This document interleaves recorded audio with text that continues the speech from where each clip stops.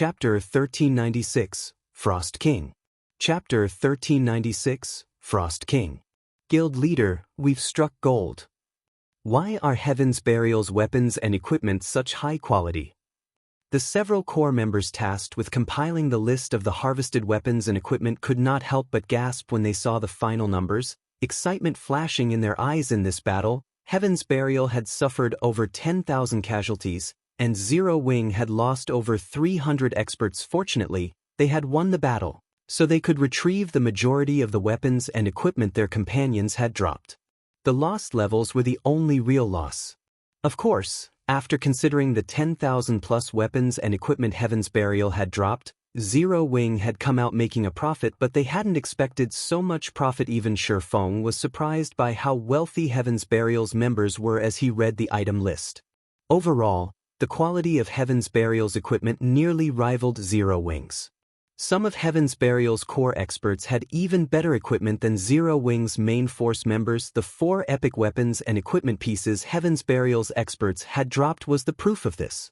They had also dropped over 400 level 40 dark gold weapons and equipment. Normally, players only dropped one item upon death. Hence, the likelihood of a player dropping their best weapon or piece of equipment was very low, likely less than 10%. I really underestimated Heaven's Burial's foundations. Feng was inwardly astonished as he gazed at the 4 epic weapons and equipment. The various large guilds had been enthusiastically collecting epic weapons and equipment, but they weren't easy to obtain. Even Grand Lord-ranked field bosses had very low chances of dropping them. Normally, players could only obtain an epic item from high-rank quests or opening dark gold treasure chests. Hence, most large guilds had very few epic items at this stage of the game. Even first-rate guilds were lucky if they had 5 or 6, yet Heaven's Burial had dropped 4 such items. One could just imagine how many epic items the guild actually had. What Feng didn't know was that the majority of Heaven's Burial's epic items had come from Beast Emperor, who had gone to great lengths to obtain these items for the guild. He wanted to help Heaven's Burial's main force grow stronger. Unfortunately, he had only benefited Feng. Among the 4 epic items were a single weapon and 3 pieces of equipment. The weapon was a great sword meant for berserkers called Thunderblade. The greatsword's attributes were superior to Fire Dance's epic-ranked Petrified Thorn. The other epic items included 2 cloth armor pieces and a piece of plate armor.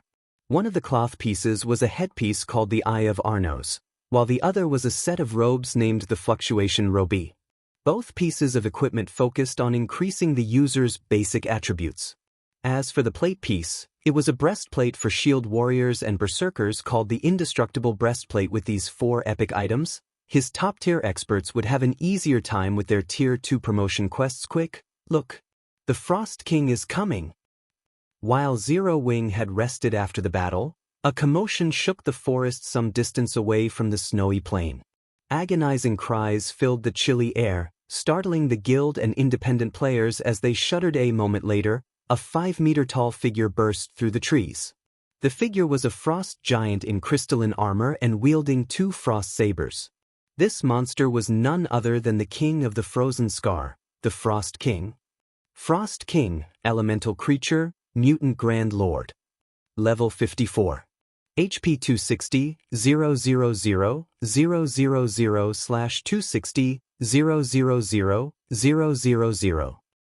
Everyone's eyes nearly fell from their sockets when they saw the Frost King's stats. How is this possible? The Frost King has leveled. Crap. He has 260 million HP. How can a Grand Lord have so much?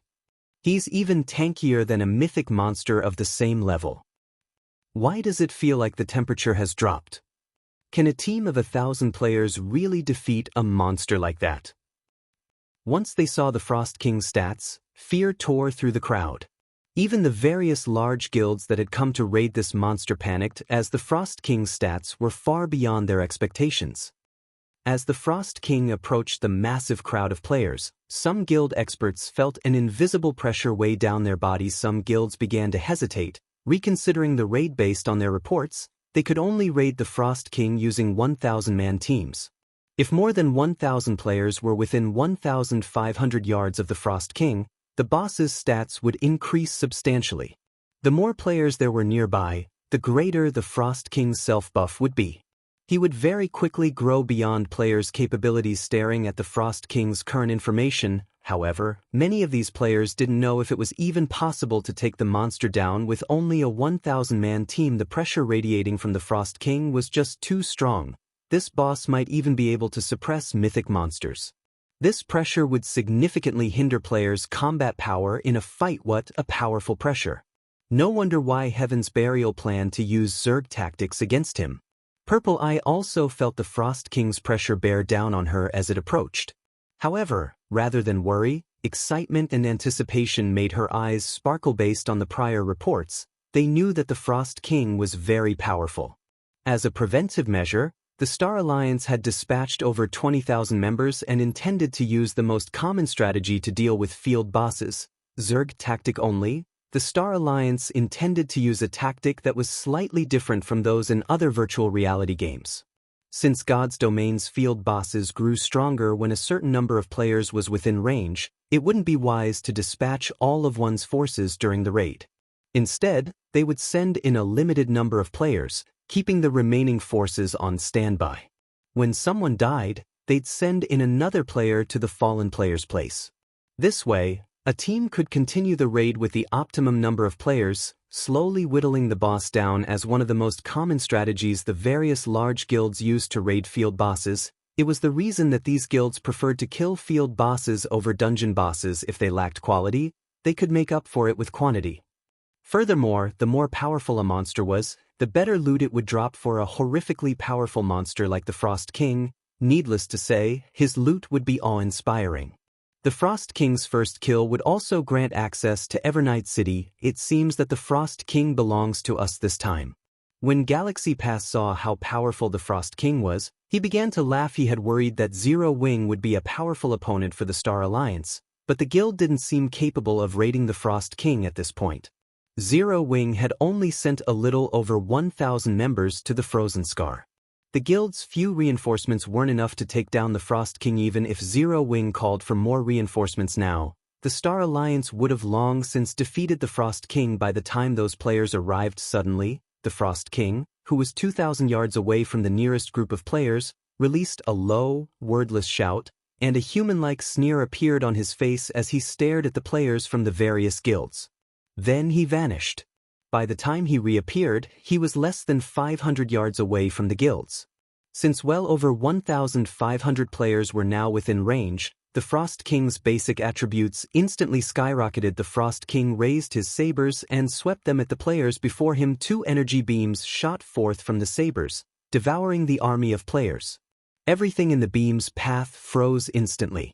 In the blink of an eye, Frost covered the world in a 1,000-yard cone before the boss. Every player caught in the attack had transformed into an ice sculpture. Even MTs who had activated their life-saving skills had lost their lives. Only a few players with quick reactions and invulnerability skills had survived. In just one move, the various large guilds had suffered over 2,000 casualties. Impossible! How is the Frost King's perception range so wide?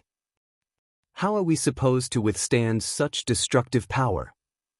Everyone was astonished. The guilds that had intended to defeat the Frost King with Zerg tactics, in particular, felt faint. Abruptly, the Frost King charged into the nearest crowd, massacring the players. Despite so many players desperately trying to hinder and attack the boss, the Frost King's movement speed was simply too high. Not only did the mutant easily dodge the incoming attacks, but he also dealt horrific damage. With a single stroke of his saber, the Frost King could create a groove in the ground that extended for over 50 yards, killing dozens of players instantly. Even when the occasional player's attack struck the Frost King, they couldn't deal more than -500 damage. The Frost King's defense was almost more powerful than mythic monsters of the same level. In contrast, the Frost King's HP had increased to 500 million. Now, its battle recovery alone could heal 5 million HP every 5 seconds. After a short moment, the various large guilds had been wiped out, suffering extreme losses. Only a small number of lucky players had escaped the Frost King's wrath. Guild leader, are we still going to raid it? Purple Eye asked, her expression darkening as she watched the various large guilds fall. Damn it. Why did things end up like this? Galaxy Past frowned as he watched the Frost King's unstoppable rampage. The boss had actually taken advantage of the guild's plans to use Zerg tactics to strengthen itself. That was simply unheard of. Retreat. Pull away from the boss. Immediately, the Star Alliance's members fled from the battlefield, not daring to linger after a few more moments. Only a small number of players occupied the previously crowded plains as most had fled to the Frozen Scars entrance. Everyone's gone? Feng muttered as he glanced at the crowd by the dungeon's entrance. He then swept his glance towards the Frost King, who had calmed. Smiling, he then said in the team chat, "All right, let's move out." He had guessed that this would happen. After all, even he had only dared to come this far after thorough preparation. It was only natural that the various large guilds, which had very little understanding of mutants, would end up like this. Hearing Feng's words, his guildmates' excitement grew. They followed after Feng and slowly approached the Frost King. The guilds and independent players at the entrance noticed the movement. What's Zero Wing trying to do? They're insane. They're going to fight that thing. Chapter 1397. Zero Wing takes action. Chapter 1397. Zero Wing takes action. The players near the Frozen Scars entrance were confused as they watched Zero Wing's members approach the Frost King. Every one of these players had seen for themselves how powerful the Frost King was. Not only did the boss have a domain that could suppress his enemies' attributes, but he also possessed frightening, destructive power. Current players had no hope against this monster. Not even the most common Zerg tactics had any effect on the Frost King, much less a measly army of 1,000 players. Even level 44 shield warriors with over 40,000 HP had died instantly after activating Shield Wall. If none of their MTs could tank the Frost King, how were they supposed to raid this boss? Although Zero Wing's 1,000-man team was incredibly powerful, that strength was nothing more than a joke before the Frost King guild leader. They're not really trying to raid that thing, are they? Curiosity overtook Purple Eye as she watched Zero Wing's army inch closer to the Frost King. I don't know, but Black Flame should be fully aware of the Frost King's might. He shouldn't be foolish enough to challenge that boss.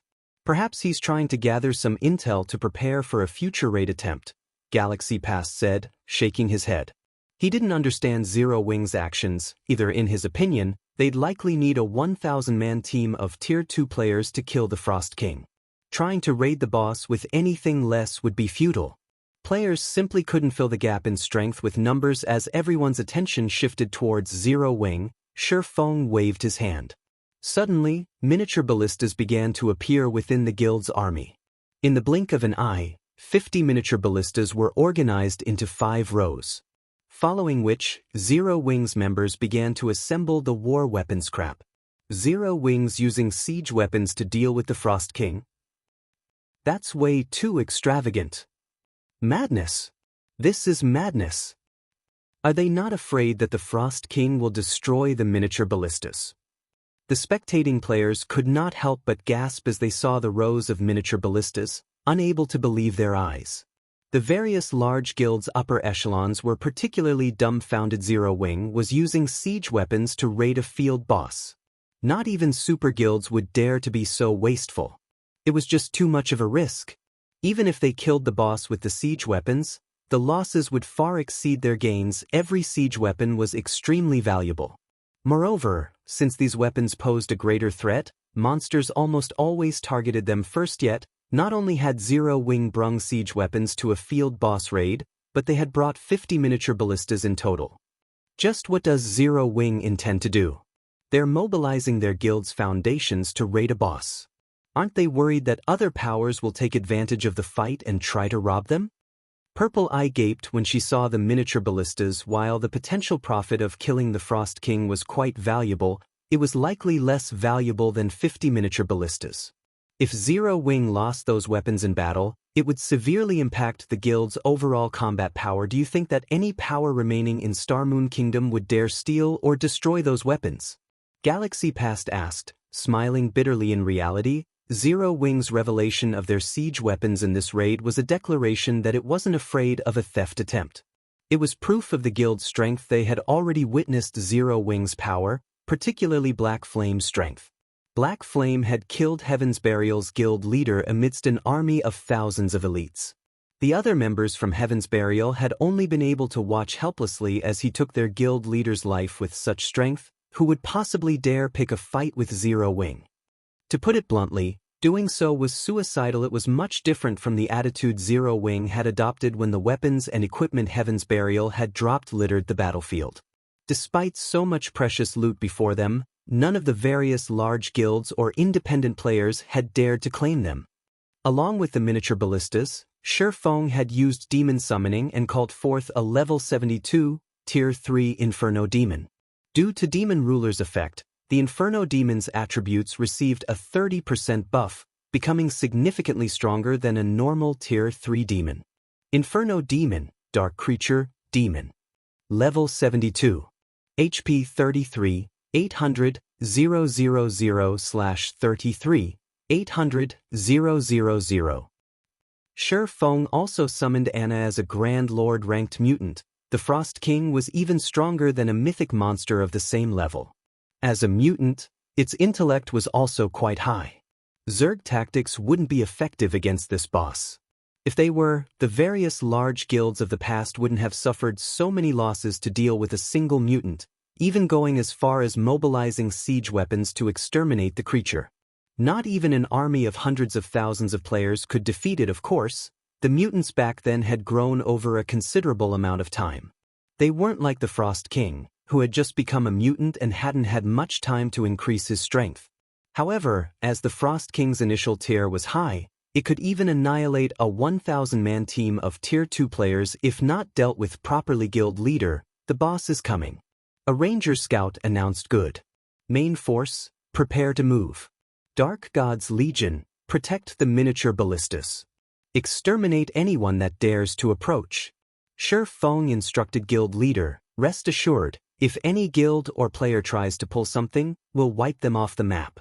The Dark God's Legion members guaranteed as they patted their chests, saying so. The Dark God's Legion members spread out around the miniature ballistas. A few members took out magic array scrolls for the double protection barrier, constructing a magic barrier around the siege weapons. Meanwhile, the main force members spread out and charged towards the Frost King. Due to the Frost King's domain, the main force members' attributes fell significantly upon entering the boss's sphere of influence. Upon sensing the approaching players, the Frost King swung one of his sabers at the crowd. A streak of blue light swept towards Zero Wings, and just before the blue light struck, a shadow descended from the sky and stood before the MTs. Holding its flaming spear before it, the Inferno demon blocked the streak of light. Boom. The impact immediately threw the level 72 Inferno demon over 30 yards, its HP decreasing by over 100,000. The distant spectators gasped when they saw the Frost King's display of strength. What strength? Feng was similarly astonished. Despite blocking the attack, the Inferno demon had still received so much damage from one casual attack.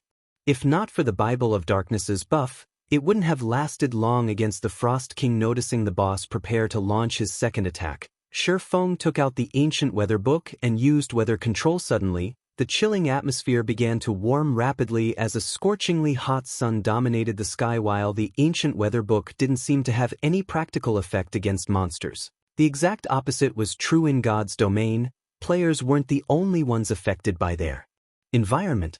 The same was true for monsters. If a monster fought in an environment that ran counter to its nature, the monster's combat power at least would decrease by half. This was also why the various large guilds had searched for any skills or spells that could affect weather in the past. However, skills and spells of this type were even rarer than curses and taboo skills of the same tier. Generally, only superpowers could get their hands on one. Suddenly, the snowy plains transformed into a burning hellscape. Although players didn't prefer this fiery environment either, Zero Wings members had consumed the sea god's blessing. They could adapt to hot or cold adequately. In contrast, the Frost King, an ice elemental, was exceedingly uncomfortable. Disregarding Zero Wings members, the Frost King turned and attempted to flee the hellscape. Stop him. Don't let him get away. All ballistas attack. Upon Feng's command, the assembled miniature ballistas launched exploding arrows simultaneously. Shoo! A rain of fire descended upon the Frost King, the scene far more spectacular than normal boss raids. Chapter 1398, Tier 4 Strength. Chapter 1398, Tier 4 Strength. The 50 exploding arrows rained down on the Frost King like meteors roar. Noticing the incoming attacks, the Frost King roared. It then brandished its twin sabers, cutting down the exploding arrows before they could land. The boss knocked the majority of the exploding arrows off course. As for the remaining arrows, the Frost King simply took a step forward and dodged most of them, while blocking a small portion with his sabers. In the end, only 3 exploding arrows had connected with their target, 32,964. Minus 33,157. Minus 32,849. Such high defense.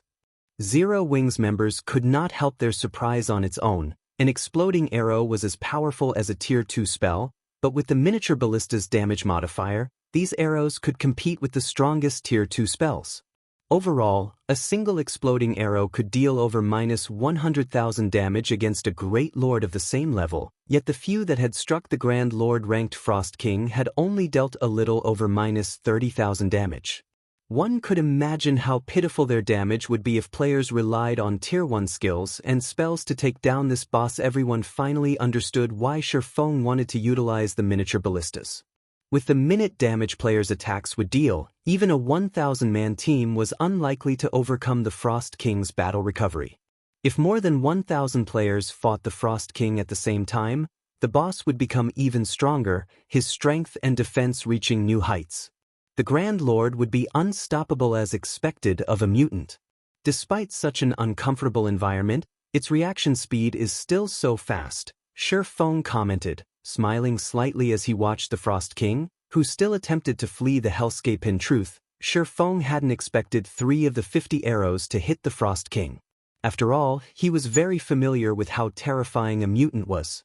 Tier 2 attacks would have a limited effect on this creature. Finally, Anna finished her incantation with a wave of her staff. A level 75, Tier 3 Golden Giant and 10 level 75, Tier 2 Rock Guardians appeared before her. The Rock Guardians immediately formed a magic barrier to trap the Frost King. However, the Frost King was simply too powerful. Despite the barrier, his basic attributes remained unaffected. Fortunately, the Rock Guardians' barrier created an opportunity for the 50 miniature ballistas to bombard the boss, following which, the miniature ballistas launched another volley at the Frost King. This time, due to the limited space the Frost King had to maneuver, he dodged and blocked significantly fewer arrows. In the end, over a dozen exploding arrows found their mark, damages over minus 30,000 appearing above the boss's head, one after another. Suddenly, the Inferno Demon descended from the sky and activated the Tier 3 skill. Macropyrice elementals like the Frost King feared fire-type attacks over all else. With a single attack, the Frost King lost over 1 million HP instantly. Upon receiving such a significant amount of damage, the Frost King retaliated, swinging one of his sabers at the Inferno Demon with lightning speed. Although the Inferno Demon had used its flame spear to block the attack, it still lost over 100,000 HP. Fortunately, Zero Wings healers supported the summoned demon from a safe distance, granting the creature the ability to fight the Frost King for a long time. With the Inferno Demon and Golden Giant tanking the Frost King, Zero Wings members could freely attack the boss from the sides. Although their damage was insignificant at best, they could, more or less, hinder the Frost King's movements by attacking his joints. For a time, the Frost King engaged in a fierce battle against the Inferno Demon and the Golden Giant, the sounds of weapons clashing echoing throughout the plains. At the same time, the miniature ballistas continued to fire one exploding arrow volley after another, whittling down the Frost King's HP. Meanwhile, Feng switched to the aura of fire and circled to the Frost King's back before activating Flame Burst. The Frost King released an agonizing cry as he received Feng's 15 consecutive strikes, 61, 574. Minus 123,487. Minus 61,746. In total, Feng's 15 attacks dealt over minus 1 million damage. Is he a monster?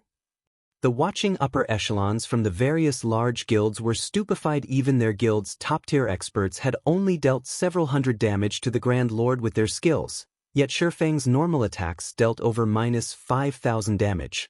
while his skills dealt over -10,000 aside from Feng's individual performance. These upper echelons winced as they watched Zero Wings members waste the precious exploding arrows.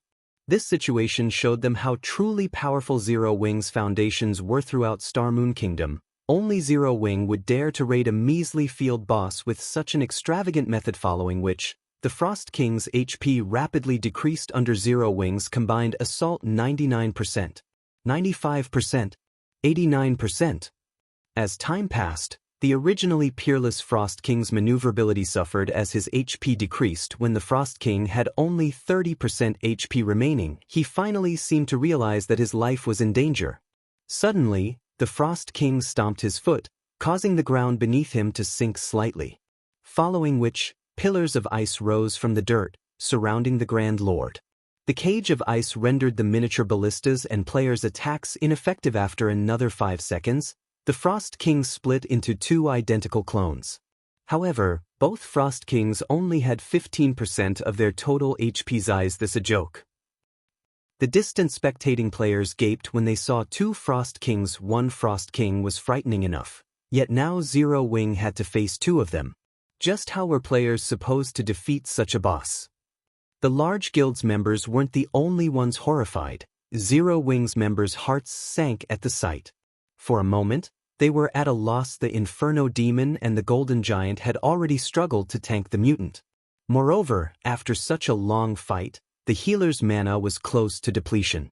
The healers couldn't possibly keep up with the damage if they had to face 2 Frost Kings simultaneously. After all, not even the Tier 3 Inferno Demon and the Golden Giant could defend themselves and the players against 2 Grand Lord mutants' attacks properly. Any attack they failed to block would instantly deal over -1 million damage, while skills would deal 2 to 3 million damage. At this rate, the Inferno Demon and Golden Giant would die very quickly. Without these 2 summoned monsters in the way, the Frost Kings wouldn't need long to annihilate Zero Wing's team. Suddenly, one of the Frost Kings threw the Golden Giant from the magic barrier, leaving the Inferno Demon alone to deal with the 2 bosses' pincer attack. Both Frost Kings revealed sinister smiles, their sabers releasing a frosty aura that dropped the surrounding temperature sharply. They then swung their sabers down at the Inferno Demon. All living creatures must die. The 2 Frost Kings bellowed as one as they sent 4 arcs of blue light at the Inferno Demon. When struck, the Inferno Demon's HP, which had been at 50%, plummeted to 0, its body transforming into particles of light and disappearing. How is that possible? Everyone was stunned. The 2 Frost Kings had killed a Tier 3 Inferno Demon instantly. It's over. Zero Wing's loss is inevitable. Galaxy Past was indescribably shocked as he watched the Inferno Demon vanish from the battlefield.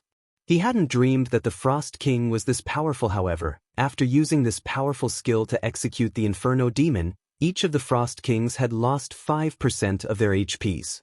Now, they only had 10% HP remaining. After dealing with the Inferno Demon, one of the Frost Kings moved to deal with the Golden Giant, while the other attacked the Rock Guardians.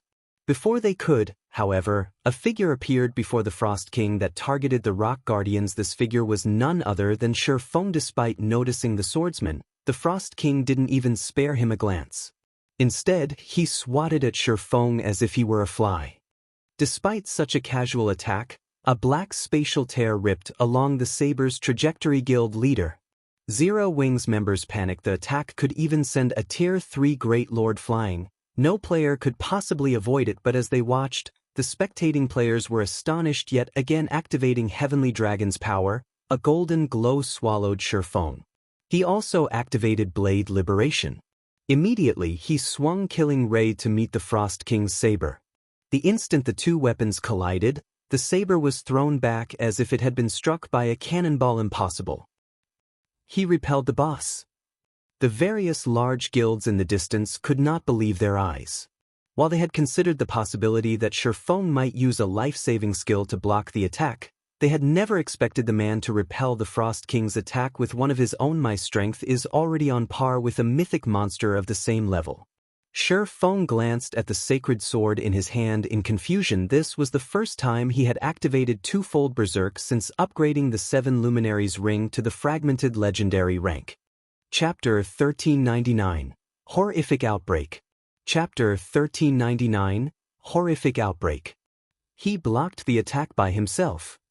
An indescribable shock filled the watching players when they saw Feng emerge from the clash unharmed. They had experienced the Frost King's strength personally. The Grand Lord had killed players with activated berserk skills as if they were a joke, yet Feng had repulsed the Frost King with a single blow. Although the Frost King had weakened slightly after finishing off the Inferno Demon with that powerful skill, players had no hope against its strength. I wonder what Heaven's Burial's reaction will be if Zero Wing takes down the Frost King? Purple Eye mused, smiling bitterly at the repulsed Frost King. She had hoped that the Star Alliance could use the Frost King to elevate its status in Star Moon Kingdom. Unfortunately, that plan was no longer feasible. However, the setbacks the Star Alliance suffered were nothing compared to those of Heaven's Burial. After overcoming so many challenges to gain an advantage over Zero Wing, not only had Heaven's Burial failed to hurt the guild, but it would also lose the advantage of its link between Red Iron Town and Evernight City. We can't underestimate Heaven's Burial. Although they've suffered a miserable defeat here, based on the Secret Pavilion's report, the guild has Beast Emperor's backing. That Beast Emperor fellow has already taken control of several large guilds, including the top first-rate guild Overlord Dynasty, and is the Purple Thorns Kingdom's undisputed ruler. It won't be so easy for Zero Wing to defeat Heaven's Burial, Galaxy Pass said, shaking his head. Before the Secret Pavilion had secured ownership of the Star Alliance, his ambitions had been great. He had dreamed of becoming an overlord in God's domain one day. However, after joining the Secret Pavilion, he had come to understand one thing: God's domain was unlike any other virtual reality game that had ever existed. Without the foundations of a super first-rate guild or super guild, ruling over a kingdom was easier said than done. The opponents on the surface were far from the only ones vying for dominance. Many powers lurked in the darkness, developing in secret. If these powers decided to take action, even a first-rate guild might not withstand their might. However, the fact that Zero Wing managed to become the ostensible overlord of Star Moon Kingdom was already plenty amazing. The guild leader is so awesome. He even blocked that kind of attack. Feng's performance had rekindled hope in Zero Wing's guild members whose confidence had begun to waver. They immediately resumed their bombardment, using the miniature ballistas to attack the Frost Kings madly. Although the Golden Giant was having great difficulty in dealing with one of the two Frost Kings. Now that the Frost Kings had weakened slightly, the level 75 Great Lord ranked Golden Giant would not fall that easily either. Not to mention, the Frost King Feng was dealing with had very little HP remaining. Zero Wing definitely had a chance to emerge victorious in this raid. We don't have much time left. Everyone, prioritize attacking my Frost King. Feng instructed hurriedly after repulsing the Frost King before him. While he indeed possessed the strength of a Tier 4 player right now, he could maintain twofold berserk for only 24 seconds. If they did not finish this battle within that time, annihilation would be inevitable. Feng dashed at his Frost King, who was forced to retreat 4 steps. Abyssal Bind. Phantom Kill. 9 Dragon Slash. At this moment, Feng no longer dared to hold anything back. Suddenly, 9 pitch-black chains emerged from the ground and bound the Frost King. Although Abyssal Bind had little effect on the Frost King, the skill had still managed to freeze the Frost King's movements momentarily, allowing Feng and his doppelganger to arrive before the Frost King in tandem flame burst.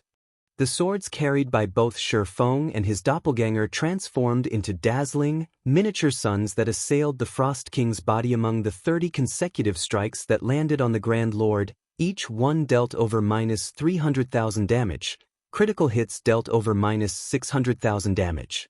In addition to Feng and his doppelganger, the 12 Abyssal Blade Phantoms also danced around the Frost King's body, cutting at it. Not to forget, there were still the exploding arrows coming from a distance. Although the Frost King managed to block most of the attacks sent at him, the Grand Lord's HP still plunged to 8%. Feng's explosive power thoroughly stupefied everyone once more. Sure enough, a Grand Lord-ranked mutant really is tough to deal with. Feng's head ached when he looked at the Frost King maintaining its defense against the attacks sent at him. The difference in physique was simply too massive. If Feng were up against an ordinary Grand Lord, he could easily overwhelm the monster's defenses with his combat techniques and strike directly at its body, dealing substantial amounts of damage to it. However, despite the highly disadvantageous environment, the Frost King's reaction speed and attack speed remained terrifying.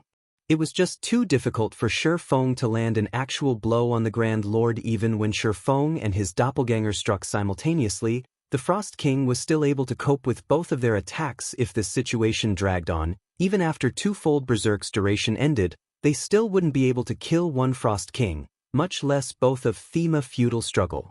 At this time, the Frost King suddenly changed the trajectory of one of his sabers, switching from defense to offense and striking at Feng from an angle. Fortunately, Feng managed to protect his side abdomen in the nick of time, using Killing Ray. In return, however, he had to take 2 sidesteps before he could stabilize his bodice, starting to recover his strength already. Feng's complexion darkened as he looked at the vibrating sacred sword. Although he was aware that the Frost King would recover from his weakened state very quickly, he never thought that it would happen this quickly. However, the Frost King had no intentions of giving Feng any opportunities to react. The boss promptly brandished his sabers and forced Feng into a defensive state.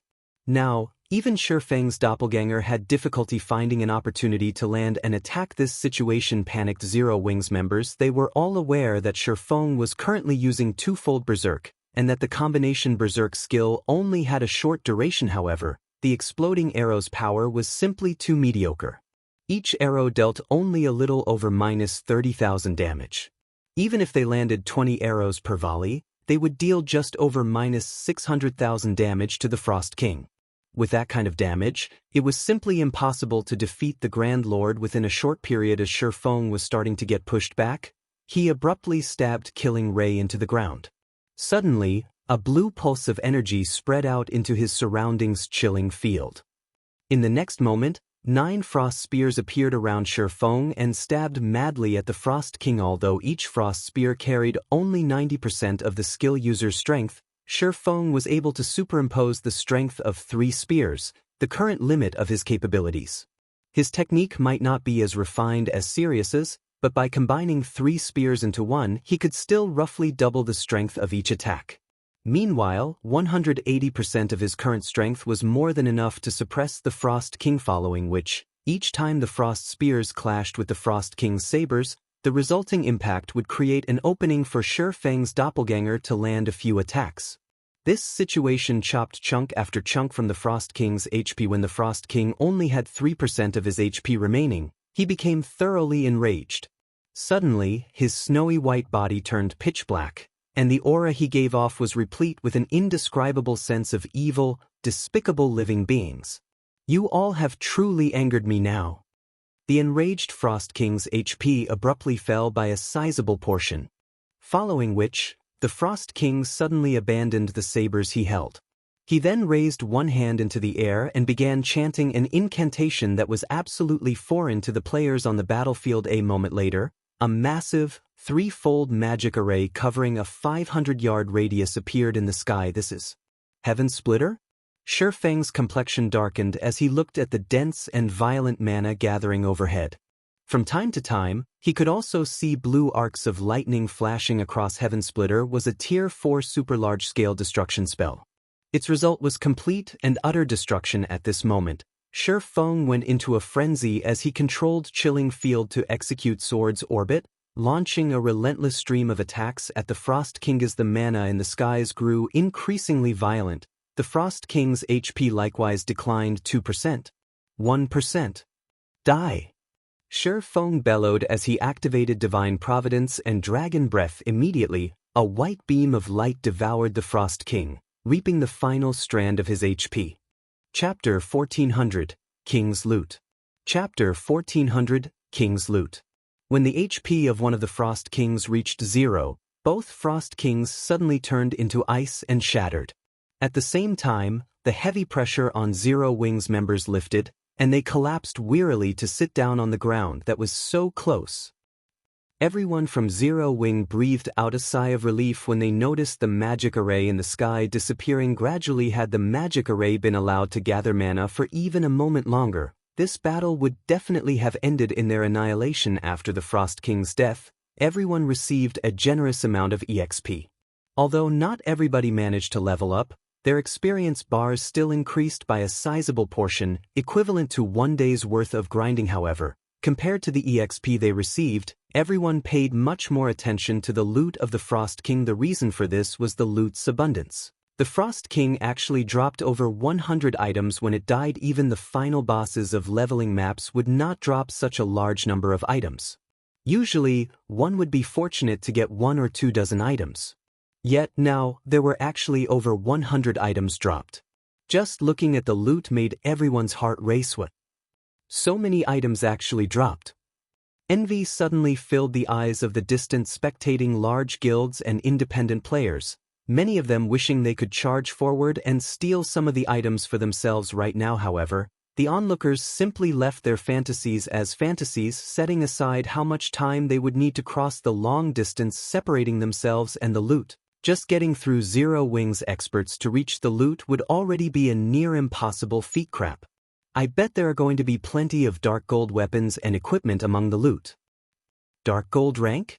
Aren't you underestimating the mutated Frost King a little too much? I recall that the last mutant that appeared in White River City had dropped epic items after it died. Since the Frost King was much more powerful than that previous mutant, most likely there are going to be many epic items among the loot. Even until now, our guild has only managed to obtain 1 epic item. Moreover, it was even taken by the guild leader. If I could have one as well, I'd definitely be willing to leave my guild and join Zero Wing. Everyone speculated on the Frost King's loot. What frightening loot! With merely a glance at the items dropped, Feng already spotted more than 10 weapons and equipment. Meanwhile, the majority of the loot consisted of various attribute gemstones and magic crystal treasure chests. Attribute gemstones were one of the hard currencies in God's domain. No matter what level players reached, attribute gemstones would not become obsolete. Meanwhile, the magic crystal treasure chest was something only Grand Lord ranked bosses and above had a chance of dropping. Starting from level 50, depending on the magic crystal treasure chest quality, the number of magic crystals it rewarded would also vary. This could be considered a relatively good way for expert teams to obtain magic crystals. Common magic crystal treasure chests gave between 5 to 20 magic crystals, and on the market, they sold for roughly 3 gold each. Bronze magic crystal treasure chests gave between 30 to 50 magic crystals and sold for roughly 12 gold each. Mysterious iron magic crystal treasure chests gave between 100 to 150 magic crystals and sold for roughly 37 gold each. Secret silver magic crystal treasure chests gave between 300 to 500 magic crystals and sold for roughly 120 gold each. Fine gold magic crystal treasure chests gave between 1,000 to 2,000 magic crystals and sold for roughly 450 gold each. Dark gold magic crystal treasure chests gave between 3,000 to 5,000 magic crystals and sold for roughly 1,200 gold each. Meanwhile, the Frost King had dropped a total of 5 magic crystal treasure chests, 3 secret silver rank, 1 fine gold rank, and 1 dark gold rank. After another 10 minutes or so, Feng was finally done organizing the Frost King's loot. As he was doing so, he could not help but grow ecstatic. Among the loot, there were 2 tier 4 magic scrolls. These things were extremely valuable treasures in God's domain. Not to mention, one of these 2 scrolls was even a summoning scroll. The value of this scroll was simply incalculable. Aside from those, there were also various advanced recipes and designs for the various lifestyle classes. The one Feng loved the most was the Titan device design, which ranked near the top even among advanced designs. Or to put it in another way, the Titan device was one of the consumable items all players dreamed of obtaining. Like the strengthening device, the Titan device was similarly a consumable item. Only, unlike the strengthening device, which was used to extend the durability of equipment, the Titan device was used to increase the mana density around players. It allowed players to exert even more of their own strength. Of course, the increase in mana density provided by the Titan device was not as significant as that of the fragmented legendary ranked 7 Luminaries ring. It was roughly at the level of a town or city with 5 magic towers, higher than the mana density currently available in Stone Forest Town's battle arena. However, the duration of the Titan device was considerably short, lasting only 3 hours. Even so, it was still exceedingly popular among the players of God's domain in the past. As long as Titan devices appeared in an auction house, the various large guilds and adventurer teams would immediately buy them out. Unfortunately, the Titan device design was extremely rare. Even after 10 years had passed, very few guilds had managed to get their hands on one. Only super first-rate guilds and super guilds had several of the designs, while first-rate guilds would have been fortunate to have even 3 or 4 pieces. As a result, the Titan devices these guilds produced were rarely ever sold to the public and were generally kept for internal consumption. Aside from the Titan device design, the Frost King had also dropped 2 epic items and 1 fragmented legendary item. The quality of the loot dumbfounded even Feng. Of the 2 epic items, one was a necklace called Magic Devouring Charm. The necklace's level range was between 45 and 100. Unfortunately, the necklace's basic attributes were average at best. Moreover, the necklace had only 1 passive skill. In Feng's opinion, though, this necklace was definitely a top-tier necklace for magical classes. The reason for this was the passive skill Mana Body. Mana Body increased the wearer's spell completion rate by 3% and spell effectiveness by 30% while decreasing spellcasting time by 20%. This could be considered a godly skill for magical class players. Aside from the Magic Devouring Charm, the other epic item was a spatial bag. The value of this item exceeded even the Magic Devouring Charm's. Although the spatial bag did not provide any attributes or skills to players, it could be stored inside a player's bag space and be used to store 12,000 slots worth of items, nearly double the available slots in Feng's current bag space. Meanwhile, the most amazing aspect of this spatial bag was its built-in warehouse. Players could store non-bag space items such as diamond wood and 7 luminaries crystals inside this warehouse. Moreover, the spatial bag could store up to 300 non-bag space items, triple the amount the Hurricane sailboat could carry. If put up for auction, it could easily sell for over 50,000 gold. With this, transporting diamond wood will become much more convenient. As Feng looked at the spatial bag, he quickly thought of many more ways of making money. Non-bag space items were generally very precious in God's domain. Due to the trouble of transporting them, these items generally sold for very high prices. Hence, maritime adventurer teams were able to make a fortune by transporting items. As long as one transported some popular non-bag space items to a location that did not produce them, one would be able to sell the items for astronomical prices. Now that Feng had the spatial bag, he could travel to various countries to purchase their local non-bag space items for a low price and resell these in other countries. After he was done looking at the 2 epic items, he could not help but shift his sights to a dazzling staff. Despite the 2 epic items earlier being worth tens of thousands of gold, the total value of these 2 items was not even worth 1/10 of this staff. The reason being, this staff was a fragmented legendary weapon. Chapter 1401, Advanced Garrison Order. Chapter 1401, Advanced Garrison Order. To current players, epic items were already godlike existences that were unobtainable. What more fragmented legendary items? Even until now, there had been no news of any guild or player that had managed to get their hands on a fragmented legendary item. Although there was the possibility that the ones who had done so were keeping it a secret like Zero Wing, the odds of it happening were very low. After all, in addition to fragmented legendary items being extremely rare, the difficulty of acquiring one was also exceedingly high. In the past, Shadow, which had been a second-rate guild, had never obtained a single fragmented legendary item. From this, one could imagine just how rare fragmented legendary items were. Meanwhile, the fact that the Frost King had dropped a fragmented legendary staff could definitely be considered exceptional luck. Compared to equipment and accessories, weapons were the foundations for improving a player's combat power. As expected of a fragmented legendary weapon, its attributes really are terrifyingly strong. Frost Flame Wrath, 2-handed staff, fragmented legendary rank. Equipment requirement: Strength 600, Intelligence 1500. Attack power, 220% of intelligence. All attributes, increases according to user's level. When equipped, strength increased by 30%, agility increased by 50%, intelligence increased by 60%, endurance increased by 50%, vitality increased by 50%. Casting speed increased by 30%. Cast range plus 20. Magic damage increased by 30%. All spell effectiveness increased by 30%. Spell critical rate increased by 30%. Spell cost decreased by 10%. Completion rate of all ice and fire type spells and skills increased by 5%.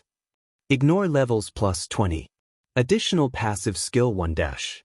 Frost Flame Origin increases the power of ice and fire type spells cast by user by 1 tier. Can be increased up to tier 5. Additional passive skill 2 dash. Elemental Shield reduces all magic damage received by 50% and physical damage by 30%. Additional active skill 1 dash. Frost Flame Hell deals ice and fire type damage to all enemies within a 50-yard radius for 10 seconds. Spell effectiveness will be 1 tier higher than user's current tier. Can be increased up to tier 5. Cooldown 10 minutes. Additional active skill 2 dash. Frost Flame Space with the user as the center, decreases the attributes of all enemies within a 100-yard radius by 30%. Increases users' attributes by 80% and physique by 50%. Also creates an ice-type doppelganger and a fire-type doppelganger. Doppelgangers will have 100% of users' basic attributes but can use only their corresponding type of spells. While inside Frost Flame Space, as long as either user or one doppelganger survives, user will not die. When Frost Flame Space's duration ends, user will recover back to peak condition duration, 1 minute. Cooldown, 3 hours. Additional active skill 3 dash. Summon Mount summons a Frost Flame Cheetah that has 300% movement speed and is 1 tier higher than user. Mount's tier cannot exceed tier 5. Duration, 3 hours. Cooldown, 3 hours. This staff was once owned by Irene Jacques. However, the core runes have been damaged. The staff needs to absorb 10 God Crystals to recover. Current number of absorbed God Crystals, 0/10. To Elementalists, the Frost Flame Wrath was simply a divine weapon. Moreover, obtaining this staff was equivalent to obtaining a dark gold mount as well. The mount summoned could also serve as an MT, making up for the disadvantages of an Elementalist. Only, the staff's equipment requirements were somewhat high normally. Magical class players rarely ever invested their free attribute points into strength. Moreover, magical class equipment rarely ever provided strength bonuses.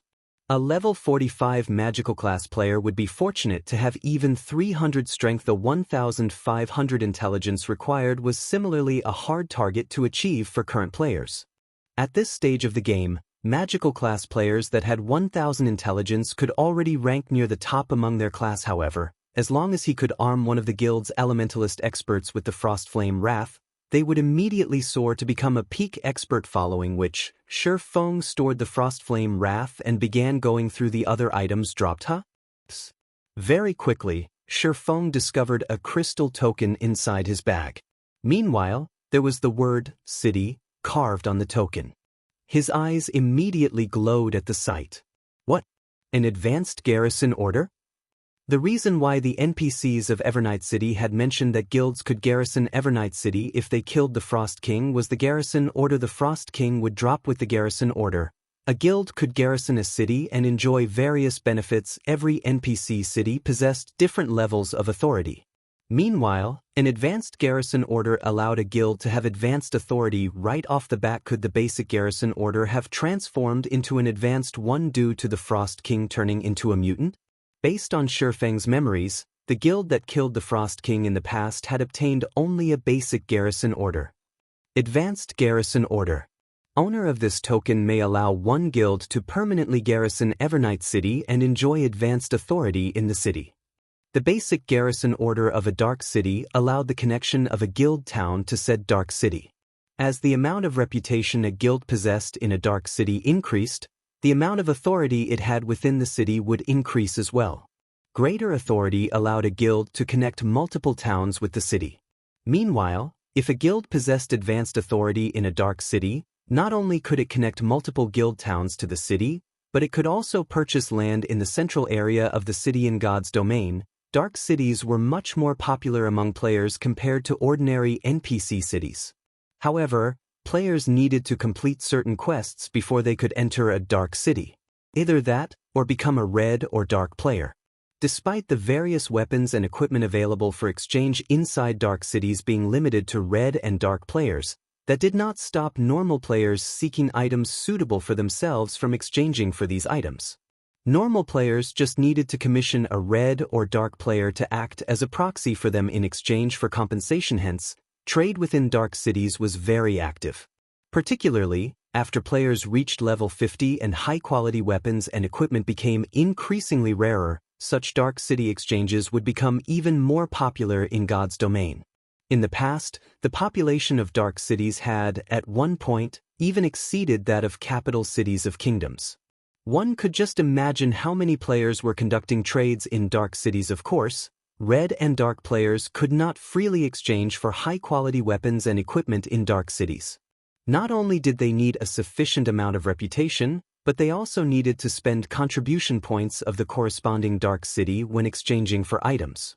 Without sufficient contribution points, red and dark players could not exchange for items either. Meanwhile, upon inspecting the advanced Garrison order, the sound of a system notification entered Feng's ears. System, do you wish to bind the token? Without hesitation, Feng chose to bind the token to himself. After all, one of his goals in coming to the Frozen Scar this time was the Garrison order. System, you have bound the token to yourself. Please visit Magistrate Magrants at Evernight City's City Hall. After binding the advanced Garrison order, Feng continued looking through the remaining loot. These were level 50 dark gold weapons and equipment. If sold, each one of them could easily fetch over 1,000 gold. Overall, more than 10,000 gold's worth of level 50 dark gold weapons and equipment had dropped once he had organized the loot. He did not share any details with the team. He merely gave all participants the GCPs they deserved so that they could exchange for the weapons and equipment they wanted once they returned to the guild. After all, a 1,000-man team was different from a 100-man team. There just wasn't enough equipment to share with everyone. If a team auction were held, it would definitely consume a lot of time. Hence, he might as well place all the dropped dark gold weapons and equipment in the guild warehouse and let everyone make their choices. As for the epic items and above, they were the guild's secrets and should not be displayed or put up for exchange casually. I should make a trip to Evernight City and open up the transfer path.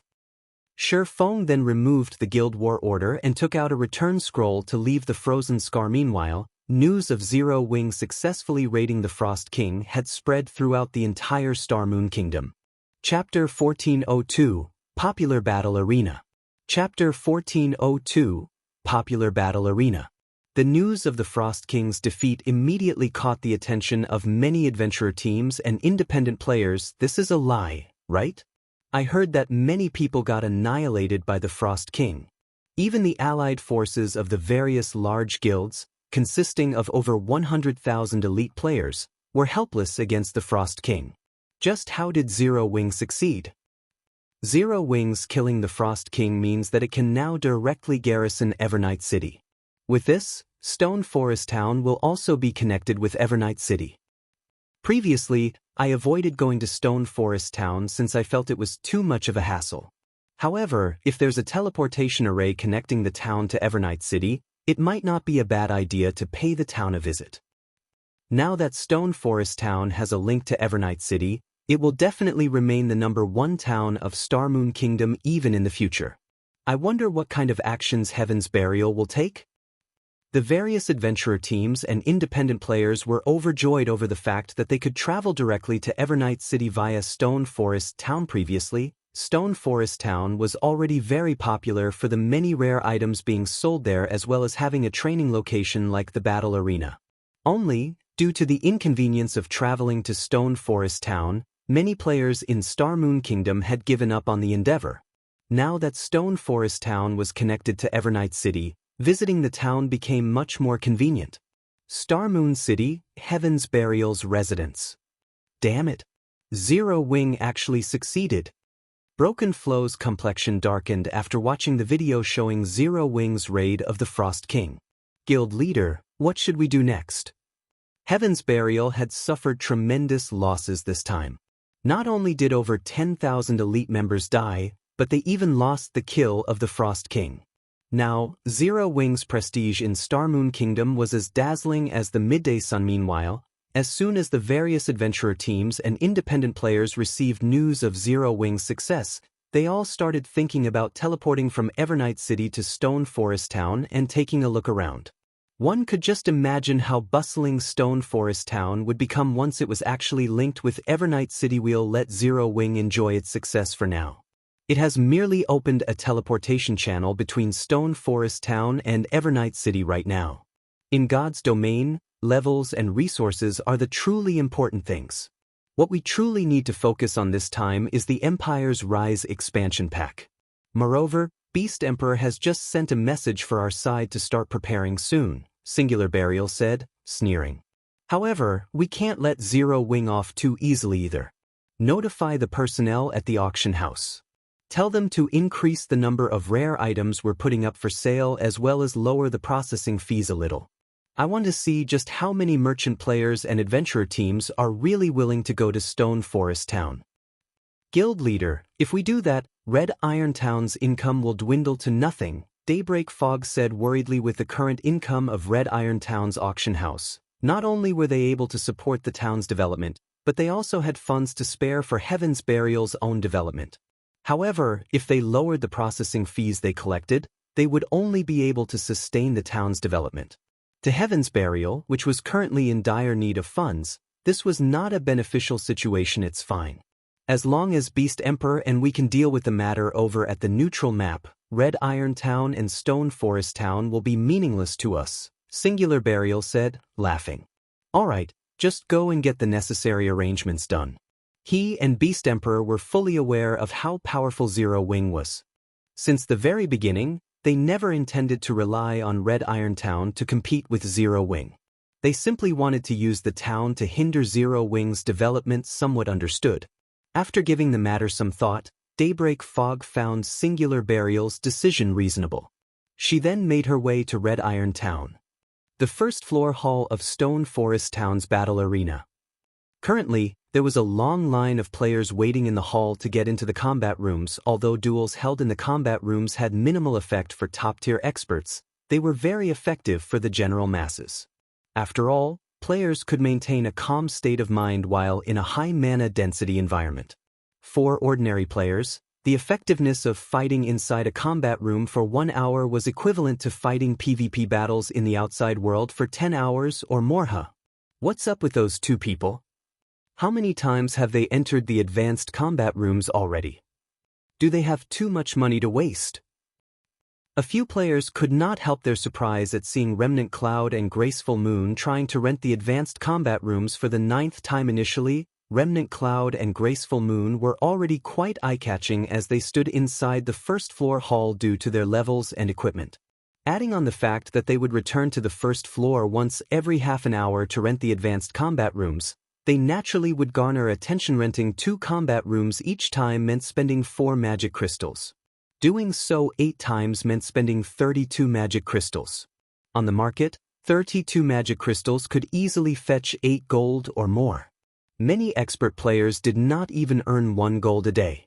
Although adventurer teams were generally wealthier than individual expert players, no matter how the waiting players looked at it, spending 8 gold in such a short time was simply extravagant. Yet, now, both Remnant Cloud and Graceful Moon were actually planning on renting the advanced combat rooms again. That was simply ludicrous, sir. I'm very sorry, but as per our battle arena's rules, non-members are allowed to rent the advanced combat rooms only 8 times per day. If you wish to increase your number of entries, you'll have to become a member of the battle arena. In that case, you get 16 entries per day. If you become an advanced member, you can rent the advanced combat rooms without limit, the female NPC receptionist said, smiling as she looked at Remnant Cloud. I get to use the advanced combat rooms 16 times a day if I become a member? Remnant Cloud fell into deep thought. That is correct.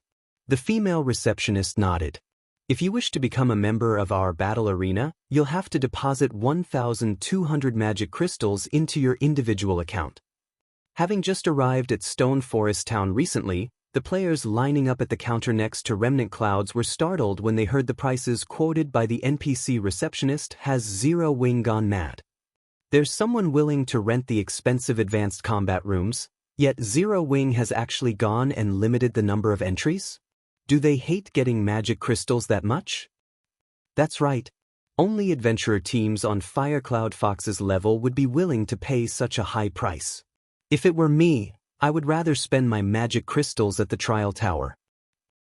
Just as everyone was ridiculing the battle arena's regulations, Remnant Cloud suddenly opened his mouth and asked, "What are the conditions to become an advanced member here?" He dumbfounded everyone. What's going on? Is Firecloud Fox that wealthy? Everyone could not help but be shocked by Remnant Cloud's question.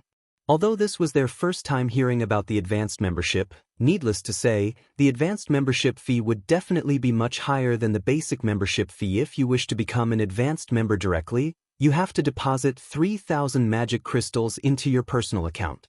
If you become an advanced member, not only will you be able to rent the advanced combat room without limit, but you'll also receive a 20% discount when using the normal combat rooms, the NPC receptionist explained. How fraudulent. If I had that many magic crystals, I would rather stay cooped up inside the trial tower than come here. Zero Wing is insane. Is there really someone who would be so foolish? A commotion broke out when the onlookers heard the NPC receptionist's explanation. Previously, the price of the battle arena's basic membership was already pretty fraudulent. However, the price of the advanced membership appeared utterly ridiculous. 3,000 crystals? A tight frown formed on Remnant Cloud's face. After a moment of deliberation, he said, "I just need to have a total of 3,000 magic crystals stored inside my personal account, right?" "That's right." The receptionist nodded. "If that's the case, carry out the basic membership procedures for the two of us for now," Remnant Cloud said, gritting his teeth as he paid 2,400 magic crystals to the NPC receptionist. This amount was already close to 1/3 of Firecloud Fox's stockpile of magic crystals. Of course, if it was possible, Remnant Cloud very much preferred to become an advanced member instead. That way, he could keep improving himself inside the advanced combat room. However, he had brought less than 3,000 magic crystals this time. Hence, he could only settle for basic membership for now. Understood. The NPC receptionist received the 2,400 magic crystals and started the membership procedures of the battle arena with Remnant Cloud and Graceful Moon. After completing the procedures, Remnant Cloud and Graceful Moon immediately turned around and dashed towards the staircase, apparently planning on entering the advanced combat rooms again. Is this a joke? Is he some actor hired by Zero Wing? The surrounding players wore a look of confusion on their faces as they watched Remnant Cloud and Graceful Moon leaving hurriedly for the 7th floor of the battle arena. They simply could not believe this situation. The two players were actually willing to become members of the battle arena just so that they could have more chances to enter the advanced combat rooms. Just what kind of magic does this advanced combat room possess? Wait a minute. I'm not renting a normal combat room anymore. I want to rent an advanced combat room instead. Quite a few expert players that were about to pay their rental fees suddenly changed their minds. They were intensely curious about what was so special about the advanced combat room that it could mesmerize experts like Remnant Cloud and Graceful Moon to such a degree. Chapter 1403, Sacred Training Ground. Chapter 1403, Sacred Training Ground. Due to Remnant Cloud and Graceful Moon's actions, many expert players inside the first floor hall of the battle arena grew interested in the advanced combat rooms. They immediately began applying to rent a room for themselves one after another, curious to find out just what was so special about the advanced combat rooms. "I want to rent an advanced combat room. Here are 2 magic crystals." Just what is so special about the advanced combat room? I want to give it a try. Just a short moment after Remnant Cloud and Graceful Moon left, over a dozen players expressed their intentions to try the advanced combat rooms. However, as there were only 9 advanced combat rooms available, the others had no choice but to wait for their turn. The expert players that got to use the advanced combat rooms entered their respective rooms while filled with skepticism. However, as soon as they entered their rooms, they immediately received a surprise as an illusory creature that looked like their doppelganger appeared before them. Upon fighting with these illusory creatures, the players found out that not only were the illusory creatures capable of using the exact same skills they themselves did, but the illusory creatures even executed the skills perfectly, like second nature. There was no sense of awkwardness in their movements whatsoever. Moreover, the might of the skills the illusory creatures executed were much more powerful than the players' own. After just a short clash, the players found themselves completely suppressed by the illusory creatures. Their defeat took less than 30 seconds. If not for the weapons and equipment they wore possessing powerful skills, they might not even have lasted 10 seconds so strong. Is this for real? Can I really exhibit that kind of combat power? Why is there such a huge gap between the skill he used and the skill I used? Upon reviving, the players looked at their respective illusory creatures in shock. Originally, they could already exhibit greater combat power in the battle arena due to the high mana density here. However, they never imagined that they had the potential to elevate their combat power to such a degree. The illusory creatures' grasp on timing and skill completion rates, in particular, captivated them completely. Before they knew it, their respective illusory creatures had already killed them, following which, the expert players inside the advanced combat rooms fully indulged in the wonders of the room. Even after 30 minutes had passed and they were ejected from their respective rooms, they still wore a dazed look on their faces. What? Didn't I just enter recently? It's over already? Why do I feel like only a few minutes passed? The expert players looked at the advanced combat rooms they were just kicked out from with great reluctance. However, as their time limit was up, they could only accept their fate and dash downstairs to get in line and rent the advanced combat room once more. What's going on with these people? The next batch of players queued up to use the advanced combat rooms stared in confusion at the last batch of players coming out from the rooms. They could not understand why these players were in such a hurry to go downstairs after leaving the advanced combat room's commander. It seems that more and more people have found out about the secret of the advanced combat room. Should we continue queuing up for the rooms, or should we head to the Divine Coliseum instead? Graceful Moon frowned when she saw another batch of experts coming up to the 7th floor. She and Remnant Cloud had intended to keep the functionalities of the advanced combat rooms to themselves and monopolize the rooms for as long as possible. After all, only 9 advanced combat rooms were available. If other players found out about the wonders of the rooms, the advanced combat rooms would definitely be heavily contested. The spars held inside the advanced combat rooms had inspired her greatly, so much so that it was much more effective to train inside the advanced combat rooms than spar against an opponent of equal or superior standards. After just 9 training sessions, she had already managed to improve the completion rate of one of her Tier 1 skills by 3%.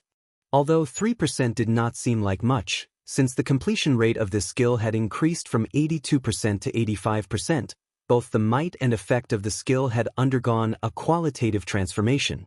Moreover, by fighting against the illusory creature, she had managed to get a grasp on when would be a good time to use her skills. The advanced combat room was so beneficial that she and Remnant Cloud had even delayed their plans to train at the Divine Coliseum in preparation for tomorrow's ranking competition. Not many people have discovered it yet, so the wait should not be that long. Let's continue queuing up for now. We'll return to the Black Dragon Empire only after the queue gets too long, Remnant Cloud said after giving the matter some thought. Previously, he had planned on heading to the Divine Coliseum to train after testing the advanced combat room once. However, just one try had gotten him addicted. Compared to the Divine Coliseum's trial tower, the advanced combat room could provide him with much greater aid, especially when it came to the improvement of skill completion rates. Meanwhile, details regarding the advanced combat rooms quickly spread, causing a huge commotion on Star Moon Kingdom's official forums. Amazing advanced combat rooms appear in Stone Forest Town. Shortly after this post appeared, it was already upvoted to the top 10 positions on the forums. This allowed everyone to find out about the advanced combat rooms. Is this a scam? Is the advanced combat room really that miraculous? Why would I need to lie to you? Right now, the advanced combat rooms are already in great demand. Just the number of players currently queued up for the rooms is already close to 300. Many people are regretting the fact that they did not rent a room for themselves before, when nobody was using them. I heard that due to the high demand, the battle arena amended the regulations for the advanced combat rooms. Now, non-members get only 1 entry per day, while basic members get 4 entries. Only advanced members have no limit. Moreover, the rental price has also increased from the previous 2 magic crystals to 4 now. Zero Wing is so fraudulent. They actually dare to charge 4 magic crystals. This is insane. Who would be willing to rent something so expensive? Expensive? You can't rent one right now even if you want to. Moreover, it is precisely because of this price hike that there are currently only around 300 people lined up. If Zero Wing kept the previous price, you might not get a room even after waiting 10 days. Forget 4 magic crystals. If I can get into a room right away, I'm even willing to pay 10 magic crystals. For a time, everyone was filled with anticipation towards the advanced combat rooms of Stone Forest Town. This was especially true for expert players. Previously, the only attraction for them in the battle arena was the monthly tournament held there. At most, they would use the normal combat rooms to spar with friends. They had no particular need for the battle arena. However, with the appearance of the advanced combat rooms, these experts became entranced with the battle arena. Meanwhile, inside Evernight City, Feng had arrived before the city hall. The city hall of a dark city was much stricter than White River City's city hall. Moreover, just standing before the building itself, Feng could already feel a dense power of darkness coming from it. He could even see the power of darkness in the form of dark fog encircling the building. Even dark players would feel uncomfortable when subjected to such a dense power of darkness. However, to Feng, who wielded the Bible of Darkness, this power of darkness was practically non-existent. As a result, he arrived inside the courtyard of the city hall with relative ease. However, the farther he got into the city hall, the denser the power of darkness present in the atmosphere. The pressure he felt grew increasingly heavier as well. This is a restricted area of the city. Non-related personnel are forbidden entry. As soon as Feng arrived before the city hall's main entrance, for level 200, Tier 3 Dark Knights blocked his path, exuding a threatening aura. If Feng made any sudden movements, they would promptly take action. They were much crueler when compared to the guards in ordinary NPC cities. I have come to meet with Lord Magrants, Feng said as he revealed the Advanced Garrison Order. An Advanced Garrison Order? The 4 Dark Knights were momentarily stunned when they looked at the crystal token in Feng's hand. Their attitude instantly became much more respectful as one of them said, "Please wait here for a moment. I'll notify the Lord Magistrate immediately." The Advanced Garrison Order was like the proof of one's status. Wielders of this token were equivalent to the major nobles of Evernight City. Let alone guards like themselves, even the Magistrate of Evernight City had to treat the owners of Advanced Garrison Orders with respect very quickly. The Dark Knight that went to report Feng's arrival returned. The NPC then stopped before Feng and said respectfully, "The Lord Magistrate has already been notified of your presence. Please follow me." After saying so, the Dark Knight led Feng into the city hall. Crap. Who's that? He's actually able to enter the city hall. That's not possible, right? I heard that one needs to reach at least Baron rank in order to enter the city hall. How can someone have reached that rank already? Could that person be Zero Wing's guild leader, Black Flame? I heard that Zero Wing has killed the Frost King and can directly garrison Evernight City. Black Flame? The rumor is actually true. If it's true, we're in luck this time. If we want to go to Stone Forest Town in the future, we can simply teleport there. Several players got goosebumps when they saw Feng entering the city hall. Meanwhile, news of this situation also spread rapidly throughout Evernight City. Chapter 1404, Advanced Auction House appears. Chapter 1404, Advanced Auction House appears. After entering the city hall, the Dark Knight led Feng to an office on the 5th floor. Even before Feng entered the office, though, he could already feel an aura of death leaking out of the room and shuddered involuntarily at the aura's intensity as the doors to the office opened. An aura several times stronger than even that of a Tier 4 mythic monster washed over him. For a moment, it felt as if the space around him froze. "Come in." A deep and chilling voice came from within the room. Upon entering the room, Feng was immediately greeted by the sight of the deep voice's owner sitting behind an office table. The owner of the voice was a hunched middle-aged man with skin as pale as snow. The man wore a set of dark robes and held a stack of parchment in his hands. If not for the faint tinge of life in the aura the man exuded, one would even think that they had come across the god of death. Meanwhile, this man was none other than Magrance, Evernight City's magistrate. Magrance was the overlord of Evernight City. At the same time, he was also a Tier 5 Dark Magus, an existence that even Star Moon Kingdom feared. Magrance was the reason why the kingdom's army did not dare take action against Evernight City. Facing an NPC of such caliber, Feng did not dare waste time playing around with words. He immediately took out the advanced garrison order and placed it on the table. Lord Magistrate, I wish to have my guild garrison this city. I hope that you can permit it, Feng said respectfully. This is indeed my city's advanced garrison order. All right, I permit your guild to garrison Evernight City. Magrance nodded after glancing at the crystal token on the table. He then took out a piece of parchment and a map of Evernight City and said, write down your guild's name on this parchment. You may then pick one of the empty spots on the map to cite your guild's residence. After receiving the parchment and map, Feng wrote the words, Zero Wing, on the parchment without hesitation. He then started browsing through the available locations for a guild residence. Is this the privilege of having an advanced garrison order? Feng grew ecstatic when he saw the available locations on the map. Evernight City was different from ordinary NPC cities. There was a huge difference between its normal, inner, and central areas. The privileges that a guild got to enjoy within the city was dependent on the location of its garrison. The members of a guild garrisoned in Evernight City's normal area were allowed entry into Evernight City even without doing the city's entry quest. Those of guilds that garrisoned the city's inner area were also qualified to take part in the Dark Auction, which was held once a week at the city's auction house. Usually, players would need to have a certain amount of local reputation and complete a series of quests in order to participate in the weekly dark auctions. Lastly, the central area was where all guilds within Star Moon Kingdom wished to garrison. As long as a guild managed to set up a residence in the central area, its guild members could exchange for weapons and equipment in Evernight City without having to become a red or dark player. The quality of the weapons and equipment its members could exchange for would depend on the guild's reputation within the city.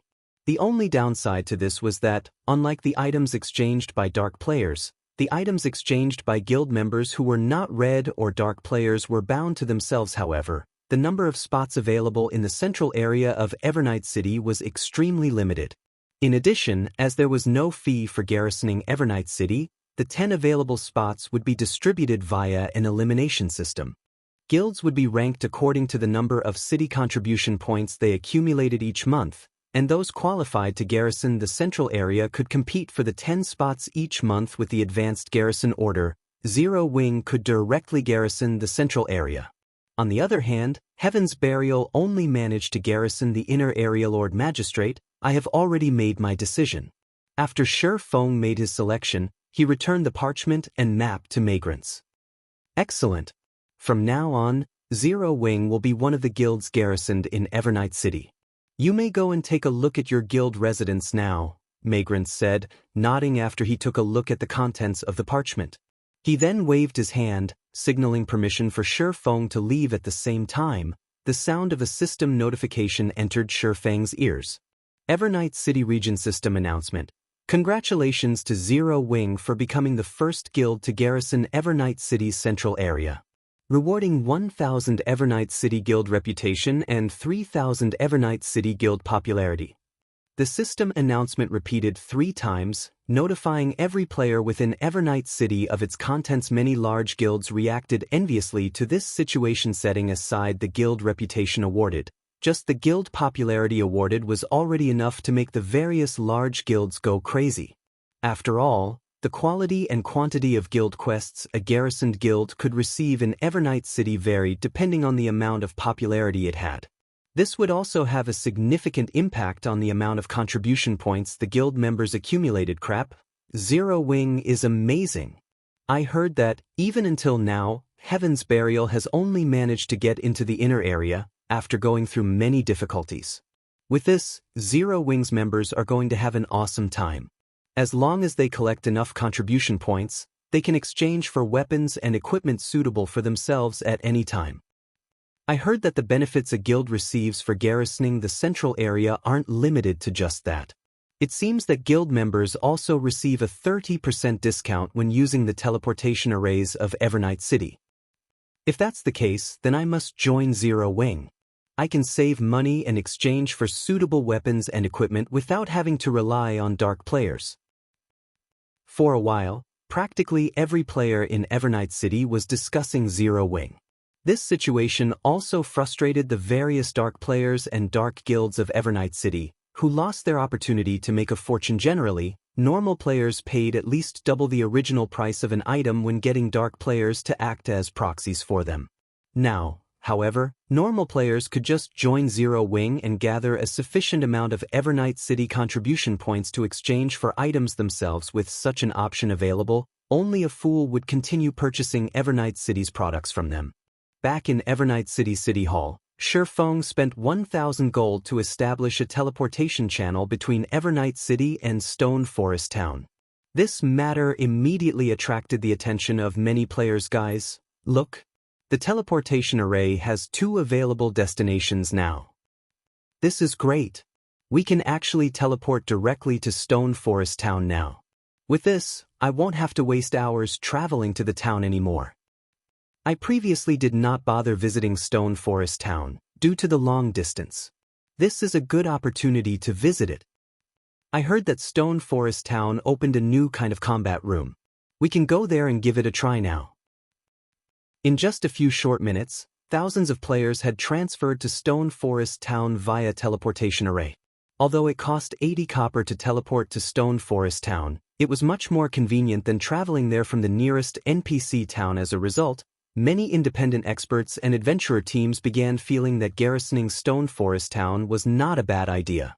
After all, with Evernight City serving as a transfer point, they could save up on plenty of time. Meanwhile, the activation of the teleportation channel also caused the player population of Red Iron Town to decrease drastically.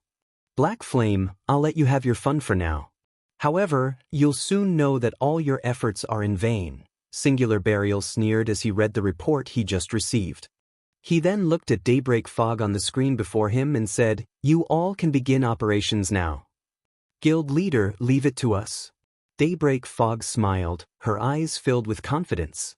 Meanwhile, Feng, who was surveying Zero Wing's residence in Evernight City, got a sudden call from Melancholic Smile. Guild leader, the advanced auction house has been constructed. Should we open it to the public now? Melancholic Smile asked, her face tinged with excitement. Chapter 1405. Zero Wing Auction House. Hearing Melancholic Smile's report, Feng could not help but grow joyful. He had been waiting for this moment for a long time now. Good. Send a few advanced NPCs from the battle arena to manage the auction house's affairs right away. Afterwards, announce to the public that we are only collecting a 1% processing fee. If one becomes a member of the Zero Wing Auction House, they can have the processing fee for the first 5 items they consign each day waived. Meanwhile, those wishing to become a member only need to pay a one-time fee of 10 magic crystals, Feng said. It's about time we kick Red Iron Town out of the competition. Guild leader, isn't this going a little too far? Melancholic Smile was somewhat astonished by Feng's declaration. The auction houses of NPC cities generally charged a minimum processing fee of 15%. Those in capital cities charged at least 20%. On the other hand, Red Iron Town's auction house charged a 10% processing fee. Although a 5% difference seemed small, that was far from being the case.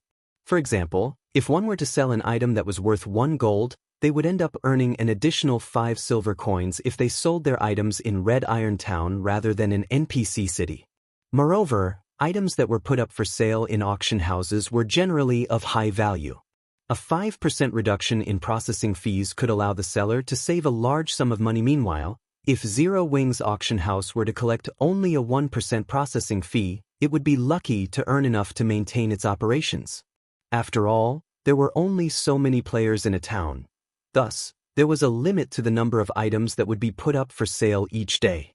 Besides which, the advanced auction house itself was a very large building requiring hundreds of NPCs to manage. Although they could oppress Red Iron Town by doing so, Zero Wing wouldn't be able to earn any money, either. Don't worry about it. Just get it done, Feng said, chuckling, not bothering with explanations.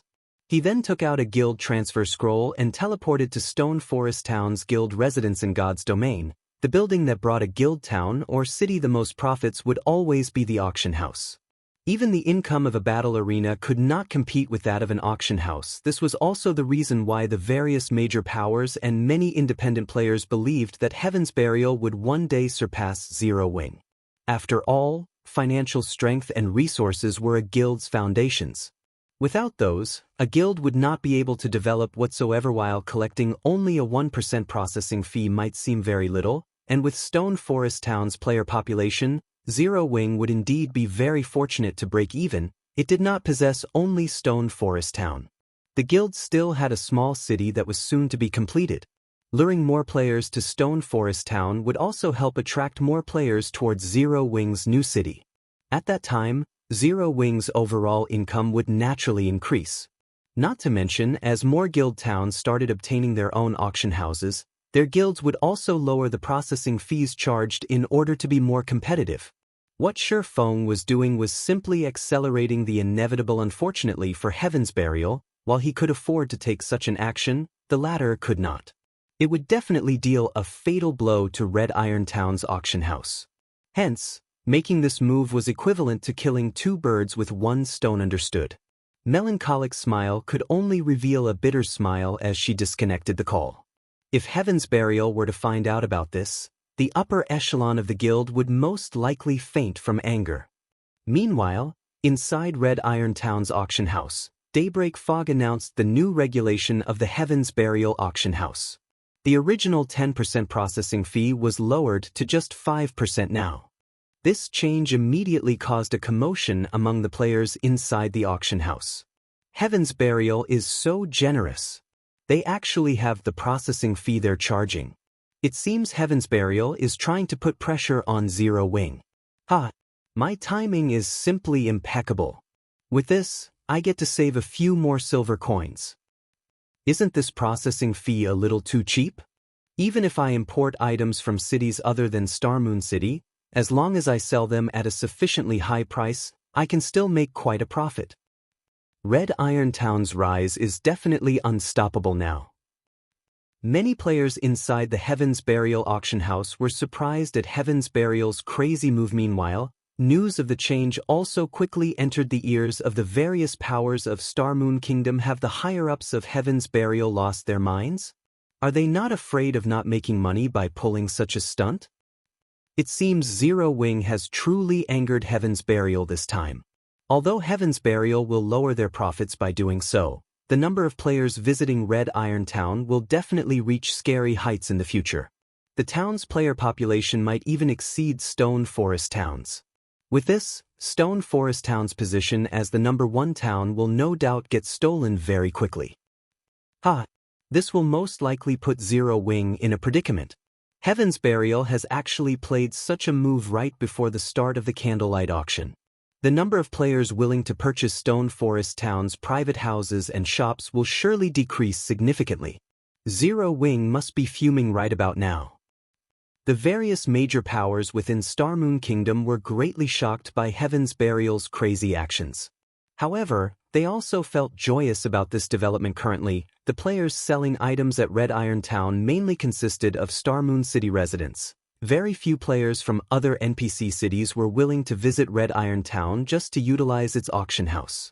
The main reason for this situation was the expensive teleportation fees. With the processing fees charged by the Heaven's Burial auction house halved, the money saved could be used to cover the teleportation fees. This change would definitely attract large groups of players from other NPC cities.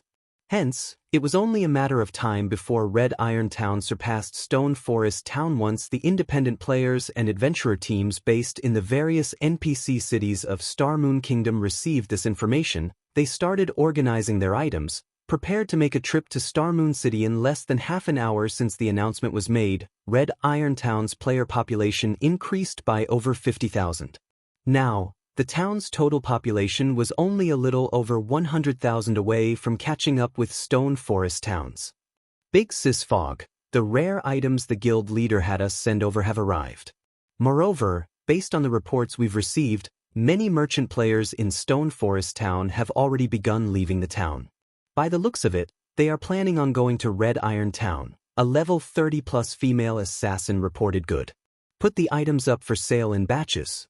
After this, I want to see if there are still people willing to purchase the private houses and shops of Stone Forest Town, Daybreak Fog said, nodding. Although Heaven's Burial would not earn much by lowering the processing fees to such a level, being able to lure away the merchant players of Stone Forest Town was already more than enough, as doing so would decrease Stone Forest Town's popularity in turn.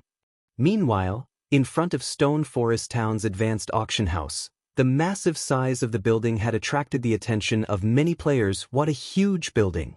It's practically as large as the battle arena. Could Zero Wing be planning on setting up another battle arena? That shouldn't be the case. Towns and cities are limited to only one battle arena each. Quick look, the magic barrier hiding the building is starting to disappear. Just as the passers-by were discussing the newly constructed building in Stone Forest Town, the gigantic barrier shrouding the entire advanced auction house began shattering. A moment later, a building that could rival Stone Forest Town's battle arena in grandeur appeared before everyone's eyes. Meanwhile, at the entrance of this majestic building, the words, Zero Wing Auction House, were carved in large letters. Chapter 1406, Dominating Starmoon Kingdom. Chapter 1406, Dominating Starmoon Kingdom. An auction house? What? Zero Wing built an auction house as well?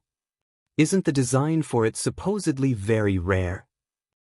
What a big auction house! I recall that the Heaven's Burial auction house only has 3 floors. This one should have at least 5. Come on, let's go in and take a look. Nice timing. I was originally planning on a trip to Red Iron Town to sell my items. Now I can save myself the effort. The passers-by were momentarily stupefied by the appearance of the advanced auction house. For a time, they all thought that their eyes were playing tricks on Themas for the guild spies stationed in Stone Forest Town. They were utterly dumbfounded when they saw the Zero Wing auction house. Ever since Heaven's Burial constructed an auction house, the various large guilds and superpowers had gone nuts searching for an auction house design of their own. Unfortunately, the design was simply too rare. Even now, there was no news of any super guild, or any guild for that matter, successfully constructing another auction house. Shortly after the appearance of the Zero Wing auction house, the nearby players rushed into the building. As soon as everyone entered the auction house, they were stupefied. The reason for their reaction was the space inside the building being much larger than what they had seen from the outside. The size of the first-floor hall alone could already rival that of a sports arena. The various decorations adorning the hall also made them feel like they had just entered a palace. The Zero Wing auction house was much more luxurious than even the auction houses in most NPC cities and was only slightly inferior when compared to the auction house in Starmoon City. Moreover, the Zero Wing auction house had a total of 7 floors. The first floor was meant for consigning items, the second floor for purchasing items, the third floor for bartering, the fourth floor for NPC basic auctions, the fifth floor for NPC intermediate auctions, the sixth floor for NPC advanced auctions, and the seventh floor for large-scale private auctions. I sent the Zero Wing auction house a little too amazing. There's actually a bartering function available as well. That's nothing. There are even NPC-hosted auctions here. The basic auctions are held once every 3 days, the intermediate auctions are weekly, and the advanced auctions are every 15 days. This is simply insane. I've been to the Heaven's Burial auction house before, and it is far inferior to the Zero Wing auction house. The requirements for participation in the NPC auctions are very stringent, though. Just the basic auction alone requires a minimum transaction amount of 150 gold at the Zero Wing auction house every week. Even expert players like ourselves would have difficulty meeting this requirement, let alone the 800 gold per 15 days and 5,000 gold per month requirements for the intermediate and advanced auctions. Zero Wing is simply too ruthless. I don't think that these requirements are high at all. Powerful adventurer teams should have no problem trading that much. If an entire adventurer team puts in the effort, it should be possible to sell 5,000 gold's worth of items within a month. These requirements are impossible only for individual players. In any case, it is pointless for individual players to participate in the advanced auction since they're too poor to afford anything there, to begin with. After entering the Zero Wing auction house, everyone could not help but discuss the establishment with gusto. To independent players, bartering was undoubtedly their preferred method of carrying out transactions. The same was true for players belonging to the various adventurer teams. Very quickly, news regarding the Zero Wing auction house spread throughout the entire Star Moon Kingdom. What? Zero Wing actually has such an amazing auction house? This is wonderful. I have a few items I wish to barter. With this, I won't have to worry about getting taken advantage of by the various large guilds. The Heaven's Burial auction house simply isn't on the same level as the Zero Wing auction house. Hopefully, the Zero Wing auction house's processing fees aren't too expensive. For the bartering function, I'm willing to pay as high as 15%.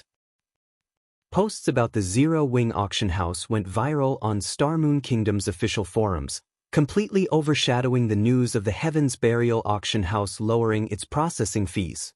Or to put it in another way, nobody was talking about the Heaven's Burial auction house anymore.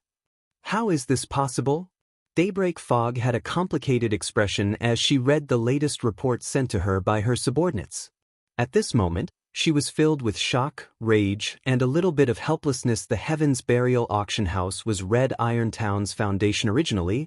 They had been prepared to use the Heaven's Burial auction house to put pressure on Zero Wing. Now, however, the tables were turned. With the appearance of the Zero Wing auction house, all their previous efforts had instantly gone to waste. Shortly after news of the Zero Wing auction house started spreading, Red Iron Town's player population quickly decreased by 20%. Moreover, this number was still climbing steadily. One could not help but admit that the bartering function was simply too attractive to the majority of players. Meanwhile, after the Zero Wing auction house's existence became public, Melancholic Smile followed Feng's request, releasing an announcement that the Zero Wing auction house would charge only a 1% processing fee on all transactions. In addition, players who became a member of the auction house would have the processing fee for their first 5 items sold each day waived. Soon after, this announcement triggered another uproar on the official forums. Has Zero Wing lost its mind? It's only charging such a small processing fee despite having such a great auction house? Is Zero Wing not afraid of making a loss? Such ruthlessness. Originally, I thought that Heaven's Burial was already plenty ruthless. Turns out, Zero Wing is even more ruthless. With this, the Heaven's Burial auction house is definitely a goner. Is Zero Wing planning on dominating Star Moon Kingdom's auction houses?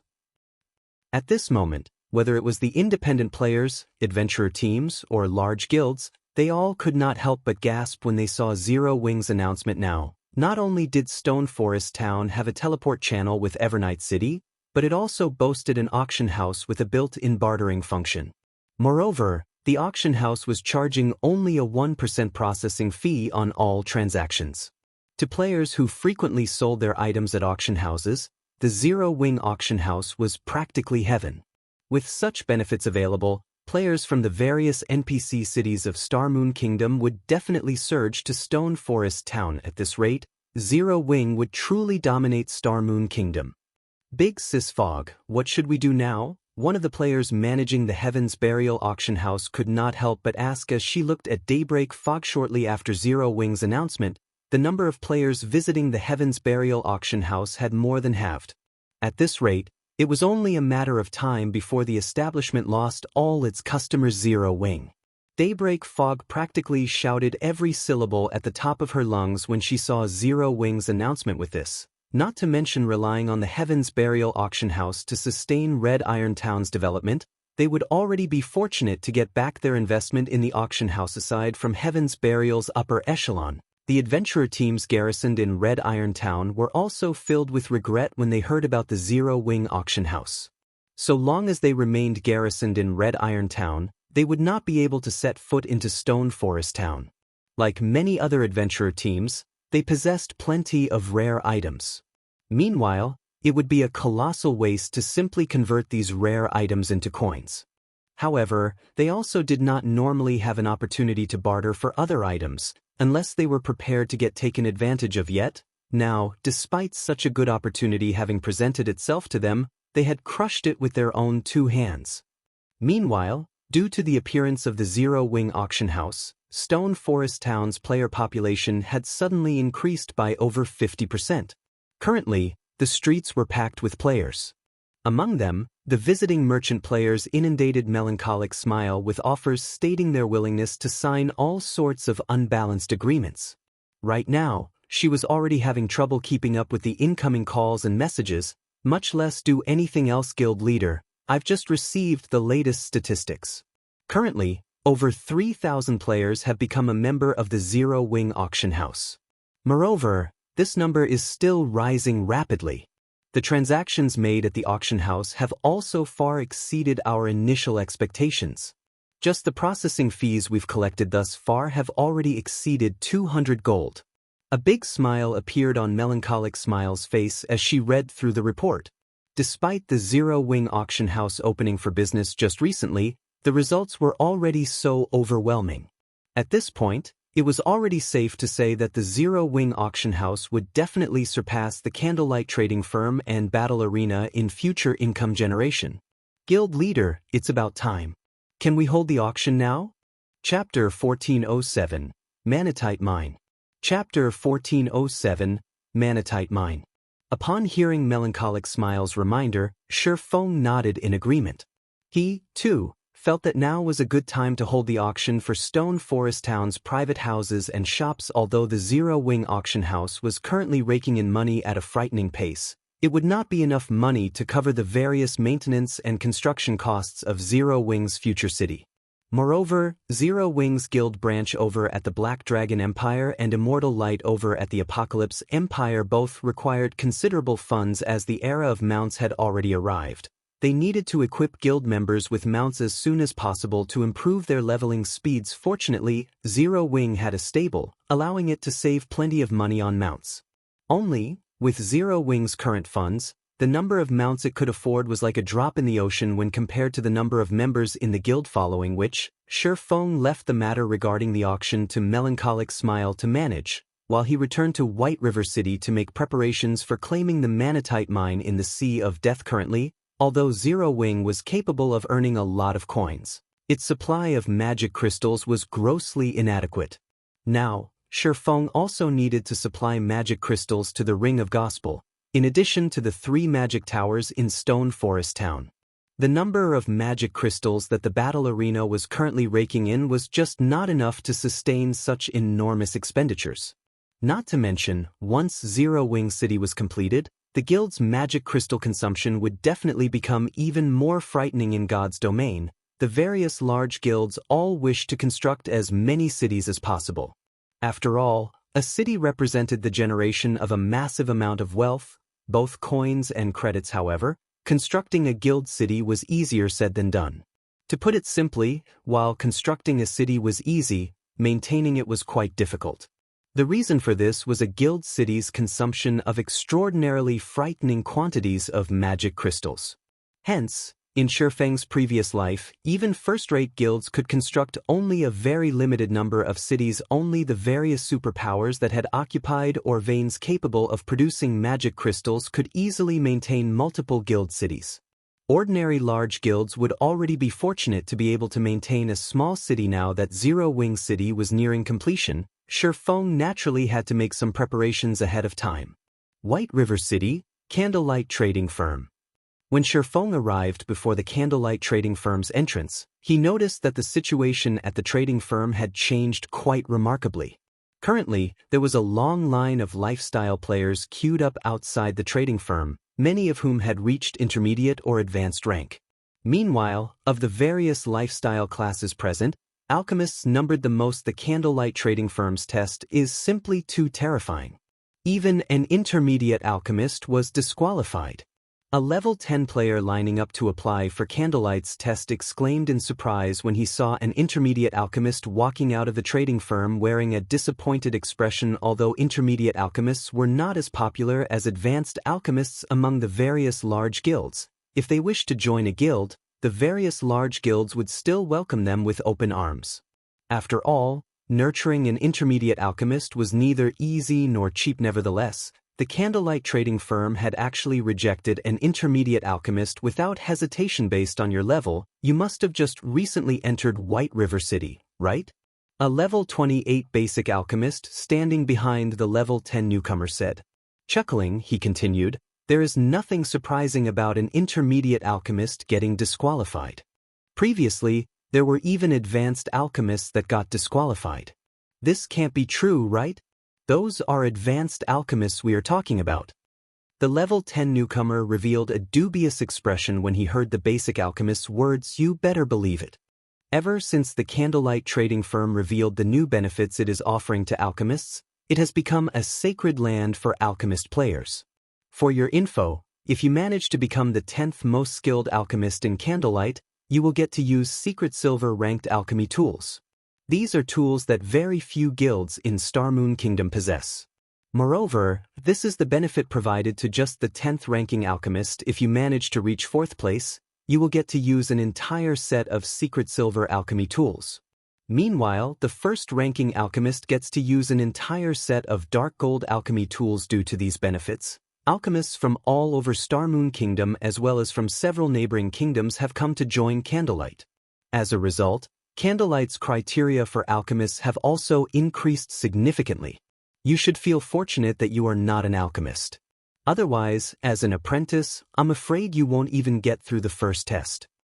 When the level 28 basic alchemist spoke about the Candlelight trading firm, his eyes were filled with yearning.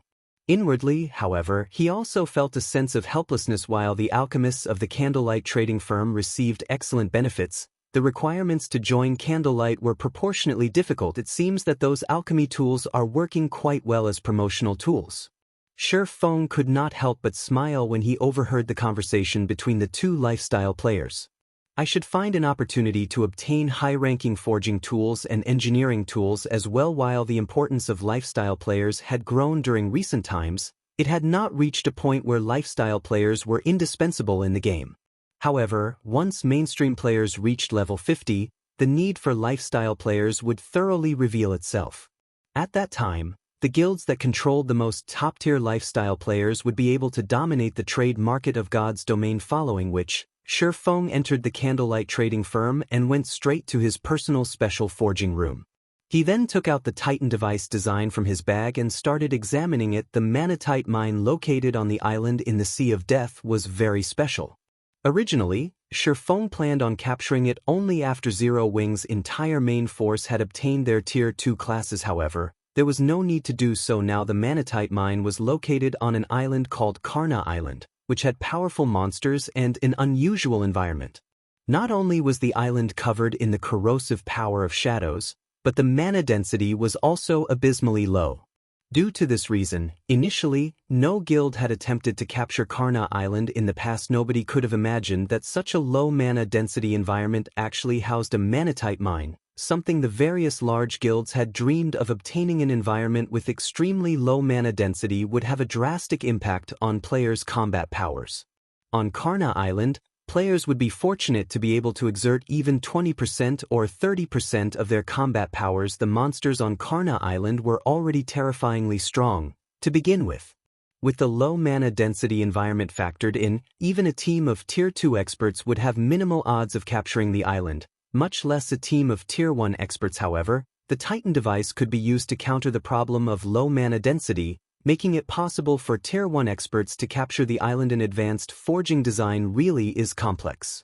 No wonder even master forgers did not dare to casually attempt to produce the items recorded on one. Feng could not help but take a deep breath after examining the contents of the design. Originally, the success rate of producing an item recorded on an advanced forging design was already very low. Meanwhile, The complexity of the Titan device's production method was above average even among advanced forging designs, which would depress the production success rate further based on Feng's initial estimates. If he tried producing the Titan device as an advanced forger, his success rate would be only around 10%. He would be lucky to succeed once out of 20 tries. Fortunately, he had upgraded Icarus's heart to epic rank, so he could temporarily promote himself into a master forger. Following which, Feng used God's blessing and sacrificed 500 life force to extend God's blessing's duration from 1 hour to 2 hours. After activating God's blessing, Feng did not waste time, taking out the book of forging and the necessary materials, which he had tasked others with preparing for him beforehand. He then began carefully forging the Titan device. Meanwhile, the auction over at Stone Forest Town had officially commenced.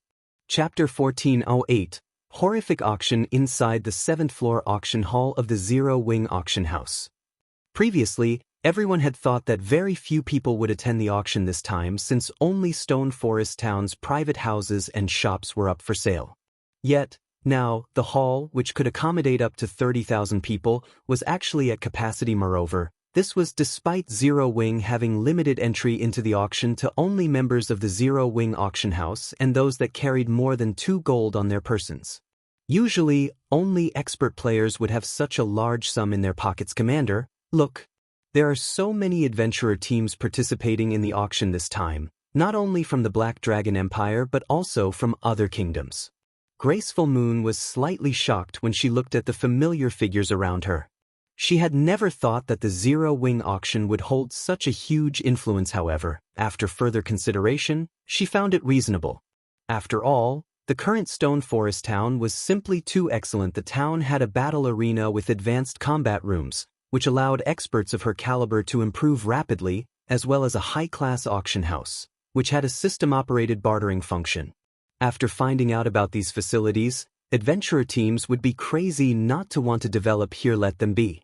I've already had Flying Fox prepare quite a lot of funds. We don't need to fear being outbidden by them, Remnant Cloud said, chuckling as he glanced at several well-known adventurer teams he was familiar with. These adventurer teams all ranked within the top 50 in the Black Dragon Empire. His original plan was to compete for the adventurer houses that were going up for auction at the Candlelight Trading Firm in a few days' time.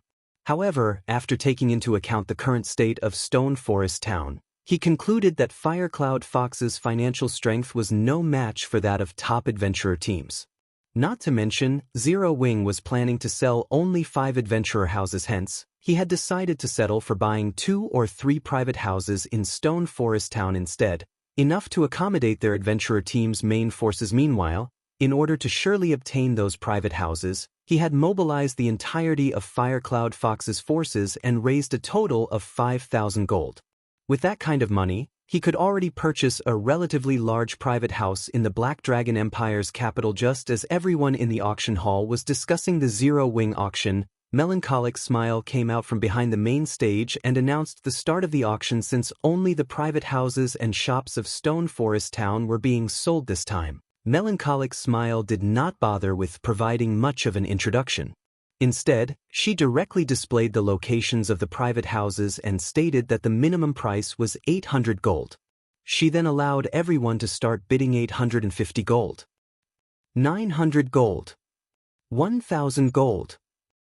In the blink of an eye, the price of the first private house shot up to 1,200 gold, stupefying the various independent players present. Meanwhile, the adventurer teams that had only several dozen members fell into despair.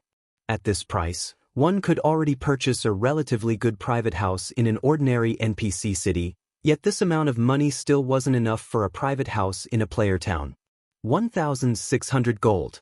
Remnant Cloud shouted, gritting his teeth. However, as soon as Remnant Cloud made his bid, a level 45 female elementalist clad in aquamarine mage robes, who sat a short distance away from him, shouted, 2,400 gold. The FFF adventurer team will be taking this house. The female elementalist's bid immediately attracted everyone's attention, the people inside the hall turning to look at her one after another. What? Even a top adventurer team from the Black Dragon Empire has come to join the competition. Isn't she Iluafe, FFF's vice commander? The female Elementalist's declaration immediately dispelled many adventurer teams' notions of competing against her, an adventurer team capable of rising to the status of a top adventurer team in the Black Dragon Empire naturally possessed extraordinary strength and wealth. Most likely, even third-rate guilds were no rival for the Empire's top adventurer teams. In terms of financial strength, a top adventurer team of the Empire could even compete with an ordinary second-rate guild. Not to mention, FFF was one of the Black Dragon Empire's top 5 adventurer teams. It was simply impossible for ordinary guilds and well-known adventurer teams to vie with an existence like that. 2,600 gold. At this time, a handsome man wearing silver armor raised the price once more. This first house belongs to the Lonely Drinkers adventurer team. When everyone heard the adventurer team mentioned by this man, they received another shock. Lonely Drinkers was a top adventurer team in the Dark Knight Empire. Although its influence was not comparable to the FFF adventurer teams, in terms of strength, it was not far from rivaling FFF. 3,000 gold. Ilufe frowned as she placed a higher bid, 3,200 gold. The handsome man did not give up, either. For a time, the auction became a competition between these two top adventurer teams, leaving no room for the other adventurer teams present to intervene. In the end, the first private house went to Ilufe for 4,500 gold. Among the private houses on sale this time, it was the closest to both the Zero Wing Auction House and the Adventurers Association. However, this outcome still made the players present gasp involuntarily. Nobody had thought that two top adventurer teams from two different empires would actually come to contest for Stone Forest Town's private houses. If they were to relate this incident to others, most likely nobody would believe them now that even the top adventurer teams of empires are coming to compete for Stone Forest Town's private houses. The adventurer teams that previously garrisoned Red Iron Town are most likely dying with regret right now. These top adventurer teams are simply too rich. If I had that kind of money, I would definitely use it to purchase a shop in a major NPC city instead. What do you know? In the future, Stone Forest Town will become even more amazing than major NPC cities. There is no loss in buying the town's private houses now. In the future, the houses will most likely go for even higher prices. No one had ever thought that the private houses of Stone Forest Town would be so popular. The guild members of the various large guilds present were stupefied by this scene in such a way. A total of 20 private houses were sold in the Zero Wing auction, with the most expensive for 4,500 gold and the cheapest for 1,500 gold. Throughout the auction, many more top adventurer teams and well-known adventurer teams had revealed themselves, driving home to everyone present just how frightening Stone Forest Town actually was. Meanwhile, the shops were even more hotly contested. Of the 10 shops sold, even the cheapest one had gone for 3,500 gold, while the most expensive one, which was located between the Zero Wing Auction House and the Battle Arena, had gone for 9,000 gold. Meanwhile, the majority of the merchant players competing for these shops possessed either the support of a large guild or a top adventurer team. Ordinary merchant players had no chance of getting a shop for themselves at all. When the auction concluded, Zero Wing had earned a total of 113,000 gold. Now, Zero Wing possessed enough funds to cover not only the follow-up construction costs of its city but also the establishment of a guild town by Zero Wing's branch guild over at the Black Dragon Empire. After the auction ended, word about what happened during the auction also spread like wildfire. Upon receiving this news, the various adventurer teams and merchant players that were still undecided were rendered utterly speechless. They also regretted the fact that they did not try to compete for the private houses and shops. Meanwhile, throughout all this, Feng had been fully focused on forging the Titan device in White River City's candlelight trading firm. After actually attempting to make the Titan device, he had to admit that the difficulty of doing so was exceedingly high. Despite him having been promoted to a master forger, his success rate was only around 25%, though he was fortunate to succeed 2 out of 10 tries during the actual production. Meanwhile, the cost of each attempt was roughly 2 gold. Overall, each Titan device cost 12 gold to produce. Without sufficient funds, even a large guild would not dare to spend so much. After all, the Titan device simply improved the combat state of a player. It did nothing for a player's basic attributes. While Feng was forging a Titan device, the system notified him of an incoming call. When he turned his head to glance at the caller ID, he could not help but be stunned to discover that the person calling him was actually the vice commander of the Midnight Tea Party, Endless Scars. Chapter 1409, Promotion to Master. Chapter 1409, Promotion to Master. Why is she calling me all of a sudden? Feng was somewhat confused as he looked at Endless Scars' Endless Scars had been a legendary existence in the past. In addition, Midnight Tea Party, the adventurer team she was currently in, had been in existence that even super guilds feared. However, neither Endless Scars nor the Midnight Tea Party had shown any interest in guilds. Hence, Feng didn't bother keeping in touch with Endless Scars and the Midnight Tea Party. He never imagined that Endless Scars would take the initiative to contact him now. However, Feng did not put too much thought into the matter. He immediately put down his work and accepted the call. Guild leader Black Flame, congratulations. I heard that even the various superpowers are feeling envious over the current Stone Forest town. Endless Scars said sincerely, a faint smile on her face. That's nothing to brag about. Vice Commander Endless is the one who's amazing. You've managed to obtain such a powerful weapon and equipment since I last saw you, Feng said as he looked at the dark purple mage robes Endless Scars was wearing in the screen. Currently, although Feng could not see Endless Scars' level, the mana surrounding her was actually visible to the naked eye, flickering in and out of existence, which was definitely not an effect that ordinary epic items could create. One could just imagine how powerful the weapon and equipment Endless Scars carried on her body were. To what do I owe this sudden call? It's nothing important, really. I just wish to invite Guild Leader Black Flame to join me on a quest, Endless Scars said, giggling. As long as you help me complete this quest, I am willing to compensate you with a secret technique tablet. Even if we fail to complete the quest, I'll still compensate you with 5,000 magic crystals. A secret technique tablet?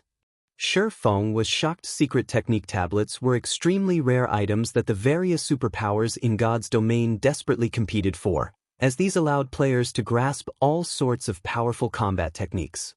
Under normal circumstances, nobody would trade away their secret technique tablet. Feng found it very hard to imagine that Endless Scars would be willing to use such a rare item as remuneration. Even a bronze secret technique tablet was still quite shocking. If she used it to employ the help of a super guild's peak experts, said super guild would no doubt agree to the request without hesitation. That's right.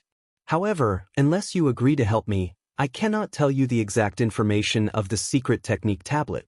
Smiling, Endless Scars prompted, how about it? Are you willing to help me with this small problem, Guild Leader Black Flame? After giving the matter some thought, Feng asked, right now? No. When Feng did not agree to her offer right away, Endless Scars could not help but grow confused.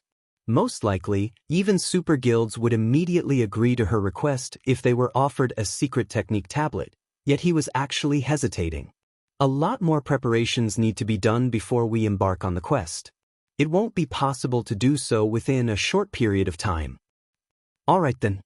Feng currently had many tasks he still needed to deal with. In addition, there was the ranking competition tomorrow over at the Black Dragon Empire. Gentle Snow had already requested his presence at the event. If he went to help out with Endless Scars' quest now, he was almost guaranteed not to make it back in time for the competition. After all, a quest that forced someone like Endless Scars to ask for help, in addition to using a secret technique tablet as payment, would surely not be a simple one. It would no doubt be impossible to complete quickly. Good. We have an agreement, then. I'll contact you once my side is ready. At Feng's reply, a hint of joy appeared in Endless Scars' eyes, her lips curling up slightly. Oh, right, as a bonus, I'll let you in on something. The ranking competition being held in the Black Dragon Empire this time is slightly different. I've heard that the top 3 guilds will receive an invitation to the Secret Pavilion's main headquarters to take part in the Secret Pavilion's internal auction. The Secret Pavilion's internal auction? Feng could not help but grow a little excited upon hearing Thesa's a transcendental existence in the virtual gaming world. The Secret Pavilion possessed countless rare in-game items. However, this was still only the tip of the iceberg.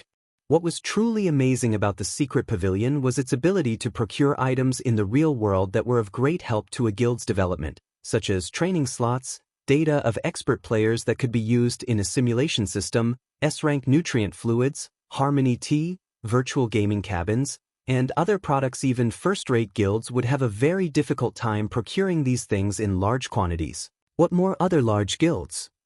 However, the secret pavilion only sold these items in its internal auction.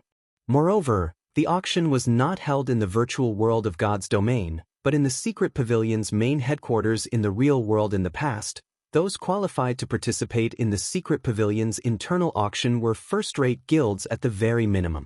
Guilds of lower status had had no chance of participating in the event whatsoever. Of course, in order to obtain these items, the various large guilds would also have to pay a significant price.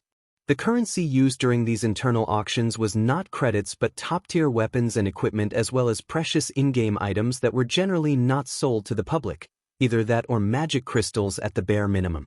Even coins were not accepted. The internal auction was equivalent to using real-world resources to exchange for resources in God's domain to zero wing. This was indeed an excellent opportunity. S-rank nutrient fluids and virtual gaming cabins were generally not things that could be purchased even if one had the money to do so. Yet, these items were paramount to a guild's development. Even if one was reluctant to part with their resources in God's domain, they would still be willing to part with a considerable portion if it meant obtaining these items to Feng. However, this was wonderful news. Currently, he had plenty of resources in God's domain, such as the advanced mana armor kits, magic devices, and various exotic potions, and now the Titan devices. He also possessed advanced speedboats, which were important to the various superpowers at this stage of the game. If push came to shove, he could even use the miniature ballistas, soul water, and soul crystals, items that a superpower like the secret pavilion would definitely want to trade.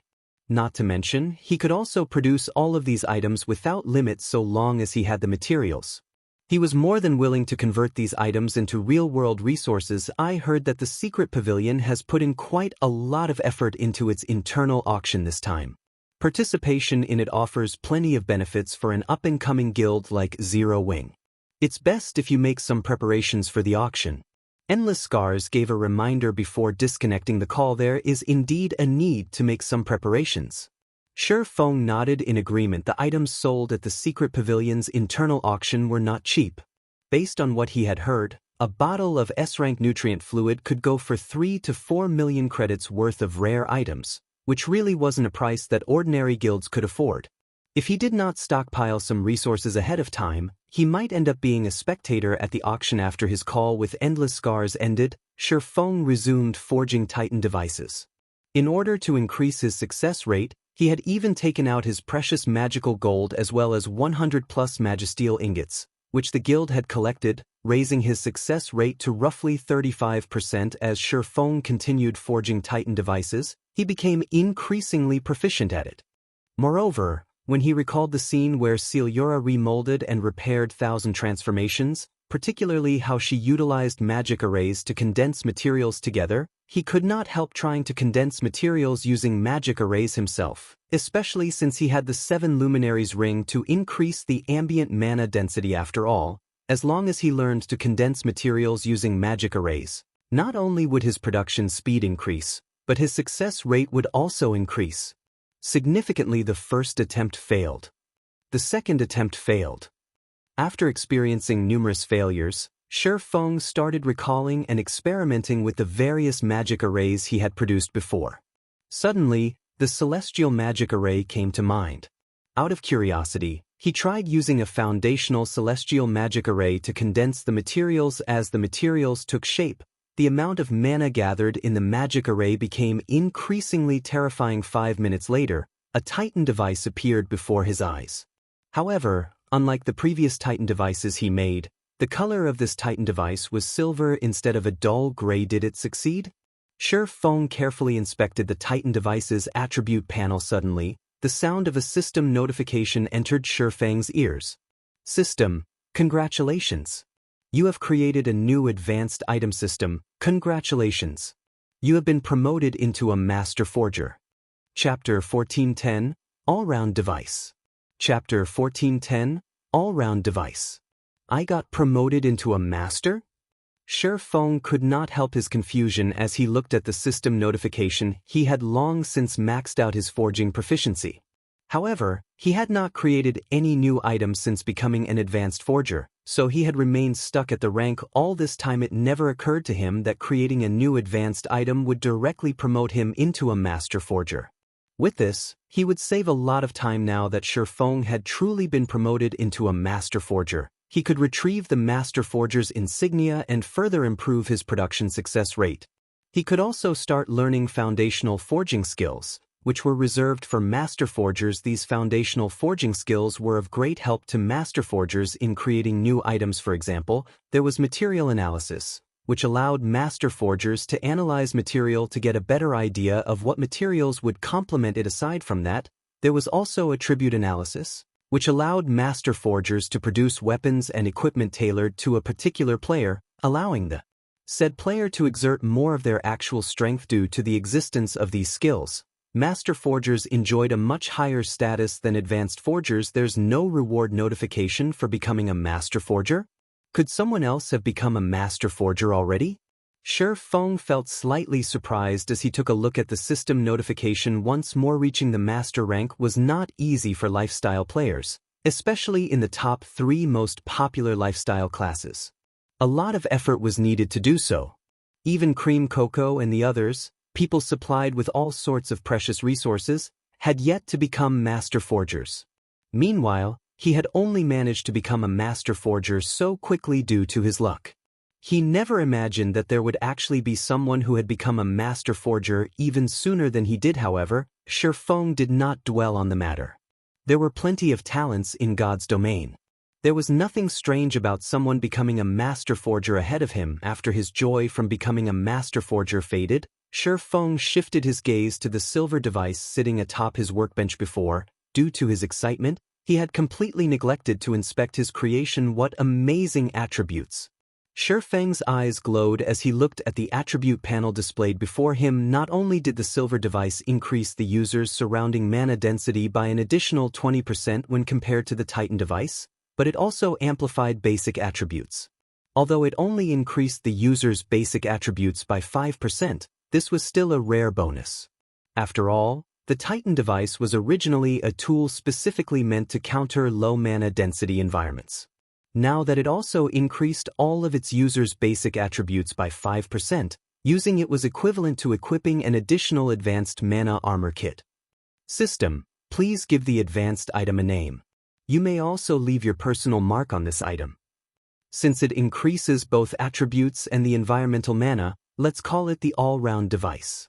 After giving the matter some thought, Feng wrote down the new name for his creation. With this, he could make as many copies of the forging design as he wished. However, he would allow only those who had become master forgers to attempt forging the all-round device. After all, the difficulty of forging his creation was slightly higher than that of the Titan device. It would be a miracle if an advanced forger could attain even a 10% success rate after becoming a master forger. Feng did not immediately continue forging all-round devices. Instead, he made a trip to the Forging Association to collect his master forger's insignia. While he was at it, he also spent 20 gold to learn material analysis and attribute analysis. Master forger's insignia, dark gold rank item. Increases production speed by 20% and production success rate by 3%. User restriction. Phone. Cannot be dropped. With the master forger's insignia, not only did he take less time to forge the all-round device, but his forging success rate also increased considerably. In addition, due to him being the creator, he also received a slight bonus to his production success rate. Now, even without the support from materials like the magical gold, he still achieved a 40% success rate. On average, he could produce 2 all-round devices out of 5 attempts. With this, the cost of the all-round device was directly halved to only 6 gold. Moreover, the EXP awarded for successfully forging an all-round device was much higher than that for the Titan device. Each success awarded EXP equivalent to a chieftain of the same level. Meanwhile, Feng took roughly 15 minutes to successfully produce 1 all-round device, essentially spending 15 minutes to kill a chieftain of the same level. Although the efficiency was slightly poor, he could keep producing the all-round device as long as he had sufficient materials. This would be equivalent to him continuously killing chieftains of the same level, something rarely possible out in the fields overall. Feng's experience bar skyrocketed following which, Feng forged one all-round device after another, passing more than half a day unawares. Meanwhile, he also reached 76% of level 57. As long as he continued forging the all-round device for another day, he would reach level 58. In the eyes of other players, this would definitely be an astonishingly fast leveling speed. Just as Feng was about to start forging another all-round device, Gentle Snow suddenly contacted him. Guild leader, the ranking competition is about to start soon. Why aren't you here yet? Don't tell me you've forgotten about it? Gentle Snow asked, a frown on her facets starting already. Feng automatically checked the time and discovered that he had actually unknowingly spent close to an entire day cooped up inside his special forging room. All right, I'll head over immediately. His harvest today was considerably good. Due to his increasing proficiency with the forging process, he managed to forge a total of 131 all-round devices and over 100 Titan devices.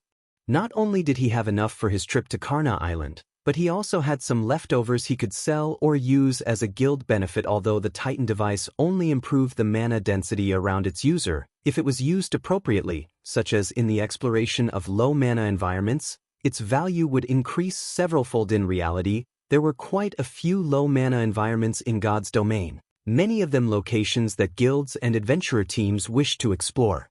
Only, due to the environments severely affecting one's combat power, players were generally forced to give up on ranging through these areas. Take the Dragon's Graveyard, a well-known forbidden land in the Black Dragon Empire, for example. Due to a certain incident, many dragons had died in that location in the past. Now, it was a forbidden land for the living, a level 50 to level 100 super large-scale leveling map that had practically no mana present, such that players could not use tier 1 skills and spells there. If players entered the map, their combat power would be reduced to less than 10%. As luck would have it, the bosses located at the inner and core areas of the Dragon's Graveyard had quite a significant chance of dropping the stable design and all sorts of advanced designs and recipes. However, this was still just the tip of the iceberg. If one managed to get the first kill on the Dragon's Graveyard's final boss, they would be awarded their choice of weapon at Black Dragon City. Moreover, this weapon would be a fragmented legendary weapon. Hence, in the past, the various large guilds in the Black Dragon Empire had put in a lot of effort into searching for tools that could help raise one's ambient mana density. Only after gathering sufficient tools did they succeed in raiding the Dragon's Graveyard. Meanwhile, back then, the Titan device had been one of the best tools available for the purpose in the past. A single Titan device had easily sold for 50 gold. One could just imagine how desperate the various large guilds were back then. Of course, compared to the value of a fragmented legendary weapon, this price was not worth mentioning whatsoever. Black Dragon Empire, Black Dragon City. As soon as Feng appeared inside Black Dragon City's teleportation hall, he was greeted by the sight of a massive crowd of players. After he exited the teleportation hall, the players were still packed like sardines. Normally, one could see such a street scene only in small but popular places like Stone Forest Town. Even the imperial capitals of the 4 great empires were far from comparable to Black Dragon City. Right now, the streets teemed with not only level 40+ players but even the rarely seen expert players. Players riding mounts were also a dime a dozen at the moment. It was as if every expert player in the Black Dragon Empire had gathered at Black Dragon City. One could just imagine how lively the ranking competition this time was going to be, following which, Feng summoned the evolved demonic flame tiger and made his way towards Black Dragon City's underground arena. Chapter 1411. Initial Appearance in Empire. Chapter 1411. Initial Appearance in Empire. Black Dragon City, Underground Arena. Currently, the street outside the arena was crowded with players. However, the players that could actually enter the facility numbered extremely few. Players who wished to enter the underground arena needed an invitation from the secret pavilion or to have passed the qualifiers for the official competition.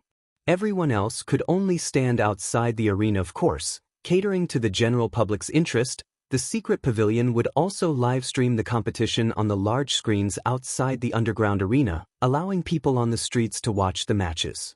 This was a privilege available only to players that had rented the entire underground arena. However, it cost around 15,000 gold to rent the underground arena of an imperial capital for an entire day. Most likely, only the secret pavilion was capable of carrying out such a feat. Other superpowers would balk at spending so much money just to host a competition. Aside from playing on the screens outside the underground arena, the live stream of the competition would also be uploaded to the official forums, allowing all players in the Black Dragon Empire to watch it as well. Hence, a player who achieved a good battle record in the competition could definitely become famous throughout the Empire. Meanwhile, the members of guilds that received an invitation from the secret pavilion were currently entering the underground arena one after another. Quick look. Those players in that group seem to be from the first-rate guild Undefeated Dynasty. Their levels are so high. They're all actually above level 45. Those people seem to be Fantasy Shrines members. The equipment they're using is so good. Every one of them is actually geared with 1 or 2 pieces of epic equipment. The bystanders were stunned by the 5 first-rate guilds that were entering the underground arena. The weapons and equipment worn by the expert players they normally saw were already plenty amazing. However, now they were looking at the representatives of the 5 first-rate guilds whose levels and items surpassed those of expert players by leaps and bounds. Meanwhile, each of the 5 first-rate guilds attending the competition this time had sent between 8 and 12 representatives. Even the most inferior piece of equipment these representatives wore was level 40 dark gold equipment. As for epic weapons and equipment, although not everybody was equipped with one, each first-rate guild boasted at least 7 or 8. Let alone the ordinary players on the street, even the second-rate guilds attending the competition were shocked at the robust foundations these first-rate guilds displayed. Snow, is the guild leader not here yet? Zhao Yueru asked as she walked out of the underground arena. Currently, she was dressed in a set of dazzling crimson robes and held a blue crystal staff in her hand. Meanwhile, the instant Zhao Yueru appeared, she immediately attracted the attention of many players on the street. However, while part of the reason why so many players had their attention stolen by her was the contrast between her devilish body and angelic countenance, the greater reason was her personal fame. Just recently, Zhao Yueru had annihilated the expert team of Corpse Soul all by herself. Meanwhile, Corpse Soul was an infamous dark guild in the Black Dragon Empire. The top-tier experts of the Dark Guild were existences that gave the various large guilds headaches. Many second-rate guilds and even first-rate guilds had to treat the Dark Guild cautiously due to one of Corpse Soul's experts provoking Zhao Yueru. The latter had annihilated the entire 20-man team said expert belonged to. Enraged by this situation, Corpse Soul had dispatched several of its top-tier experts to assassinate Zhao Yueru. However, not only did those top-tier experts fail to accomplish their mission, but a few of them had even fallen at her hands after news of this matter spread. Zhao Yueru's nickname of Flame, which became famous across the entire Black Dragon Empire. He should be here soon, Gentle Snow said as she looked at the time. Grinning, she said, "Why are you in such a hurry? Could it be that you can't wait to show Yi Feng the results of your latest training?" The guild's core upper echelon knew that Yi Feng and Black Flame were the same person. Back when Gentle Snow found out, she had been stunned. She had never imagined that Yi Feng could create such a powerful guild, one capable of rivaling even veteran first-rate guilds, all by himself. Of course, I want to see what kind of reaction he'll make when he finds out that I've already reached the refinement realm. Zhao Yueru giggled. Ever since joining Zero Wing, she realized that there would always be someone better than herself. Previously, she had been one of Ouroboros's top-ranking top-tier experts. Yet, after entering Zero Wing, she had failed to rank even within the top 10 of the guild.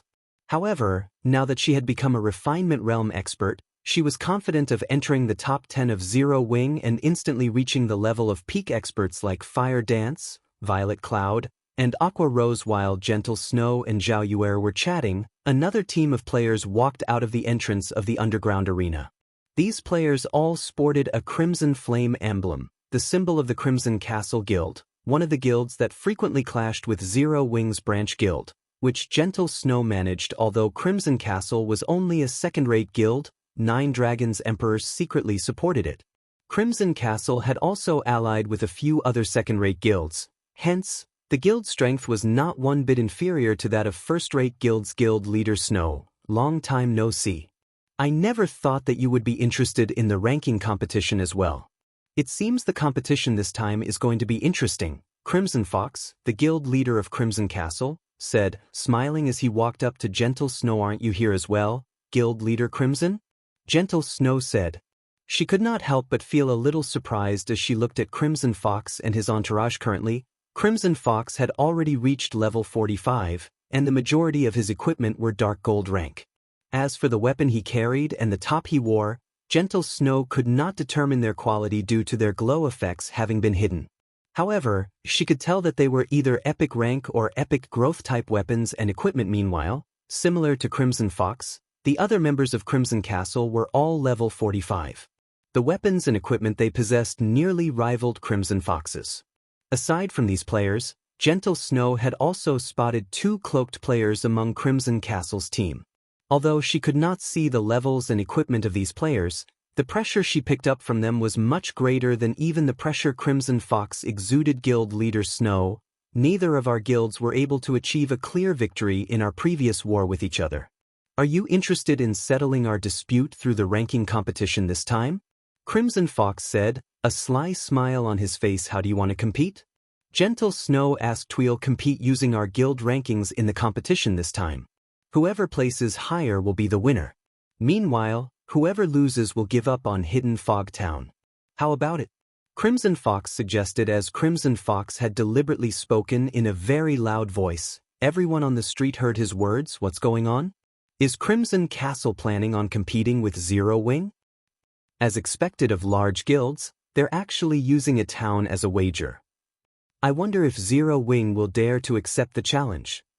If Zero Wing is afraid of accepting even such a small challenge, what qualifications does it have to participate in the ranking competition? At this moment, everyone could not help but turn to look at Gentle Snow and Crimson Fox in regard to this situation. Gentle Snow also hesitated to decide. Hidden Fog Town, a dark town located in the vicinity of Lake Heart City, had a mithril vein. Conquering Hidden Fog Town was equivalent to obtaining the mithril vein, which would greatly help in a guild's production of weapons and equipment. Only, due to Zero Wing and Crimson Castle's inconclusive war over this dark town, neither guild had managed to capture it thus far. While Gentle Snow was hesitating, a deep voice resounded throughout the entire street before the underground arena. Okay, Zero Wing agrees to your conditions. Immediately, every player on the street shifted their gaze to the source of the voice. In the next moment, a majestic monster with its paws covered in flames and lightning stalked into the crowd, radiating an indescribably heavy pressure. This monster was none other than the evolved demonic flame tiger. In terms of strength, it surpassed even a lord of the same level. Not to mention elite players, even expert players would have to run for their lives if they encountered the demonic flame tiger as an opponent. Meanwhile, upon seeing the demonic flame tiger, the players standing in its path moved to the side automatically, wearing dumbfounded expressions. What kind of mount is that? How is it giving off such intense pressure? Who is that person? Chapter 1412. All parties alarmed. Chapter 1412. All parties alarmed. And you are? Crimson Fox could not help but grow confused as he watched Feng approach his location. Currently, Feng was wearing a black cloak, so Crimson Fox could not see his appearance and level at all. However, based on the deadly threat Crimson Fox sensed from the demonic flame tiger, he could tell that Feng was definitely not your run-of-the-mill expert. Everyone present similarly shifted their gazes to Feng, curious to find out Feng's identity. In the next moment, Feng removed his black cloak, displaying his disguise as Black Flame. Currently, he was fully garbed in black, light armor sporting dark blue magical patterns. At his waist hung 2 exquisite longswords. The mana enveloping his body was also much denser than the ambient mana. Meanwhile, those within range of Feng's aura felt as if they were standing before a humanoid beast. Right now's Black Flame. You mean the Black Flame with the nickname of Sword King? Yes. I am absolutely sure of it. I've watched his battle videos before. I never imagined he would actually come to spectate this competition. crap. Just what kind of equipment is he wearing? The mana surrounding his body feels so dense. A few players familiar with Black Flame immediately recognized Feng's identity. A huge commotion promptly broke out on the street as everyone started discussing Black Flame in Star Moon Kingdom. Everyone was familiar with Black Flame's name. However, aside from merchant players, most players rarely paid attention to matters relating to other kingdoms and empires. If not for the God's Domain experts list having recorded Black Flame's name, ordinary players would most likely have no idea who Black Flame was guild leader. At this moment, Gentle Snow's eyes were filled with surprise as she looked at Feng. Although she had long since known that Feng improved rapidly, she never imagined that it would be this fast. It had only been a short time since the last siege war at Stone Forest Town ended. Yet, compared to the pressure she felt from Feng back then, the pressure he gave off now was superior by leaps and bounds. Meanwhile, the upper echelons of the various large guilds present on the street were likewise shocked by the pressure from Feng. So this is Zero Wing's guild leader? It seems the rumors about him are true after all. He really is a monstrous existence. Fortunately, the ranking competition forbids guild leader and vice guild leader characters from participating. Otherwise, Zero Wing would definitely be the dark horse of this competition. The upper echelons of the various large guilds inwardly celebrated as they looked at Feng. If the secret pavilion allowed someone like Black Flame to participate in the ranking competition, Zero Wing would be unstoppable. In the entire Black Dragon Empire, most likely only the Dragon Phoenix Pavilion possessed experts capable of contending against Black Flame. As Feng approached the members of Crimson Castle on the demonic Flame Tiger, the aura he exuded also grew increasingly powerful. Even the space around him started to stagnate. Meanwhile, those subjected to his aura felt an indescribable pressure bearing down on them, discomfort overwhelming their bodies. Soared King Black Flame? Initially, Crimson Fox also revealed a shocked expression at his taste of Feng's presence. Very quickly, however, he calmed down and smiled, saying, "Since guild leader Black Flame has already said so, whichever one of our two guilds ranks lower in this competition will have to give up on Hidden Fog Town."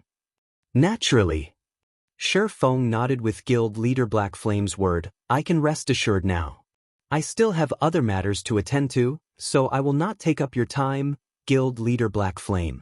Upon hearing Feng's answer, Crimson Fox revealed a delighted smile.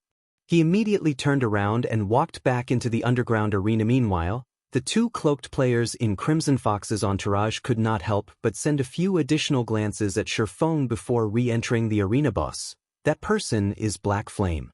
He might have prepared some trump cards for the competition. Is it really all right to proceed with our original plan to compete with Zero Wing? A level 45 shield warrior standing beside Crimson Fox asked worriedly. What's there to worry about? The Dragon Phoenix Pavilion has long since investigated everything there is to know about Zero Wing. While the top-ranking experts of Zero Wing are indeed scary, none of those experts are among the representatives Zero Wing has dispatched for the competition this time. Zero Wing's representatives consist solely of the experts that originally belonged to Ouroboros. There is no need to be fearful of them, Crimson Fox sneered. Even if Black Flame does have some kind of backup plan, do you think our side doesn't possess one as well? Boss, what do you mean? The shield warrior asked in confusion. The Dragon Phoenix Pavilion has always found Zero Wing to be an eyesore. Do you think they would secretly send only two experts to help Crimson Castle? Crimson Fox whispered. Rest assured, Zero Wing has no chance of winning against us. Most likely, even getting into the top 10 will be a problem for them. After all, among the participants in the competition this time, many are newcomers nurtured by superpowers. After the shield warrior gave the matter some thought, he found his guild leader's words reasonable. In order to ensure its conquest of Hidden Fog Town, Crimson Castle had made plenty of preparations. The shield warrior then unconsciously turned to look at the two cloaked men some distance behind him. His body shuddered involuntarily when he felt the killing intent the two were radiating. He had personally witnessed the strength of these two players before. Even when these two players went up against 5 of Crimson Castle's top 10 experts all by themselves, they had easily emerged victorious, not even losing 1/10 of their HPs. Moreover, this was while the two players were keeping many of their trump cards hidden. If those two players went all out, they could trounce all 10 of Crimson Castle's strongest experts, even if the latter teamed up. Guild leader, you shouldn't have agreed to their bets so hastily, Gentle Snow said helplessly as she looked at Feng. It is obvious that Crimson Castle has come prepared this time. The two cloaked experts following behind Crimson Fox have never appeared in our investigations of Crimson Castle before. It is highly possible that they are Crimson Castle's trump cards this time. Although those two experts had hidden their levels and equipment, the killing intent they radiated was no laughing matter. They must have experienced countless battles to have gained that kind of killing intent. Moreover, she could tell that those two experts were already actively restraining their killing intent. Only, as the killing intent they cultivated ran bone deep, they couldn't conceal it completely. She had no doubt that those two experts were frighteningly powerful.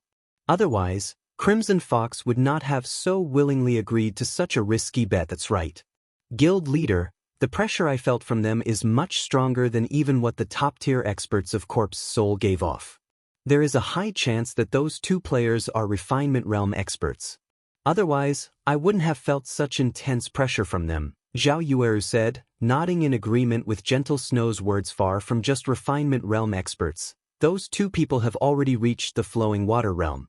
They are capable of making the best response through observing their opponents, Feng said, shaking his head when he was walking towards Crimson Castle's group. He could clearly feel how powerful those two cloaked players were. Or to put it in another way, their presence was right in his face. Hence, he had deliberately released his aura in order to test the two cloaked players' reactions, and indeed, just like he had guessed, both of them were definitely experts.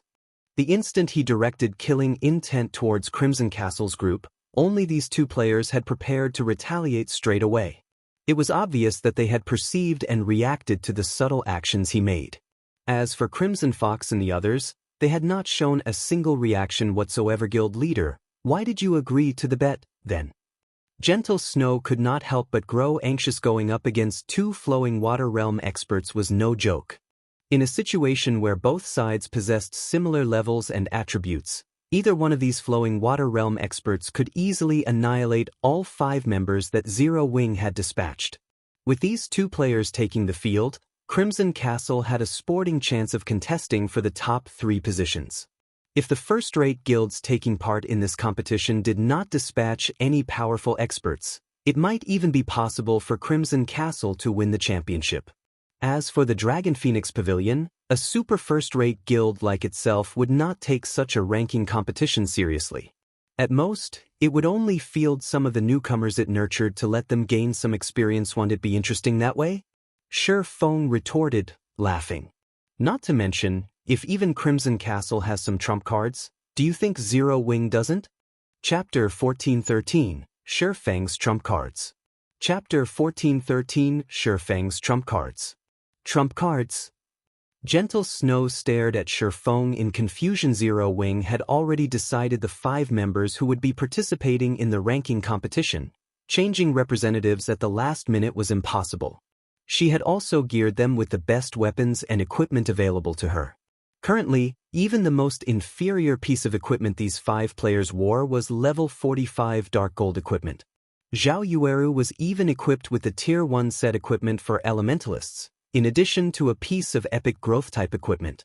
The weapon Zhao Yueru wielded was even an epic staff. In terms of equipment, Zhao Yueru could definitely rank near the top among those participating in this ranking competition. Hence, it would be very difficult to further upgrade the weapons and equipment of Zero Wing's representatives. As for their techniques, those were not something that could be improved within a short period. This isn't the place to talk about them. Let's go to our guild's designated room first, Feng said as he sent a glance at their surroundings. Currently, members of various large guilds were focused on them. It was obvious that these guilds were starting to grow cautious of Zero Wing in this competition. Gentle Snow nodded in agreement with Feng's word. Feng was currently too eye-catching. He also didn't have his aura concealed. Although it was impossible to make out his level and the quality of his weapons and equipment, judging by the increased mana density around Feng, an expert could readily tell that Feng was incredibly powerful. After Feng and the others entered the underground arena, The members of the various large guilds stationed outside the arena to keep an eye out for noteworthy opponents immediately reported back to their superiors. Meanwhile, over a dozen people were currently seated inside one of the underground arena's luxurious VIP rooms. Even the lowest-leveled player among these people was level 45, while the highest even reached level 46. The dark gold equipment they wore were also of a style. These were obviously set equipment. At this stage of the game, even first-rate guilds had trouble collecting one set of level 45 dark gold set equipment. Yet there were actually 6 sets here. Seated in the front of this group of players were a man and a woman. These two people were none other than Nine Dragons Emperor and Phoenix Rain. Although both of them were representatives of the Dragon Phoenix Pavilion, they sat on different sides of the room, each of them leading a group of newcomers they'd cultivated on their own. The newcomers of each side also faced their counterparts as if they were mortal enemies. They looked nothing like members of the same guild to the various large guilds. The ranking competitions hosted by the Secret Pavilion were a good opportunity for them to raise their fame. To the various superpowers, however, these competitions were merely amusements. After all, even without doing any publicity, everyone was already familiar with their guilds. Hence, during every ranking competition, the various superpowers in God's domain would field their internally nurtured newcomers instead of their mainstays. One of the reasons for doing so was to allow the newcomers to gain some combat experience. The second reason was to let the public know just how powerful the newcomers they nurtured were. Interesting. Zero Wing's Black Flame has come as well? Nine Dragons Emperor's lips curled up slightly when he read the report that just came in. He actually agreed to Crimson Castle's wager? It seems he's pretty confident in his own guild members. Pavilion Master, should we supply a few more epic items to Crimson Castle? Martial Dragon whispered. No need. The helpers and items we've provided Crimson Castle are already enough to defeat Zero Wing, Nine Dragons Emperor said, shaking his head. Sneering, he continued, however, tell the others to go all out against Zero Wing's members. Make sure to give them a beating. Let the players of the Black Dragon Empire know just what kind of guild Zero Wing is. He hated Zero Wing down to the bone. If not for Phoenix Rain's partnership being known by all in the Dragon Phoenix Pavilion, which prevented him from publicly mobilizing the pavilion's forces against Zero Wing a second time, he would have long since trampled Zero Wing's branch guild. He wouldn't have let the branch guild survive until now. However, as long as Crimson Castle won its bet and secured Hidden Fog Town, Zero Wing's branch guild's days would be numbered. Hidden Fog Town did not only possess a small mithril vein but was also located in Sky Fog Valley, a resource-rich map as well as the most important level 50 to level 70 map in the Lake Heart City region. As long as Crimson Castle obtained Hidden Fog Town, it would have absolute control over Sky Fog Valley. Moreover, the several second-rate guilds Crimson Castle was allied with could easily gather at the guild town. Then, as long as Zero Wing's members dared to set foot into Sky Fog Valley, they would not get out alive. Furthermore, without the resources of Sky Fog Valley, Zero Wing's development at Lake Heart City would definitely slow down. Sooner or later, Crimson Castle would surpass Zero Wing and chase it out of Lake Heart City. Meanwhile, even if the upper echelon of the Dragon Phoenix Pavilion were to find out about this matter, they would not say anything about it. After all, Nine Dragons Emperor did not personally take action. Understood. Martial Dragon nodded. He then proceeded to make the necessary arrangements. Inside one of the rooms that the secret pavilion prepared for the various invited guilds. Guild leader, the competition is about to start soon. Just what do you want to show us? Zhao Yueru asked curiously. At this point, it was already impossible for them to further increase their combat power, unless they took the equipment of Aqua Rose and the guild's other peak experts. However, that was obviously out of the question. Aside from that, Zhao Yueru could not think of anything else that could possibly increase their strength within such a short time. First, eat these. Feng said as he took out one moonlight fruit after another from his bag. The moonlight fruit was a treasure he had harvested from the Dark Canyon. When consumed, it would permanently improve the user's physique by 2%. A player could consume a maximum of 5 moonlight fruits, permanently improving their physique by 10%. He had only obtained a little over 100 moonlight fruits from the Dark Canyon. After distributing some to Aqua Rose and the others who had reached level 50, He had only 83 left. Guild leader. How did you manage to get your hands on these things? Shock filled Gentle Snow's eyes when she read the Moonlight Fruit's introductory text. She had never even heard about a fruit capable of permanently increasing a player's physique, much less seen one. Such a fruit could easily sell for thousands of gold. Nevertheless, Feng took out 30 Moonlight Fruits, including a portion for her. I got them from the secret land my promotion quest transported me to. Make sure not to tell anyone about them. Feng did not hide the origin of the Moonlight Fruit, as everyone present was a trusted aide of Gentle Snow. Moreover, he was also familiar with their personalities in the past. These top-tier experts of Ouroboros were all very famous in Star Moon Kingdom. Besides Zhao Yueru, the others participating in the ranking competition this time were Fierce Snake, Windmill, Wild Bone, and Negative Life. Fierce Snake was a level 45 Berserker while Windmill was a level 45 Summoner, both of them former members of Ouroboros' 12 Apostles. As for Wild Bone, he was a level 45 Shield Warrior and was previously Ouroboros' third-ranking Shield Warrior. Lastly, Negative Life was a level 46 Ranger. In terms of talent, he was inferior only to Soaring Snake, the leader of the 12 Apostles. Only, as he had entered the virtual gaming world a lot later than Soaring Snake, his combat standards had been inferior to Soaring Snake's. However, after receiving various resources from Zero Wing, his combat standards had improved rapidly. Right now, he was already close to rivaling Minor Wind in terms of combat standards. These people had stayed by Gentle Snow's side all this time, so Feng was not afraid word of the Moonlight Fruit would leak out. These Moonlight Fruits are amazing.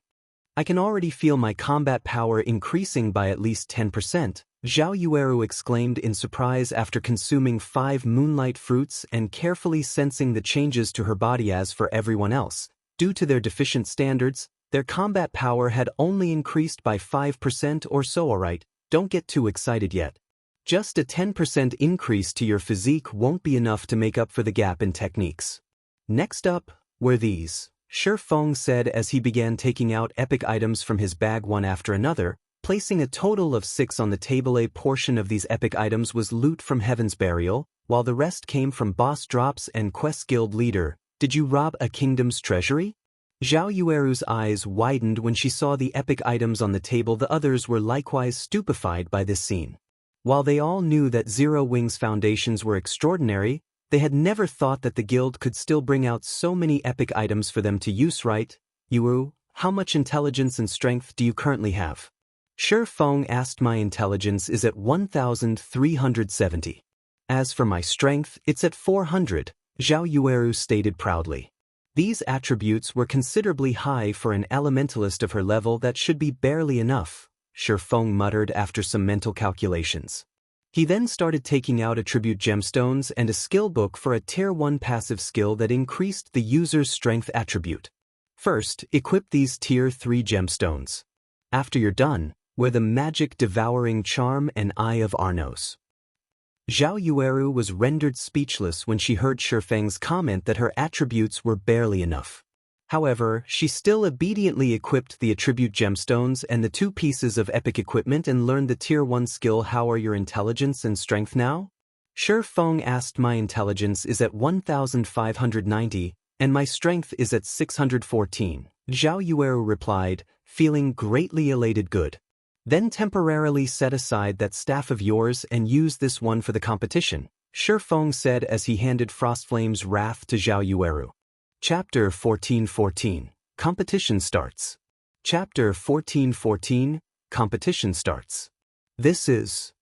As Zhao Yueru gazed at the staff with a red and white glow, its beauty captivated Eros. A fragmented legendary weapon, Frostflame's Wrath radiated an intense powerful the moment it appeared, making ordinary players feel quite uncomfortable. The surrounding mana inadvertently flowed towards Frostflame's Wrath, and it instantly became the focal point of the room. At this moment, Zhao Yueru wasn't the only one to notice how unique Frostflame's Wrath was. Even Gentle Snow and the others had noticed the weapon's extraordinary features. Could that be? Gentle Snow had déjà vu when she saw Frostflame's Wrath. A possibility surfaced in her mind, but she quickly shook the thought away. refusing to believe it was feasible. When Zhao Yueru accepted Frostflame's wrath and checked its attribute panel, she was stunned. How is this possible? This is a fragmented legendary weapon. Zhao Yueru couldn't believe her eyes. To obtain a single epic item, a large guild would have to invest countless resources and manpower. At this stage of the game, a first-rate guild would be fortunate to have 7 or 8 epic items. Even the various superpowers had very few epic items. However, even now, no one had heard of any of the superpowers obtaining a fragmented legendary item. First-rate guilds and below could only fantasize of wielding such items. Feng had just handed her a fragmented legendary staff. She even began to wonder if Feng had a few hidden backers. You need to keep this staff a secret. You should be aware of the consequences should others discover this matter. Feng whispered a warning. Although he had revealed Frostflame's wrath, not just any player could inspect it. Only the wielder could check its attribute panel. Hence, aside from Zhao Yueru and himself, nobody knew that Frostflame's wrath was a fragmented legendary weapon.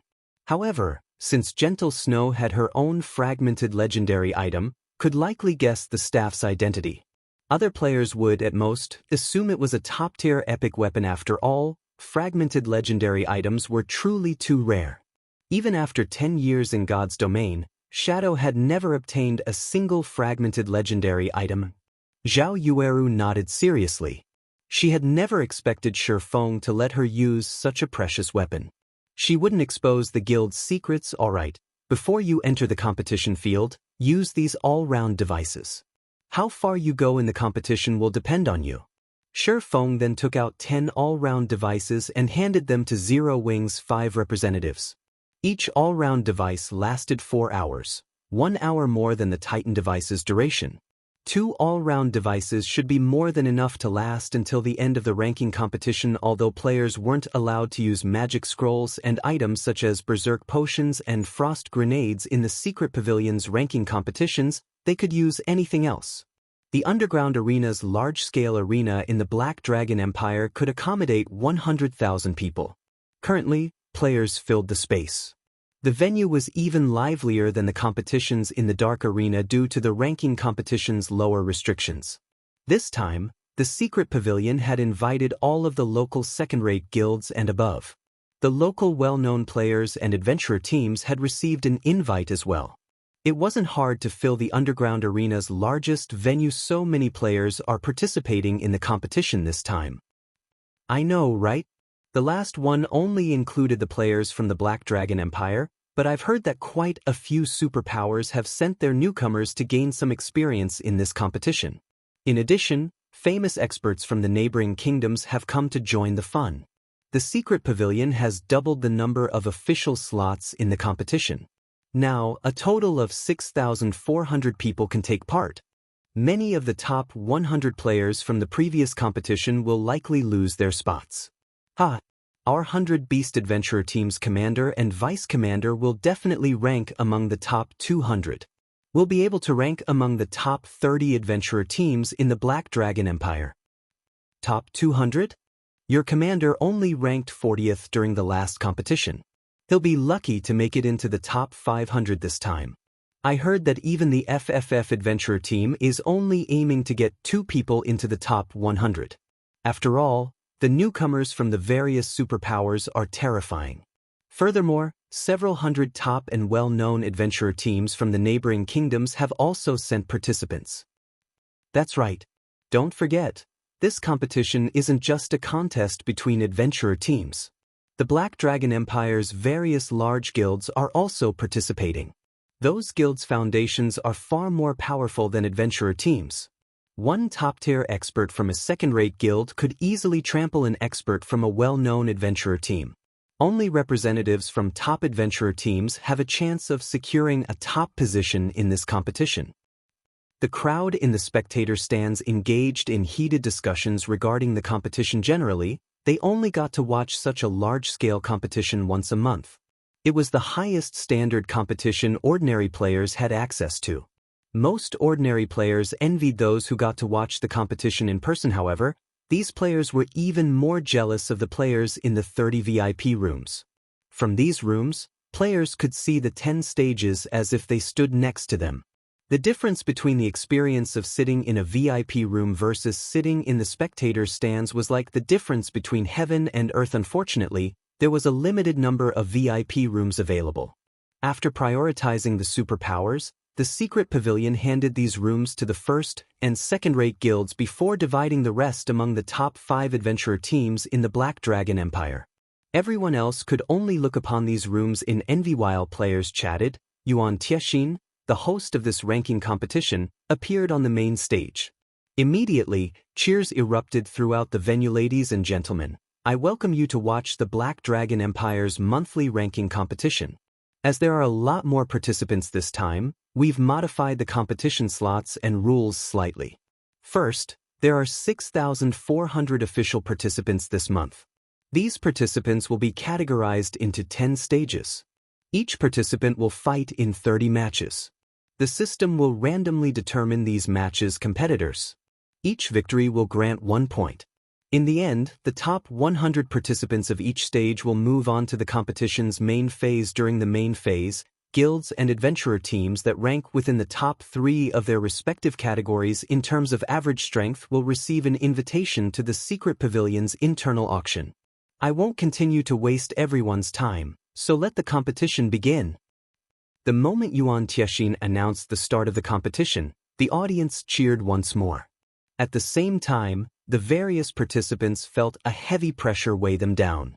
They hadn't realized that the first phase alone would eliminate 5,400 players. Every one of the 6,400 participants was an expert, yet so many people would be eliminated so quickly.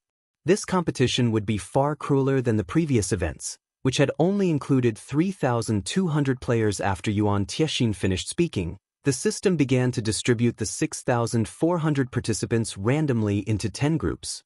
Each group had 640 participants. However, only 100 players would proceed to the final phase.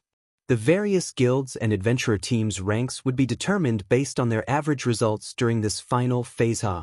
Zero Wing is pretty lucky. All 5 of its representatives have been selected for the competition's 2 death groups. Ranking among the top 50 won't be a problem, not to mention ranking among the top 10 guilds in the Black Dragon Empire. Crimson Fox could not help but laugh when he saw the system-generated lists, sneering as he glanced at the VIP rooms above him. Chapter 1415, Who Has Bad Luck? Chapter 1415, Who Has Bad Luck? The screens above the 10 stages displayed the participants' numbers in each group. Of course, the various major powers had already investigated the noteworthy participants. The moment the system finished forming each group, they located the noteworthy participants' stages. The participants for the 3rd and 5th group are amazing. Isn't number 29 Falling Flowers, the 10th ranked swordsman in the Purple Thorns Empire? Crap. Thorny Language, one of the experts that ranked within the top 100 in the previous competition, is number 1514.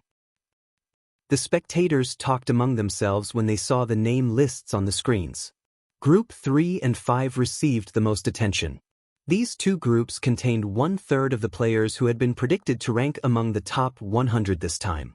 The battles in these 2 groups would be very intense. When Gentle Snow saw the lists from her VIP room, her expression darkened. Among Zero Wing's 5 representatives, 2 had been assigned to Group 3, and 3 were in Group 5. It wouldn't have been a problem if these groups had slightly more experts than the others, but that clearly wasn't the case. Among the Superpowers newcomers, 13 were in Group 3, and 19 had been assigned Group 5. These 2 groups alone included more than half of the newbies from the various superpowers. In addition, each of these 2 groups had over a dozen representatives from first-rate guilds. They also consisted of many players from the various top adventurer teams. Overall, these people had taken roughly 90 slots among the 2 groups.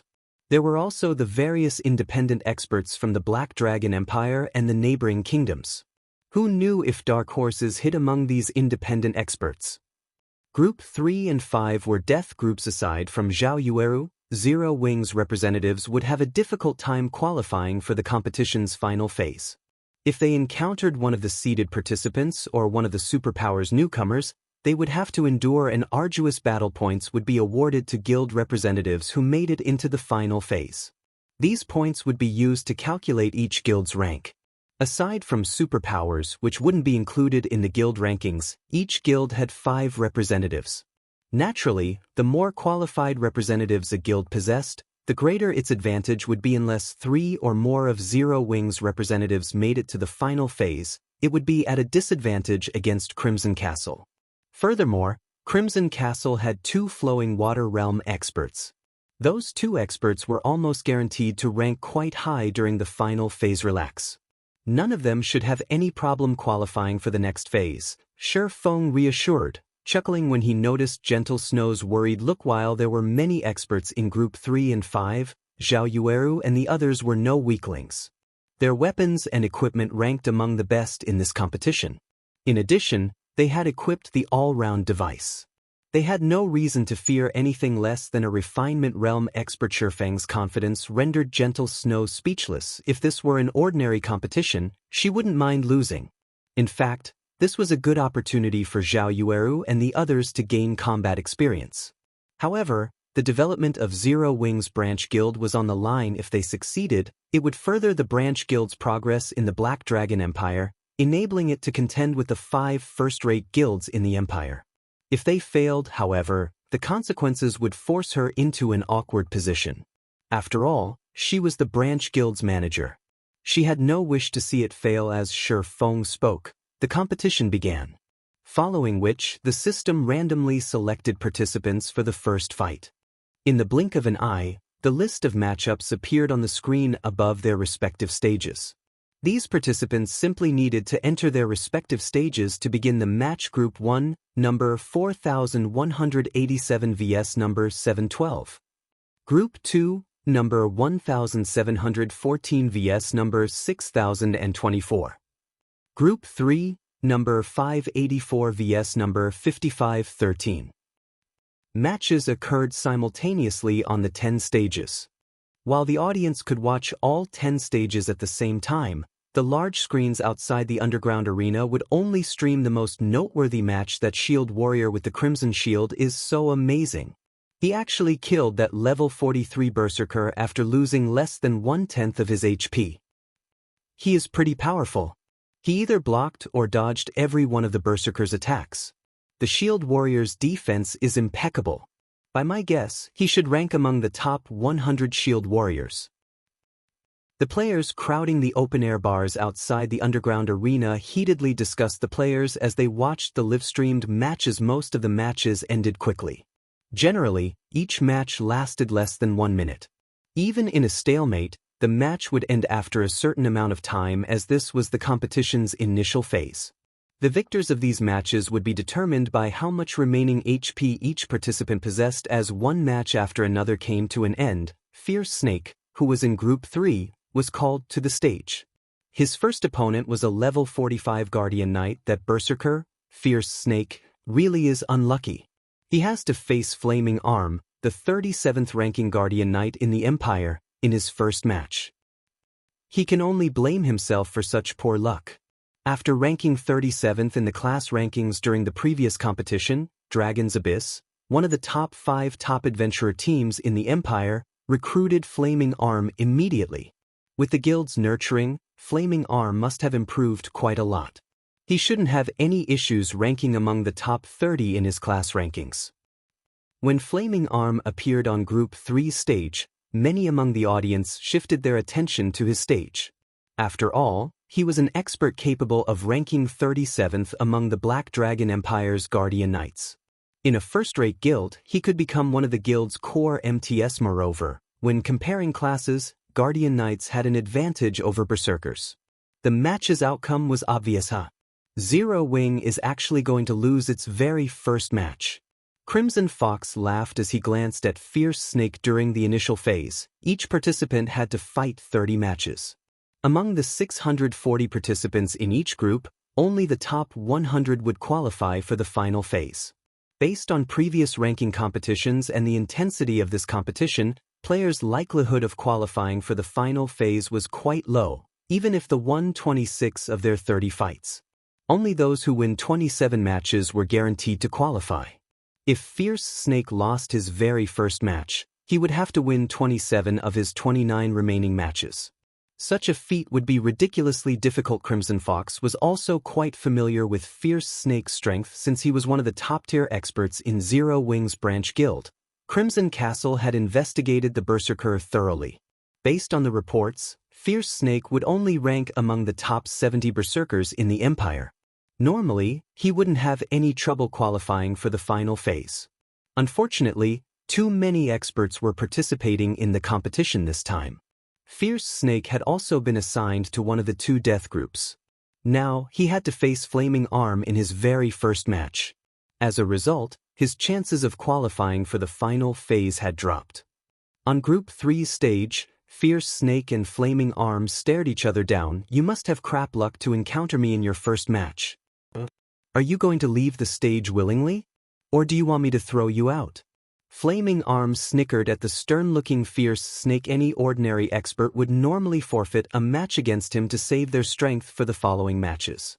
If they fought him and revealed their trump cards, only to suffer defeat in the end, they'd pay for it in the following matches. "Our luck hasn't yet been determined," Fierce Snake said, chuckling. "You overestimate yourself." Flaming Arm's gaze sharpened when he heard the bell signal the start of the match. Without hesitation, he activated his Berserk skill, growing significantly larger.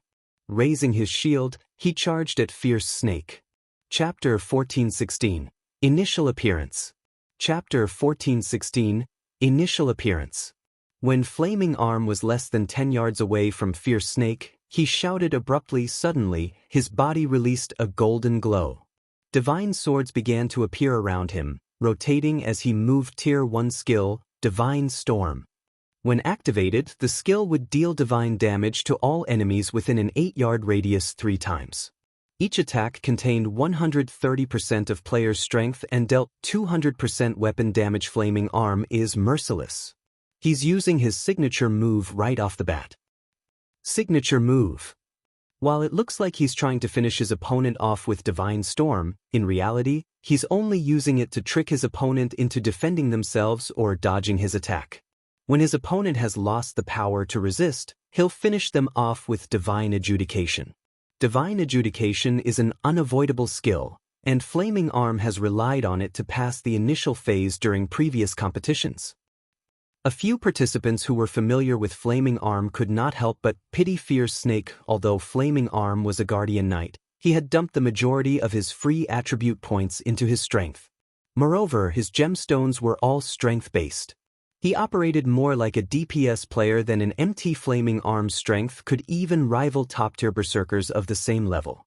Even his berserk skill was strength-based, increasing his strength by 100%. Not even a top-tier berserker of the same level could compete with Flaming Arm once the Guardian Knight activated his berserk skill. Seeing the enemy Guardian Knight charge towards him fearlessly, Fierce Snake activated Power of Darkness, and faint layers of dark fog swirled around his body. He then rotated as he swung his great sword horizontally. Whirlwind Slash. Immediately, a black tornado dominated Group 3's stage. What a fool. Flaming Arm sneered as he put even more power into his charge. When the black tornado and the golden tornado clashed, a powerful shockwave tore through the stage. When the tornadoes scattered, everyone watching was stupefied. Impossible. He blocked Flaming Arm's attack. How high is Fierce Snake's strength? Flaming Arm was a Guardian Knight famed for his strength. Very few players had ever blocked his signature move, but if an opponent could block the first assault and retain their stance, Flaming Arm would lose his opportunity to follow up with Divine Adjudication. Flaming Arm's expression hardened as he glared at his opponent. During the previous collision, Fierce Snake had only been forced to retreat by 1 step. On the other hand, he had taken 3 steps back. He had also lost over 500 HP. The difference between their strengths was obvious. How is his strength so high? Flaming Arm refused to accept this. To help him score well in the competition, his adventurer team had lent him a set of epic bracers, which boosted his strength considerably. With these bracers equipped, he was even confident of securing one of the top 100 positions. Yet, he had lost to an unknown berserker's strength. This all-round device the guild leader had me equip is amazing. Fierce Snake couldn't help his shock when he saw his skill completion rate. In truth, his strength attribute was only slightly higher than Flaming Arm's. The main reason behind the outcome of that clash was his Whirlwind Slash's completion rate. He had achieved a 90% completion rate with his counterattack. This was the first time he had executed Whirlwind Slash so smoothly. As long as a skill's completion rate rose past 85%, every 1% increase would boost the attack's power. Upon reaching 90%, the skill would undergo a qualitative transformation. It was only natural that Flaming Arm had difficulty blocking his attack. Since I can't overcome his strength, let's see who lasts until the end. Flaming Arm calmed very quickly. Immediately, he activated Protection Blessing. Then, while disregarding his defense, he attacked Fierce Snake ruthlessly, intent on exchanging blow for blow. Protection Blessing halved the damage he received. Even if there was a difference in strength, he had the advantage in an exchange of blows since Berserkers didn't have any skills that reduced incoming damage. As everyone assumed that Fierce Snake would dodge Flaming Arm's attacks, the man rushed forward to meet the Guardian Knight in battle rather than retreating. Is his brain broken? He clearly has the advantage in this fight. He could easily win if he just waited out Flaming Arm's Protection Blessing, yet he's charging towards his death. Fierce Snake's behavior confused the spectators. Fierce Snake and Flaming Arm engaged in a vicious battle, attacking and defending. However, a Guardian Knight had a much easier time defending against attacks than a Berserker. With a slight adjustment of his shield, Flaming Arm could easily guard a large portion of his body. In contrast, Fierce Snake could only protect a limited space even with large swings of his greatsword. The difference between their damages was also clear. Even when Fierce Snake's greatsword struck his opponent, his normal attacks only dealt around -3,000 damage. On the other hand, Flaming Arm's normal attacks dealt over -6,000 damage. Meanwhile, Flaming Arm had over 80,000 HP, while Fierce Snake only had around 70,000 HP. When Fierce Snake's HP fell to 50%, Flaming Arm still had over 2/3 of his HP left. However, the more Flaming Arm fought Fierce Snake, the more afraid he became. As the battle dragged on, he could sense his opponent's combat standards improving. Moreover, the more Fierce Snake fought, the more natural the Berserker's actions became. As a result, it became increasingly difficult to land an attack. On the other hand, Fierce Snake had an easier time hitting him. After another 5 seconds, Fierce Snake had only 1/3 of his HP remaining. However, Flaming Arm had the same. Flaming Arm is losing. No one could believe their eyes as they watched Flaming Arm's HP fall below Fierce Snake's, the gap between them growing wider as the seconds ticked by. How is his combat standard so high? Has he been toying with me all this time? When Flaming Arm saw his HP drop to a critical level, he knew that he had lost his chance of winning. Not only was the difference between their combat standards so great, but his Protection Blessing's duration was running out. What Flaming Arm didn't know was that due to the sudden increase of mana density around Fierce Snake, he couldn't fight at his peak. But as the match progressed, Fierce Snake adapted to the increase brought about by the all-round device. Honestly, Fierce Snake could have ended the battle already. However, fighting a top-tier expert like Flaming Arm was inspiring. Hence, he hadn't bothered to use any of his skills, toying with the enemy Guardian Knight. When Fierce Snake eventually eliminated the final strand of Flaming Arm's HP, gasps of amazement echoed from the crowd. Zero Wing's Fierce Snake is so amazing. I never thought that, aside from the several well-known peak experts, Zero Wing had someone like this. I've underestimated Zero Wing. It seems we'll have to be more careful of this Berserker later on. His melee combat abilities are too strong. After the match, the various major powers representatives were a little afraid of this Berserker, Fierce Snake. After all, Fierce Snake had relied on normal attacks to defeat the Black Dragon Empire's 37th ranking Guardian Knight. If he had used his skills, he would have wiped the floor with Flaming Arm. After Fierce Snake's match, Windmill, Wild Bone, and Negative Life completed their matches. Without suspense, they won their respective battles. Moreover, they also won their matches without any skills. No one had seen the true depth of their prowess. As the ranking competition grew more intense, Zhao Yueru's turn eventually came. Group 5, number 918 vs number 29. What? the flame which is going up against falling flowers. Both are experts capable of qualifying for the final phase. To think the system would pit them against each other. This is going to be interesting. Falling Flowers is one of the top 10 swordsman experts in the Purple Thorns Kingdom. I've heard that some time ago, she even defeated Whistling Sword, the 394th ranked player on the God's Domain experts list. On the other hand, even the Dark Guild, Corpse Soul, is helpless against the Flame Witch. This will be an intense fight. Everyone grew excited as they watched the two women approach Group 5 stage. As soon as the match began, both sides activated their berserk skills. Upon doing so, Zhao Yueru executed triple casting. Although she had only cast 2 Tier 1 spells and a Tier 0 spell, both her spell casting speed and her spell's power shocked the audience. Fireballs, flame spears, and flaming chains shot towards Falling Flowers in rapid succession.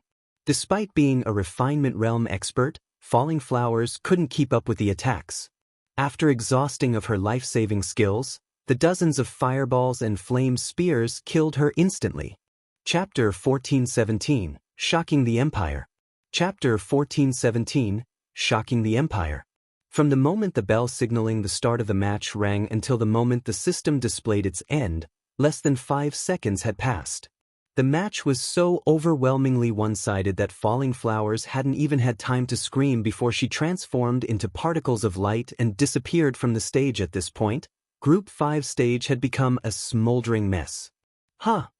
Looking at the stage, Zhao Yueru was momentarily dazed. She struggled to believe that it had been her doing what just happened. The audience watching Group 5's battle wore dumbfounded expressions, their minds unable to process the unexpected outcome. Originally, everyone had assumed that the fight was between two players of equal strength. They had never expected this outcome. Triple casting. Just who is she? Blue Phoenix stared at Zhao Yueru in shock. Current peak magical class experts were just barely learning to triple cast, and Zhao Yueru could already triple speed cast. Even Blue Phoenix had yet to grasp that level of the technique. Even after entering the legacy space of Zero Wing's secret spellcasting technique, she had only grasped double speed casting. Moreover, based on the power of Zhao Yueru's spells, it was obvious that her skill completion rates were very high. How many secrets is Zero Wing hiding? Phoenix Rain couldn't help but glance at Zero Wing's room from her seat next to Blue Phoenix. Zero Wing had previously revealed that it had powerful magical class experts such as Violet Cloud, Aqua Rose, and Alluring Summer. Now, the guild had revealed Zhao Yueru. Due to Zhao Yueru's astonishing performance, the audience began to pay more attention to Zero Wing. How strong is Zero Wing? It even has such a powerful Elementalist expert. I had thought that Zero Wing's only capable expert was the Sword King, Black Flame. Now, it turns out that the guild has such a magical class expert. After this match, the Black Dragon Empire's players began to look into the guild known as Zero Wing. The moment they did, however, they flabbergasted. They had never thought that Zero Wing would be Star Moon Kingdom's #1 guild. This ranking competition is going to be interesting. So, Zero Wing is pretty strong. We'll likely see a change to the Black Dragon Empire's top 10 guild list. Zero Wing should have no problems ranking among the top 10. However, getting into the top 5 will probably be a challenge. After all, the 5 first-rate guilds in our empire have many powerful experts. Why would it be easy to surpass them? While everyone discussed Zero Wing, the various large guilds turned their attention towards the guild as well. They began to search for a method to deal with Zhao Yueru. Although Zhao Yueru's ability to triple speedcast was powerful, she wasn't undefeatable, following which, the spectators' astonishment grew as they watched one match after another, Zero Wing's 5 representatives improving their battle records. 15 consecutive victories. 20 consecutive victories. 30 consecutive victories. It seemed as if no one could stop Zero Wing's representatives. Not even top adventurer reams and first-rate guilds' top-tier experts were a match for them. In the end, all 5 qualified for the final phase. Zhao Yueru, in particular, had displayed overwhelming power from start to finish. On the other hand, some of the representatives from first-rate guilds and top adventurer teams, who had been expected to make it to the final phase, were disqualified. Zero Wing is too awesome. All 5 of its representatives made it. Even the 5 first-rate guilds couldn't accomplish the feat. I've heard that the Zero-Wing Guild developing in the Black Dragon Empire is only a branch guild. If even the branch guild is this powerful, how much stronger is the main branch? I think I heard that Zero Wing's branch guild in Lake Heart City has been recruiting members. Once the competition is over, I must go and apply to join the guild. Before anyone had realized it, Zero Wing had become a rival for the Black Dragon Empire's top 5 first-rate guilds. Its fame in the Empire skyrocketed.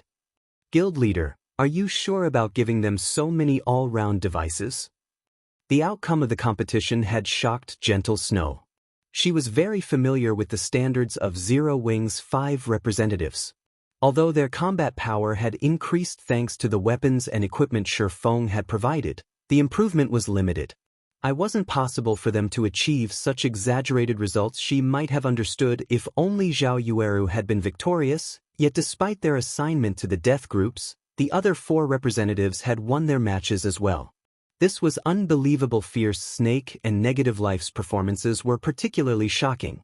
They had contended with Refinement Realm experts. In the end, they had relied on superior basic attributes and high skill completion rates, barely defeating their opponents. Gentle Snow had found this outcome incredible. After all, she was fully aware of just how powerful a Refinement Realm expert was. Such experts should have no issues defeating non-Refinement Realm experts, even with 30% higher basic attributes. Furthermore, Fierce Snake and Negative Life's basic attributes weren't much higher than their Refinement Realm opponents. The only explanation for their unexpected performances was the all-round device. Gentle Snow hadn't expected such amazing results from the all-round devices. They were so effective that they allowed Fierce Snake, someone who wasn't even a half-step Refinement Realm expert yet, defeat a Refinement Realm expert. Relax. While the all-round devices production is somewhat costly, we can make as many of it as we want. Feng hadn't expected the item to be so effective either. After fighting so many matches, Fierce Snake and the others had obviously improved. If they could continue fighting different Refinement Realm experts, it wouldn't be long before then entered the Refinement Realm as well, becoming cornerstones for Zero Wing. As many as we want? Gentle Snow was at a loss for words as she stared at Feng's calm expression. She felt as if this was the first time she had met the man. If it were possible to mass-produce the all-round device, then with Zero Wing's current foundations, they could nurture a batch of Refinement Realm experts in a short time. She would never have dared to dream of such a thing in the past. After the competition's initial phase ended, the true ranking competition that everyone had looked forward to began. Unlike the initial qualifiers, participants that lost a match during the final phase would be eliminated, while those that won would proceed to the next round. Meanwhile, to prevent the various large guilds and adventurer teams' representatives face off against their own, the system would try to assign them to different matches as often as possible. This assured that the various large guilds and adventurer teams could collect the maximum number of points possible. Aside from Zhao Yueru, Fierce Snake and the others were strong enough to rival Refinement Realm experts. In the end, they easily passed the first 3 rounds and ranked among the top 150 in the competition. However, 3 had lost the 4th round due to Refinement Realm expert opponents with epic items. In the end, only Zhao Yueru and Negative Life had won their 4th matches in the final phase. During the 5th round, a Refinement Realm expert with more than 1 epic item had eliminated Negative Life. He had lost with little resistance. Guild leader, Zero Wing is far more powerful than we had expected. What should we do now? The shield warrior named Lonely Castle asked Crimson Fox worriedly in Crimson Castle's VIP room. Although the 2 experts 9 Dragons Emperor had sent had made it to the 5th round, the other 3 representatives had been eliminated in the 2nd match. What's there to worry about? Didn't you see Zhao Yueru's next opponent? Crimson Fox asked unhurriedly as he pointed to the virtual screen above the center stage. Lonely Castle was stupefied when he saw the names on the screen. He was instantly elated. Zhao Yueru's opponent for the 5th round was Luofei, the FFF Adventurer Team's vice commander. She had the nickname Frost Empress and was one of the Black Dragon Empire's 4 great elementalists. The Dragon Phoenix Pavilion had even offered her the position of vice commander over its main force to recruit her. Chapter 14:18. You still aren't qualified. As the current match on the main stage was about to end, Everyone shifted their gaze to the screen hovering above the stage, excitement and joy sparkling in their eyes. The next match is going to be awesome. The Frost Empress and Flame Witch? How unfortunate. Both clearly have the strength to rank in the top 30, yet they have to face each other in the 5th round. I wonder who's strongest. Do you even need to ask? It's definitely you. After all, she is the 3rd-ranked Elementalist in the Black Dragon Empire. She even ended in the top 20 during the previous competition. In the Black Dragon Empire, practically everybody knew about FFF's Frost Empress. She had soared to fame during the previous ranking competition. Her beautiful face and graceful body had made it into everyone's hearts. Although she hadn't left many battle records in the Black Dragon Empire after the competition, the battle records she had left were terrifying. In one instance, she had annihilated a dark guild by herself. In another instance, she had fought the 5th-ranked player on the Black Dragon Empire's red list, the assassin Hellprison. To be more specific, Hellprison had ambushed Eve. In the end, however, she had defeated the assassin, and he had been forced to retreat. Hellprison had killed several second-rate guild leaders. Although he had never killed a first-rate guild's leader, he had come very close to succeeding several times. This had earned the various large guilds' hatred. However, they were powerless against the assassin expert, yet after a single failed attempt, Hellprison had declared that he had given up targeting Iluofe. No one knew why he had done so, but the fact that Iluofe had forced an assassin like Hellprison to give up showed how powerful she was. The assassination attempt had been a while ago. Iluofe had certainly grown stronger since then. Big Sis reign. It seems that Zero Wing may be in trouble. Iluofe is highly talented. The Secret Pavilion has even labeled her as a monster-level genius. Based on the information we currently have, she has grasped at least 2 combat techniques. Moreover, one of them is an advanced combat technique. The Secret Pavilion has tried to recruit her, but she rejected their offer. Based on our reports, it seems that the Flower of 7 Sins has contacted her as well, Blue Phoenix whispered when she saw the combatants for the next round. If Zero Wing is defeated here and loses its bet with Crimson Castle, 9 Dragons Emperor will use the opportunity to crush Zero Wing's branch guild. The Flower of 7 Sins didn't just contact her in secret, Phoenix Rain said, smiling bitterly. The Great Pavilion Master informed us to give up on recruiting Iluofe and to avoid provoking her. She's already become one of the Flower of 7 Sins reserve upper echelons. The Flower of 7 Sins values her. What? She's already a reserve upper echelon. Blue Phoenix was shocked, staring at Iluofe below the main stage. Although the Flower of 7 Sins was a mysterious organization, the various superpowers had a certain amount of information on it. Like the Secret Pavilion, it was considered a transcendental power. None of the superpowers would dare underestimate it. The requirements to become one of the Flower of 7 Sins' upper echelons were even stricter than those to become a super guild's upper echelon. As the Flower of 7 Sins was an organization of assassins, strength meant everything. If one wished to become one of the organization's upper echelons, they needed to have the strength to back up the ambition. Every one of the Flower of 7 Sins upper echelons was an absolute monster. Now that Iluofe was a reserve upper echelon, this proved that the Flower of 7 Sins had acknowledged her strength. The organization had clearly deemed that she could become a monster-level expert as well. When the waiting participants saw the next pairing, a commotion rippled through the crowd. Luofe, it seems you've encountered a proper opponent this time, a slim assassin in dark gray leather armor said from beside the woman. Smiling, a proper opponent. Iluofe glanced at Zhao Yueru, who sat a short distance away. She responded indifferently, Commander, please stop joking. She's still not worthy of being my opponent. Someone on Phoenix Rain's level might be, but not her. Well, in any case, don't take the match too seriously. Just defeat her casually. Save some cards for the rest of your opponents. Otherwise, you'll have trouble fulfilling your agreement with the Flower of 7 Sins. Yen Tianxing, the FFF Adventurer Team's commander, said as he glanced at the several cloaked players beside the stage. Commander, rest assured, I'll claim the championship and leave those upper echelons speechless, Iluofe confidently declared before walking towards the stage. When the Flower of 7 Sins had tried to recruit her, she had given the organization a condition. She required that they turn FFF into one of the top adventurer teams in God's domain, not just the Black Dragon Empire. However, a large amount of resources would be required to do so. Although the Flower of Seven Sins had agreed to her condition, the organization had offered one of its own. She must secure the championship in this ranking competition. Luofei didn't think too much about the condition. After all, not only had the Flower of Seven Sins given her a top-tier epic staff upon her joining, but it had also sent her into 2 legacy spaces, allowing her to improve tremendously. She had even broken through to the Void Realm, pushing her 5 senses to their very limits. When Luofei and Zhao Yueru stepped onto the stage, cheers erupted throughout the venue.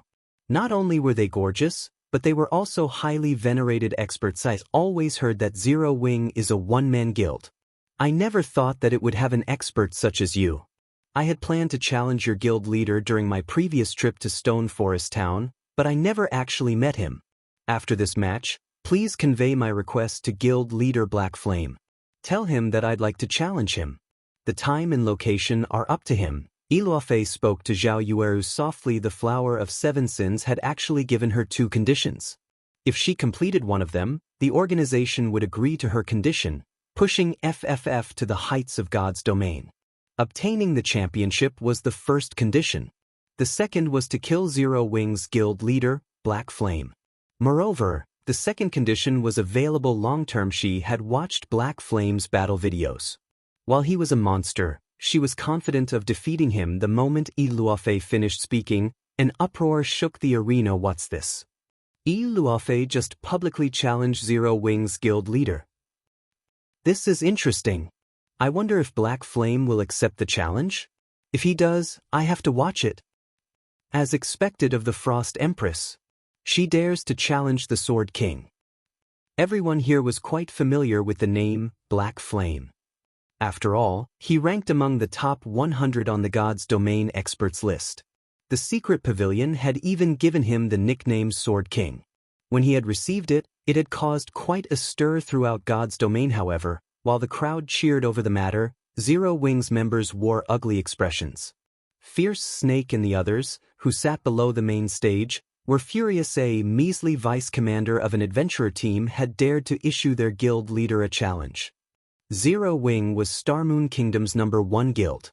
Luo Yifei's blatant challenge was no different than spitting on Zero Wing's reputation. She simply wasn't taking Zero Wing seriously in the least. Ha! Nicely done. As expected of someone the Flower of Seven Sins has acknowledged. 9 Dragons Emperor laughed in his VIP room. Black Flame really is famous everywhere, Phoenix Rain muttered, sighing as she looked at Zero Wing's room. Although she did not believe that Luofei could defeat Black Flame, this challenge humiliated Zero Wing, Starmoon Kingdom's overlord. If Luofei defeated Zhao Yueru, the challenge would deal an even greater blow to the guild's reputation. You wish to challenge our guild leader? Zhao Yueru's gaze chilled as she glared at Lu. Unfortunately, you still aren't qualified. Chapter 1419, Difference in Equipment. Chapter 1419, Difference in Equipment. As soon as Zhao Yueru finished speaking, she released Frostflame's Wrath's aura as a fragmented legendary weapon. Frostflame's Wrath could exude a frightening pressure. Once a player equipped it, they could actively suppress this aura, making the staff look like an ordinary item at the same time. This aura could strengthen the player's aura. With the liberation of Frostflame's Wrath's aura, Zhao Yueru's aura underwent a sudden transformation. Fire and ice-type mana surged towards her in a frenzy, causing the surrounding space to tremble. How can a player have such a powerful aura?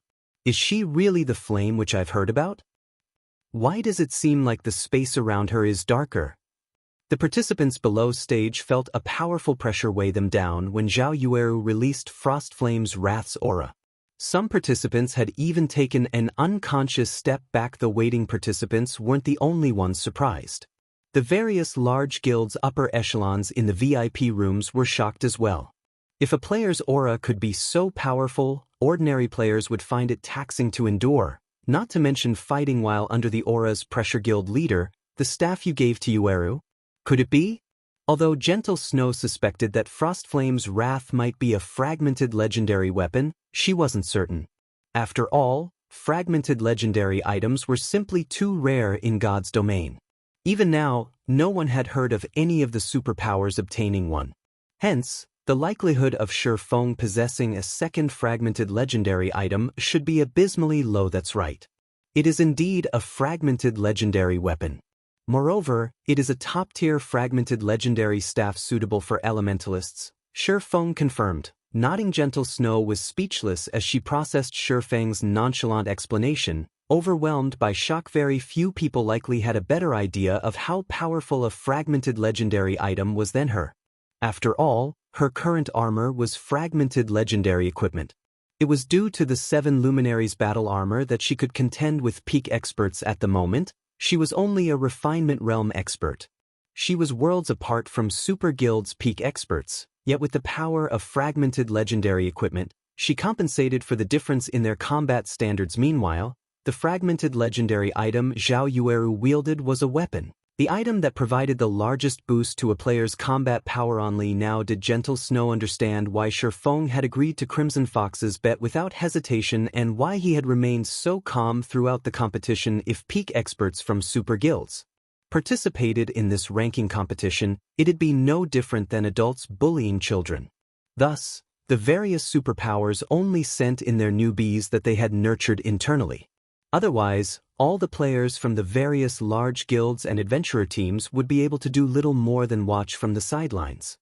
Meanwhile, although the match had begun on the main stage, neither side hurried to attack. Rather than the expected indifference, surprise-colored Luofei's face. She had never expected to feel such an intense pressure from a refinement realm expert like Zhao Yueru. This was the first time something like this had ever happened. You really underestimated Zero Wing. To think the guild had hidden an expert like you, Luofei commented seriously as she watched her opponent. After getting a good look, however, Luofei smirked as she continued, however, you can only rely on this empty aura. It might be effective against ordinary experts, but it is useless against me. Saying so, Luofei activated her berserk skill. She then began to chant incantations as she wrote runes in the air. Luofei's chanting speed was extremely quick. She wasn't slower than Zhao Yueru in the least. Moreover, compared to Zhao Yueru's chants, Luofei's pronunciation was more accurate. Furthermore, not only did she draw her runes as easily as a graffiti artist, but she also had no inconsistencies. What precise triple speed casting! Blue Phoenix was shocked as she watched the terrifying amount of mana gather around Lu. Unlike skills, spells had additional variables known as incantations and runes.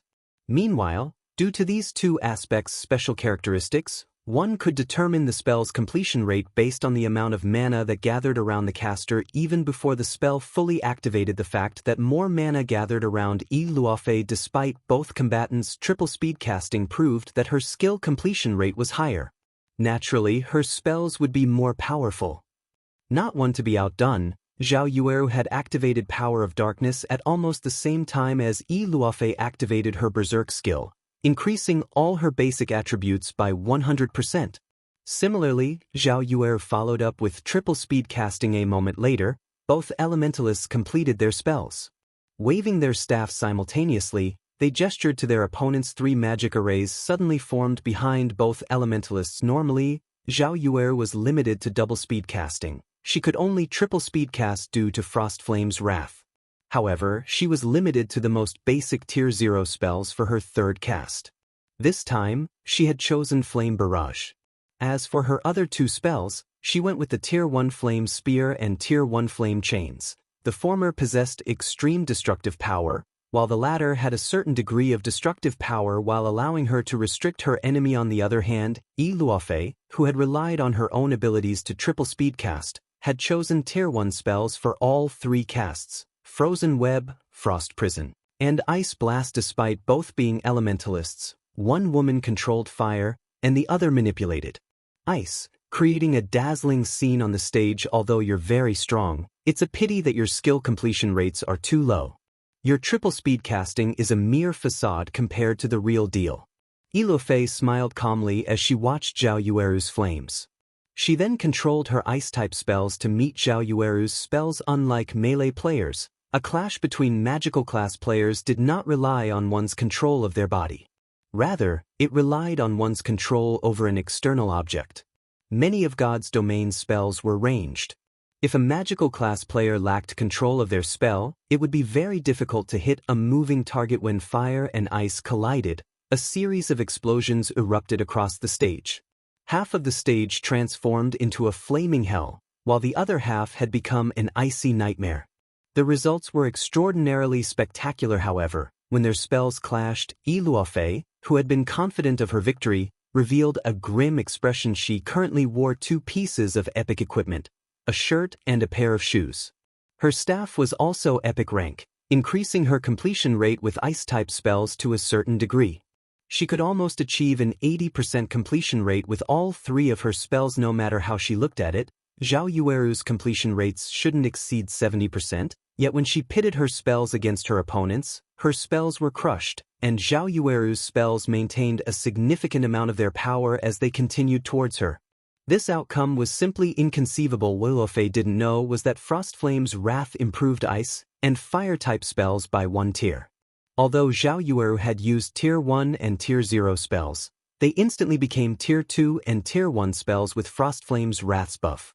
Even if her skill completion rates were no more than 70%, Tier 2 spells far surpassed Tier 1 spells with 80% completion rates. Facing the incoming flames, Luofei had no choice but to dodge them with Blink. After all, magical class players weren't like melee players. Their attribute point allocation was different. Dodging multiple attacks at once was very difficult for magical class players, following which Luofei ran around the stage, becoming a more difficult target for her opponent. Unfortunately, this meant that she couldn't triple speed cast. She could only rely on double speed casting. In contrast, Zhao Yueru could stand still and attack Luofei freely. Occasionally, she was forced to dodge an unavoidable spell with Blink, but otherwise, she could easily triple speed cast very quickly. Luofei found herself running on fumes, finding fewer opportunities to retaliate.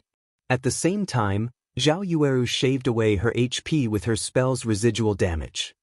After 15 seconds, Luofei's HP fell to 50%. On the other hand, Zhao Yueru, who had only occasionally failed to dodge an attack, still had over 90% of her HP. The difference between these fighters was obviously at a glance. I'll admit that your combat standards are higher than mine. Unfortunately, if you can't defeat me despite that advantage, how are you qualified to fight my guild leader? Zhao Yueru quipped as she stopped her attacks suddenly. Seeing Luofei's sorry state, she smiled as she continued, "I've grown bored of exchanging spells with you, and I believe that my guild leader has grown impatient with our fight. How about we end this match now?" Saying so, Zhao Yueru lightly tapped the butt of Frostflame's Wrath on the ground. Immediately, a blue and red dual-colored magic array formed on the ground as an astonishing amount of mana surged towards it. Following which, a 4-meter-tall cheetah emerged from the magic array. Crimson fire covered the cheetah's head, paws, and tail, while a frosty mist radiated from its body. This cheetah was none other than the Frostflame cheetah summoned by Frostflame's Wrath's 3rd activatable skill. Chapter 1420, Overwhelming Power. Chapter 1420, Overwhelming Power. The tall and mighty Frostflame cheetah's appearance stupefied everyone in the arena. What? Aren't magic scrolls banned? How did she summon such a powerful monster? That's not right. The system should have imposed the correct restrictions on the stage. She must have summoned the monster with an item skill. Crap. Even an Elementalist can summon such a powerful monster. How is this supposed to be a fair fight? The Mount Frostflame's Wrath summoned was 1 tier higher than the player that summoned it. Since Zhao Yueru was a Tier 1 player, the Frostflame cheetah she had summoned was a Tier 2 lord. Normally, soloing a lord-ranked monster of the same level wasn't a problem for peak experts like Luofei, but if one summoned a lord-ranked monster during a one-on-one PvP battle, their opponent would be at an overwhelming disadvantage if they couldn't do the same. Furthermore, Zhao Yueru had already proven that she had an advantage over Lu. Now that she had gone a step further and summoned the Frostflame cheetah, Luofei's chances of winning were non-existent. However, Luofei had no intentions of giving up just yet. She immediately responded by casting the Tier 1 curse, Extreme Frost Waterfall, and the Tier 1 spell. Frost barrier walls of solid ice began to form around Zhao Yueru, trapping her within. Meanwhile, a massive, blue magic array appeared above her. Gusts of cold air blasting down from the array. Zhao Yueru didn't attempt to dodge the incoming cold air. Instead, she waved Frostflame's Wrath and used the Tier 1 spell, Flame Dragon's Dance. Immediately, a crimson magic array formed beneath Zhao Yueru's feet. 2 serpentine dragons of fire then emerged, intertwining as they flew to meet the frost gusts of air. Boom. Boom. When ice and fire tangled, white mist filled the space above Zhao Yueru. Not only did Flame Dragon's Dance crushed Yi Luofei's extreme frost waterfall, but the high temperature also melted the ice walls trapping Zhao Yueru. In the end, Yi Luofei's spells failed to deal even a single point of damage. Even a Tier 1 curse is useless? Yi Luofei was dazed for a brief moment after watching her extreme frost waterfall fail. A Tier 1 curse rivaled Tier 2 spells. Such a spell could even injure Lord-ranked monsters, yet such a powerful attack had been utterly useless against Zhao Yueru's Tier 1 spell. The various guilds' upper echelons in their VIP rooms were stunned. A Tier 1 spell crushed a Tier 1 curse? Just how wide is the attribute gap between these two?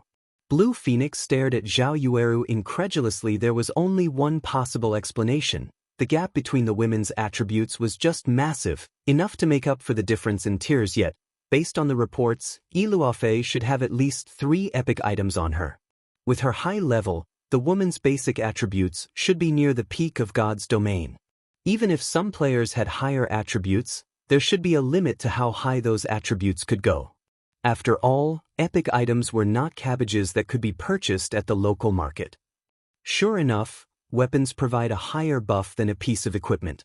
Gentle Snow could not help but sigh as she watched her friend's incredible performance. If it were up to her, she'd have a difficult time defeating Yi Luofei without activating twofold Berserk, yet Zhao Yueru easily triumphed despite having a single Berserk skill.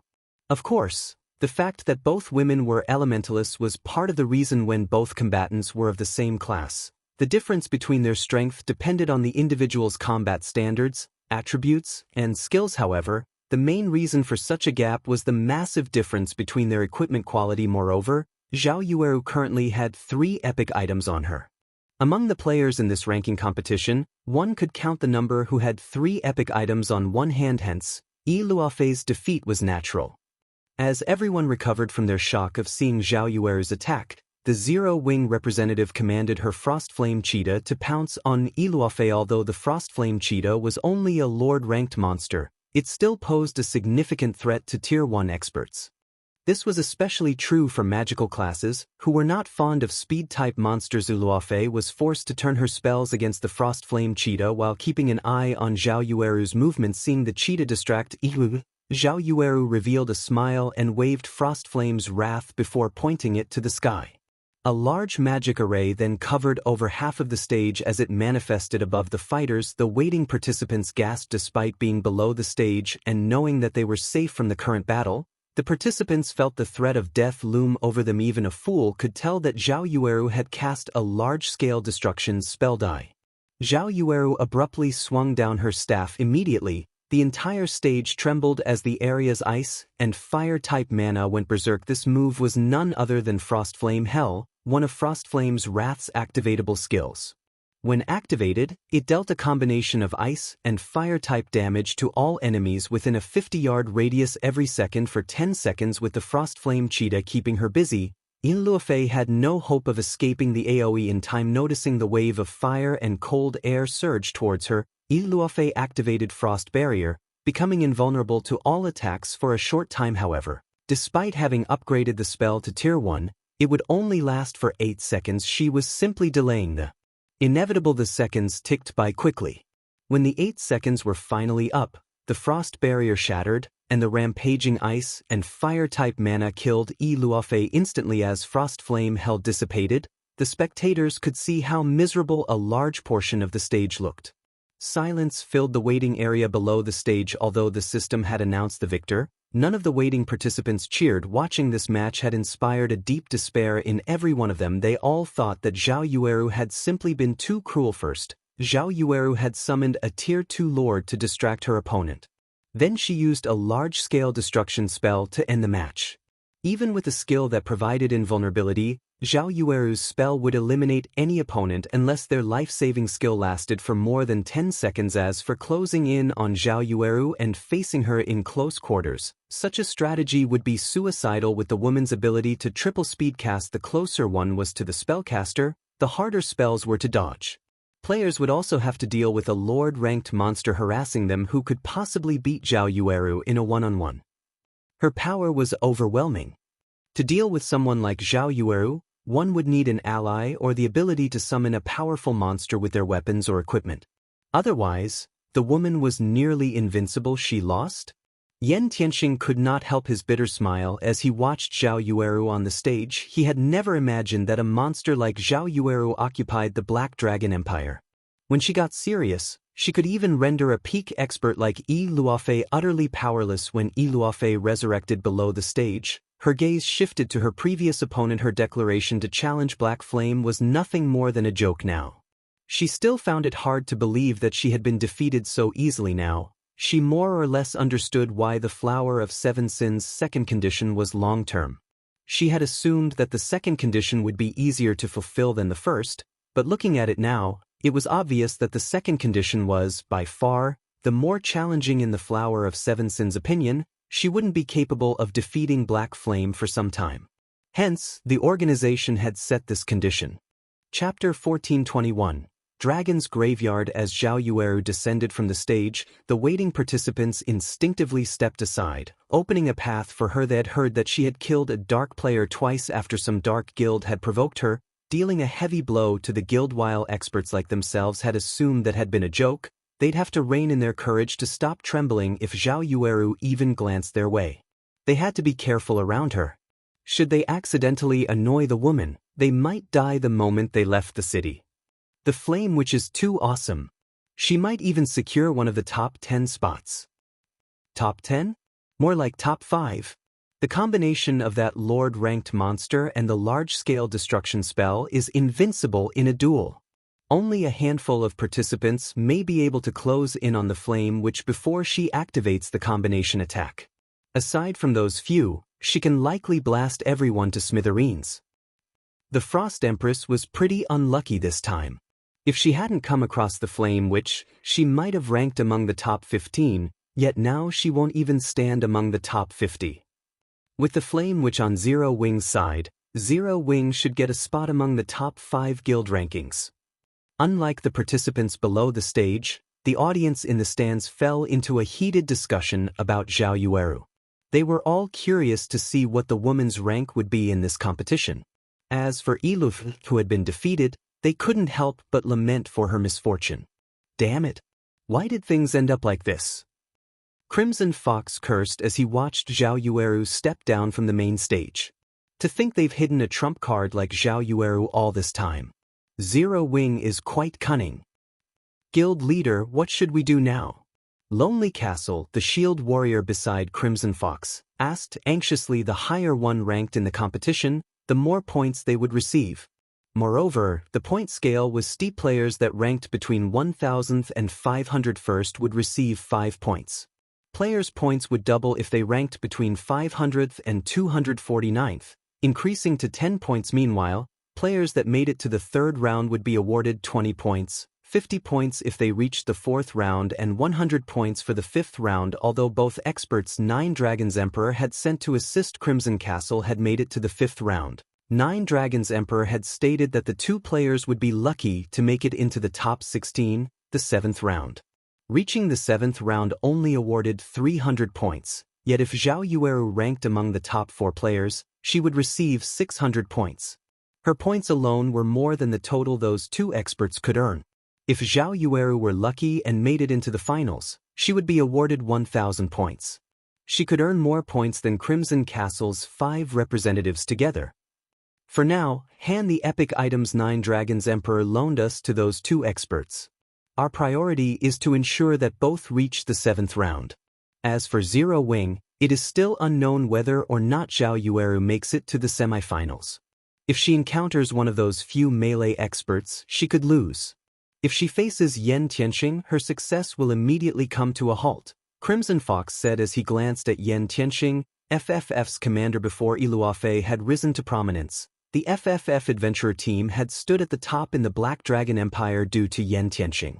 Even before God's Domain launched, Yan Tianqing had been a famous peak expert in the virtual gaming world for many years. Now, he was the number 2 assassin in the Black Dragon Empire Hell Prison, who had attempted to assassinate Luofei, only ranked 4th on the Black Dragon Empire's assassin ranking list. Hell Prison alone was capable of rendering the Empire's various large guilds helpless. Meanwhile, Yan Tianqing was even more powerful than the assassin.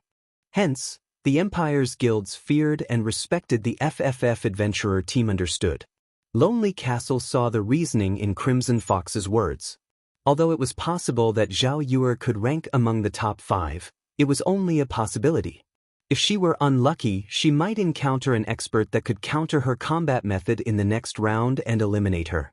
Unfortunately, while Crimson Fox's hope was nice, the reality was far from it.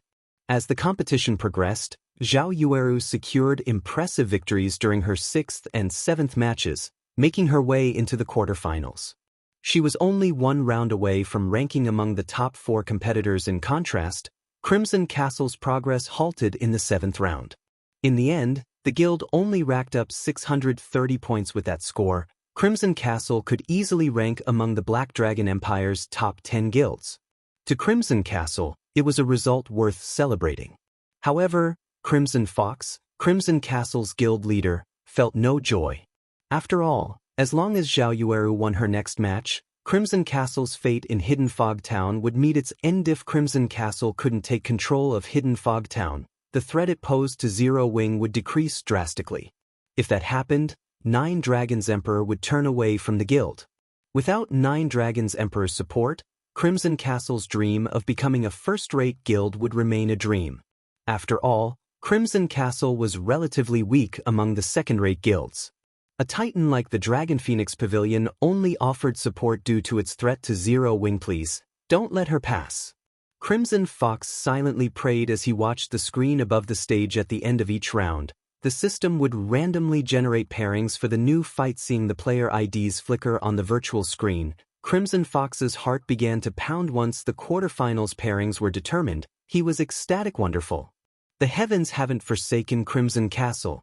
Crimson Fox was overjoyed when he saw that the first match was a fight between Zhao Yueru and Yan Tianqing. As long as Crimson Castle won its bet with Zero Wing, its status as a first-rate guild was guaranteed a first-rate guild. Countless guilds dreamed of achieving such glory. The Flame Witch is in danger now. Yan Tianqing ranks 2nd among assassins and is known for his speed. The Flame Witch won't be able to execute her combination attacks so easily against him. Even if the Flame Witch loses, she'll have nothing to be ashamed of. After all, she has a class disadvantage. But Yan Tianqing's win isn't certain. It isn't so easy to close in on an Elementalist who can triple casting. If his timing isn't right when he closes in on the Flame Witch, he might die instantly. The Flame Witch's damage is no laughing matter. She even instant-killed a shield warrior with full HP and shield wall active. Killing a glass cannon like Yan Tianqing would be a piece of cake for her. Everyone cheered and chatted as they watched Zhao Yueru and Yan Tianqing approach to the main stage. As the timer above the main stage began to count down, Yan Tianqing turned towards Zero Wing's VIP room and announced, "Guild Leader Black Flame, this humble man has heard that your guild intends to auction adventure houses in Stone Forest Town. If I win this match, would you allocate a slot for the FFF adventurer team? Of course, if I lose, I will hand over 10,000 magic crystals and a treasure map for the dragon's graveyard." When Yan Tianqing finished speaking, the venue fell silent, dumbfounded by his bet. Everyone's first reaction was to question his intentions. Shouldn't he be trying to avenge Luofei? Shouldn't he have made some valiant remark about defeating Zhao Yueru? Yet, the FFF's commander, one of the Black Dragon Empire's famous top adventurer teams, had just publicly declared his intention of garrisoning in Stone Forest Town. Garrisoning in Stone Forest Town wouldn't have been overly surprising. A top adventurer team occupying a guild town was always good news for the guild, yet based on Yan Tianqing's request, it seemed as if the right to garrison in Stone Forest Town was extremely precious. He had even bet 10,000 magic crystals and a treasure map for the right. The treasure map he had gambled was even related to the dragon's graveyard. This was just ludicrous. Chapter 1422, Forbidden Lands Treasure. Chapter 1422, Forbidden Lands Treasure. What's going on? Has Yen Tianxing lost his mind? If I recall correctly, Stone Forest Town has a relatively effective battle arena. Some of the top-ranking participants in the previous competition had gone there as well. But what's so good about the town? Does he really have to go this far? Isn't it just a guild town? FFF is one of the top 5 adventurer teams in our empire. Even first-rate guilds would beg FFF to occupy their towns. I'm pretty sure FFF can gain access to Stone Forest Town just by asking. What? Don't you know? Many experts are trying to train in Stone Forest Town's battle arena. I've heard that the advanced combat rooms are super amazing. They can create a perfect replica of the player that enters the room. The replica can even execute all of the player's skills and spells at 100% completion rate. Those rooms are more effective than fighting an expert of the same caliber. That's right. Firecloud Fox's Remnant Cloud and Graceful Moon visited Stone Forest Town's battle arena and used the advanced combat rooms multiple times. Both managed to rank among the top 500 in this competition. Their performance was significantly more impressive than last time. Remnant Cloud's combat power has improved so much that he even beat his old rivals. Stone Forest Town doesn't only have its battle arena. It also has an advanced auction house with a built-in bartering function. Due to the battle arena and the advanced auction house, Stone Forest Town has become Starmoon Kingdom's undisputed #1 guild town. I've heard about that too. Many top and well-known adventurer teams in Starmoon Kingdom and several neighboring kingdoms are trying to garrison in Stone Forest Town.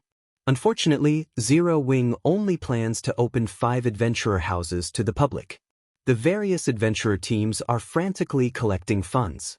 When the time comes, the competition for those adventurer houses will be intense. Though, it is surprising that even an adventurer team like FFF is interested in the town.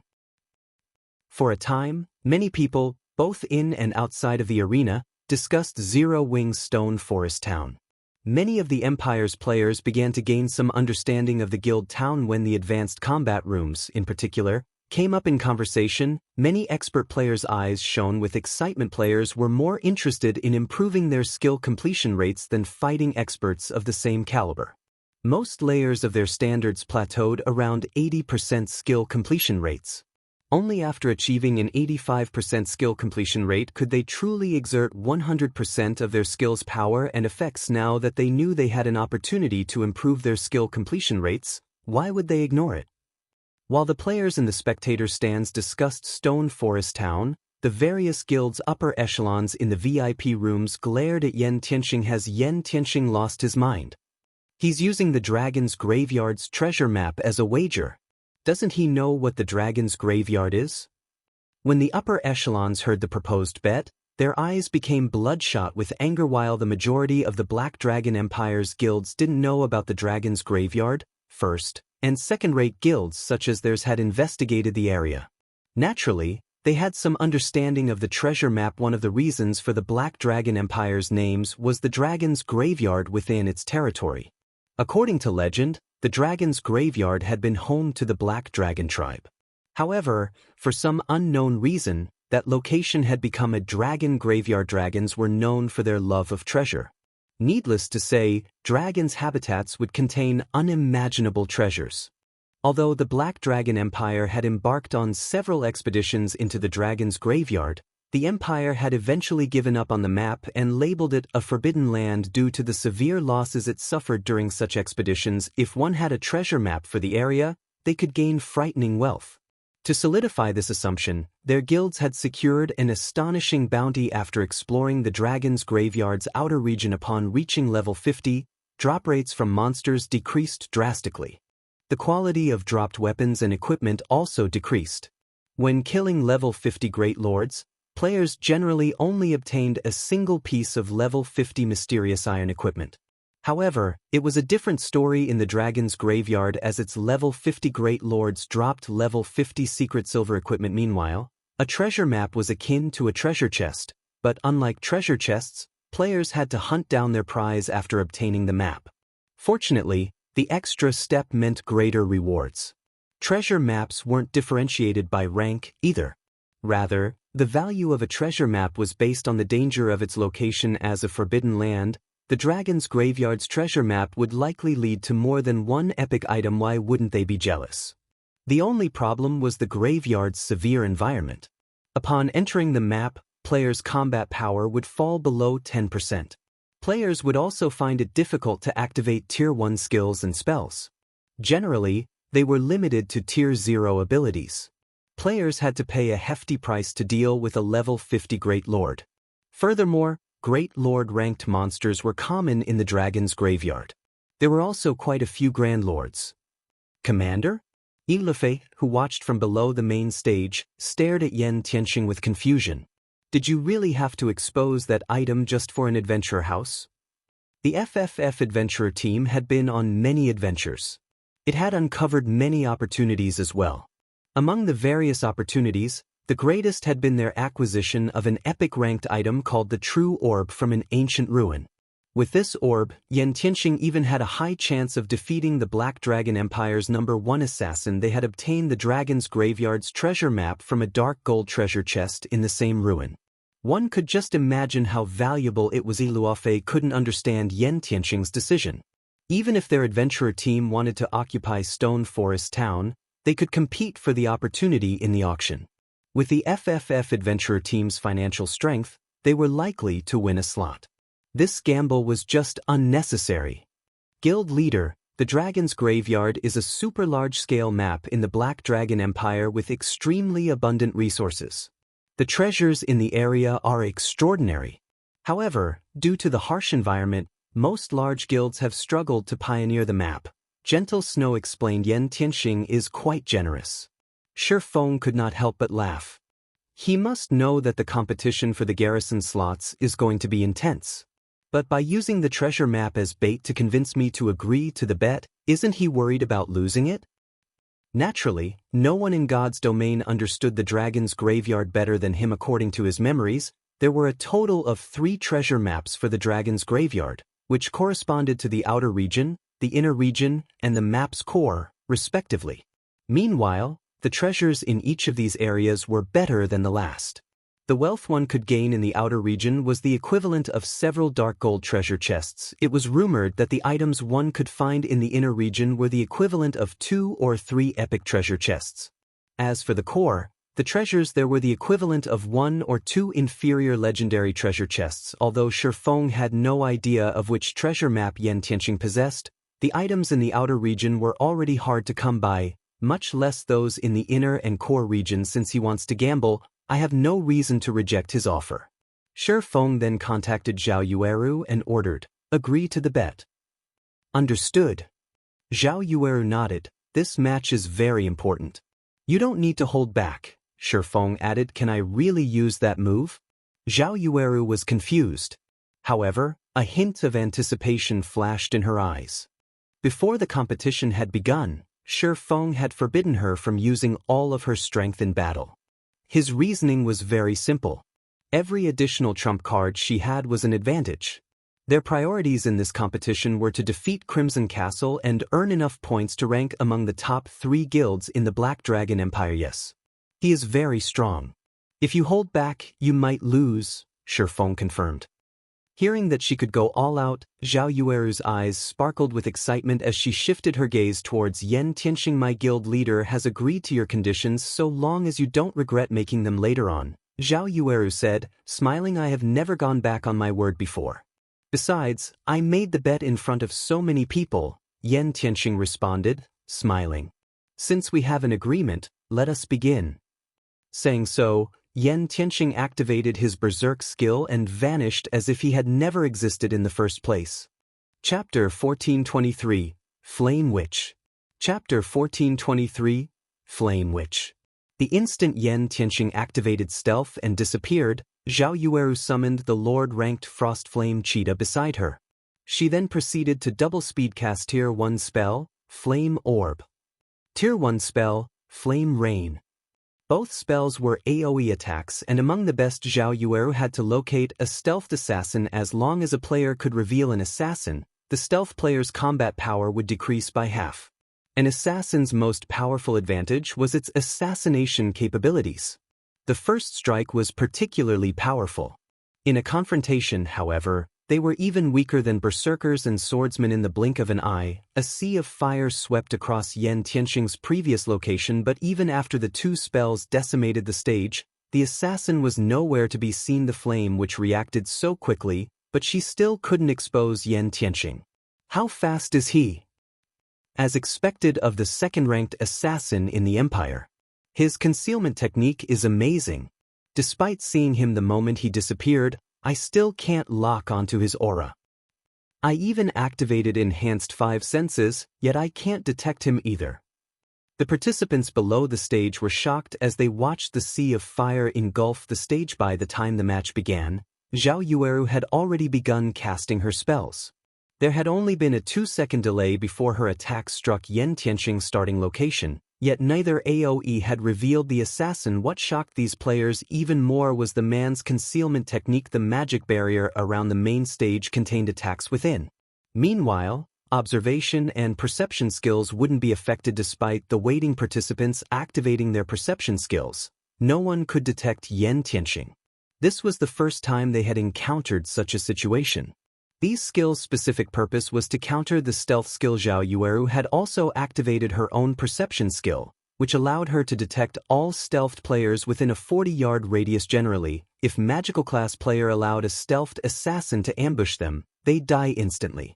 Only plate armor classes with high HP and defense could survive an assassin's first barrage. She could not allow her opponent to close in a futile struggle. Ilufei, who stood below the stage, smiled as she watched Zhao Yueru. The true orb Yan Tianxing had obtained improved assassin strength tremendously. The commander wouldn't have challenged Shadow Light, the #1 assassin in the Black Dragon Empire, without it.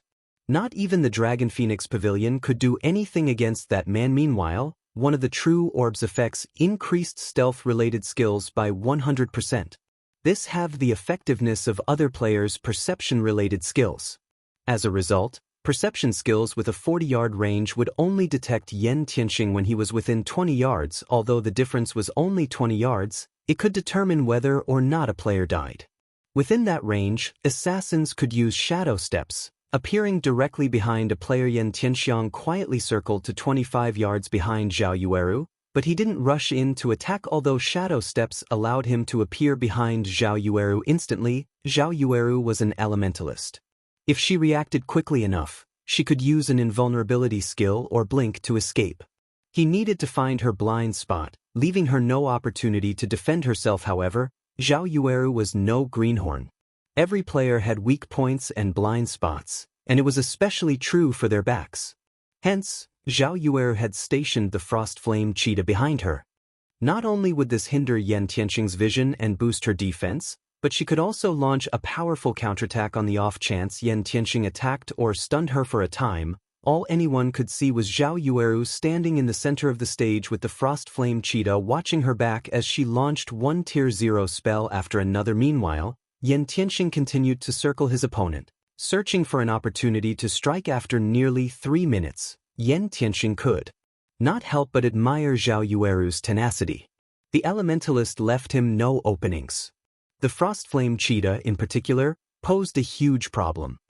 It seems that I'll have to use that move. Yan Tianxing smiled bitterly as he examined Zhao Yueru's impeccable defense. Suddenly, Yan Tianxing split into 2 identical copies with the same attributes. The 2 clones were impossible to differentiate. Both copies remained stealth. This move was one of the true orb skills, True Phantom. It allowed the user to summon a doppelganger that had 100% of the player's attributes and every skill the user had learned. The skill had a 3-minute duration. If either the doppelganger or the main body survived the duration, the user would as well. When Yan Tianxing had activated True Phantom, Zhao Yueru had ceased her bombardment. Taking a deep breath, she examined her surroundings. Since you don't want to come out, I'll force you to. Zhao Yueru waved Frost Flame's wrath. With Zhao Yueru as the center, a translucent barrier ballooned outward.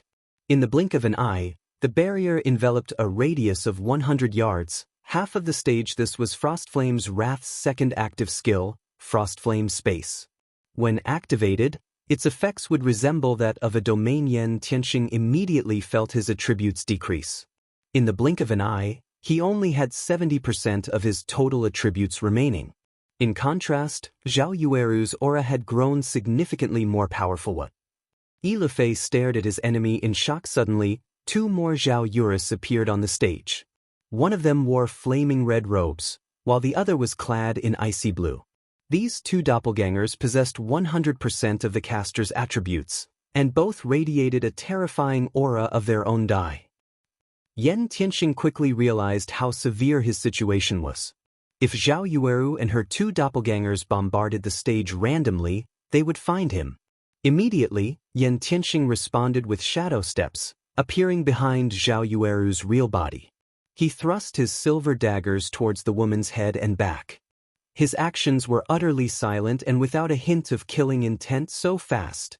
Despite her 5 senses pushed to their limits, the flame which only noticed that she was under attack after the assassin's daggers were moving. However, when Yan Tianxing's daggers were only an inch away from reaching Zhao Yueru, the latter vanished and reappeared 15 yards away. 1.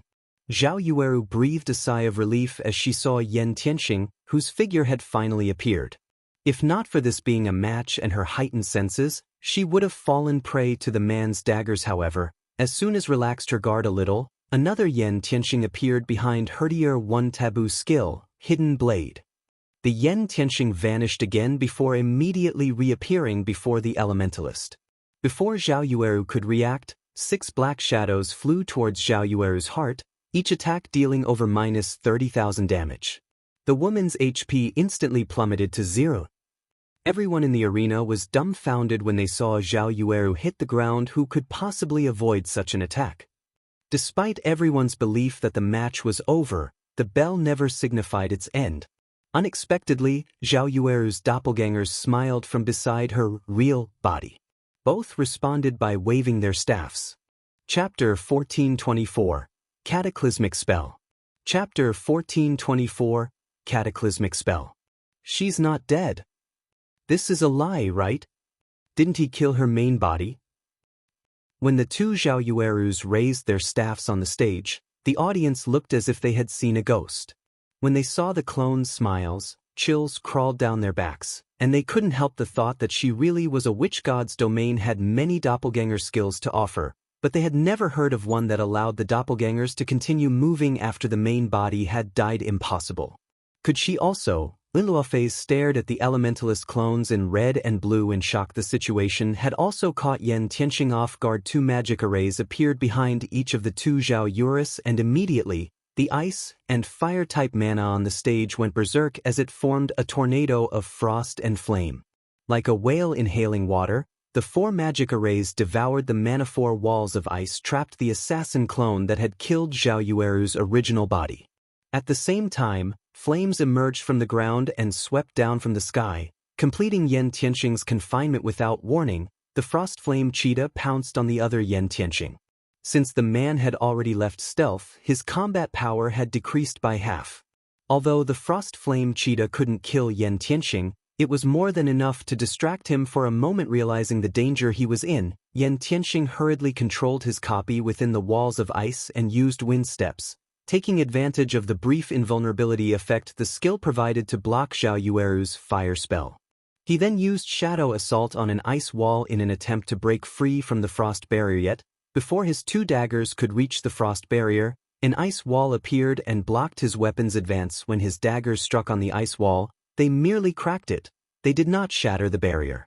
If he wanted to shatter the ice wall, he would need to attack again. Although Ice Wall was only a Tier 0 spell, it was as strong as a Tier 1 spell due to Frostflame's Wrath's buff. Ordinary players couldn't even shatter a Tier 0 ice wall easily, much less a Tier 1 ice wall. Although Yan Tianxing was a peak expert, at the end of the day, the assassin class didn't specialize in strength. If he were a peak berserker expert, however, he might have a chance of shattering a Tier 1 ice wall with a single attack. After Wind Step's brief invulnerability ended, Yan Tianxing reluctantly activated Vanish before shattering the ice wall before him. But Zhao Yueru had no intention of letting the man escape. Without chance or runes, she cast another ice wall to block Yan Tianxing's path. Vanish only provided 1 second of invulnerability.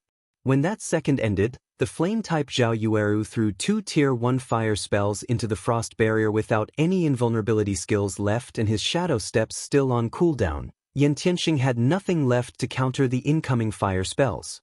In addition, the Flame Witch's 2 spells were AoEs and impossible to block with his weapons. As a result, the 2 flame spells, enhanced by Frostflame's Wrath to Tier 2 spells, killed the Yan Tianxing in the frost barrier instantly. Now, only the Yan Tianxing the Frostflame cheetah had pinned down remained. What a brutish way to fight. Crap. Wouldn't this be considered quadruple casting? The Flame Witch is invincible. The way Zhao Yueru fought stunned the audience. Her 2 doppelgangers could actually double cast. It wasn't much different than if she had cast 4 spells simultaneously. Moreover, all 4 spells were under her full control. To make matters worse, all 4 spells were overwhelmingly powerful. A doppelganger? Zhao Yueru muttered as she watched the Yan Tianxing in the frost barrier disappear before turning to the assassin retreating from her. Revealing a smile, she muttered, "Do you think you're safe just because you put some distance between us?" Immediately, Zhao Yueru's ice and fire-type doppelgangers began to double cast again. With Yuan Tianxing's speed, he'd be difficult to trap with frost barrier again. Hence, Zhao Yueru didn't use the same approach. Instead, she switched to Tier 1 spells that focused on crowds. In the next moment, over 70 fire arrows, fireballs, ice spears, and ice arrows formed behind the doppelgangers. These spells then flew towards their target. Everyone fell silent as they watched the ice and fire-type spells fill the sky. Moreover, Zhao Yueru's control over these spells was exceptionally precise. Despite Yan Tianxing moving so quickly that he left behind afterimages, most of the Elementalist's spells struck the assassin. As a result, Yan Tianxing was forced to block the incoming attacks with his weapons and had no choice but to use wind steps to defend himself. However, while Yan Tianxing's speed was astonishing to ordinary players, to Zhao Yueru, whose physique had improved by 50% thanks to Frostflame's space, Yan Tianxing wasn't particularly fast. At best, he was only as fast as an ordinary expert. She had no issues landing her attacks. Meanwhile, the agility-specialized assassins couldn't easily block spells with Tier 2 power. Yan Tianxing's HP fell with each hit he took. It was only a matter of time before his opponent carved it all away. As they watched, the participants below the stage felt goosebumps cover their skin. How was this a one-on-one fight? It wasn't any different than facing a 20-man magical team's bombardment. Who could survive such ruthless attacks? In the past, these players had assumed that the assassin class countered magical classes, but Zhao Yueru had destroyed that idea. She had actually hidden her strength during our fight? Frustration and rage burned in Iluofei's gaze as she glared at Zhao Yueru. She wasn't particularly frustrated about her defeat. After all, she had suffered countless losses before becoming famous. But this was the first time she had met someone who could best her while hiding so much of their prowess. Moreover, she and her opponent were nearly the same age. On the stage, Yan Tianxing struggled to hold on and was forced to use Vanish, disappearing again if Zhao Yueru discovered him before his skill's cooldowns finished. Now that he had used his trump card, he'd be powerless against the woman's attacks. However, if he could stay hidden until his skills were available again, he could turn the battle around. He'd been waiting for you to use this move. Despite her opponent vanishing, Zhao Yueru didn't panic. She licked her lips playfully as she said, "Let's put an end to this match." If the main body died after she used Frostflame's space, she wouldn't be able to use any of her weapon or equipment skills. She could only use the skills and spells she had learned. However, the ice and fire-type doppelgangers didn't have that restriction. They even had spells she didn't. The most powerful of these spells was the combination spell, Frostflame Oblivion. Frostflame Oblivion was a curse that was 1 tier more powerful than its user, though its power could not exceed Tier 5. Upon using Frostflame Oblivion, the Frostflame space would disappear. As Zhao Yueru was a Tier 1 player, Frostflame Oblivion had the power of a Tier 2 curse. Zhao Yueru's doppelgangers chanted an incantation in unison while moving towards their target's previous location. As they did, golden divine runes began to appear across Frostflame Space's translucent barrier, illuminating the arena. The area's ambient mana decreased rapidly as it flowed into Frostflame Space. This increased the mana density inside the barrier to a frightening level. The spectators outside of the main stage squirmed uncomfortably as the venue's mana density decreased. What kind of spell is that? What is she trying to do? Although the audience didn't understand the Elementalist's actions, goosebumps covered their bodies. It felt as if Armageddon were coming for them.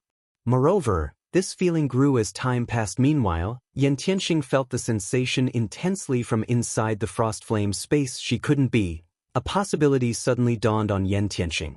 Immediately he dashed towards Zhao Yueru. Sadly, he was already too late.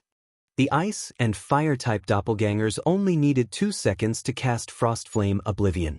By the time Yan Tianxing had felt that something was amiss, the 2 doppelgangers had channeled the spell for over a second. The assassin could never cross 50 yards and launch an attack in that time. Let's end this. Both doppelgangers pointed their Frostflame's wraths towards the sky as a pillar of fire and a pillar of cold air shot upward, striking the magic barrier. Suddenly, the Frostflame Space cracked as the horrific power of ice and fire annihilated everything within the space. Yan Tianxing was obliterated. Cracks continued to spread across the barrier. The area within Frostflame Space only calmed after 5 seconds. Nothing was left. Yan Tianxing, the Frostflame Cheetah, and Zhao Yueru's doppelgangers. They all disappeared. However, after the Frostflame Space faded, Zhao Yueru's main body reformed on the stage at the same time. The bell signifying the end of the match rang, while the large screen above the stage displayed the victor Zhao Yueru. Chapter 1425, Number 1 Elementalist. Chapter 1425, Number 1 Elementalist. When Zhao Yueru's name appeared on the screen above the main stage, the venue fell silent as everyone turned to the Elementalist incredulously. They wouldn't have been so shocked if Zhao Yueru had simply defeated Yan Tianxing, but the woman had displayed overwhelmingly destructive power. If she were capable of disintegrating everything within a 100-yard radius of herself, who could ever challenge her in a one-on-one PvP match? With that terrifying spell, who could possibly stand up against the Flame Witch? Crap. She beat the second-ranked assassin just like that? Is she an NPC? With such frightening strength and spells, the Flame Witch won't have any issues winning the championship. That's right. Even if she doesn't win, she should rank first on the Empire's Elementalist ranking list. I never thought that Zero Wing had an expert like this. No wonder Zero Wing had become Starmoon Kingdom's overlord. I'm sure it won't be long before Zero Wing joins the ranks of first-rate guilds in the Black Dragon Empire. Zhao Yueru had inspired shock and awe in the crowd. With such an AoE powerhouse, other guilds would have to think twice before starting a war with Zero Wing in the field. Zhao Yueru's firepower alone could likely rival that of a 100-man expert team. We lost. Crimson Fox stared at Zhao Yueru in a daze. At this point, he truly regretted challenging Feng to a bet.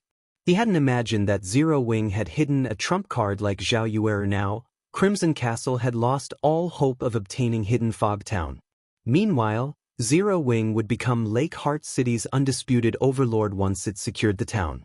Even with 9 Dragons Emperor's support, Crimson Castle could never compete with Zero Wing Guild leader. Are we really going to give up on Hidden Fog Town? Lonely Castle asked, reluctance coloring his face. Give up? Crimson Fox shook his head as he suddenly thought of an idea. Sneering, he said, while it is true that Crimson Castle has to give up on capturing Hidden Fog Town, that doesn't mean that other guilds cannot try. Notify the other guilds immediately and tell them to prepare the necessary manpower.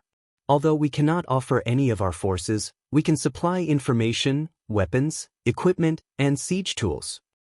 Understood. Lonely Castle smiled as he listened to Crimson Fox's plan. Hidden Fog Town wouldn't be easy to raid. Even if Crimson Castle couldn't act, they could keep the town out of Zero Wing's hands if several third-rate guilds worked together with the support of Crimson Castle's items and information. If they succeeded, 9 Dragons Empire wouldn't forsake their guild. As long as they retained the man's support, Crimson Castle could develop into a first-rate guild eventually. After resurrecting below the stage, Yan Tianxing glanced at Zero Wing's VIP room commander.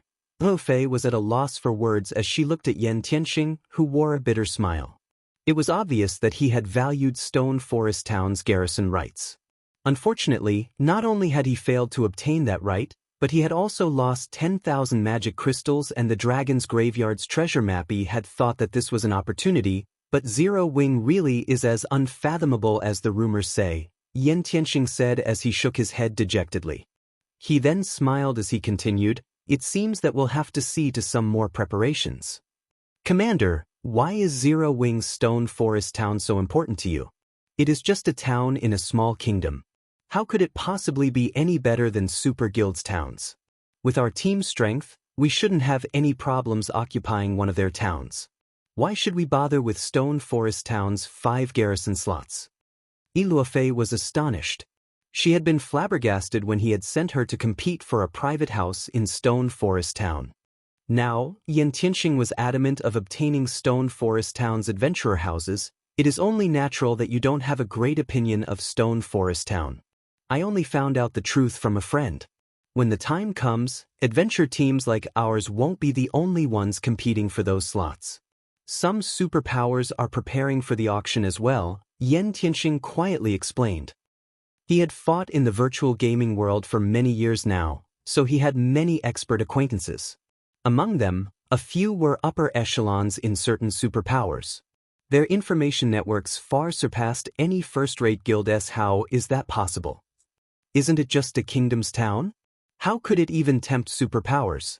Iluofei exclaimed. Stone Forest Town might not have attracted their attention in the past, but times have changed. Zero Wing now has the advanced auction house and the advanced combat rooms. The auction house offers items that are usually very difficult to find on the market, while the combat rooms can even help peak experts grow stronger. Why wouldn't these benefits tempt superpowers? Yan Tianxing explained. If not for Stone Forest Town's nigh-impenetrable defenses and the support from the Dragon Phoenix Pavilion, the various superpowers would have likely sent their forces to capture it. Now that Zero Wing intends to auction off 5 adventurer houses, these various superpowers cannot miss the opportunity. Furthermore, the adventurer teams that set up in Stone Forest Town will be required to sign a contract with Zero Wing. There is no doubt that the contracted adventurer teams will receive exclusive benefits. If these superpowers join the competition, the auction will be unimaginably intense. So, we'll have to begin preparing right away. Realization dawned on Iluofei as she listened to her commander's explanation. She was stunned. She hadn't expected a recently established guild to be capable of nurturing a town that could elicit the various superpowers' desire. Although it was hard to believe, she trusted her commander fully. After all, Yan Tianxing was the one who had introduced her to the Flower of Seven Sins. The fact that Yan Tianxing knew upper echelons of a transcendental power like the Flower of Seven Sins proved how amazing the man was. Meanwhile, in one of the VIP rooms on the 2nd floor, 9 Dragons Emperor wore an exceedingly ugly expression. In contrast, Phoenix Rain's group celebrated Big Sis Rain. Zero Wing is so full of surprises. With an expert elementalist like Zhao Yueru, will have a much greater advantage in the contest for Thunder Island. Having her defend a tower will be far more effective than sending 3 to 5 peak experts, Blue Phoenix said. No wonder Yi Feng was so confident. Zero Wing had this trump card hidden. Zhao Yueru's power surprised Phoenix Rain as well. Due to the limited number of slots for Thunder Island's contest, it was very important that they brought experts who were strong individually. This was especially true for strategic experts like Zhao Yueru. A powerhouse like her would be much more effective than 10 top-tier experts. While the various large guilds recovered from their shock of watching Zhao Yueru fight, Feng received 10,000 magic crystals in Zero Wing's VIP room and the Dragon's Graveyard's treasure map from Yan Tianxing. Upon receiving his winnings, Feng opened the treasure map. He was very eager to learn which area Yan Tianxing's treasure map covered. He had never heard of the FFF adventurer team obtaining treasure from the Dragon's Graveyard in the past. Rather, the first-rate guild, Fantasy Shrine, and the super first-rate Dragon Phoenix Pavilion had secured the map's treasures. Hence, Feng was surprised to hear that the FFF adventurer team had obtained a treasure map for the area so soon. Treasure maps in God's domain were generally unique items. Each hidden treasure would only have a single corresponding treasure map. Without the corresponding treasure map, no one would find the hidden goods. These treasures were hidden in special spaces, and the map was the key to accessing them. Chapter 1426, Instant Fame. Chapter 1426, Instant Fame. After unfurling the treasure map, Feng inspected its attribute panel. The information displayed confused Feng. Aside from the words, Dragon's Graveyard, the treasure map didn't have any information to display. There wasn't even a general map for the Dragon's Graveyard Guild leader. Is there a problem with the treasure map? Gentle Snow asked curiously when she noticed the strange expression on Feng's face. There is indeed a problem, Feng said, chuckling. This treasure map requires a master-ranked appraisal. When he tried to inspect the treasure map forcefully, the system notified him of the requirement master-ranked. Gentle Snow was astonished. Although one could easily find appraisal shops in NPC cities, the NPCs working in these stores were, at best, advanced appraisers. It was impossible to find a master appraiser in these shops. Although a lot of players had taken on the appraiser subclass, their progress was extremely slow. After all, players had to appraise a large number of top-tier items to gain proficiency. Even the various large guilds had only nurtured a few advanced appraisers. As for master appraisers, it was very difficult for every subclass in God's domain to reach the master rank. However, what truly surprised Feng was not the fact that the treasure map needed a master appraiser, but that it had to be appraised to begin with. Based on what he had heard in the past, the maps leading to the Dragon's Graveyard's 3 great treasures hadn't needed appraisals. One could just inspect them. Could this treasure map lead to something other than the 3 great treasures? Feng's curiosity grew. Immediately, he activated Omniscient Eyes to inspect the treasure map. Fortunately, Omniscient Eyes could rival a master-ranked appraisal. After 20 seconds, the treasure map's information began to reveal itself. What? Feng was dumbfounded when he saw the displayed information. As he had guessed, the treasure map Yen Tianxing had given him didn't lead to one of the 3 great treasures. This map wasn't even a treasure map. It was a map to the Dragon's Graveyard's secret land, the Dragon's Nest. This secret land was far more valuable than the 3 great treasures. Unlike the treasures, which would disappear once someone claimed them, players could periodically enter the secret land an indefinite number of times. Like the Sea Dragon secret land, one could obtain all sorts of precious items in the Dragon's Nest. Yet, funny enough, Yen Tianxing had treated this item like a typical treasure map. After giving the matter some thought, Feng realized that it was to be expected. After all, secret lands were incredibly rare. On the other hand, treasure was common in large maps like the Dragon's Graveyard. If a player obtained a map with the words, Dragon's Graveyard, it wouldn't be unusual for them to assume it was just a treasure map. Guild leader, it couldn't be a fake, could it? Gentle Snow thought of a possibility when she saw Feng's surprise. There were many treasures in God's domain. However, there was also a large number of fakes. In fact, a large majority of the treasure maps players obtained weren't real. It is. Feng nodded. I knew Yen Tianxing couldn't be that generous. Gentle Snow sighed, somewhat disappointed. If Zero Wing could obtain the Dragon's Graveyard's treasures, it would significantly help the guild's development. If an adventurer team like FFF used the treasure, it might even elevate the team's overall strength to a whole new level. How could he have been willing to gamble such a precious item? This isn't a treasure map. It's a map to a secret land in the Dragon's Graveyard, Feng said, smiling when he saw Gentle Snow's dejected expression. What? It's a map to the Dragon's Graveyard's secret land. How is that possible? Gentle Snow's eyes widened in shock. For a moment, she even thought Feng was playing a trick. Take a look for yourself, Feng said, chuckling. He then passed the secret land map to Gentle Snow. It's real. If Yen Tianxing finds this out, he'll lose his mind. Gentle Snow's eyes sparkled as she looked at the map. Needless to say, a secret land in a forbidden area like the Dragon's Graveyard would be high quality. Moreover, the reward for clearing a secret land for the first time would most likely rival, or even surpass, the Dragon's Graveyard's treasure. Although subsequent visits wouldn't yield as many benefits as the first, the secret land could be raided indefinitely. In the long term, the income from exploring the secret land would exceed the 3 great treasures. However, this map had a flaw. The secret land would be very challenging to reach. The dragon's nest was located in the dragon's graveyard's inner region.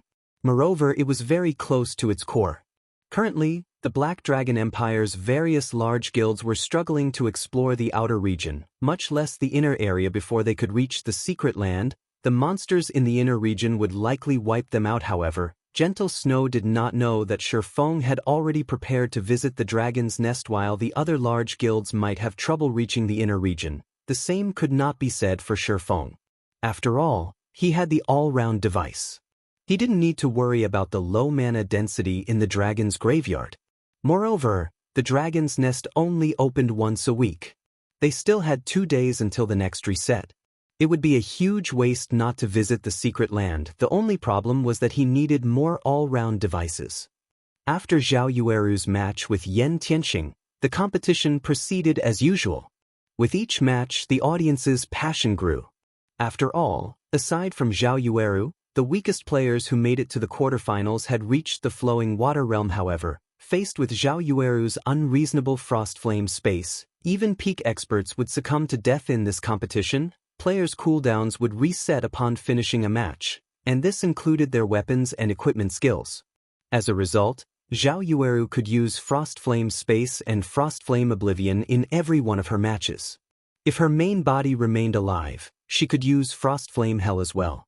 With the stage's limited amount of space to move around, her opponents had no hope of dodging both of her large-scale destruction spells. In the end, Zhao Yueru had won the championship, becoming the greatest dark horse in the competition this time around. At the same time, the Flame Witch's name resounded throughout the Black Dragon Empire as Zhao Yueru became the Empire's #1 Elementalist. As for this uproar's main perpetrator, Zhao Yueru found the situation somewhat unbelievable. If this had been a competition of combat standards, she wouldn't have made it into the top 30, yet she had won the competition with the help of the Frost Flame's wrath. The strength of a fragmented legendary weapon had her mesmerized. Unsurprisingly, Zero Wing had become the #1 guild in this ranking competition and obtained the invitation to participate in the Secret Pavilion's upcoming internal auction. The Black Dragon Empire's official forums were ablaze with activity. Nobody could have imagined that a previously unknown guild would rise to become the competition's top guild. Zhao Yueru's astonishing prowess fascinated the Empire's players. She was the perfect combination of beauty and violence. Zero Wing will definitely rise in the Black Dragon Empire now. I heard that Zero Wing has been recruiting members in Lake Heart City. I'm going to apply when I have time. For a time, players swarmed Zero Wing's residence in Lake Heart City. Far more players wanted to join the guild than Gentle Snow had anticipated. To accommodate more members in the branch guild, she began her preparations to capture Hidden Fog Town, using this opportunity to develop her corner of Zero Wing. Big Sis Snow, over 10,000 third-rate guild members, who are allied with Crimson Castle, have secretly gathered at the guild's residence in Lake Heart City. Moreover, this number is rapidly climbing. By the looks of it, it seems as if they intend to rush towards Hidden Fog Town. Unknown players have also ambushed many of our members grinding near the town. I suspect that this is Crimson Castle's doing. Crimson Fox is quite persistent. Since he can't take action openly, he's moving against us in secret? Gentle Snow frowned as she listened to her subordinate's report. Clearly, their previous agreement with Crimson Castle had been a farce. They're moving in secret? Revealing a faint smile, Feng reasoned. It seems that if we don't teach these guilds a proper lesson, they'll assume that Zero Wing is easy to bully. Since Crimson Fox has gone back on his word, he can't blame me for refusing to show mercy. Chapter 1427, Causing a Storm with One Sentence. Chapter 1427, Causing a Storm with One Sentence. Snow, have someone compile a report on Crimson Castle for me. To be precise, I want information on the towns the guild controls. The more detail, the better. Feng ordered detailed information on Crimson Castle's guild towns. Gentle Snow couldn't help her growing confusion. Very quickly, however, she thought of a possibility.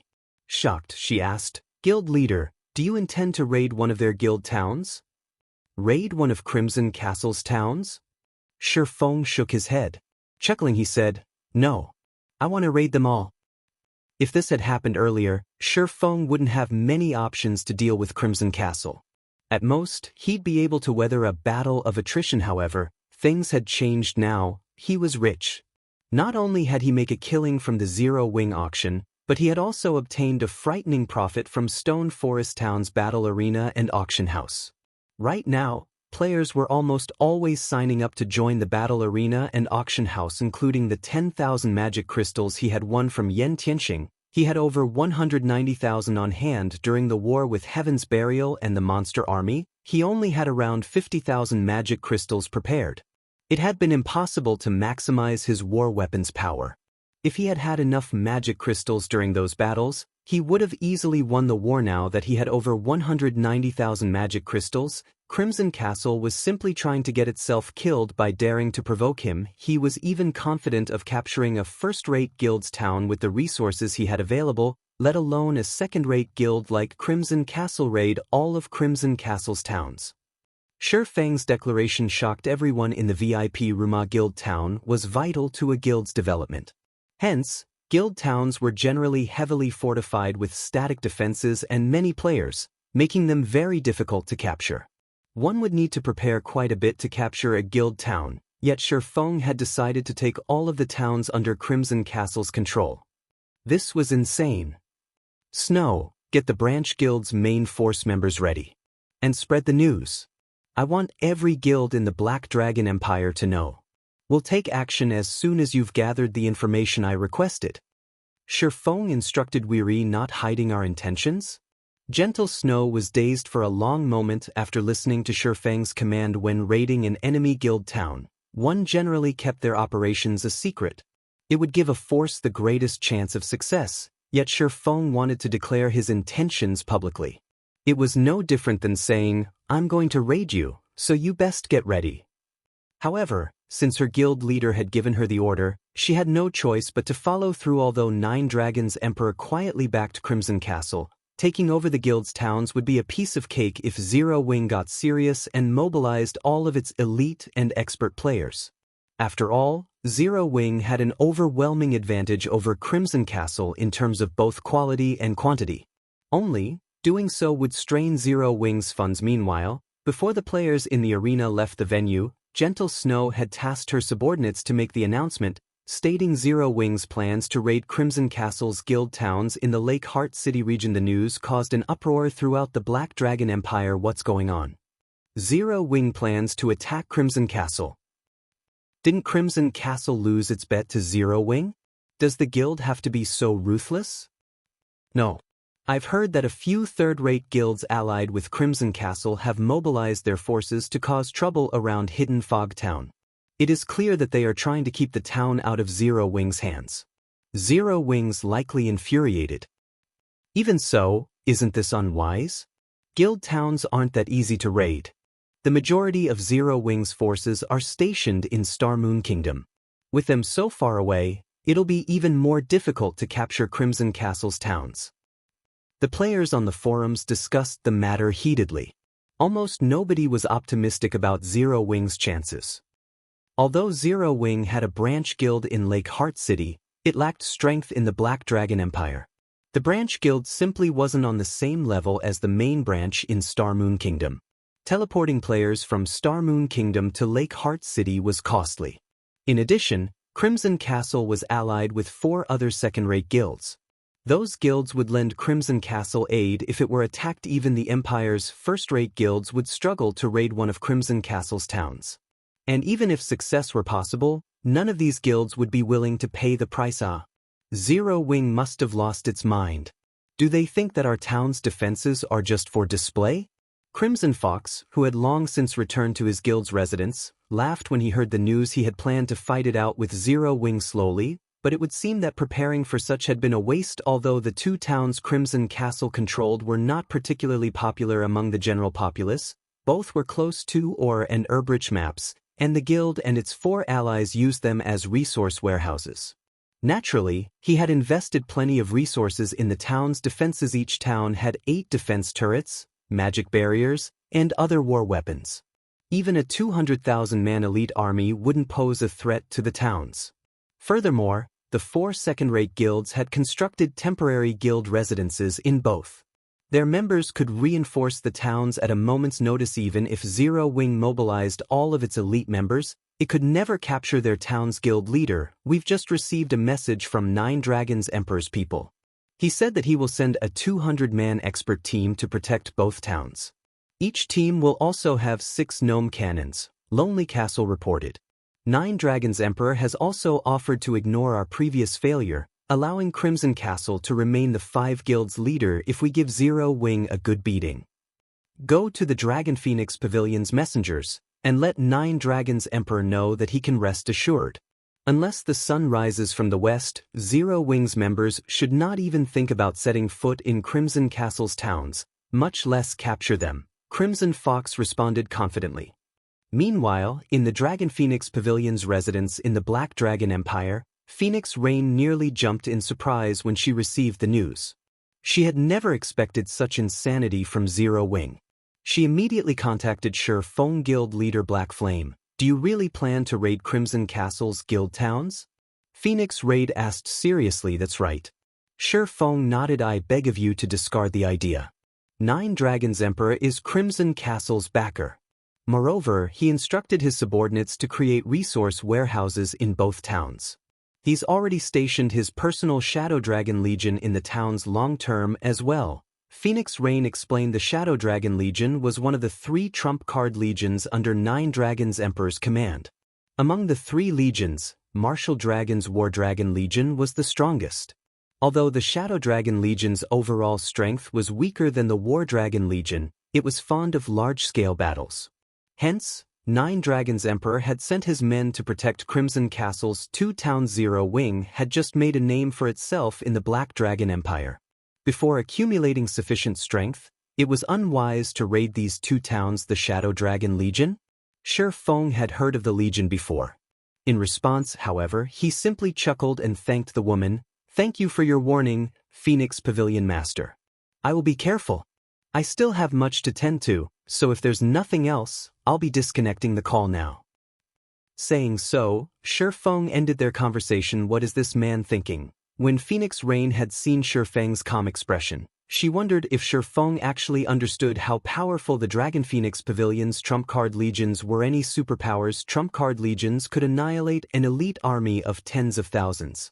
Furthermore, the Shadow Dragon Legion specialized in large-scale combat. Meanwhile, Gentle Snow finished gathering information on Crimson Castle's guild towns and handed the report to her guild leader. Chapter 1428, Aqua Rose's Class Change. Chapter 1428, Aqua Rose's Class Change. Guild Leader, both towns have been heavily fortified. Each town has 8 defense turrets. Normally, each town also has over 15,000 players. Including the other 4 second-rate guilds members, there should be over 20,000 players residing in the towns. Crimson Castle has also employed high-quality NPC guards. Of the 1,000 NPCs in each town, over 60 are Tier 2. Capturing these towns won't be easy. Moreover, as soon as we attack, the other guilds will send reinforcements. Based on our estimates, each town should have over 100,000 players. We'll likely have to use everything Zero Wing has to capture them. Gentle Snow briefly explained the situation in the towns. She had been shocked to learn about their defenses. First-rate guilds towns usually only had half a dozen or so defense turrets. After all, these defensive structures were expensive to build. Hiring high-tiered NPC guards wasn't cheap either. Generally, a town had a mix of Tier 1 and Tier 0 NPCs. Guilds only hired stronger guards if the town were particularly important. Yet, both of Crimson Castle's towns had impressive defenses. Zero Wing couldn't even strike the weaker town first, using its success to damage Crimson Castle's morale. Good. Instruct both the main force and the Dark Gods Legion to set out. Since it's closer to Lake Heart City, we'll target Green Rain Town first, Feng said and nodded after glancing through the information. We're only mobilizing our main force and the Dark Gods Legion? Gentle Snow was stunned. Was this a joke? Together, Zero Wing's main force and the Dark Gods Legion only had over 1,000 members. Even if they were experts, sending 1,000-plus players to raid a guild town was reaching for the impossible. Of course. Why would we need so many people just to raid a town? Feng asked Gentle Snow curiously. The woman was speechless. They were going to raid a town protected by tens of thousands of players, yet in Feng's eyes, they were just heading out to exterminate a bunch of common monsters. However, once Feng had given the order, Gentle Snow had no choice but to dispatch the two forces. As Feng prepared to lead his army to Green Rain Town, he received a communication request from Aqua Rose. "Why are you out so soon?" Feng asked. It had only been a few days since Aqua Rose and the others had begun to challenge the Sea God's legacy. None of them should have returned this soon, not fast. Time in the legacy space is different from God's domain. 4 days inside is the equivalent of 1 in God's domain, Aqua Rose explained after entering the legacy space. The time flow difference had shocked her. If not for the lack of EXP from the monsters inside, she would have leveled up a few times. Instead, she was still level 50. Well, how did it go? Feng asked. The Sea God's legacy contained 10 individual legacies. Any one of them could improve a player's strength tremendously. Hee. Take a look at this, Aqua Rose said as she waved an icy blue crystalline staff. Streams of water rotated around it, and the staff itself radiated a faint trace of divine might. Could you have? Feng could not help his shock as he stared at the staff. That's right. I've obtained the Sea God's legacy and have officially become a Tier 2 player, Aqua Rose announced in delight. She had gone through a lot of trouble to obtain the Sea God's legacy. Fortunately, she had consumed the moonlight fruits before entering the legacy space, slightly increasing her physique. With refinement realm combat standards, she was able to clear the legacy trial. Not only had she obtained the Sea God's legacy, but she had also acquired the Sea Dragon Staff, a growth-type weapon specifically made to amplify the Sea God's legacy's strengths. Unlike ordinary growth-type weapons, the Sea Dragon Staff could reach fragmented legendary rank. It would help Aqua Rose display the full potential of the Sea God's legacy. Feng was dazed for a moment. The Sea God's legacy. He had only hoped that Aqua Rose or one of the others would obtain the Sea God's Guard legacy. He hadn't been terribly optimistic that one of them would actually obtain the Sea God's legacy. After all, the Sea God's legacy even surpassed peak legacies. It was extremely difficult to obtain. Guild leader, you're going to raid a town, right? Can I join you? Aqua Rose asked. Of course you can, Feng said, laughing. Even if she hadn't asked, he would have summoned her to join the battle. He was not certain of exactly how powerful the Sea God's legacy was. He only knew that the legacy's owner would be an absolute overlord at sea, invincible among opponents of the same tier and level in naval combat.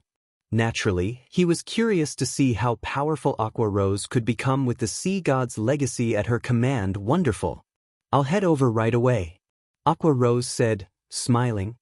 Lake Heart City region, Green Rain Town.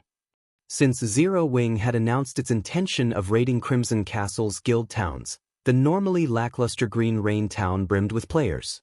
Crimson Castle and its allies weren't the only players in the town.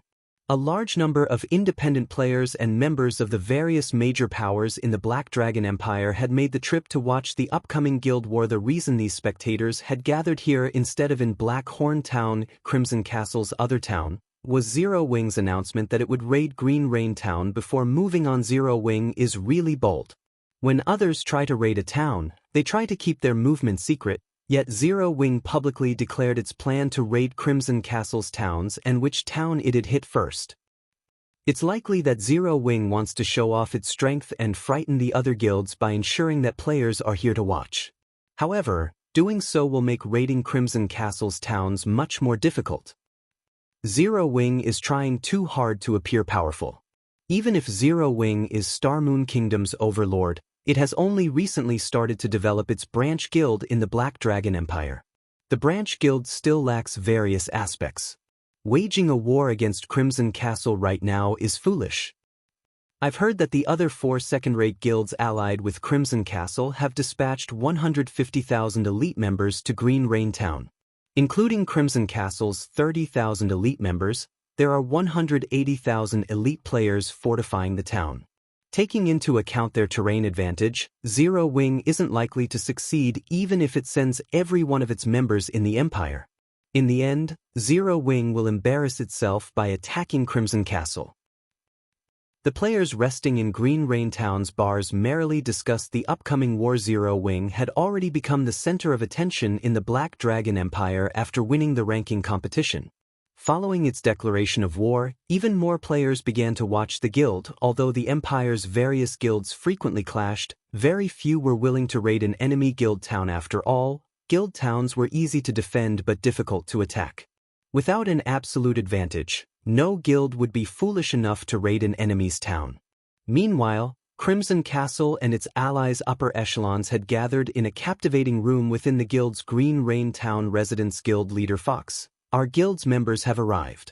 They will be at your command, a dignified level 45 shield warrior reported to Crimson Fox, who lounged in the guild leader's throne. If that is not enough, our 4 guilds can still mobilize an additional 60,000 elite members. We'll put Zero Wing through the ringer. Good. As long as we injure the guild and make 9 Dragons Emperor happy, we'll all receive even more resources in the future, Crimson Fox said, smiling. With over 180,000 elite players fortifying Green Rain Town, not even a superpower had any hope of a successful raid, much less Zero Wing. As long as they devastated Zero Wing's army, the guild's development in Lakeheart City would suffer. Guild leader, our scouts have reported that Zero Wing's members are on the way. Lonely Castle, who stood behind Crimson Fox, whispered in the man's ear. Finally here. Crimson Fox smiled. He then asked, how many are there? There seems to be only a little over 1,000 players, Lonely Castle replied, uncertain. Chapter 1429. Give it a thorough beating. Chapter 1429. Give it a thorough beating. When Lonely Castle finished speaking, the meeting room fell silent. Everyone stared at Lonely Castle with astonished expressions. They all thought that the shield warrior had to be joking. What did you say? Thinking he had heard wrong, Crimson Fox asked for confirmation. They only sent 1,000 plus members. Mitchum. The several hundred assassins we've sent out to scout have confirmed this. Zero Wing hasn't dispatched anyone beyond those 1,000 plus members. However, all of those members are rapidly approaching Green Rain Town on mounts. They'll likely arrive in a little over 10 minutes. Lonely Castle understood that he could not convince Crimson Fox with words alone, so he played the video his subordinates had sent him on the virtual screen above the table. The recording displayed over 1,000 players atop their mounts. However, unlike other guilds, the majority of Zero Wing's members rode Thunder Wolves. Their charge was impeccable. Moreover, every player's level on the team was very high. The lowest leveled among them was level 45. Furthermore, their weapons and equipment weren't the least bit inferior to the upper echelons in the meeting room. A single one-horned, black tiger lead this team of players. Black flames and arcs of blue electricity danced around the tiger's paws. Despite only watching a video of the creature, every one of these powerful players felt an indescribable pressure weigh them down. As for the man atop this black tiger, he was none other than Zero Wing's famous guild leader, Black Flame. Crimson Fox stared at the screen, dazed for a long moment. While he had seen arrogant guilds before, he had never seen a guild as arrogant as Zero Wing. They treated the 180,000 elite players fortifying Green Rain Town as nothing more than a paper tiger. How is this possible? Zero Wing only sent 1,000 plus members? Has Zero Wing lost its mind? This is the siege battle that Zero Wing promised us? They dare come at us with such a small force? Are they tired of living? These players couldn't help but laugh as they watched the video. The contingent Zero Wing had dispatched might consist of nothing but expert players, but siege battles were different from field battles. The power an expert could exert was considerably limited. Not to mention, every guild town had a large number of NPC guards. NPC guards weren't monsters. If an ordinary expert player tried to take on a Tier 1 NPC, they'd suffer a one-sided beating. Furthermore, Green Rain Town's NPCs were all level 70 and above. The town even had level 70, Tier 2 NPCs. Even without the 180,000 elite players and the town's defensive structures, the 1,000 NPC guards could easily annihilate Zero Wing's small force. Zero Wing is pretty bold. They dare to attack Green Rain Town with just so few players. Don't they know what death means? At this moment, a burly man wearing silver armor stood up and said, "Guild leader Fox, leave this to Immortal Dynasty. There's no need for Crimson Castle to bother with this small group from Zero Wing. It's about time we teach Zero Wing that the Black Dragon Empire and Star Moon Kingdom are not the same. Brother Brighthouse doesn't need to dirty his hands. Let the Shadowlight tribe deal with this. We'll finish Zero Wing's members off before they even get close to Green Rain Town, the handsome man beside Brighthouse said, laughing. Before Crimson Fox could comment, the 4 second-rate guild's upper echelons voiced their enthusiasm to take the lead against Zero Wing's force. As Crimson Fox attempted to reply, a black-clad man beside him spoke up, "None of you need to get involved. Leave these people to the Shadow Dragon Legion." The moment this black-clad man spoke, the upper echelons fell silent on the surface. Crimson Castle was in charge of this war. In reality, however, this black-clad man was in command. The man was none other than Shadowtooth, the commander of the Dragon Phoenix Pavilion's Shadow Dragon Legion. He was also known as the War Dragon. Not only had Shadowtooth risen to fame much earlier than Martial Dragon, but he had also left plenty of intense battle records in multiple large-scale virtual reality games. This man had participated in hundreds of guild wars, and every time he took the field, he secured overwhelming victories. Hence, he had earned the nickname War Dragon. Individually, he wasn't any weaker than Martial Dragon, although the latter was more well-known due to his status as an up-and-coming monster in the virtual gaming world. Since Shadowtooth had declared his intentions, the upper echelons surrendered the fight for the prestige of defeating Zero Wing. "I'll have to trouble Brother Shadowtooth, then." Crimson Fox repeatedly expressed gratitude after listening to the commander's declaration. The Shadow Dragon Legion was very famous in the virtual gaming world. The Legion's experts had fought in countless battles alongside Shadowtooth. Although these players were only top-tier experts individually, they could exert tremendous power on the battlefield. With only a handful working together, they could easily take down peak experts. This was also the reason that the virtual gaming world's various superpowers disliked dealing with the 1,000-man Legion. Meanwhile, news of Feng's 1,000-plus contingent quickly spread throughout Green Rain Town, causing an uproar. Is Zero Wing trying to be funny? And to think they made such arrogant claims earlier. Now that they realize that Green Rain Town is impossible to raid, they've only sent 1,000 members to try to gloss over their insults. I had thought that Zero Wing was some awesomely powerful guild, but it seems that it has nothing more than this. This could be their wisest move. If Zero Wing truly tried to raid Green Rain Town, it'd suffer heavy losses. How boring. I'm heading back to level up. The spectating players in the town were disappointed. They had hoped to watch an interesting battle, but this was just a farce.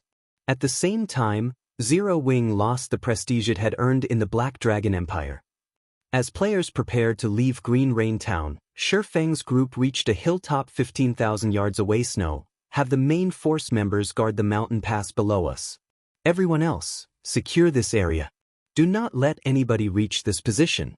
You have my permission to kill any disobedient players, Feng instructed as he gazed down at the distant town. Feng's instructions confused his party members. They were still so far away from Green Rain Town.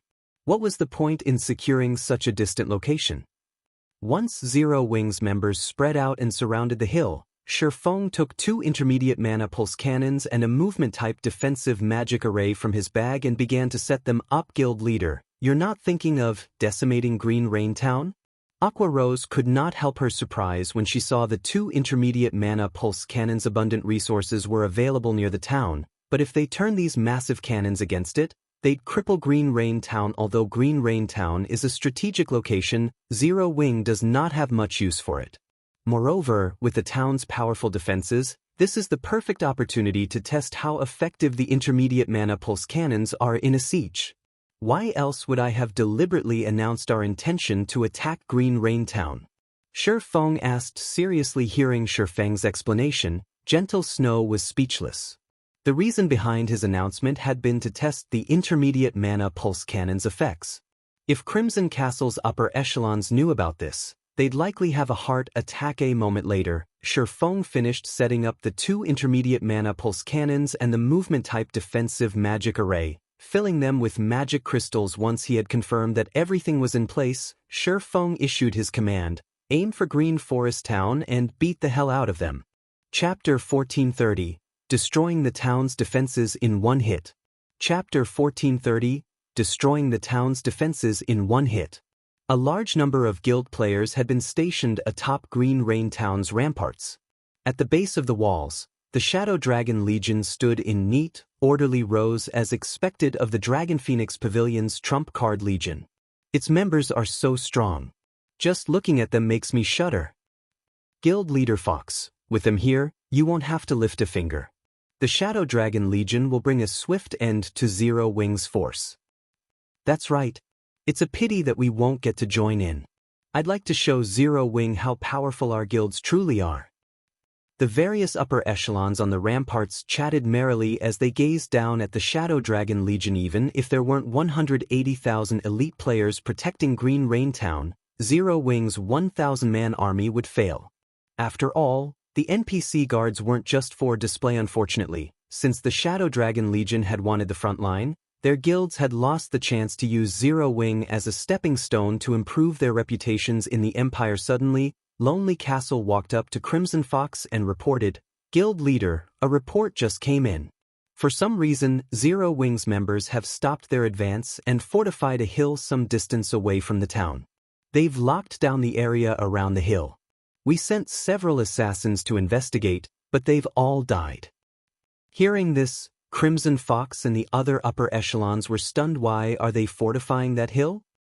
The same question floated in everyone's minds. This was the first time they had encountered such a shameless guild.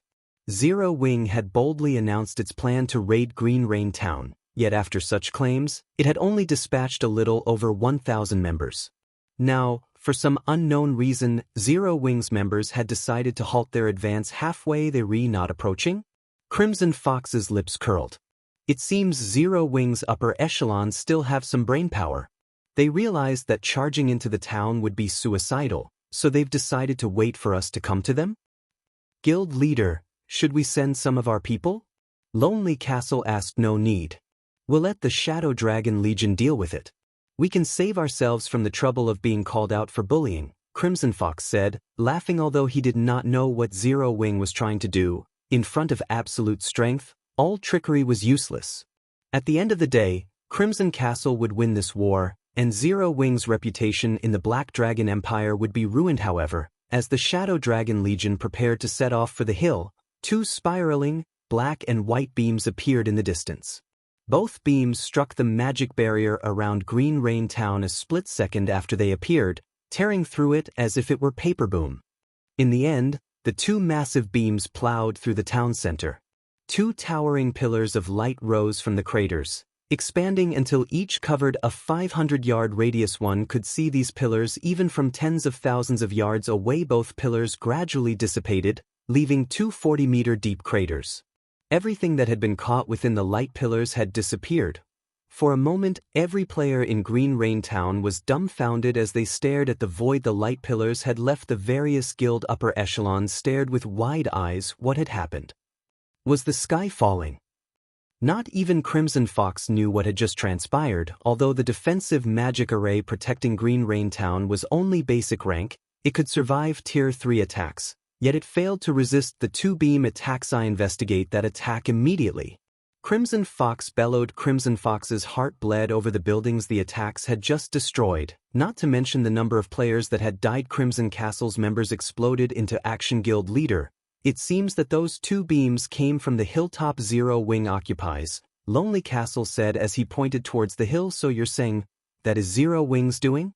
A chill ran down Crimson Fox's spine as he stared at the hilltop, astonishment flashing in his eyes as he muttered, "How is this possible?"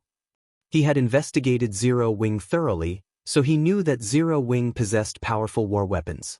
However, the hill Zero Wing occupied was over 10,000 yards away from Green Rain Town. According to the reports, Zero Wing's war weapons should only have a maximum range of around 3,000 yards. What Crimson Fox did not know was that the intermediate mana pulse cannon's range was actually 20,000 yards. However, although the cannons could cover so much distance, the beams were straight-line attacks. Hence, the height of these cannons' location would determine their actual range. From the top of Stone Forest Town's magic tower, they could cover around 3,000 yards. Meanwhile, The hill Feng had chosen was far taller than his magic tower, increasing the cannon's range significantly. Guild leader, what should we do? Lonely Castle could not help but shudder when he learned that Zero Wing was responsible for the attack. With that kind of range and destructive power, the intermediate mana pulse cannons were a guild town's nightmare. If they allowed Zero Wing to fire those weapons a few more times, Green Rain Town would fall. Kill them. Send everyone to slaughter Zero Wing's members. Do not let Zero Wing fire those cannons again. Crimson Fox shouted, paling with anger. Regret tore at his heart. Had he known that Zero Wing possessed such frightening tools of destruction, he would never have let things go this far with such weapons. Destroying a town would be a piece of cake for Zero Wing. Understood. Lonely Castle immediately organized Crimson Castle's forces to set out towards Zero Wing's position. When the other upper echelons saw the two craters that defiled Green Rain Town and thought about Zero Wing directing those weapons towards their own towns, they shuddered with fear. This Guild leader Fox, something urgent has come up in our guild that requires our immediate attention. I'm afraid we must go. Guild leader Fox, our guild leader has found a rare boss and is in need of manpower. Since you have things under control here, we'll be taking our leave. Immediately, the 4 second-rate guild's upper echelons took out return scrolls and fled. A moment later, all of the allied guild's members vanished from Green Rain Town, leaving only Crimson Castle's members and a bunch of confused independent players. Crimson Fox nearly had a stroke as he watched the crowd disappear. Hadn't they declared that he wouldn't have to take action himself? Chapter 1431. Aqua Rose takes action. Chapter 1431. Aqua Rose takes action. When the intermediate mana pulse cannons had struck Green Rain Town, the resulting devastation hadn't only shocked the various second-rate guilds members. The spectating players retrieved their own return scrolls to flee the town as well. Everyone was afraid that the intermediate mana pulse cannons would strike again. They might not be so lucky in the next assault. None of them were willing to throw their lives away just to watch a battle. Active the guild war order. Seal off that hill. I don't want to see any of Zero Wing's members leave this place alive. Crimson Fox lost his composure as he glared at the distant hilltop. In the next moment, Crimson Castle locked down Green Rain Town's map. Return scrolls were rendered ineffective, and players were forced to rely on other means to escape. Once Crimson Fox had issued his orders, he led an army of 10,000 players in a charge towards their enemy. This was his only option left. If he continued to do nothing, he would be slaughtered. With the intermediate mana pulse cannon's power, Green Rain Town would only last a few more hits, yet the town's defense turrets couldn't reach Zero Wing. He had no choice but to lead his own forces to stop Zero Wing. However, the Shadow Dragon Legion had reacted long before Crimson Fox. Shortly after the intermediate mana pulse cannons had attacked, Shadowtooth had led the Shadow Dragon Legion in its own charge. Guild leader, a team of 1,000 players are approaching. They're less than 1,000 yards away. They are very well equipped, and although they aren't wearing a guild emblem, they don't look like independent players. A ranger, Negative Life, reported as he used eagle eyes to scout a strong 1,000-man team without a guild emblem. Could it be the Shadow Dragon Legion? Feng suddenly recalled Phoenix Rain's warning. The Shadow Dragon Legion might not be as strong as Nine Dragons Emperor's War Dragon Legion, but it was far more famous. The Dragon Phoenix Pavilion had once dispatched the Shadow Dragon Legion to capture an intermediate city under a top-tier, first-rate guild's control. Naturally, said guild had the support of powerful corporations and plenty of powerful experts. Although it hadn't been a super first-rate guild, it had been beyond ordinary first-rate guilds' reach. Yet, the Shadow Dragon Legion had single-handedly captured the intermediate town. Cities and towns were different. Both basic and advanced towns lacked defenses, but as soon as they became cities, their defenses would undergo a qualitative transformation. With a core magic array, not only could guilds suppress their enemies, but they could also enhance their own forces. The core magic array's buff was even more powerful than the magic towers. Moreover, the various large guilds generally put everything into their city's development. The defensive structures one could build in an intermediate city were far beyond that of a town. A guild could construct hundreds of defense turrets in its city, as well as all sorts of advanced defensive structures. Furthermore, well-funded, first-rate guilds generally protected their intermediate cities with powerful magic arrays. It would take several shots from an advanced mana pulse cannon to break such a barrier. If the magic array had adequate energy, it might even be beyond an advanced mana pulse cannon's power yet. The Shadow Dragon Legion had captured the intermediate city. News of the successful siege had shocked the various large guilds. During that time, only a few of God's domain's first-rate guilds had intermediate cities, while most guild cities were basic rank. As a result, the various first-rate guilds had been terrified of the Shadow Dragon Legion. The Shadow Dragon Legion? Isn't that one of the Dragon Phoenix Pavilion's trump card legions? Gentle Snow asked curiously when she heard Feng's comment. Nine Dragons Emperor has been secretly using Green Rain Town as a resource warehouse, so he has probably stationed the force there to protect the town. Feng explained. Guild leader, I don't think it'll be easy to take on the Shadow Dragon Legion and Crimson Castle's forces at the same time. Shadowtooth, the Shadow Dragon Legion's commander, is the Dragon Phoenix Pavilion's #1 assassin. Based on our information on him, he has a top-tier epic short sword called Magic Breaker. It can cut through magic barriers like a hot knife through butter. Our magic array isn't likely to hold the Legion back. Gentle Snow said worriedly. They had considered the possibility of Crimson Castle's forces charging to meet them, but as long as they had enough magic crystals, their movement-type defensive magic array shouldn't have any issues holding back Tier 4 attacks. Unfortunately, it was a different story if Shadowtooth's Magic Breaker got involved. Without the defensive magic array's protection, they wouldn't survive an army of tens of thousands of elite players. Guild leader, leave Shadowtooth to me, Aqua Rose suddenly suggested. As long as I take him down, we can proceed with activating the defensive magic array. But although Gentle Snow tried to argue, Feng beat her to it, saying, "All right, I'll leave him to you. Send everyone else to stop the Shadow Dragon Legion's advance. Don't let anyone near the cannons." The intermediate mana pulse cannons might be powerful, but they had obvious weaknesses. First, they could be moved freely. Second, like all war weapons, their defense was paper-thin. Even a Tier 0 player could easily destroy them. Hence, the various large guilds usually avoided using war weapons offensively. Guild leader, this Feng's decision astonished Gentle Snow. Shadowtooth was an old monster with many years of fame. Even Nine Dragons Emperor treated the man with respect. His title as the Dragon Phoenix Pavilion's #1 assassin wasn't just for show, either. Even a peak expert like Yen Tianxing would struggle to survive a handful of moves against Shadowtooth. Yet, Feng had just sent Aqua Rose to deal with the assassin alone. She'd be lucky to survive, much less kill the man. They'd only have a small possibility of defeating Shadowtooth if she, Aqua Rose, and Zhao Yueru worked together. Relax. If Shadowtooth reveals himself, leave him to Aqua. You all should focus on the Shadow Dragon Legion's other experts. At the end of the day, that is still one of the Dragon Phoenix Pavilion's trump card legions. The Force has plenty of Refinement Realm experts. Even with our Berserk skills, we don't have much of an advantage, Feng said, chuckling. Not only was Aqua Rose a Tier 2 player now, but she also had the Sea God's legacy. Since she had offered to take on Shadowtooth, she was confident in defeating him.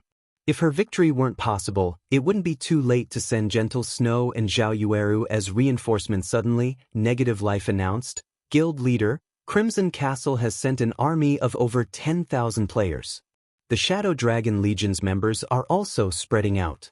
By the looks of it, they plan to split into 4 groups. They sure reacted quickly. All right, let's fire a round at Crimson Castle's members first, Feng ordered when he noticed the intermediate mana pulse cannon's cooldown coming to an end. Aqua, Snow, Yueru, Negative, lead teams of 200 players and intercept the Shadow Dragon Legion. It's about time we teach this legion that Zero Wings shouldn't be provoked. Understood. Zero Wings members couldn't help their growing excitement. Fighting a trump card legion from a super first-rate guild would be far more fun than fighting a bunch of elite players. The Shadow Dragon Legion soon reached the foot of the hill after splitting into 4 groups. In the next moment, a black-clad man dashed ahead of the groups towards the magic barrier protecting the hill. Upon reaching his target, the man swung the dull gray short sword at the barrier Feng. Instantly, he shattered the movement-type defensive magic array, the stored energy within dissipating. In addition, The magic array was forced into a 5-minute cooldown. The commander's magic breaker really is impressive. Zero Wings members must be stunned. Not only will they die here, but will also claim their 2 war weapons. As the Shadow Dragon Legion members discussed the vanishing barrier, a mesmerizing beauty appeared on the opposite side. This woman stood alone on the path leading up the hill. She wielded a dark blue crystal staff and radiated an incredible aura. This woman was none other than Aqua Rose. Chapter 1432, Aqua Rose vs Shadowtooth. Chapter 1432, Aqua Rose vs Shadowtooth. Is she from Zero Wing? She dares to come alone? She must be tired of living in this world. The Shadow Dragon Legion members revealed wicked smiles when they saw Aqua Rose on the hillside path. There were over 200 players in their group, and any one of these players would be the strongest expert in a normal, large guild, yet Aqua Rose thought she could hold them off on her own. In their opinion, such an action was foolish and suicidal. We don't have time to waste.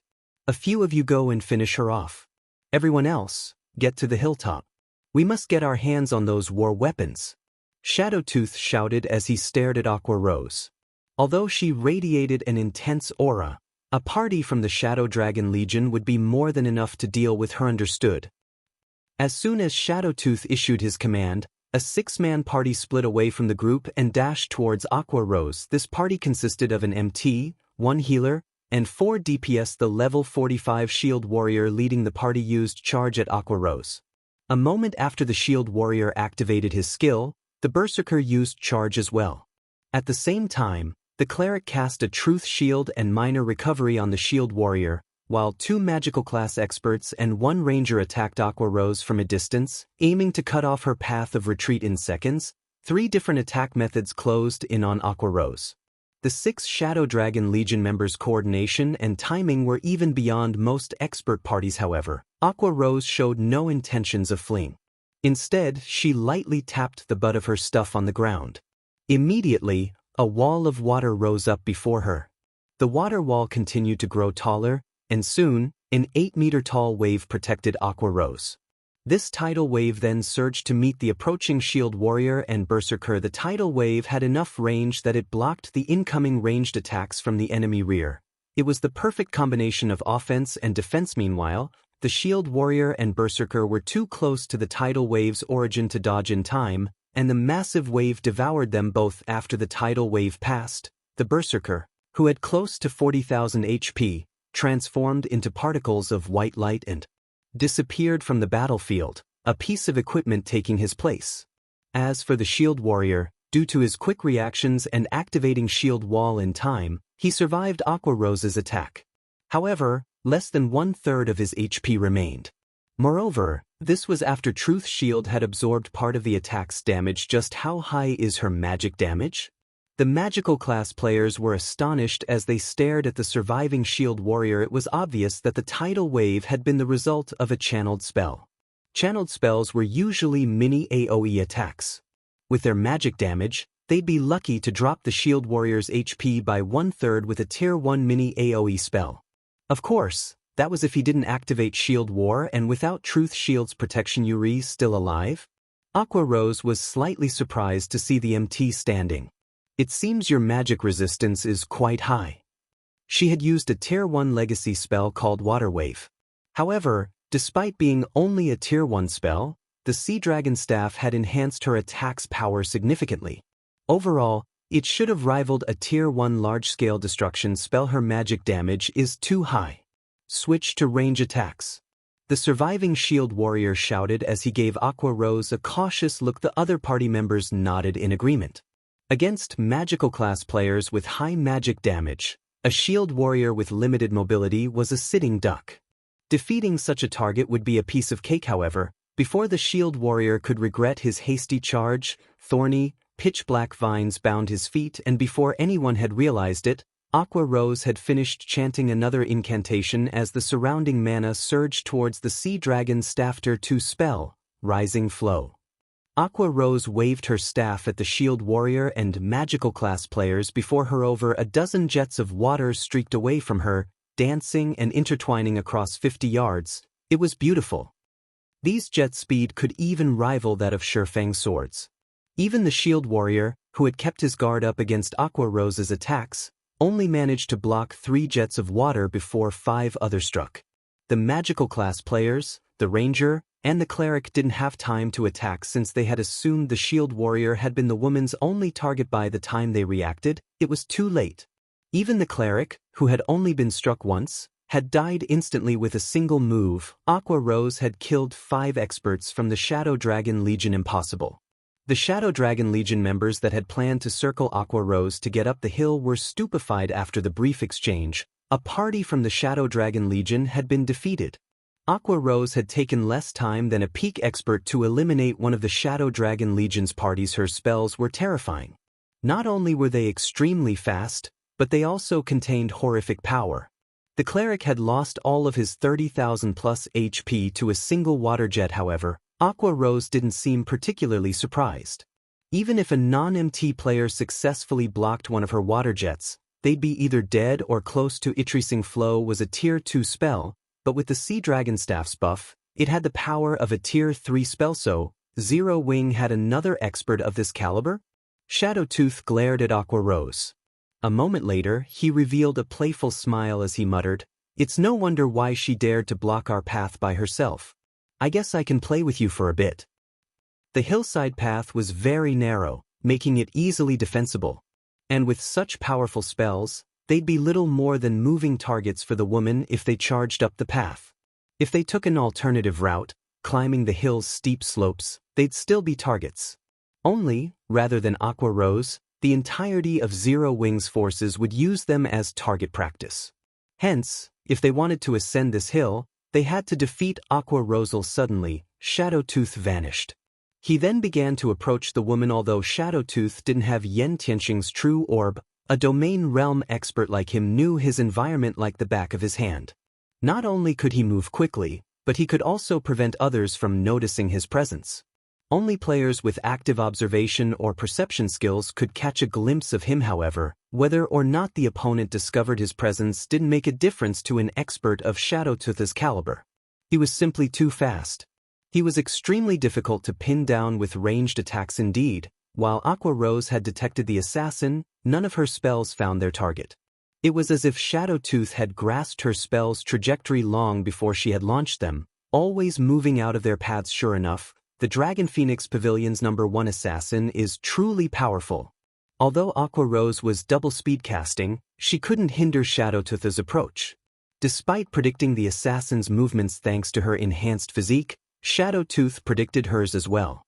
As a result, she could only watch as the enemy assassin closed in on her. Aqua Rose hadn't expected to encounter such a situation so soon after obtaining the Sea God's legacy. She controlled over a dozen projectile attacks, yet she couldn't hit her target.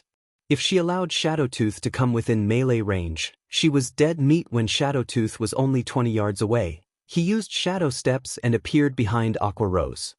His magic breaker left an arc of gray light as it descended on the cursemancer. Suddenly, Aqua Rose shouted, "Bloom!" Aqua Precinct. Chapter 1433, Overwhelming Power. Chapter 1433, Overwhelming Power. Just before Shadowtooth's magic breaker bit into Aqua Rose's back, layers of water began to peel away from the woman like a blooming lotus flower. When magic breaker encountered the flower petals, not only did its advanced halt, but it also bounced off. She blocked it? Shadowtooth was slightly surprised to see the water curtain before him. Magic breaker was designed to do just that, destroy magic barriers. It also weakened spells by 50%. Even an Elementalist's strongest Tier 1 defensive spell, Frost Barrier, would only last one hit against his weapon. Yet, when he slashed at the thin layer of water, it felt as if he had hit rubber. He couldn't pierce the water curtain no matter how hard he tried. With Aqua Rose in the center, the spell formed a pool of water with a 70-yard radius. Although the water was only knee-deep, Shadowtooth could feel it restricting his movements. Although he struggled, he couldn't adapt to the watery environment.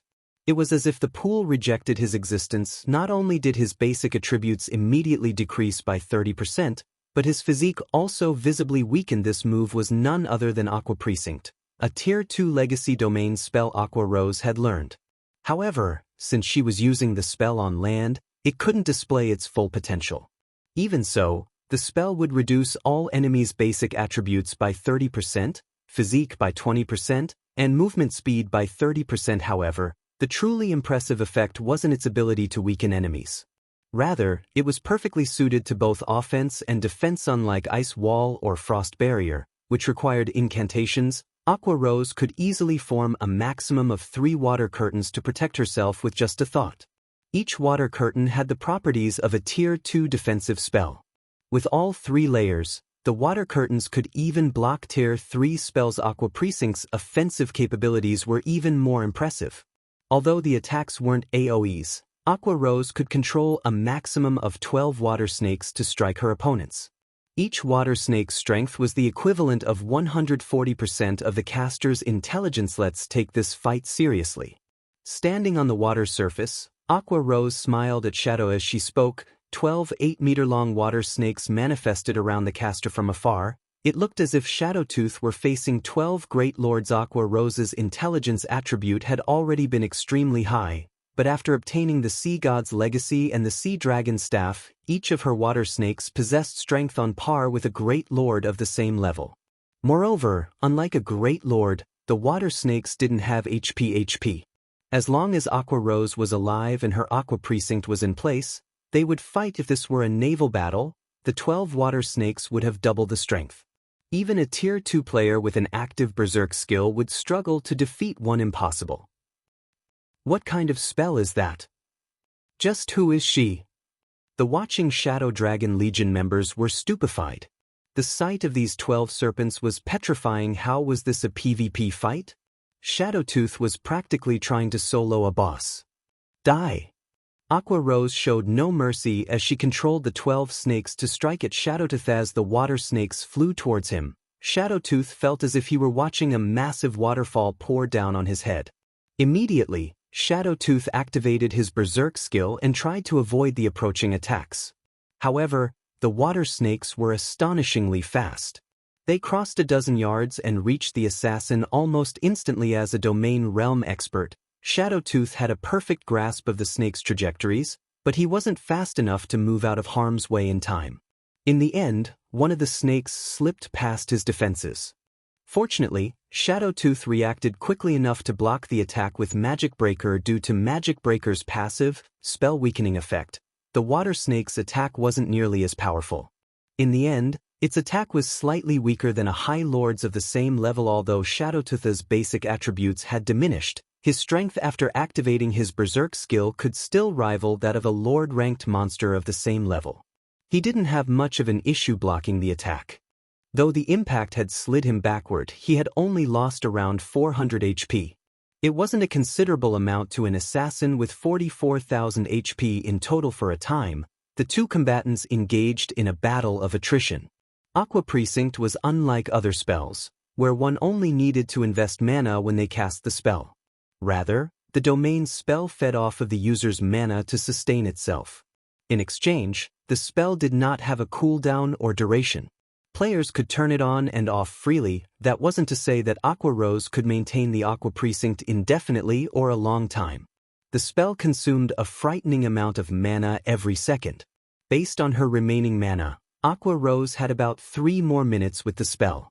Of course, she could drink an advanced mana recovery potion to restore her mana during the battle. Shadowtooth was in a similar situation. Although he continued to lose HP throughout the battle, each attack only devoured 300 or 400 HP. He could easily replenish the lost HP with an advanced regeneration potion. As a result, the battle was locked in a temporary stalemate. I didn't expect to find an expert like you in Zero Wing as well. No wonder that little girl is trying to recruit your guild. Shadowtooth constantly tried to close in on his opponent.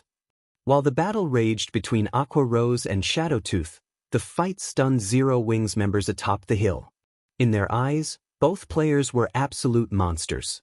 If any one of them had to face Aqua Rose or Shadowtooth, they'd likely die in an instant. Sure enough, a domain realm expert isn't easy to deal with. Shadowtooth's prowess even surprised Feng. Aqua Rose was a Tier 2 player and wielded the Sea God's Legacy, yet the assassin bridged the gap between their levels, tiers, and classes with his techniques. Aqua Rose only had a minor advantage. However, Aqua should have exhausted a lot of mana by now. It's about time she took things seriously. Unfortunately for Shadowtooth, while techniques could supplement for one's flaws, there was a limit to how much they could help. Not even domain realm experts were an exception. Take things seriously? The Vice Guild leader isn't fighting with everything she's got? Fierce Snake was confused when he overheard Feng's muttering. He had only ever witnessed a fight of this level when Zhao Yueru had faced Yen Tianqing. In fact, Shadowtooth was much stronger than Yen Tianqing. The fact that Aqua Rose, who didn't have a cataclysmic spell like Zhao Yueru's Frost Flame Oblivion, could suppress a monster like Shadowtooth was astounding. Yet, Feng had indicated that she wasn't using her full strength even if he heard it from Feng. Fierce Snake found it hard to believe. As Fierce Snake struggled over the revelation, Aqua Rose took a deep breath. Suddenly, dark fog began to surround her body. The intensity of her aura skyrocketed. Could it be? She hasn't activated a berserk skill? Shadowtooth's expression darkened when he sensed Aqua Rose's rampaging aura. During Shadowtooth's brief moment of surprise, a water snake managed to slip his notice. By the time Shadowtooth snapped out of it, he had no choice but to block the attack with Magic Breaker Boom. The impact threw the assassin over a dozen yards away, his HP decreasing by over 4,600. The water snake's attack power had exceeded the limit he could block. In God's domain, players could reduce incoming damage by blocking the attack, but when the opponent's strength was significantly higher than one's, it could break through one's block threshold. If that happened, players would receive a considerable amount of damage despite their defense. Chapter 1434, Power of a Tier 2 Class. Chapter 1434, Power of a Tier 2 Class. After the water snake had sent him flying, Shadowtooth had been forced to take 6 steps back when he landed, even after readjusting his posture in the air. His magic breaker hummed as it vibrated from that one attack. Shadowtooth had lost over 10% of his HP on the spot. The snake's strength had clearly increased. Commander, how is she suddenly so strong? Has she been hiding her strength? The Shadow Dragon Legion members were shocked as they watched Aqua Rose approach Shadowtooth. Despite having activated his berserk skill, Shadowtooth had failed to block an attack. If they told the other members from the Dragon Phoenix Pavilion, they'd be called raving lunatics. Yet, it had just happened. Is this the difference between tiers? Gentle Snow was slightly surprised to see Shadowtooth in such a miserable state. Although she had known that there was a fairly large gap between Tier 1 and 2, she had never imagined that the gap would be this large with Tier 2 attributes and spells. In addition to a legacy that even surpassed peak legacies, Aqua Rose overwhelmed the Dragon Phoenix Pavilion's #1 assassin, rendering the latter utterly powerless. However, Aqua Rose had no intention of giving Shadowtooth time to catch his breath. Immediately, she controlled the 12 water snakes to continue their assault. Seeing the incoming water snakes, Shadowtooth felt his scalp tingle. Previously, he had been able to defend himself with Magic Breaker, but now, he couldn't even block an attack. Dodging the snakes was also impossible. After another brief exchange, Shadowtooth lost over 9,000 HP to 2 more water snakes. Now, he had less than 50% remaining. It would only take a few more hits to send him to the afterlife. Everyone, charge. Shadowtooth gnashed his teeth and issued the command. He turned to a slim assassin in dark gray leather armor and shouted, "Speeches, find a way to silence her." At this point, he knew that he was no match for Aqua Rose. But this wasn't a competition, it was a real battle. He couldn't order a retreat just because he couldn't defeat the woman. Since one player wasn't enough to deal with Aqua Rose, they needed to fight as a unit. When Shadowtooth ordered the attack, the Shadow Dragon Legion members were shocked. Although this was not the first time their commander had asked for help dealing with a lone opponent, he generally only did so when they faced monster-level existences. This was the first time he has requested assistance against an unknown expert. In other words, Shadowtooth had acknowledged Aqua Rose's strength. While the Shadow Dragon Legion members were shocked, they still joined the fight without hesitation. The healers in the back immediately responded by casting Truth Shield on their commander.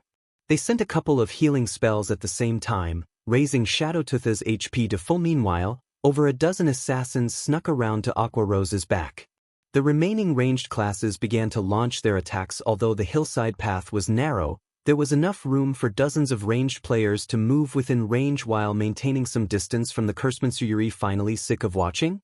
Rather than panic as dozens of spells and arrows rained down on her, Aqua Rose revealed a calm smile as she said, "Unfortunately, you are too late." Before anyone knew it, Aqua Rose had finished drawing several dozen lines of runes in the air. She then stabbed her staff into the ground and twisted it. Responding to her command, a massive magic array covered the ground, covering a 100-yard radius. During her fight with Shadowtooth, she had subtly moved closer to the other Shadow Dragon Legion members. However, she hadn't expected Shadowtooth to help her out, calling his allies to join him within her attack range. After gaining the Sea God's legacy, she had learned 3 Tier 2 spells. The strongest among them was Aqua Precinct. Aside from that, she had the Tier 2 curse, Annihilation Torrent. With the Sea Dragon Staff's buff, Annihilation Torrent could rival a Tier 3 large-scale destruction spell. Crap. Everyone, retreat. Shadowtooth had a bad feeling when he saw the magic array under his feet. Unfortunately, it was too late. Suddenly, a torrent of water descended from the sky. Not only did the waterfall shatter all of the attacks against Aqua Rose, but it also formed a massive tidal wave once it crashed to the ground. The tidal wave spread out in a ring, devouring everything in range. In the blink of an eye, the wave swallowed Shadowtooth and his allies. Although some players had reacted quickly enough to activate invulnerability skills, Annihilation Torrent lasted for 10 seconds. Not even those skills could save them. After 10 seconds, none of the 200-plus Shadow Dragon Legion members were anywhere to be seen. Instead, weapons and pieces of equipment, which could even tempt top-tier experts, had taken their place. Is the Vice Guild leader also a monster? The Zero Wing members watching from the hilltop stared in shock as they watched Aqua Rose wipe out a quarter of the Shadow Dragon Legion by herself. Originally, they thought that Zhao Yueru was the strongest trump card Zero Wing had hidden. They hadn't expected Aqua Rose's power. Not only had she killed over 200 of the Dragon Phoenix Pavilion's experts, but she had also claimed the life of its #1 assassin. With such an impressive battle record, she could easily rank among the top 100 of the God's Domain experts list. While these players cheered for their Vice Guild leader, a figure suddenly appeared in the devastation her Annihilation Torrent had left. This figure was none other than the Shadow Dragon Legion's commander, Shadowtooth. What? He's still alive. Everyone was astonished to see the Manthe had all seen Aqua Rose's large-scale destruction spell hit Shadowtooth, and they had watched the attack take his life. Yet he stood before them. I never expected to find an expert like you in Zero Wing. I give up. The Shadow Dragon Legion will withdraw. However, you won't be so lucky next time, Shadowtooth declared as he glanced at Aqua Rose. Immediately, he activated Vanish and disappeared. Aqua Rose's Annihilation Torrent had, in fact, killed him. However, he carried a super-rare resuscitation scroll, a treasure he had obtained in an ancient ruin. The scroll would automatically revive a player and restore their HP to full upon death. The scroll also spared the player from the typical death penalty. He had hoped to save the scroll for the contest on Thunder Island. He had never thought that he would have to waste it in a place like this. He only had a total of 3 resuscitation scrolls. Among them, he had given one to 9 Dragons Emperor. Now that he had used one here, he only had one left. He couldn't afford to continue this battle with Aqua Rose. After all, the resuscitation scroll activated passively. It would activate as soon as the player carrying it died. It would not care about the player's desires. If she killed him a second time, he would lose this life-saving trump card. Shortly after Shadowtooth fled, the rest of the Shadow Dragon Legion followed. It was obvious that they had given up on this siege when Crimson Fox and his army, who had just reached the battlefield, saw the Shadow Dragon Legion's retreat. Confusion flashed in their eyes. What was happening? Chapter 1435. Slaughter. Chapter 1435. Slaughter. Why is the Shadow Dragon Legion retreating? The Shadow Dragon Legion is missing a lot of members. What? The Shadow Dragon Legion actually lost to Zero Wing? Crimson Castle's members were stupefied as they watched the fleeing Shadow Dragon Legion. After all was said and done, the Shadow Dragon Legion was one of the Dragon Phoenix Pavilion's trump card legions. Although it only had 1,000 members, even a 10,000-man army from a first-rate guild would be powerless against the legion. Particularly in narrow terrains such as this, a 1,000-man legion could exert its strength to its full potential, yet Zero Wing's 1,000-plus army had defeated this legion. Guild leader, the Shadow Dragon Legion has retreated. What should we do? An indescribable sense of shock gripped Lonely Castle's heart. Useless garbage. Didn't they tell us to leave everything to them? Crimson Fox ground his teeth as he glared at the distant Shadow Dragon Legion. Since we can't rely on the Shadow Dragon Legion, we'll deal with this problem ourselves. I refuse to believe that Zero Wing can take on an army of 10,000 elites. There were always rumors in the virtual gaming world about superpowers, trump card legions of 1,000 men slaughtering 10,000 men armies from first-rate guilds. But they were just that, rumors. When it really came down to a fight, the victor was never guaranteed until the end advance. Surround the hill. Do not let a single Zero Wing player leave this place alive. Crimson Fox commanded immediately. All 15,000-plus Crimson Castle elites surged towards Zero Wing's hill. However, when Crimson Castle's army was only 1,000 yards away from the hill, two beams of light descended from above before these players could react. The black and white beams slammed into Crimson Castle's army, following which, two pillars of light rose into the sky. Even Green Raintown's players could see the spectacle when the two light pillars faded. They revealed two large, empty clearings in the middle of the army. Despite the fact that Crimson Castle's members had spread out, the two attacks had claimed over 6,000 lives. Although these two shots had cost Feng 4,000 magic crystals, he considered the exchange worthwhile since he had killed so many players. Zero Wing. Crimson Fox's eyes turned bloodshot when he realized how many of his guild members had vanished. However, although Crimson Fox was furious, his companions didn't share the same sentiment. Rather than rage, fear flashed in these players' eyes. With just two shots, Zero Wing had annihilated 1/3 of their forces. If Zero Wing fired the cannons a few more times, their army would be devastated. Elsewhere, when the Shadow Dragon Legion saw the fading light pillars, they were relieved to escape the attacks. If not for their commander ordering the retreat when he had, the intermediate mana pulse cannons would have claimed their lives. They finally understood how pointless it was for a guild to focus on quantity over quality. Collecting war weapons was far more important. Commander, are we really abandoning Green Raintown?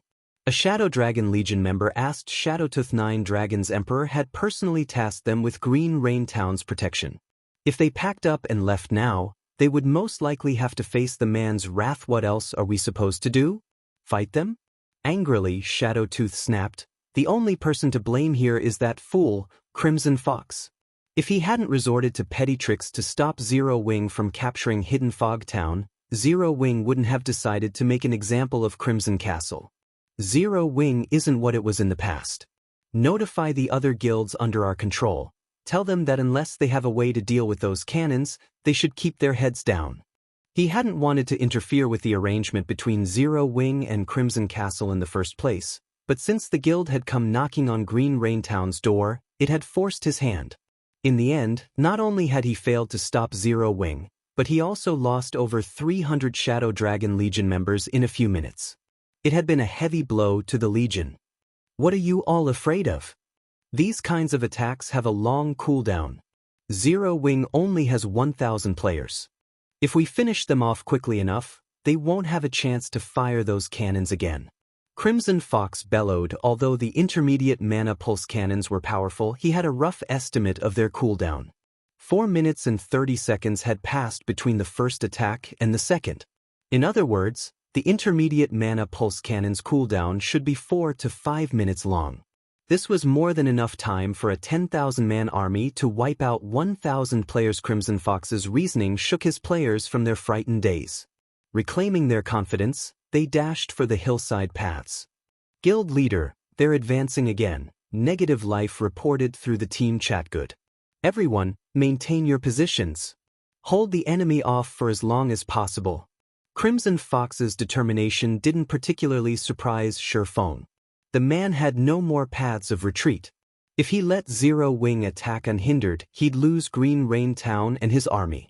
The guild leader had to fight. However, climbing the hill wasn't so simple. Zero Wing's main force and Dark God's Legion members were stationed around the hillside paths. With the terrain, they had the advantage. As for trading the established paths for the steep slopes, doing so was suicide. This was also Zero Wing's main reason for choosing this hill. Otherwise, he would have chosen a farther location. After all, the intermediate mana pulse cannons had a maximum range of 20,000 yards with Aqua rows and the others guarding the 4 available hillside paths. The hill was like an impenetrable fortress. The path Zhao Yueru's team guarded was especially atrocious. With MTs at the forefront, Zhao Yueru could attack freely. Even when Crimson Castle's MTs activated their life-saving skills, receiving all sorts of damage absorption buffs, the Flame Witch's powerful fire-type spells killed them instantly, giving Crimson Castle's healers no time to help their companions. With each volley, Zhao Yueru claimed 2 or 3 dozen lives. All Crimson Castle's members could do at this point was trade blow for blow. However, both Zero Wing's main force and the Dark God's Legion had consumed Sea God's blessings, increasing all of their resistances by 100 points. With their inherent defense and magic resistance, they didn't even lose more than 4,000 HP from a direct hit. Furthermore, the MTs blocked the majority of the incoming attacks with their shields. The blocked attacks were lucky to deal over -100 damage to Zero Wing's MDS. Meanwhile, Gentle Snow fought like a literal war goddess as she faced Crimson Castle's members. After receiving a truth shield from one of the clerics in the rear, she dashed into the group of MTs on her path and started a massacre. With Whirlwind Slash, she sent over a dozen MTs flying. Although Crimson Castle's ranged players tried to bombard the Snow Goddess, she dodged the majority of their attacks. Even if she failed to dodge an attack, none of them dealt more than -2,000 damage thanks to her 7 Luminaries battle army and the Sea God's blessing. After activating 7 Luminaries domain, she was even more of a juggernaut. Aqua Rose's path was a simpler scene. The 12 water snakes she summoned with Aqua Precinct were practically invincible. No matter how many Crimson Castle members came at her, she sent them all flying. Her mana was the only problem, but the guild's oracles and druids easily solved the problem, supporting Aqua Rose by replenishing her mana. Including the advanced mana recovery potions, she should have no problems maintaining Aqua Precinct until the intermediate mana pulse cannon's cooldown completed. Time passed very quickly. After a few minutes, Crimson Castle had lost nearly 3,000 members, with 80% of the army's MTs dead. With most of its meat shields gone, Crimson Castle had to rely on their melee players to break Zero Wing's blockades. In contrast, Zero Wing had only suffered around 20 casualties. Thus it's about time we give Crimson Castle a taste of Zero Wing's true power. When Feng saw more reinforcements from Crimson Castle coming from Green Rain Town, he retrieved the Bible of Darkness and a large number of miniature ballistas. Chapter 1436, Everlasting Moment. Chapter 1436, Everlasting Moment. Charge. Keep moving forward. Their healers should be running out of mana. Once they run out, we'll take the hill. Crimson Fox shouted, his eyes bloodshot. At this point, he had completely disregarded the potential losses. However, as Crimson Fox had said, Crimson Castle's ruthless charge was a huge burden on Zero Wing's healers. The healers relentlessly cast every healing spell they had available. Their mana consumption rate was even greater than during a boss raid. In a normal boss fight, they only needed to focus on the team's MTs. Now, however, they had to heal everyone. If they lost their focus, their companions could die. In fact, the 20+ casualties Zero Wing suffered so far were the result of something distracting the healers. Seeing Zero Wing's healers running low on mana, Crimson Castle's members grew even more fervent with their attacks. Zero Wing's members struggled. Fighting 10,000 pigs would be a challenge, not to mention 10,000 players with skills. If not for their superior combat techniques, weapons, and equipment, Crimson Castle's members would have already overrun the Hill Guild leader. Although we have 20,000 more members on the way, are we really going to duke it out with Zero Wing? Lonely Castle asked. His heart ached as he watched his guildmates die in droves. These players were all elite members from the guild. Even if they defeated Zero Wing, Crimson Castle would likely suffer grievous losses. It would be utterly helpless if Zero Wing decided to attack again. We don't have a choice. If we lose Green Rain Town, Crimson Castle will be in an even worse position, Crimson Fox said as he looked towards the hilltop, helplessness gripping his heart. If he had known that Zero Wing was capable of this level of warfare, he would never have played such petty tricks. Unfortunately, it was too late for his regret. If Crimson Castle won this battle, although it would damage the guild's morale, it would still have a chance to make a comeback. In contrast, if Crimson Castle lost, the guild would forever lose its position in Lake Heart City. It wouldn't even be surprising if the guild disbanded as a result of losing Green Rain Town. He was certain that Zero Wing wouldn't last much longer. After all, their enemy had only dispatched a 1,000-man team. Zero Wing must be dreaming if it thought it could triumph over an elite army of tens of thousands with such a small force. However, as soon as Crimson Fox finished speaking, 2 more black-white beams of light descended from the hilltop. With the chaos of battle as a distraction, the 2 intermediate mana pulse cannons had finished their cooldowns before anyone had realized it. The 2 beams struck Crimson Castle's army once again. Although the attacks weren't as effective as last time, the 2 beams still erased nearly 3,000 Crimson Castle members. The rampaging survivors instantly fell silent compared to the cannon's physical destruction. The mental blow was devastating. Endure it. More reinforcements will arrive soon. Crimson Fox tried to placate his guild members. Once they're here, we'll prepare Zero Wing for its funeral. None of the drops from their members need to be reported or handed over to the guild. And I'll award any player who kills a Zero Wing member 1,000 GCPs. Killing an upper echelon will earn you 50,000 GCPs.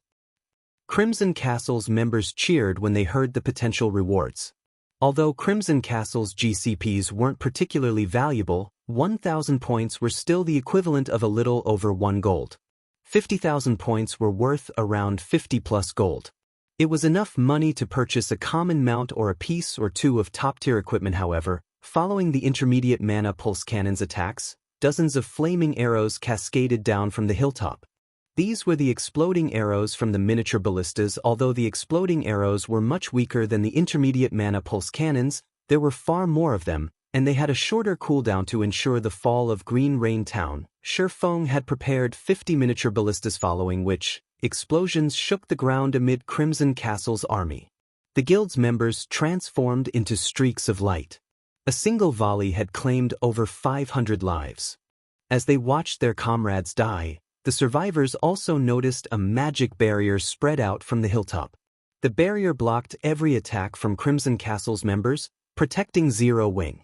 In contrast, Zero Wing's members easily attacked the players beyond the barrier. However, this wasn't the worst part. Without warning, a level 72, Tier 3 demon with fiery wings had appeared over Crimson Castle's army. Gathering mana in its palms, the demon created a fireball the size of a small mountain before hurling it at unsuspecting players. Instantly, over 100 players vanished. Impossible. Crimson Fox couldn't believe his eyes. How could Zero Wing be so strong?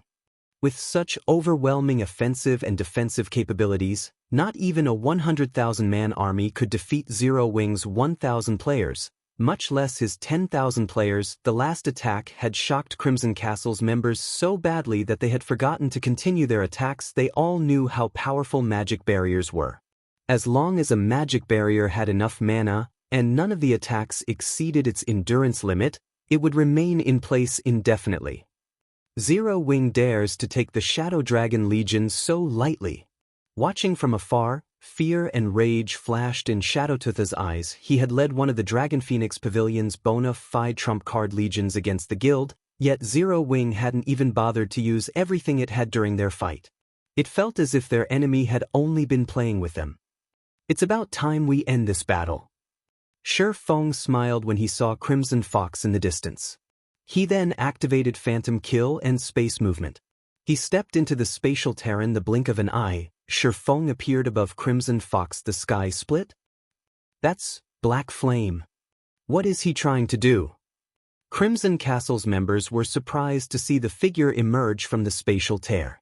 They couldn't help but gasp when they got a clear view of the man Black Flame.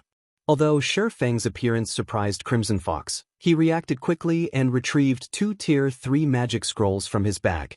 Sneering, he growled, "You dare stand before me? You must be trying to die." Over 15 yards separated the 2 guild leaders. Crimson Castle's top-tier experts surrounded them. He even had a Tier 3 defensive scroll and Tier 3 single-target attack scroll. Killing a peak expert should be a piece of cake die. Crimson Fox unfurled the Tier 3 single-target attack scroll however, Feng responded immediately by using Instant Strike, appearing before his enemy and brandishing killing Ray Shadow Blade. Suddenly, a single streak of blue light, surrounded by 9 streaks of black light, shot through Crimson Fox, who still wore his sinister smile, and devoured all of the man's HP. Crimson Fox hadn't even activated the unfurled magic scroll. Everyone who saw Feng's attack speed gasped as Crimson Fox collapsed to the ground. He dropped a pair of gloves and a stone fragment that emitted a faint pressure. Without hesitation, Feng pocketed both items. He then switched position with his doppelganger and cancelled Phantom Kill, disappearing as if he had never existed in the first place. Meanwhile, Crimson Castle's nearby experts stood there in a daze. It was as if time had frozen for these experts. Chapter 1437, Black Dragon Empire Shocked. Chapter 1437, Black Dragon Empire Shocked. This is a lie, right? He actually disappeared. Is he a ghost? Crimson Castle's members stared in shock at their guild leader's motionless body. Everything had happened too quickly. Feng had appeared and taken Crimson Fox's life before anyone had realized it. He then vanished without a trace after Feng had left. These players were silent for a long moment. When they finally snapped out of their daze, their complexions turned deathly pale as they looked towards Feng, who had returned to the hilltop. Fear-dominated Crimson Castle's members. They had stood over 1,000 yards away from the mountain to avoid getting caught in the shockwaves from the intermediate mana pulse cannon's attacks. Originally, they had assumed that they were safe. However, Feng only needed a moment to teach them how foolish that hope was. If Feng could easily kill an expert like their guild leader despite over 1,000 yards between them, killing them all would be child's play today. They finally learned what a real expert was. They could never use numbers to overwhelm this level of strength. Vice Guild Leader, do we continue the battle? The guild's experts turned to the shield warrior, Lonely Castle. Now that Crimson Fox, their commander and guild leader, was dead, the army fell into disarray. They still hadn't destroyed Zero Wing's magic barrier, and a constant stream of exploding arrows still rained down. Even with 20,000 reinforcements, they would be marching to their deaths. Retreat, Lonely Castle said, shaking his head dejectedly as he stared at Feng, who stood at the top of the hill. The strength Zero Wing had displayed was simply mind-boggling, and with their guild leader dead, Lonely Castle wasn't confident of defeating the enemy guild. Hearing Lonely Castle's order to retreat, Crimson Castle's members breathed a sigh of relief. They abruptly scattered, fleeing the battlefield like madmen. When Crimson Castle's reinforcements caught wind of the order, they, too, fled into the surrounding wilderness, not daring to set foot in Green Rain Town again. The guild members in Green Rain Town began to evacuate, afraid that the intermediate mana pulse cannons would obliterate them if they weren't fast enough. Meanwhile, news of Zero Wing's victory spread throughout the Black Dragon Empire. Although guilds fought each other every day in the Empire, large-scale siege wars were rare. After all, no guild wanted to lose an advantage. These guilds avoided all-out wars unless absolutely necessary. Many of the Empire's players had been watching the battle between Zero Wing and Crimson Castle. Not even the latter's tens of thousands of elite members in Green Rain Town were a match for Zero Wing's 1,000-man team. No matter how they looked at it, the outcome was incomprehensible. Hence, news of the war had spread much quicker than usual. Did you hear? Crimson Castle was defeated. What's going on? Crimson Castle actually lost? Didn't Zero Wing only dispatch 1,000 players? That can't be possible, right? After all, Crimson Castle has an elite army of tens of thousands. They weren't a match for Zero Wing's 1,000-man team? Are Crimson Castle's members idiots? You guys might not realize it since you weren't there, but I watched the battle personally. Zero Wing had used some kind of war weapon to shatter the town's defensive magic array in a single hit and kill several thousand players instantly. The second-rate guilds that had allied with Crimson Castle pulled their forces from the town on the spot. Although Crimson Castle sent its army to meet its enemy, Zero Wing's war weapons wiped out 1/3 of its forces before Crimson Castle could even reach the guild. Zero Wing even used a fleet of miniature ballistas to bombard Crimson Castle's forces with flaming arrows. Against so many war weapons, not even several 100,000 elite players would have a chance, much less tens of thousands. The Black Dragon Empire's official forums burned with conversation. Some people had even uploaded battle videos of Zero Wing's assault on Green Rain Town. Everyone who saw the two massive craters in Green Rain Town was stupefied. At the same time, they also understood why Crimson Castle had lost. What a joke. With a few more attacks of that scale, Green Rain Town would fall to ruin. Crimson Castle hadn't had any hope of winning. In fact, that battle couldn't be called a fight. This had simply been one-sided bullying. The number of miniature ballistas Zero Wing had employed in the end had been particularly ridiculous. How was a player army supposed to stand against so many war weapons? Meanwhile, the recording of Crimson Fox's death at Feng's hands showed the Black Dragon Empire's players what a Sword King truly was. So, that is Zero Wing? Everyone's eyes glowed when they watched Zero Wing's overwhelming power. Although Zero Wing's performance in the ranking competition had been frightening, it had only proven that the guild had powerful experts. To the Black Dragon Empire's players, Zero Wing had a long way to go before it could compare to the other large guilds' foundations. However, after watching today's battle, everyone believed that Zero Wing deserved the rank it won in the competition. With so many weapons of war, who would possibly dare provoke the guild? For a time after the momentous battle, more of the Empire's players tried to join Zero Wing. Now that they were certain of Zero Wing's rise in the Empire, they knew that it'd be far more difficult to join the guild if they didn't do so now. If they did not join now, it would become much more difficult to do so in the future. At the same time, the Empire's various large guilds held emergency meetings. The goal of these meetings was simple: notify everyone to avoid provoking Zero Wing under any circumstances. At the same time, they began to reorganize their priorities, focusing on exploring ancient ruins to obtain more war weapons. Feng had no idea that due to this war, he had taught these guilds an important lesson. The number of members a guild had would no longer be important in guild wars and siege battles. Defensive magic arrays and war weapons would decide victory. With these armaments, even a 1,000-man team could easily capture a guild town. Meanwhile, every player had fled Green Rain Town. Only the town's NPCs remained. Guild leader, are we going to take over Green Rain Town now? Gentle Snow's excitement grew when she saw the defenseless guild town. From the time they had arrived, the battle had only lasted a little over 10 minutes, and they had captured a guild town while only suffering minor losses. Moreover, Green Rain Town was in a resource-rich area. With this town, Zero Wing would have a much easier time collecting herbs and ores. No.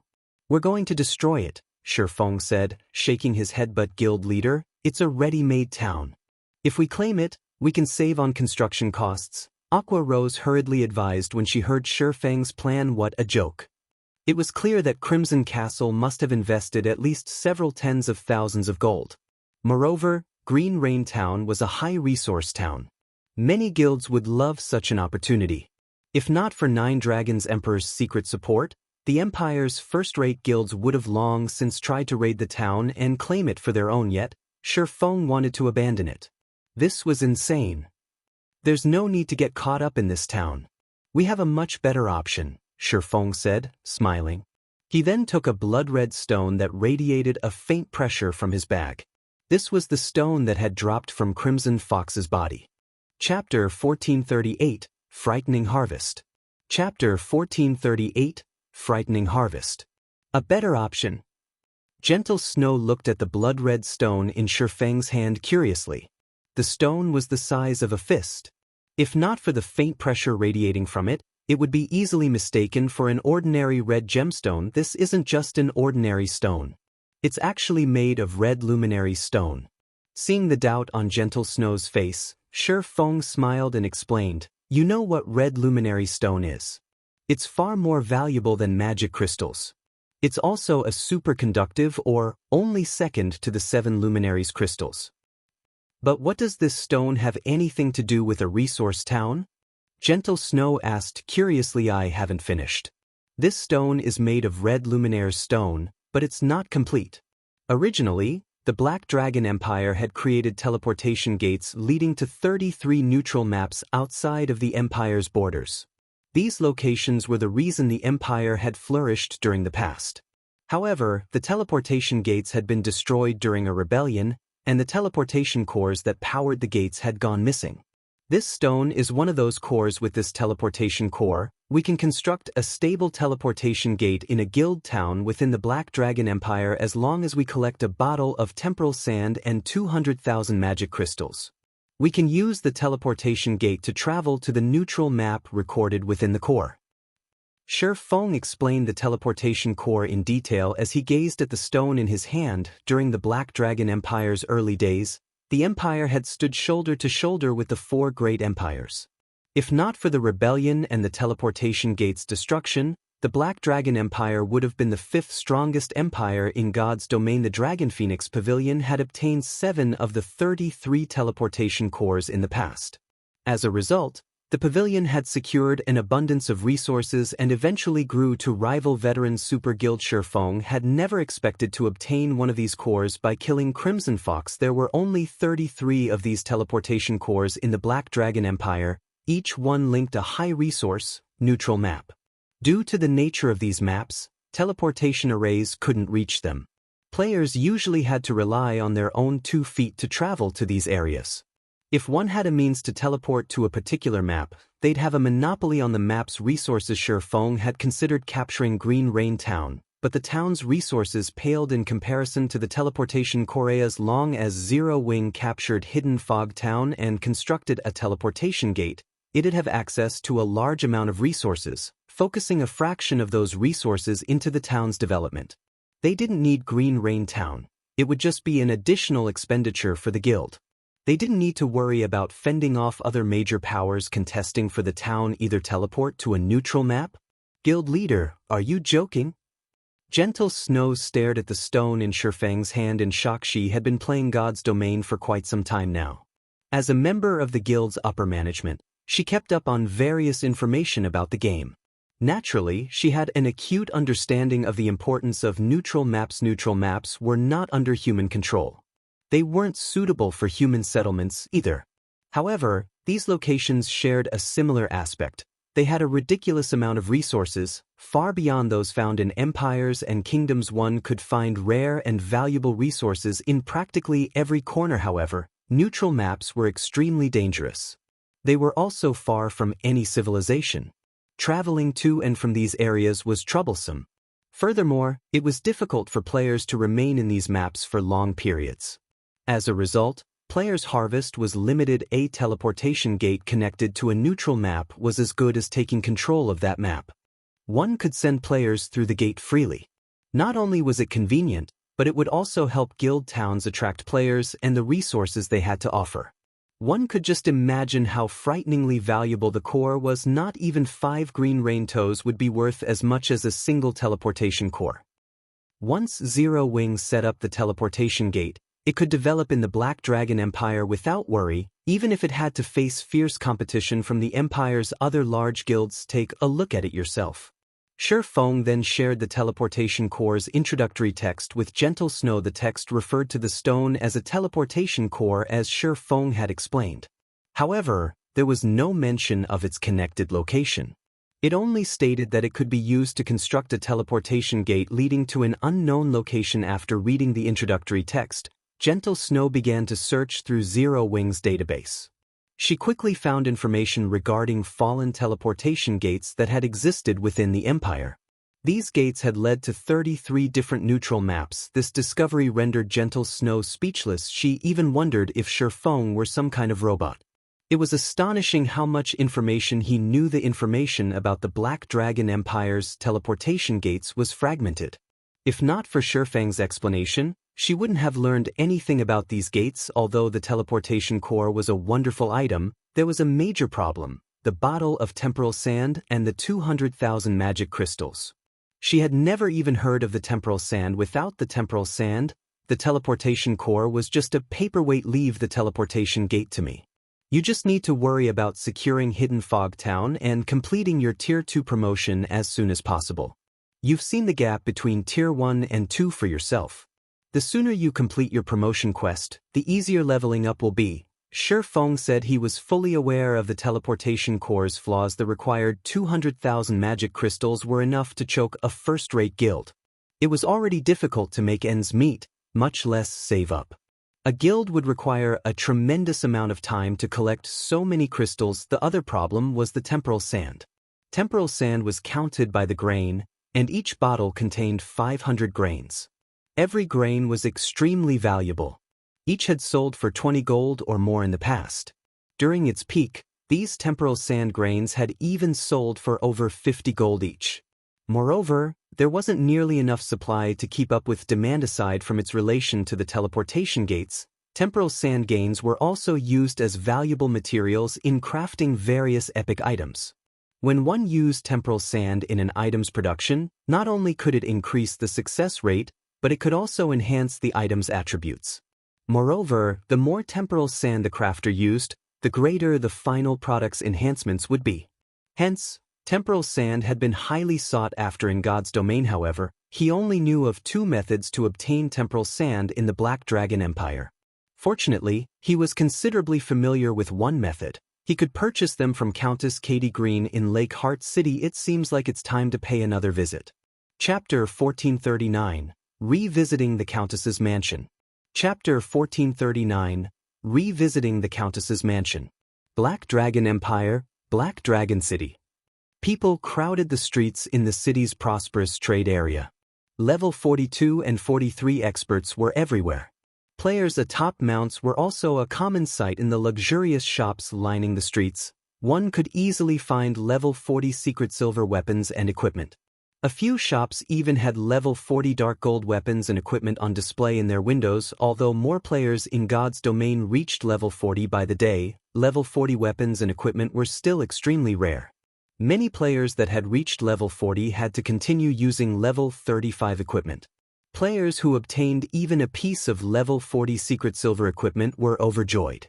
As for level 40 dark gold equipment, such items were even hard to find in Kingdom's auction houses. Hence, seeing level 40 dark gold equipment on display in the shops here was incredible. Only, the level 40 dark gold weapons and equipment were ridiculously expensive.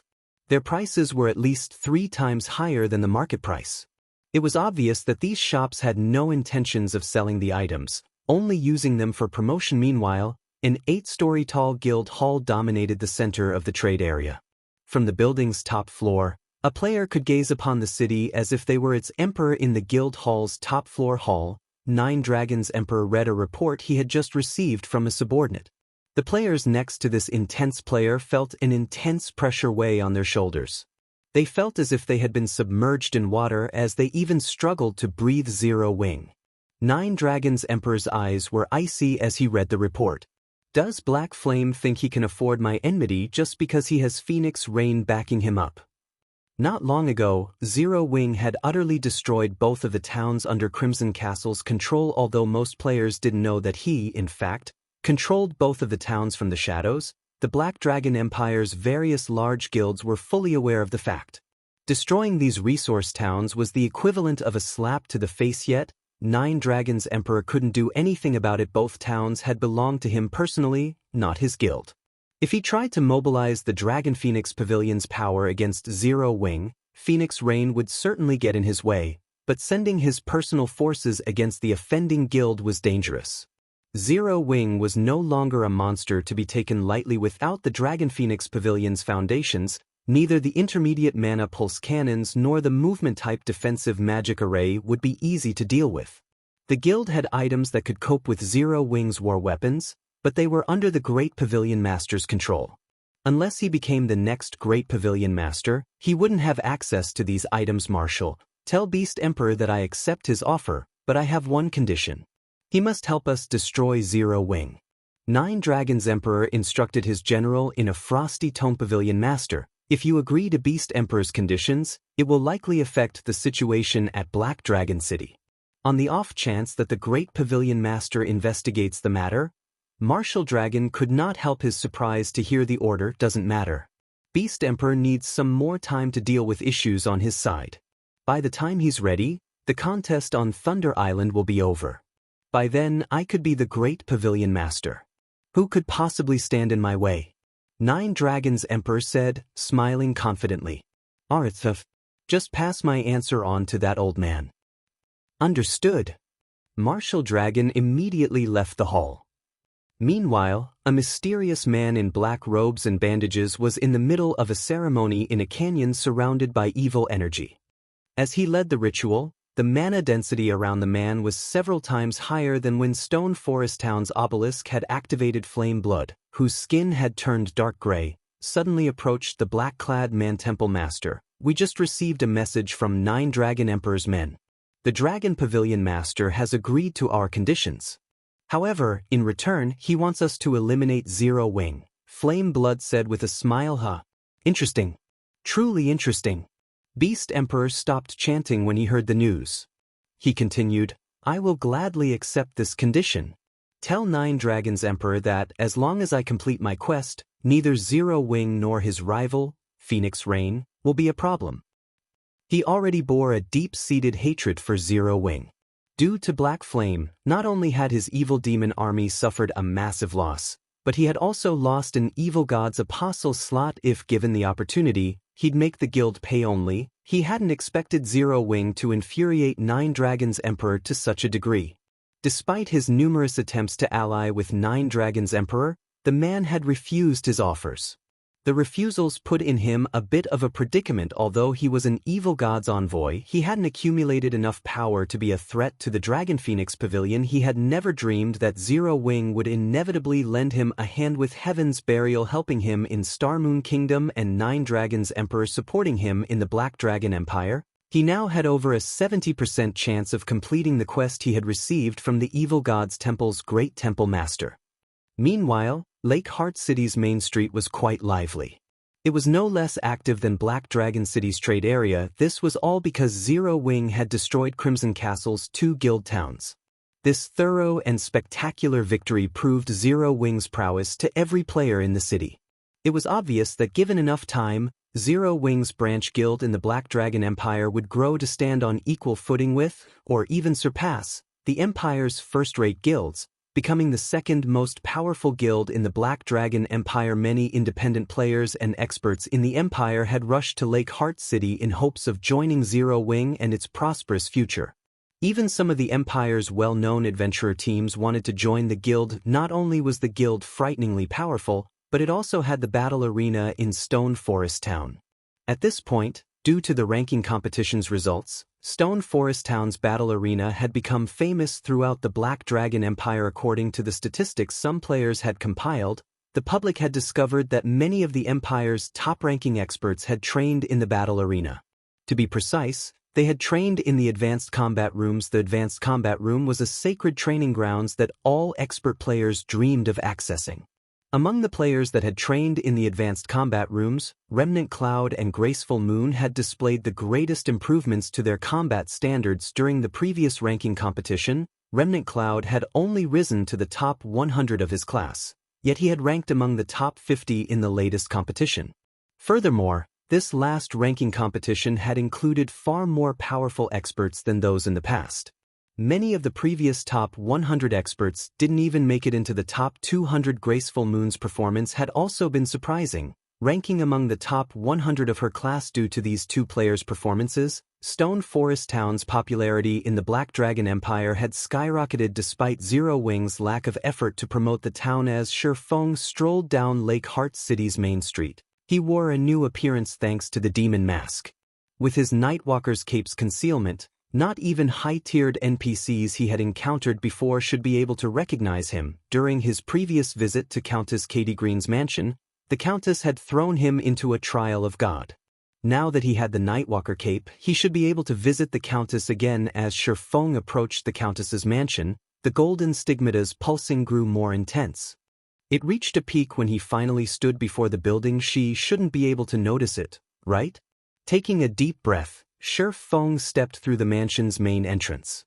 Chapter 1440, Tier 5 Sacred Magic Night. Chapter 1440, Tier 5 Sacred Magic Night. Sir, this is the Countess's mansion. Outsiders are prohibited from entering. As soon as Feng set foot in the compound, An elderly man in a black suit appeared before him. Outsiders are prohibited? Feng was curious as he looked at the old man. Milton, Countess's steward, human. Level 140. HP 55, 000/55, 000/000. Although this was a countess's mansion, Countess Katie Green was the proprietress of many of the Empire's black market shops. She often had business with many NPC merchants. Hence, she never restricted entry to her mansion. He hadn't encountered a single servant during his previous visit, yet entry was now restricted. It was clear that the Countess had grown cautious. If he did not deal with this situation properly, he might further agitate the Countess. She might even move her base of operations elsewhere. Fortunately, he had the Nightwalker's cape. The Countess wouldn't easily see through his disguise. Hello. I've heard that the Countess is interested in mana stones. I have quite a few on hand. May I know if I can speak with her ladyship? Feng said as he revealed his Demon Hunter title. The Demon Hunter title granted him the authority of a world noble. As such, he enjoyed the status of a noble throughout all of God's domain's human territories. With this title, he could even gain access to a duke's home. So, you are Lord Demon Hunter.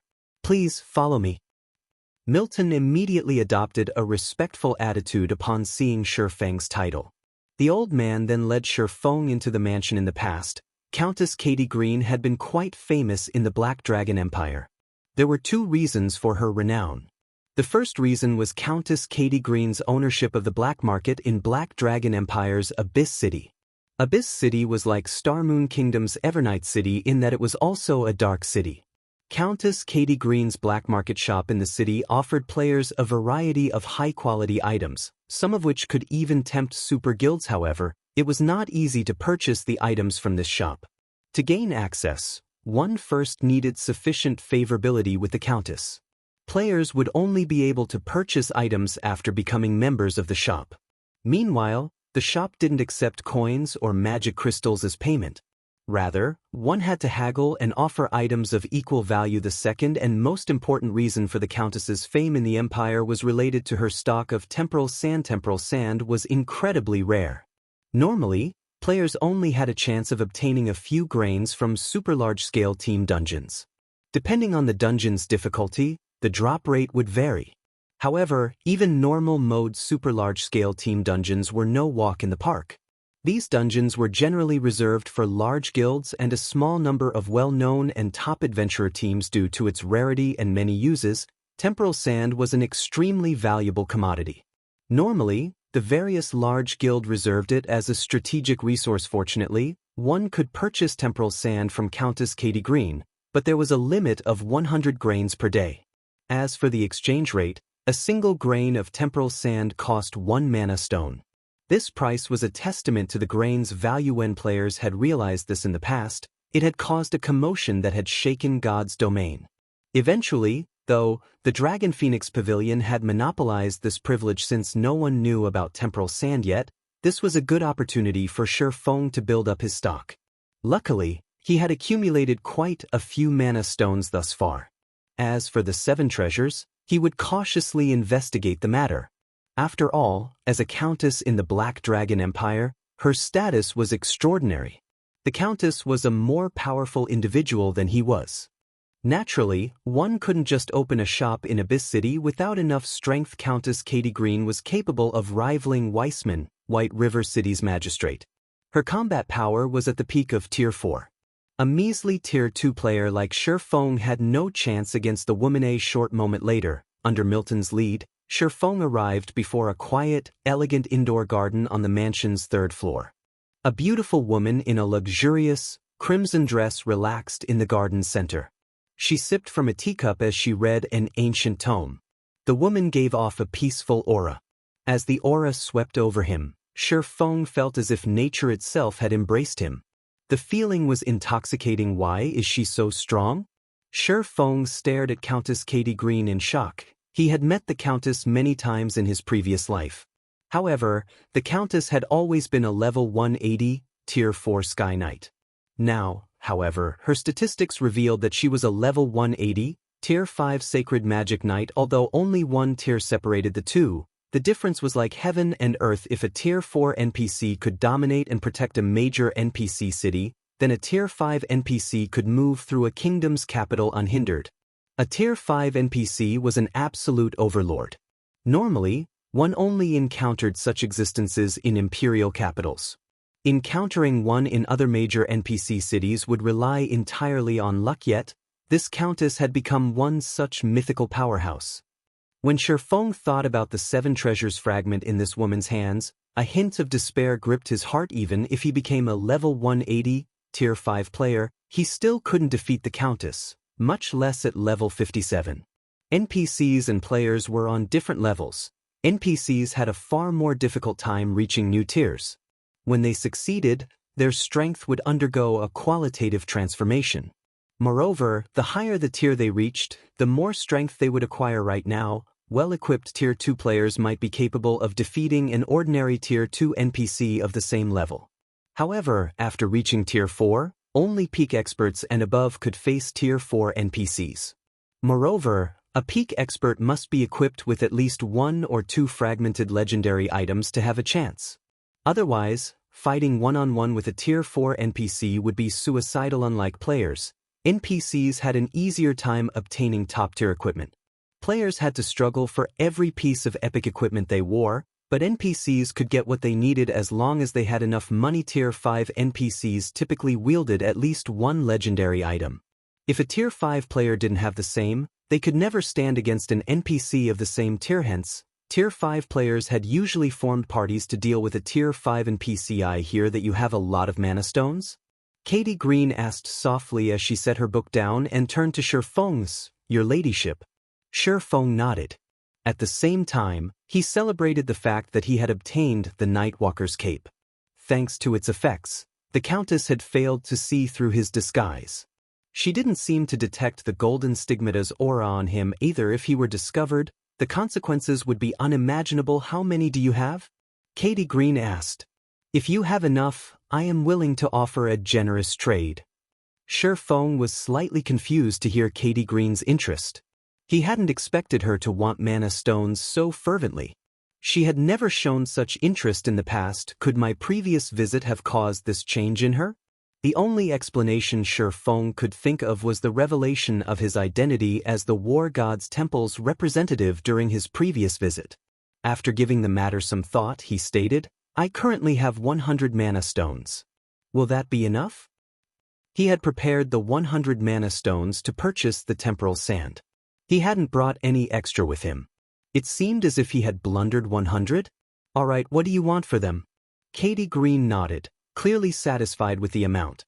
"If you don't know what items you're looking for, I can offer a few valuables for you to consider. Of course, I will only accept mana stones for these items." Saying so, Katie Green gestured with a hand. Suddenly, a stone table rose from the ground, covered in all sorts of dazzling items. Every item radiated a faint pressure. Chapter 1441, Treasure of Time. Chapter 1441, Treasure of Time. Feng was shocked when he saw the items on the table. In the past, the only item the Countess had offered for trade was the temporal sand, yet now she had offered over 10 items. Moreover, none of these items were any less valuable than the temporal sandus expected of the proprietress of Abyss City's black market shop. "She even has an item like this." Feng's gaze couldn't help but drift to a leaf of lambskin parchment. Although the temporal sand was very valuable, players could obtain it from other sources. However, encountering the lambskin parchment on the table depended on luck. This parchment was none other than the magic thruster design. The various large guild would go crazy over this item. The magic thruster was capable of increasing a ship's movement speed by 30%. To naval players, this item was a godsend. Unlike on land, there were far fewer teleportation points available out at sea. If players wished to travel to a particular island to level, they generally had to travel by boat. A 30% increase to movement speed would undoubtedly save players a lot of travel time. Moreover, there were many sea monsters in the ocean. If an ordinary boat encountered a boss-grade sea monster, escape was practically impossible. With the magic thruster, however, even an ordinary boat had a high chance of getting away safely. players were even more likely to escape if they had an ordinary speedboat or better. Hence, magic thrusters were highly sought after. Even players with cheap ships would be desperate for one. The magic thruster's only drawback was that it was a consumable item. It would disappear after being used for a certain amount of time. Moreover, depending on how much mana it uses, the magic thruster's duration would differ. The smaller a ship was, the less mana it would cost to enhance its movement speed and vice versa. As an example, on an ordinary speedboat, the magic thruster could last for 48 hours. However, the magic thruster was not cheap. Even once the price had stabilized on the market, each thruster had sold for 1 gold, 50 silver in the past. It wasn't an item ordinary players could afford. Generally, only powerful adventurer teams and guilds had purchased the item to augment their high-quality ships. With the speed boost, they could travel to more dangerous locations and reap greater reward. Feng had never thought that Countess Katie Green would willingly offer such a precious design for exchange only. The price was slightly high. The Countess wanted 1,000 mana stones for the design. Even though Feng could synthesize mana stones with the Philosopher's Stone, it wasn't a cheap endeavor. Each mana stone required 50 magic crystals. In other words, that design would cost him 50,000 magic crystals. Although he had accumulated quite a sum recently, he had spent a lot of his crystals during the fight against Crimson Castle. After taking into account his personal expenditures, he only had enough magic crystals to purchase 2 designs for a moment. Feng wasn't sure what to do. Magic crystals were invaluable to Zero Wing. Without them, its war weapons would be useless. If he spent all of the guild's reserves to purchase the magic thruster designs, he would regret the decision should the guild come under attack. Oh, right. I have another item for sale. Seeing Feng's hesitation, Katie Green smiled. She then retrieved a dark gray bracelet and placed it on the table. I happened to come across this treasure by chance. However, it's no longer useful to me. If you can afford it, this item can be yours. This is... Feng was stunned when he saw the dark gray bracelet. The bracelet looked ordinary, like nothing more than a string of dark gray beads. However, the golden stigmata indicated that it was one of the 7 treasures. Unfortunately, due to severe damage, it was only an epic item. Bracelet of Time, epic rank item. This bracelet had once possessed the frightening power of time. Unfortunately, it has sustained heavy damage. Additional active skill dash. Temporal Sand. Can produce temporal sand by absorbing mana stones. No cooldown. Each mana stone produces 2 grains of temporal sand. After sustaining damage and being tainted by evil energy, the evil energy within will taint the item's wearer as well. Drops on death. This is one of the 7 treasures? Feng stared at the Bracelet of Time in shock. Although mana stones were expensive and difficult to obtain, temporal sand was far more valuable. It also had far more uses. Practically every lifestyle class could use it. Meanwhile, by using the Bracelet of Time, one only needed to invest 1 mana stone to obtain 2 temporal sand grains. It was certainly a profitable exchange. He had always wondered how the Countess got her hands on so much temporal sand. It turned out that it was thanks to one of the 7 treasures. However, it seemed that his previous visit had interrupted Katie Green's plans, forcing the Countess to collect a large number of mana stones and convert them into temporal sand as quickly as possible. However, the Countess's asking price was exorbitant. She wanted for 100,000 mana stones for the bracelet. Even if he had the Philosopher's Stone, synthesizing 100,000 mana stones would cost him 5 million mana stones. With Zero Wing's current net income, it would take months to save up that many magic crystals. As for stealing the Bracelet of Time, even if Feng had 100 lives, he would not dare do so. Countess, may I know if I can trade mana stones for these items if I visit you in the future? Feng asked. If Countess Katie Green had only offered this Bracelet of Time on a whim, it would be out of his hands. If she were selling it long-term, however, he would have a chance to purchase it as long as he obtained the Manatite vein on Karna Island and maintained his hold on the rapidly developing Stone Forest town. He could collect 5 million magic crystals given enough time. He was only afraid that the Countess's offer was a one-time chance. Hearing Feng's question, Katie Green fell silent for a moment. Following which, she replied, "The other items will be available in the future, but I don't want to hold onto this bracelet for long. I am prepared to sell it on the black market to the highest bidder in a month." If you can gather 100,000 mana stones before the auction, I'll sell it to you instead. A month, huh? Feng frowned, although it was good news that the Countess wasn't only offering the bracelet right now. The time limit wasn't aside from giants like super guilds. Collecting 5 million magic crystals in a month was a dream. The various large guilds spent a large amount of magic crystals every day. Even powerful first-rate guilds could only save 4 or 5,000 crystals per day. Unless he could save up around 170,000 magic crystals each day, gathering 5 million in 1 month would be impossible. As Feng racked his brain for a solution, Katie Green smiled and said, "If you are interested in the Bracelet of Time, I can give it to you even if you don't have 100,000 mana stones. You see, I've recently encountered a little trouble. If you help me deal with this problem, I am willing to offer the bracelet as compensation." Chapter 1442, Another Method. Chapter 1442, Another Method. I just need to help you with this problem. Feng gave the Countess a confused look. He hadn't expected another option to be available. Honestly, even a super guild would be hard-pressed to collect 5 million magic crystals within a month. Even with the Manatite vein, it would be a challenge. Sadly, it'd be impossible to obtain 100,000 mana stones any other way. After all, not everyone was lucky enough to have a fragment of the Philosopher's Stone. Without the Philosopher's Stone, a guild's main source of mana stones would be bosses in 100-man dungeons. Having their alchemists synthesize mana stones would be impractical as well. Doing so would even bankrupt a super guild. That's right. I need someone to help me retrieve an item.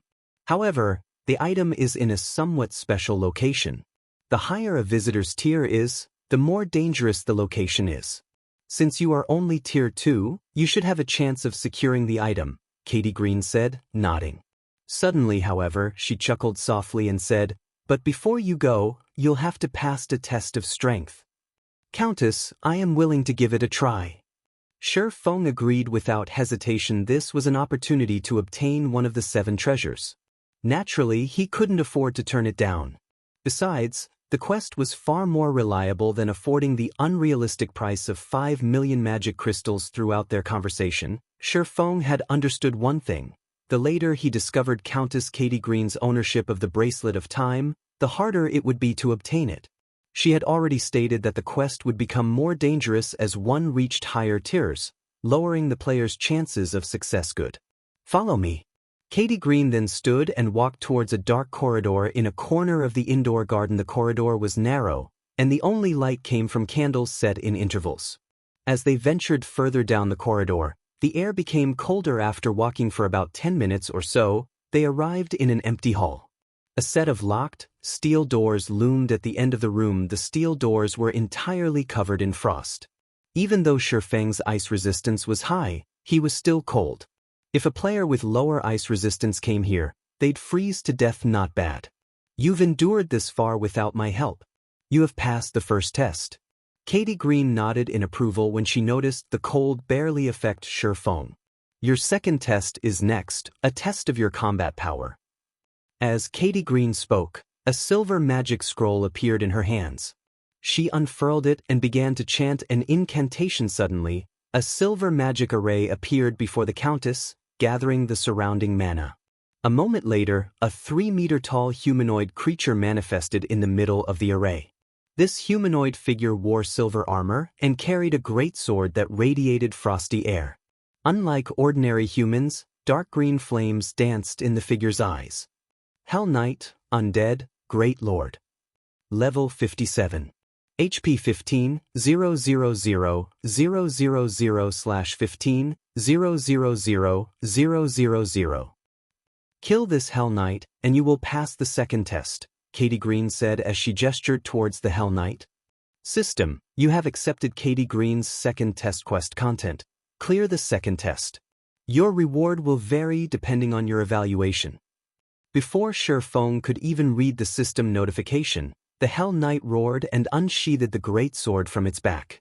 It dashed straight for Feng, giving him no time to prepare. The Great Lord-ranked Hell Knight crossed the 20 yards, separating them in the blink of an eye. Upon arriving before Feng, the Hell Knight brandished its great sword, the weapon transforming into 3 streaks of silver light as they flew towards the swordsman. The Hell Knight had completed the entire process as smoothly as flowing water. The Hell Knight moved like an expert with years of combat experience. There were no excess movements in its action's high intelligence. Feng was surprised to see the sword lights moving towards him. He had assumed that he'd have to face a weakened Great Lord, but the Hell Knight's combat techniques were clearly superior to ordinary Great Lords. The Great Lord had obviously reached the half-step refinement realm standard. In response, Feng countered with killing rating. Dang. Sparks scattered as a series of clangs echoed throughout the empty hall. Feng was forced back by 5 steps before he could stabilize his body. Meanwhile, 3 damages of over -1,500 appeared above his head. In contrast, the Hell Knight remained unharmed. Feng's counterattack had only paused the Great Lord's attack after the initial clash. Feng knew that he was no match for the Hell Knight's strength. In fact, there was a large gap between them. What power! Feng began to take this fight seriously as the Hell Knight charged towards him once again. He immediately executed void steps, vanishing. Although Feng had only clashed with the Hell Knight for a moment, he had gained a rough prediction of the monster's standards. Not only did the Hell Knight have the strength of a Grand Lord, but its reactions and speed also ranked near the top among Great Lords of the same level. If not for his 3 fragmented legendary items, it would have already killed him. Not a bad technique. Unfortunately, it is useless against the Hell Knight. When Feng had disappeared, Katie Green had been slightly surprised. However, she shook her head and chuckled. The Hell Knight wasn't a living being, and although it could see, it could also rely on its ability to detect living beings during a fight. Even if Feng's footwork technique removed him from his opponent's sight, he couldn't erase his aura as a living creature. Unless he entered a different space entirely, the Hell Knight could keep track of him. Indeed, even after Feng had vanished, the Hell Knight showed no signs of hesitation. The massive creature thrust its great sword into the ground. Suddenly, dozens of ice swords rained down from above, targeting a seemingly unoccupied location.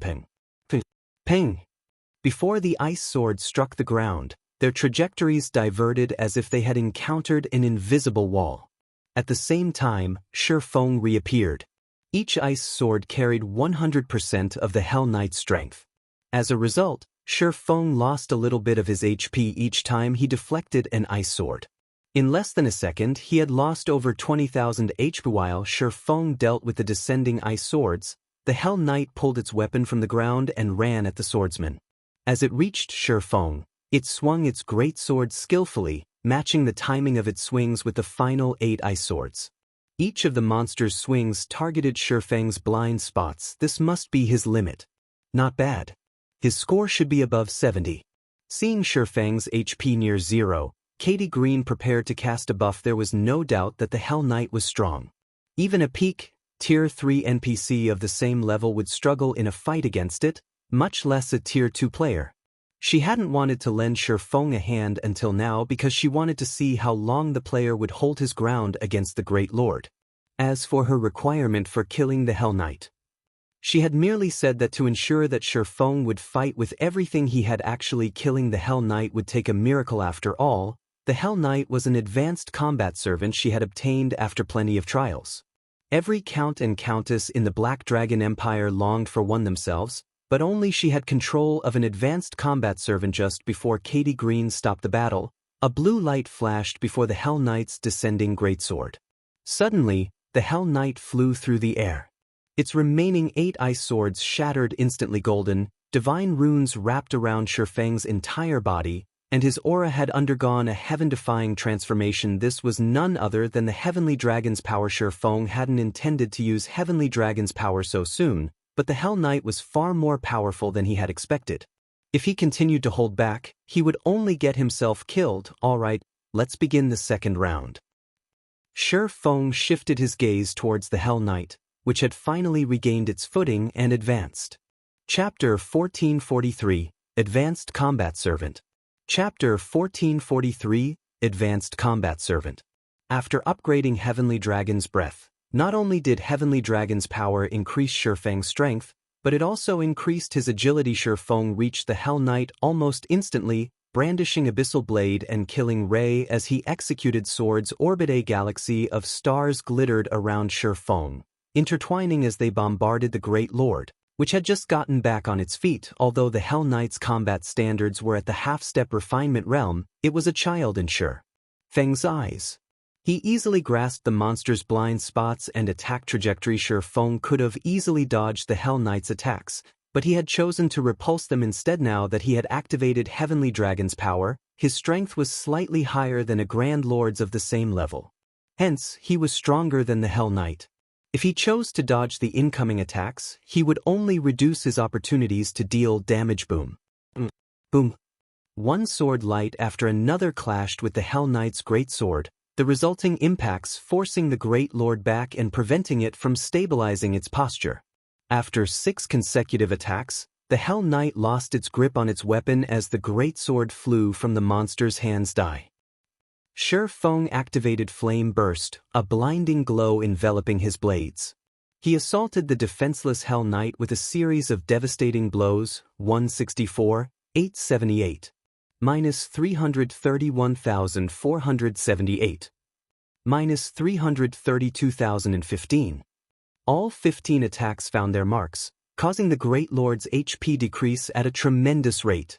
In an instant, the Hell Knight had lost 20% of its HP. Meanwhile, Flame Burst's terrifyingly destructive power sent the Hell Knight crashing into the frozen, steel doors, and they shuddered upon impact. Taking advantage of the Hell Knight's incapacitated state, Feng hurriedly activated Lightning Edge. He couldn't normally use the attack in a high-speed battle due to Lightning Edge's 0.5-second channeling time, but the injured Hell Knight had collapsed to the ground. He had more than enough time to activate the skill. Numerous silver sword lights danced before Feng, forming a silver river that flowed towards the Hell Knight. 244, 678. Minus 243,167. Lightning Edge's powerful assault incapacitated the Hell Knight once more. The Great Lord was defenseless as the countless sword lights bit into its flesh. After 5 seconds, the Hell Knight only had 2/3 of its HP remaining. Despite dealing 2 successful blows, Feng had no intentions on relaxing his offense. The moment Lightning Edge ended, Feng appeared before the Hell Knight and swung the Abyssal Blade down towards the Great Lord. However, the Hell Knight quickly responded. At a critical moment, it reclaimed its great sword and used it as a shield, blocking Feng's blade. Unfortunately, while it had held off the Abyssal Blade, it couldn't do anything about the 9 sword shadows that had appeared around Idiot 2 skill, Shadow Blade. In the end, all 9 shadows carved into the Hell Knight, devouring the Great Lord's HP at a rate visible to the naked eye. As overwhelmed it? Surprise flashed in Countess Katie Green's eyes as she watched Feng dominate her Hell Knight. She had never thought that a mere Tier 2 player of the same level could surpass her advanced combat servant. Not even she could have done so when she had been Tier 2. Soloing a Great Lord of the same level was difficult for a Tier 2 class. Great Lord's HP was simply too high. These monsters' battle recovery alone was enough to overwhelm a Tier 2 player. However, Katie Green didn't recognize Feng for the monster he was. Despite only being a Tier 2 player, Feng wielded 3 fragmented legendary items. Although none of them were weapons, their overall effects were astonishing. Moreover, the Hell Knight wasn't actually a Great Lord of the same level. After all, it only had 15 million HP. An ordinary level 57 Great Lord should have at least 40 million HP. If not for the Hell Knight's strength and high combat standards, Feng could have easily defeated it without a berserk skill. Now that he had activated Heavenly Dragon's power, suppressing the Hell Knight was a piece of cake. Interesting. Truly interesting. He had held back so much of his strength. Katie Green's lips curled into a smile as she watched Feng shave off the Hell Knight's HP. However, I'm afraid that the unstable power of a berserk skill isn't enough to defeat my Hell Knight. When the Hell Knight's HP fell to 30%, it released a sudden and deafening roar. Its silver armor shattered, causing such a powerful shockwave that even Feng had to step back. As the silver armor fell away, it revealed the Hell Knight's crimson skin. Feng also noticed dark blue, divine runes all over the Hell Knight's tough hide, radiating a daunting pressure. The green flames in the monster's eyes also turned dark blue, its chilling gaze causing Feng to shudder. It's gone berserk? Feng went on the defensive as he watched the Great Lord transform. This monster was like a completely different being compared to the Hell Knight from a second ago. Berserk? Katie Green smiled. Shaking her head, she said, "This is not some kind of berserk mode. It is merely liberating its power. I specifically make the creature wear the armor to suppress most of its power." Advanced combat servants weren't like monsters and puppets. They fought their way to victory in the black market's death arena. Servants that won 20 consecutive matches in the arena became basic combat servants, while those that won 50 consecutive matches were intermediate combat servants. A combat servant would only rise to advanced rank after winning 100 consecutive matches. Hence, combat servants were generally stronger than beings of the same tier. Needless to say, a Tier 3 advanced combat servant was extraordinarily powerful. This was why the other counts and countesses in the Black Dragon Empire wanted their own advanced combat servant. However, advanced combat servants were incredibly expensive. Everyone was a combat genius. Most nobles couldn't afford one. They generally settled for a few intermediate combat servants. After the Hell Knight removed its armor, its attributes underwent a qualitative transformation. Its rank had also increased from Great Lord to Grand Lord. Without the armor, the Hell Knight's mobility increased as well. Now, its combat standards had reached the refinement realm. I wonder how long you'll last against it? Katie Green chuckled. So far, Feng had displayed more strength than she had expected. He had earned 100 points in his evaluation just by forcing the Hell Knight to abandon its armor. However, this had only fed the Countess's curiosity, and she wanted to see how far this player could go. So, this is the test to obtain one of the 7 treasures? Feng could not help his bitter smile as he watched the Hell Knight slowly approach. Having the power to solo a Grand Lord of the same level was ridiculous. Moreover, this Grand Lord's combat standards were on par with refinement realm experts. When the Hell Knight raised its greatsword, Feng took in a deep breath. Shouting, Feng activated Tier 2 Blade Liberation, his attributes skyrocketing once more. He then swung the Abyssal Blade to meet the incoming greatsword. When the two weapons collided, sparks illuminated the dark hall. The resulting shockwave sent dust and debris into the air. What? The Countess's mouth twitched when Feng blocked the Hell Knight's attack. He was still holding back. After the clash, the Hell Knight was forced to take 5 steps backward. In contrast, Feng hadn't moved an inch. He then dashed at the Grand Lord. Although Feng's strength wasn't as high as mythic monsters of the same level after activating twofold Berserk, he wasn't far from it. The Hell Knight, which was only a Grand Lord, was no match for him without using any skills. Feng effortlessly broke through the Hell Knight's defenses with only sword's orbit. As slash after slash split the Hell Knight's iron-like skin, the monster's HP plummeted. When only 1% of the Hell Knight's HP remained, a golden light enveloped the monster. The Hell Knight transformed into a stream of blue smoke that flowed back into the magic scroll in Katie Green's hands. System, congratulations. You have completed Katie Green's second test. Chapter 1444, Rewards of SSS-rank Evaluation. Chapter 1444, Rewards of SSS-rank Evaluation. Following the system notification of the test completion, Feng received another system notification. System, Test Evaluation, 200 points. Test Evaluation Rank, SSS rank. Rewarding 20 free mastery points, 5 legacy skill points, 300 million EXP, and Countess Katie Green's favorability increased by 30 points. It's just a test, yet it awarded so many legacy skill points? The system notification astonished Feng. Generally, players were lucky to get 1 or 2 legacy skill points after completing a high-rank hidden quest, yet he had received 5 points after qualifying for the quest. One could easily imagine the bountiful rewards from the quest itself. To think you would actually defeat my Hell Knight. You really are a shocking adventurer, Katie Green, who stood some distance away, said with satisfaction. I'm even more confident that you can get the item for me since you've passed my test. Take this as a gift. Saying so, the Countess revealed a blue gemstone with a chilling aura. The moment this gemstone appeared, the already chilly temperature dropped further. The surrounding mana gathered to the stone in a frenzy, forming a vortex. The Azure Source Stone. Feng exclaimed when he saw the mesmerizing gemstone in Katie Green's handgod's domain had many kinds of attribute gemstones. However, the attribute source stones were a rank above. Attribute source stones were worth thousands of gold, but unlike attribute gemstones, players could only equip one of each kind of source stone. Although attribute gemstones only increased a specific attribute, attribute source stones could increase two or more. Take the Azure Source Stone for example. Not only did it increase physique by 5% when equipped, but it also increased ice resistance by 20%.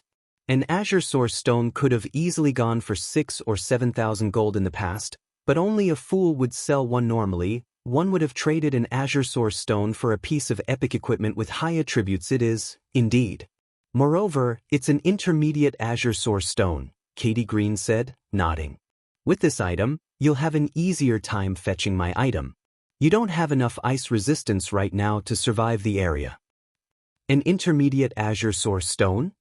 Feng could not believe that Katie Green was actually so generous. Attribute source stones were divided into 4 ranks: basic, intermediate, advanced, and peak. Basic attribute source stones alone were incredibly valuable. In the past, a top-tier expert would be lucky to equip 1 or 2 basic attribute source stones. Even after 10 years in God's domain, Shadow had only acquired a single intermediate attribute source stone. Unlike gemstones, one couldn't increase an attribute source stone's rank by synthesizing lower-ranked stones. These treasures could only be obtained from Grade 1 Forbidden Lands. As for basic attribute source stones, they could be found in Grade 2 Forbidden Lands. Though, only Dark Gold treasure chests and mythic-ranked bosses and above had a chance of dropping them yet, Katie Green was generous enough to give him an Azure Source Stone. Intermediate Azure Source Stone. Only one can be equipped at a time. Equipment requirement, level 50. All attributes plus 120. Increases physique by 8%. Increases ice resistance by 30%. The attribute bonus from one Azure Source Stone was already higher than that of top-tier, level 50, Dark Gold equipment. Furthermore, it boosted physique and ice resistance. After receiving the intermediate Azure Source Stone, he replaced one of his Tier 3 Strength gemstones without hesitation. What Feng didn't know was that the Countess had intended to give him the basic Azure Source Stone before he had surprised her with his performance. Not only had Feng's basic attributes increased after equipping the Source Stone, but his 5 senses sharpened as well. When he had first entered the hall, he had felt slightly cold, but now he didn't feel it at all. Very good. Now, I'll send you to the Ice Crystal World. Once you're there, collect 10 eternal ice crystals for me.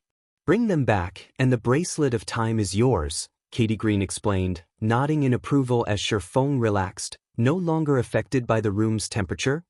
System, you have accepted Countess Katie Green's epic-ranked main storyline quest, Ice Crystal World.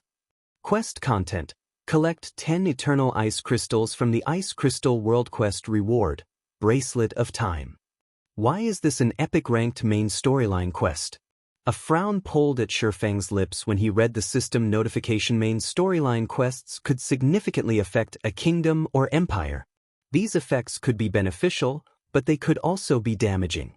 They were far more difficult than other quests of the same rank. Although the quest location wasn't a forbidden land on the God's Domain continent, the Ice Crystal World was a forbidden land.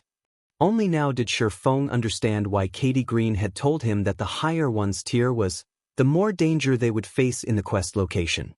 The Ice Crystal World was a world of its own and highly opposed to visiting lifeforms. The stronger the lifeform was, the more rejection they would face. Upon entering the world, various aspects would attempt to suppress the newcomer. At the same time, foreign lifeforms entering this world would possess unique auras.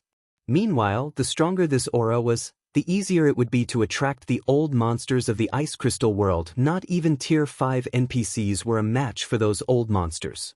Tier 6 gods weren't even allowed to enter. Alright, I'll open the teleportation gate now. I can only maintain the gate for 1 or 2 seconds, so you need to be fast. Otherwise, you'll have to wait another month before I can open the gate again, Katie Green warned Feng. In other words, Feng only had one opportunity to challenge her quest. If he failed, he would have to earn 5 million magic crystals to purchase the Bracelet of Time. I understand. Feng nodded. Inwardly, though, he felt some contempt towards the Countess. Other players might not know what eternal ice crystals were, but it was rumored that the eternal ice crystal contained eternal power. Eternal power was crucial in helping NPCs reaching tier 6 inches the past. Many players with dark gold personal guards had only been able to upgrade their NPCs to tier 5. It was due to the lack of eternal power that these guards had never crossed that final hurdle. Hence, items containing eternal power like the eternal ice crystal had been priceless in the past. One could only have traded rare materials or items of equal value for them, yet this woman wanted him to obtain eternal ice crystals from the ice crystal world. How could they possibly be that easy to acquire? Moreover, she wanted 10 of them. But sure, Feng couldn't care less right now. Zero Wing simply wasn't equipped to collect 5 million magic crystals. He had no other choice.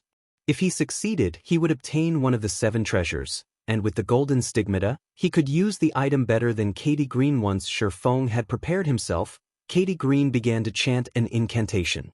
Immediately, mana surged towards the shut, steel gates, slowly forcing them open. A stable, spatial tunnel formed beyond the open doors. Hurry! Katie Green shouted, ignoring his weakened state. Sure Feng activated Windwalk and jumped into the spatial tunnel, departing the icy hall. Chapter 1445, Ice Crystal World. Chapter 1445, Ice Crystal World. Inside a snow-capped canyon, a party of 6 fought a level 48, High Lord ranked Ice-Toothed Tiger. Ice-Toothed Tiger, elemental creature, High Lord. Level 48. HP 31, 000/31, 000/000. A level 45 shield warrior wielding a crimson longsword and aqua blue buckler stood before this 5-meter-tall monster, and despite its size, it was powerless against the player. Regardless of how the Ice-Toothed Tiger tried to attack the shield warrior, the latter blocked the blows and found gaps to strike. Using his skills to deal 6,000 to 7,000 damage per hit, the shield warrior's party members were also quite capable.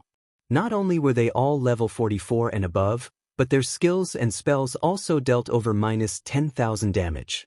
Their normal attacks alone dealt over -3,000 damage. Everyone, the boss is almost dead. Increase your damage output.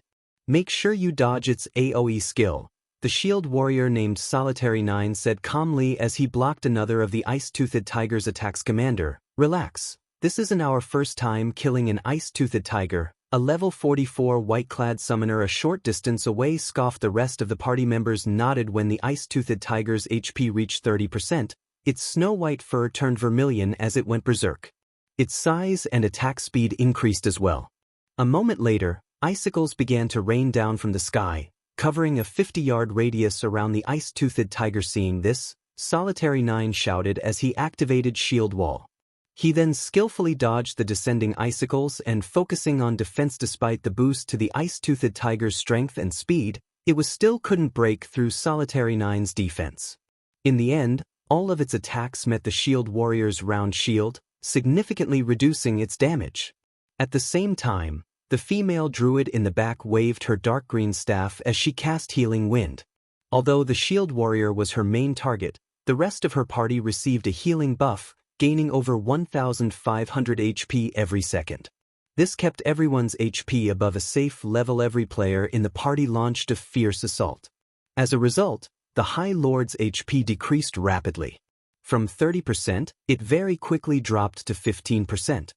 When the High Lord's HP reached 10%, these players launched every skill they had. When the Ice-Toothed Tiger only had 2% of its HP remaining, several scorching flame spears flew in from a distance, striking the High Lord and devouring its remaining HP. As the Ice-Toothed Tiger collapsed, it dropped 5 items. Confused, the party members turned towards the flame spears. Origin a 20-man team stood in the snow some distance away. A male elementalist wielding a Tier 2 magic scroll seemed to be its leader. This elementalist smiled at the 6 party members. Feather Wind, what is the meaning of this? Solitary 9 demanded with an ugly expression. What is the meaning of this? The elementalist named Feather Wind chuckled. Isn't it obvious? I'm kill stealing. What else would I be doing? Our guild leader admires you and has invited you and your adventurer team to join our matchless family. If you decline, The Aurora Sword Adventure team will never again find any success in Cold Wind City. The female druid named Yenya growled from behind Solitary 9. You guys are going overboard. Since Big Brother Solitary has already determined that we won't get involved with the struggle between your guilds, we won't join either side. Because of Matchless family's harassment, their adventurer team had ventured to this deserted area to level, yet these people had followed them so far from Cold Wind City to steal their boss overboard? Featherwind laughed. Winner takes all in this place. Now that the competition over Cold Wind City has reached its peak, our guild leader will not allow any mishaps. Of course, our guild leader highly values experts like Brother 9. If Brother 9 joins our guild, he'll at least become the lead MT for one of our main forces, yet our guild leader has waited for so long, and still Brother 9 refuses. Since we can't recruit you, we'll make sure no one can have you. This is your last invitation.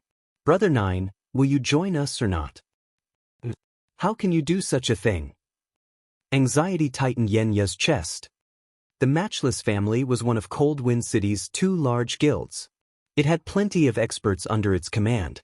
If it really decided to move against their Aurora Sword Adventurer team, the consequences would be unimaginable. Brother 9, before you answer, think this through carefully. Otherwise, the people around you might have some unexpected accidents. Who knows?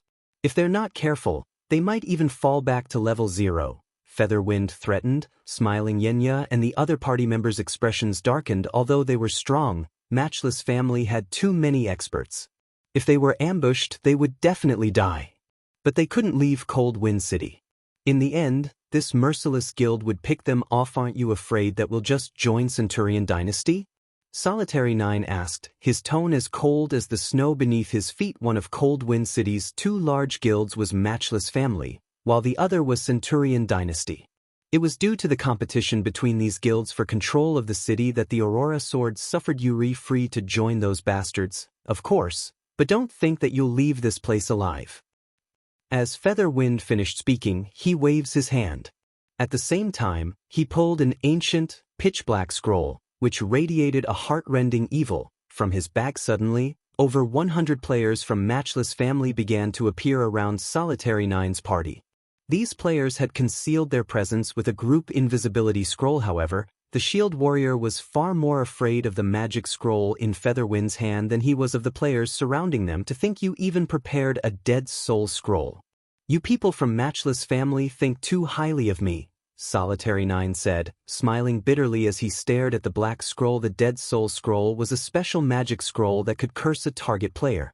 If the player died within a certain amount of time, their death penalty would multiply, and they would lose between 3 and 5 levels. Most guilds saved the super rare scroll for important targets, of course. I've already told you how important you are to our guild leader.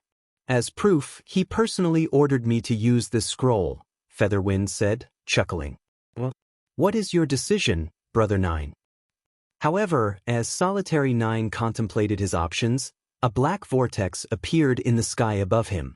A black shadow shot down from the vortex, landing between the Aurora Sword Party and Matchless family's tyrants. This shadow was none other than Feng. This is the Ice Crystal world? Feng could not help but glance around him.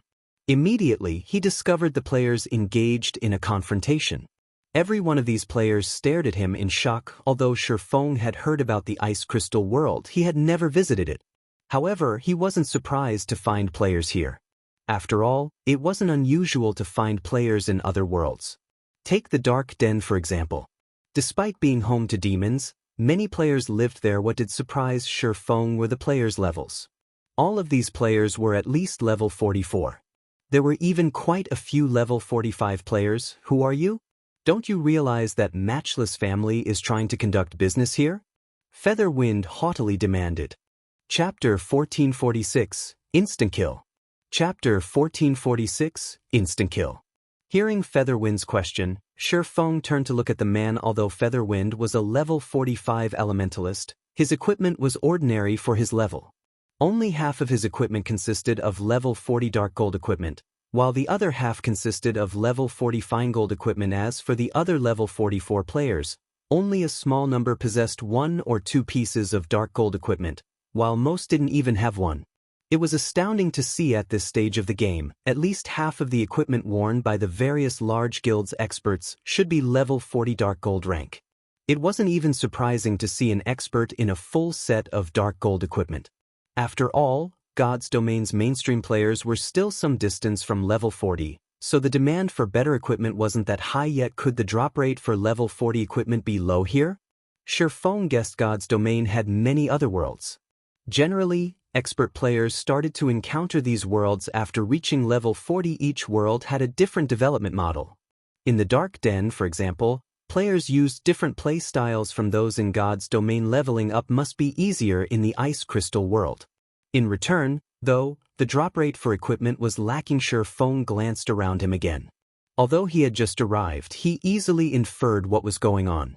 Banditry was common everywhere. After all, though, large forces fighting over a measly level 48 High Lord were still considerably rare. Of course, Sure, Feng was more interested in the ice-toothed tiger's loot than he was in the situation before him. Not a single weapon or piece of equipment lay among the boss's loot. In fact, 4 of the 5 items that had dropped were materials, while the last was a Tier 2 magic scroll. Most players would curse their bad luck for such drops, but the High Lord's loot was shockingly attractive to a master forger like Sure Feng. The 4 materials were extremely valuable, and the most valuable among them was the Arctic Manatite.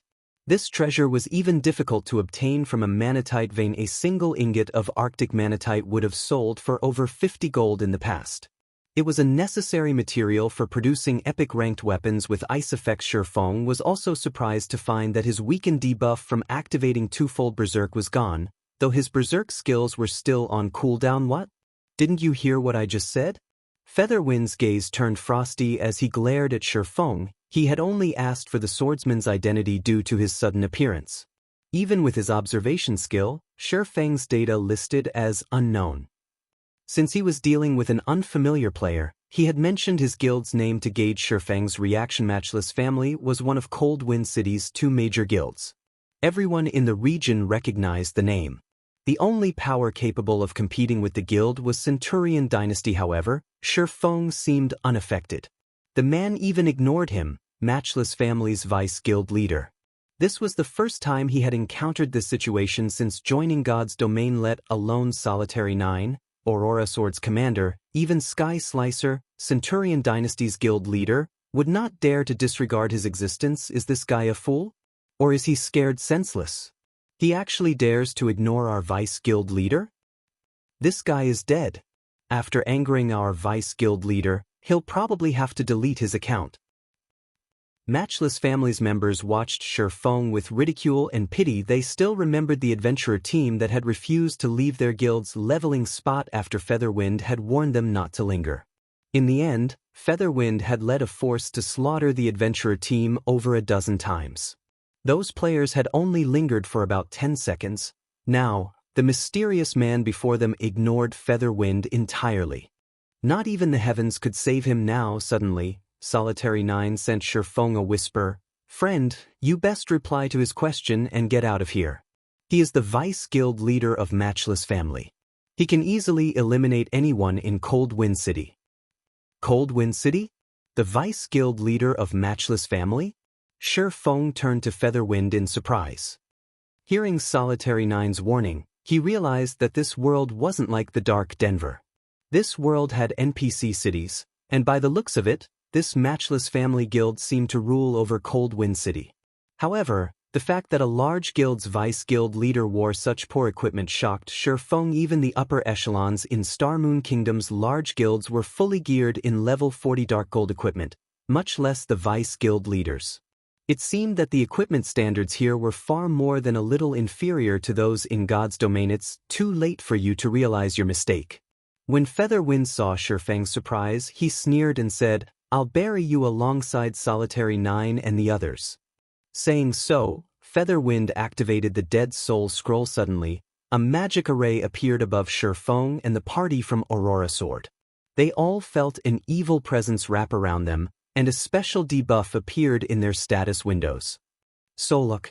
Death penalty multiplied. Effect will persist after player has died. Duration, 12 hours. The Dead Soul Scroll? Surprise flashed in Feng's eyes once again when he saw his status window. The Dead Soul Scroll was a super rare magic scroll and the best tool to destroy an enemy. Not only did the scroll lack side effects, but it was also an AoE, which made it impossible to dodge. If players died within the 12 hours, they would suffer a far more severe death penalty than normal. Meanwhile, the more times a player died during the debuff's duration, the heavier the penalty would become. Targets weren't even safe in NPC cities, and when they logged out of the game, the duration would pause until they logged back in. Only after 12 hours in God's domain would players be free of the debuff. Hence, the Dead Soul Scrolls were even as valuable as Tier 3 summoning scrolls. Most players avoid using them unless they had a deep hatred for their target friend. I truly apologize for this. I did not expect to drag you into my mess with Matchless family. I'll do my best to open a path for you. Try to escape, Solitary 9 hurriedly said. He then turned towards his teammates and said, you guys have to try to get away too. He was a shield warrior. He could never escape so many players without some special tool. He could only help his allies get away. Commander. Big Brother's Solitary? The other 5 party members worried for their commander. They were very familiar with Solitary 9's strength. If he focused on getting away himself, he had some hope, but he had given that up to help them escape. Should Solitary 9 die, it would take a very long time to recover the lost EXP and equipment. Escape? Feng smiled and shook his head. He then slowly approached Featherwind. What is he trying to do? Yenya watched this newcomer in confusion. As not trying to beg for mercy, is he? What a fool. That's Featherwind. If begging for mercy worked, he wouldn't have killed so many players in Cold Wind City. Aurora Sword's members were flabbergasted as they stared at Feng. Featherwind was well known for his ruthlessness in Cold Wind City. He was a vicious person that never accepted apologies. What? You want to beg for mercy? Featherwind sneered at Feng as the man moved closer. As everyone waited for the swordsman's reply, Feng vanished. Where is he? Featherwind searched his surroundings. Everyone was stunned. They had never seen a swordsman disappear like an assassin in the next second. However, Feng reappeared beside Featherwind. Before anyone realized it, 2 sword lights blossomed on Featherwind's mage robes. The man's vision darkened as his lifeless body dropped to the ground. Chapter 1447, Monster-like Mysterious Expert. Chapter 1447, Monster-like Mysterious Expert. Silence dominated the area as every player stared at Featherwind's motionless corpse. Although Feng had not used any impressive techniques or skill, everyone was petrified. They even forgot to breathe. What just happened? The Vice Guild leader is dead. Just what did he do? Everything had happened so quickly that by the time they reacted, Featherwind, a top-tier expert and Matchless family's Vice Guild leader, was already dead. He died? This is impossible. That's Featherwind we're talking about. He might not rank among the top 10 in Cold Wind City, but he is still a top-tier expert in the top 20. How could an expert like that die so quickly? Even Lifeless Thorn, Cold Wind City's #1 expert, couldn't achieve such a feat. Could he be Lifeless Thorn? Lifeless Thorn is a berserker. That guy is a swordsman. There's no way he's Lifeless Thorn. Commander, do you know who that guy is? Even Aurora Sword's members were astonished. One of Cold Wind City's top 20 experts had died in one hit. If news of this matter got out, it would shock everyone in the city. Solitary 9 stared at Feng in confusion, his mind spinning to figure which expert in Cold Wind City this man was. As for the possibility of Feng being from somewhere else, that was practically impossible.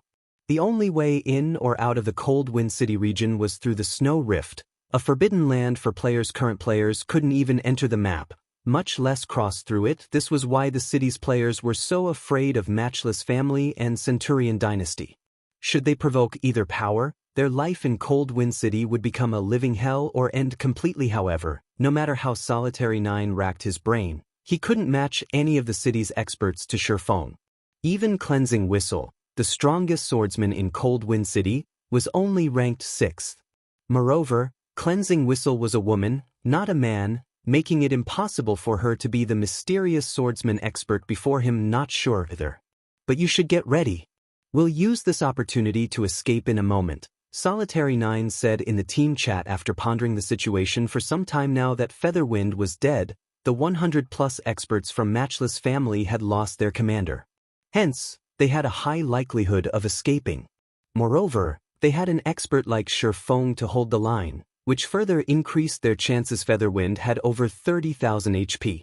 Although he was an Elementalist, the fact that Feng had killed him without using skills meant that he could kill an MT of the same level with a handful of attacks. If Feng's attack speed was high enough, he could even finish off an MT before the enemy healers could react. As long as no one could pin the swordsman down, their party could safely retreat. Suddenly, Matchless family's members snapped out of their daze. Their leader had died, yet they had stared blankly at the killer for so long. They all discarded their fear and pounced on Feng. Die. Brat, you're dead. You dare kill our vice guild leader? From today on, we'll hunt you to the end of the world. The Matchless family's experts charged at Feng. They were so focused on killing the newcomer that they ignored Aurora Sword's members. They all understood that if news of this reached Cold Wind City, they could kiss their lives goodbye. If they let Feng escape after killing Featherwind in front of them, what hope did they have of mingling in Cold Wind City? Fireballs, frost arrows, and arrows flew towards Feng from all directions. Watching from a distance, Solitary 9's expression darkened. Not even a shield warrior like himself could block so many attacks at a time. He'd be lucky to block 60 or 70% of the attacks. If dozens of attacks hit him at once, he'd only last a few seconds even with shield wall active. However, a galaxy of stars suddenly formed around Feng.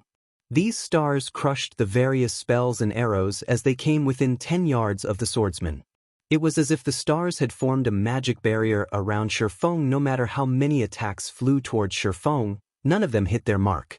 In fact, the bombardment hadn't even reduced Feng's HP by a single point. What kind of skill is that?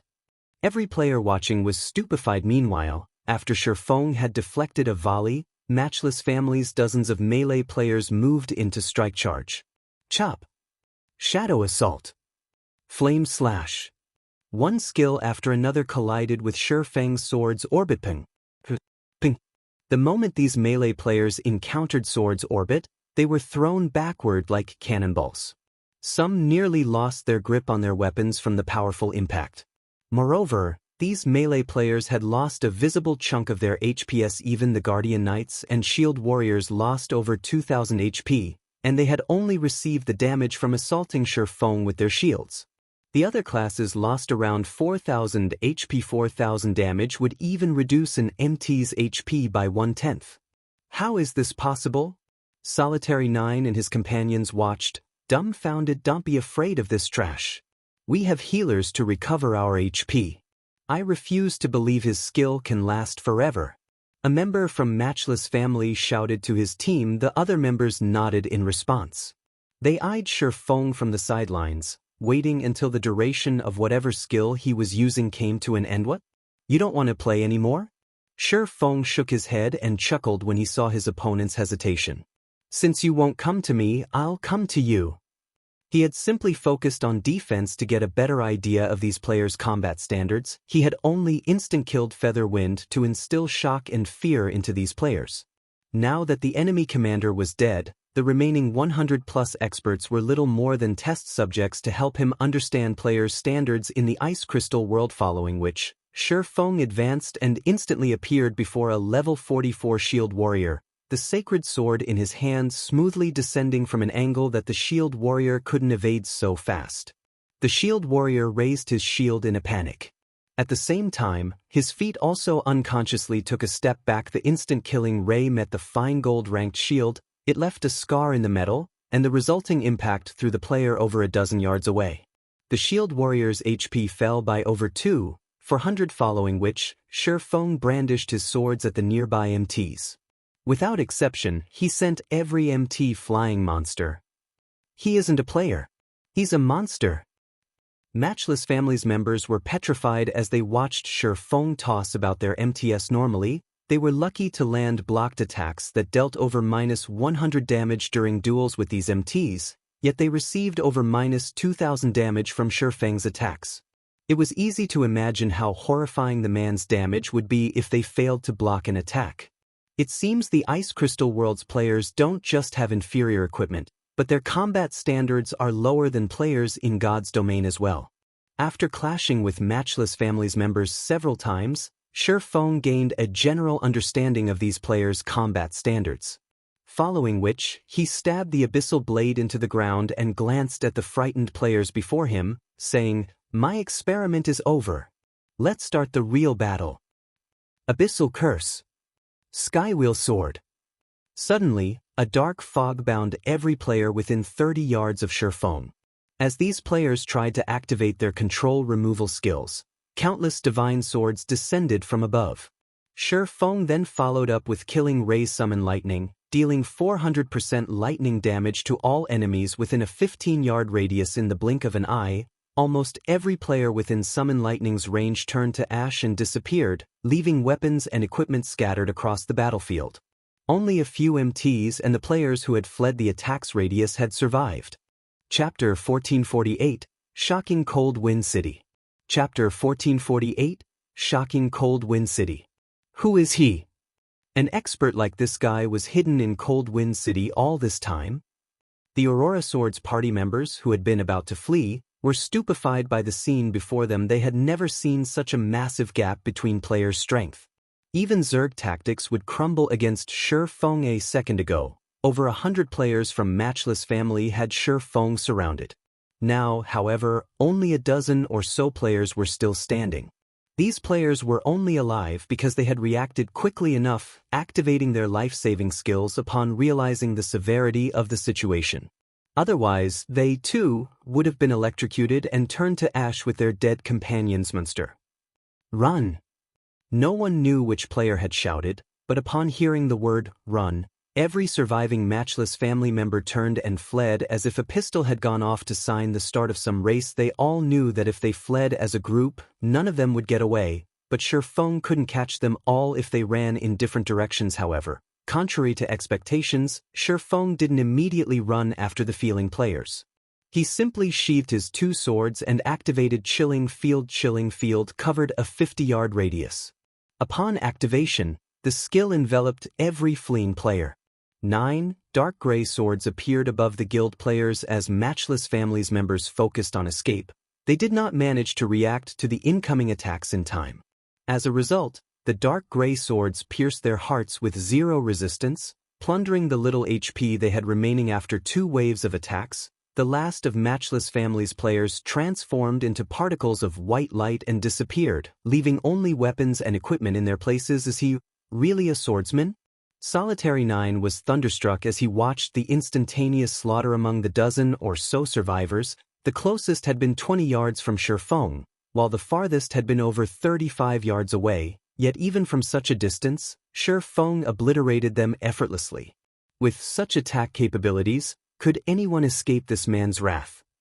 Solitary 9's party members stared at Feng, shock and fear dancing in their eyes. Although they had encountered plenty of experts before, they had never felt so powerless before. It had taken Feng only a few moves to wipe out over 100 experts from Matchless family.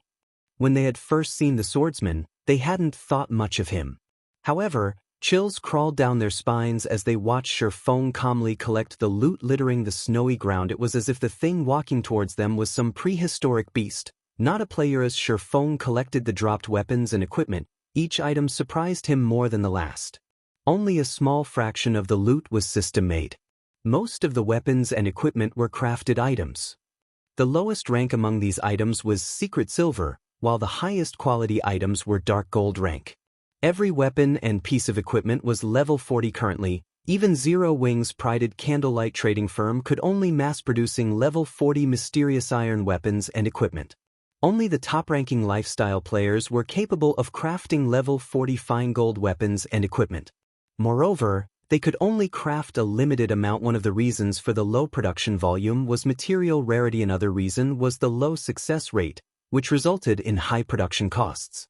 Rather than waste time trying to procure rare materials, Most players simply purchased their weapons and equipment in the auction house. The fact that the majority of the weapons and equipment Matchless family's members had dropped were player-made was inconceivable. The development of weapon and equipment production on God's Domain's continent was already quite fast. Yet it was nothing compared to Ice Crystal World. While Feng collected the scattered items, Solitary 9 took the initiative to approach the man. Friend, thank you for earlier. If not for you, Matchless family's members would have killed us. I am Solitary 9, the commander of the Aurora Sword Adventurer team. Solitary 9 introduced himself. If you have any problems in Cold Wind City, please feel free to contact me. Although Aurora Sword wasn't one of Cold Wind City's top adventurer teams, it was relatively well known. The team had over 100 members in total, and although they were strong enough to make major changes in the city, they could deal with minor issues. The other party members nodded eagerly. They both feared and revered Feng. If they spread the news about what had happened here, it would cause chaos in Cold Wind City. Matchless family was a peerless organization in Cold Wind City, yet Feng had slaughtered over 100 of its experts by himself. He was a monster-like existence. Countless players dreamed of befriending an expert like him. Cold Wind City? After giving the matter some thought, Feng asked, "Can you tell me a little about the situation in Cold Wind City?" He had practically no understanding of the Ice Crystal world, let alone any clues leading to eternal ice crystals. Now that Katie Green had sent him here, if he did not acquire the required eternal ice crystals within a month, he would have a far more difficult time obtaining the Bracelet of Time. The first thing he needed to do was learn about the situation here. Once he did, he'd have an easier time searching for the eternal ice crystals. Tell you about Cold Wind City? Solitary 9 was taken aback. He quickly recovered from his surprise and asked, "Could it be that you're not a player from this region?" The others were similarly dumbfounded. Everyone knew that unless one crossed the snow rift, it was impossible to leave or enter the Cold Wind City region. That's right. I'm not from this area. Feng nodded, feeling no particular need to hide the truth. After all, players in other worlds didn't always stay there. As they reached higher levels, the system would gradually integrate them into the rest of the game. Besides, it's not like they could do anything about his origin. Realization dawned Solitary 9 and the others.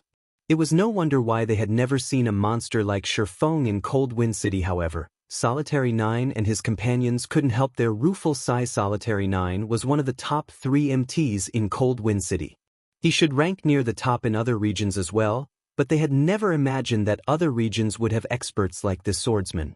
It was easy to surmise that the expert standards in other regions were much higher than in Cold Wind City. This revelation was a mental blow. At the same time, though, they were eager to leave their city and explore other maps. Only Solitary 9 and the others did not know that Feng was not from a different region in the Ice Crystal world.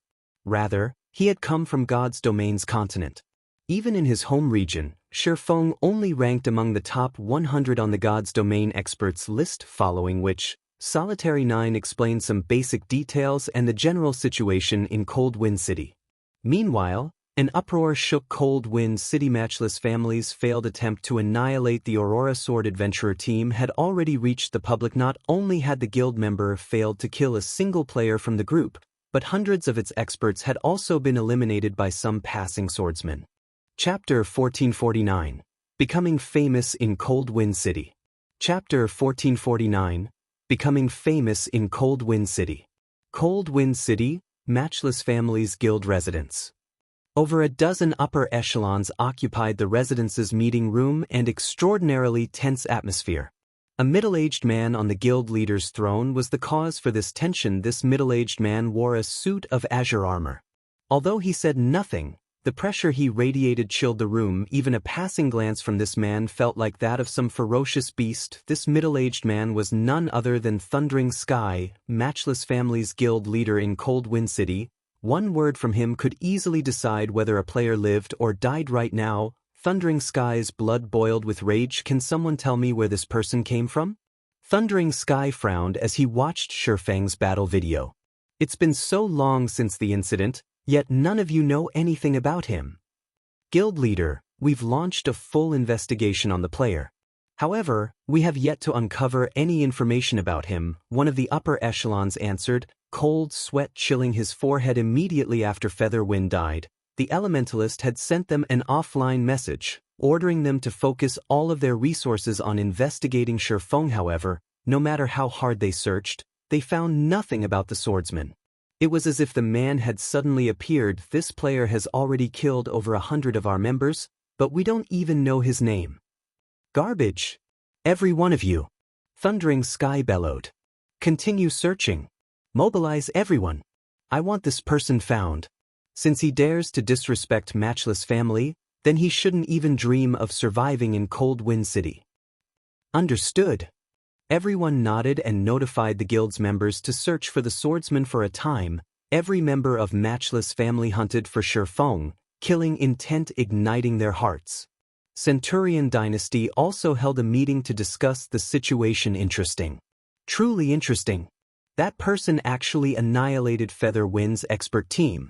I don't think even Lifeless Thorn could do that, Sky Slicer, Centurion Dynasty's guild leader, said, laughing as he watched Feng's battle video. Matchless family had been humiliated.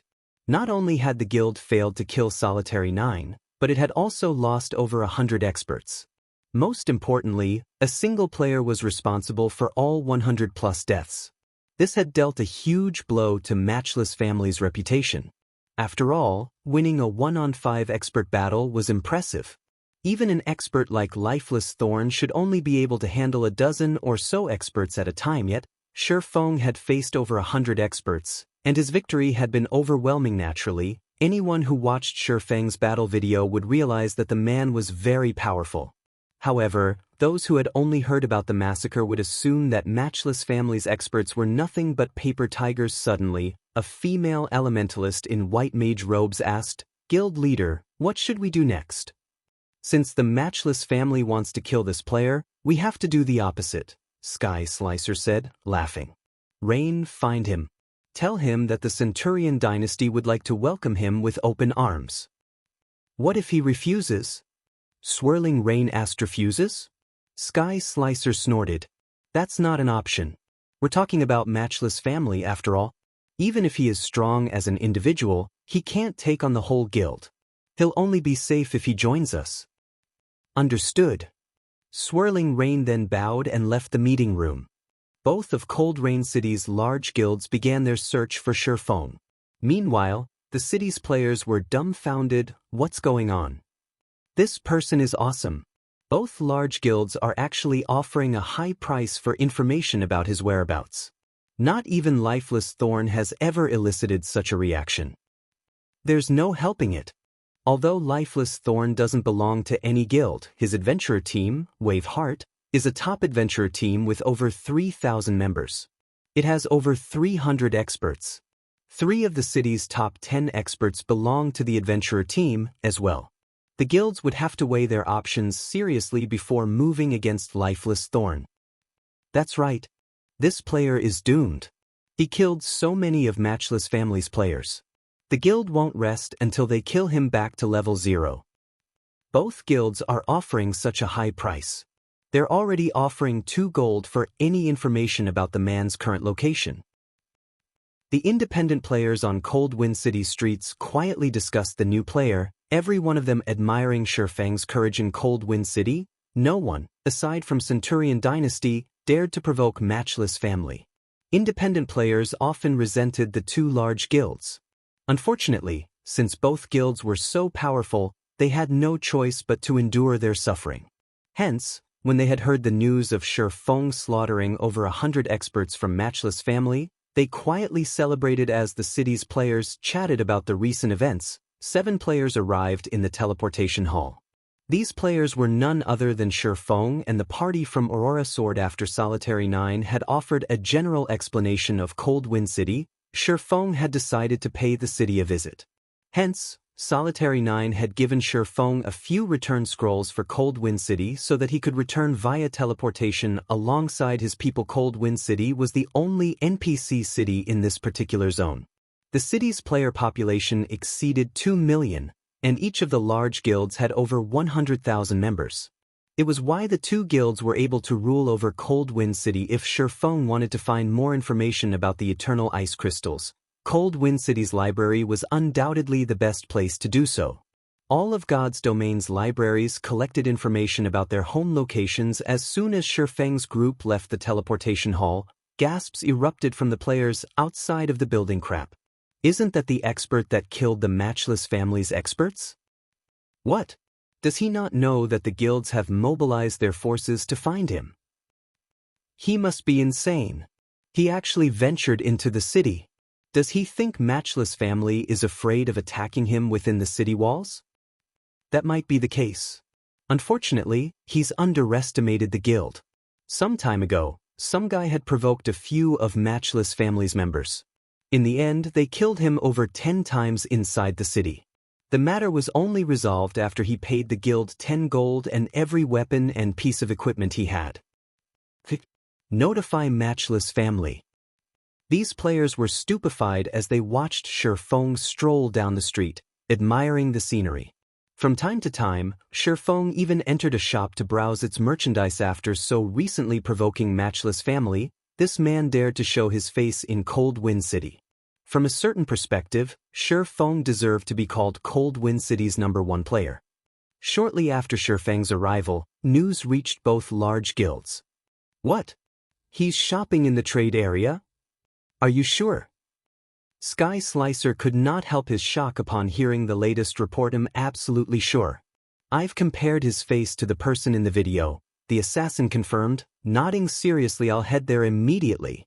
Notify the main force members and tell them to gather in the trade area as soon as possible. Sky Slicer hurriedly instructed after digesting the information. Meanwhile, in Matchless family's residence, when Thundering Sky received the news of Feng's appearance, he nearly shattered his desk. Daring bastard. After killing my subordinates, he still dares show his face. Notify every expert in the guild and tell them to hurry over. Halt all operations and quests temporarily. Thundering Sky bellowed. Chapter 1450, City of Crafters. Chapter 1450, City of Crafters. Cold Wind City, Trade Area. Commander, more people are tailing us now. Matchless families probably found out about our return already. Should we notify Big Brother Feng about? Yenya asked worriedly as she glanced at the players stalking them. News of the slaughter of Matchless family's members had already spread throughout the city. Yet, now, the main culprit boldly walked down the city streets without a care in the world. It was a slap in the face to the guild.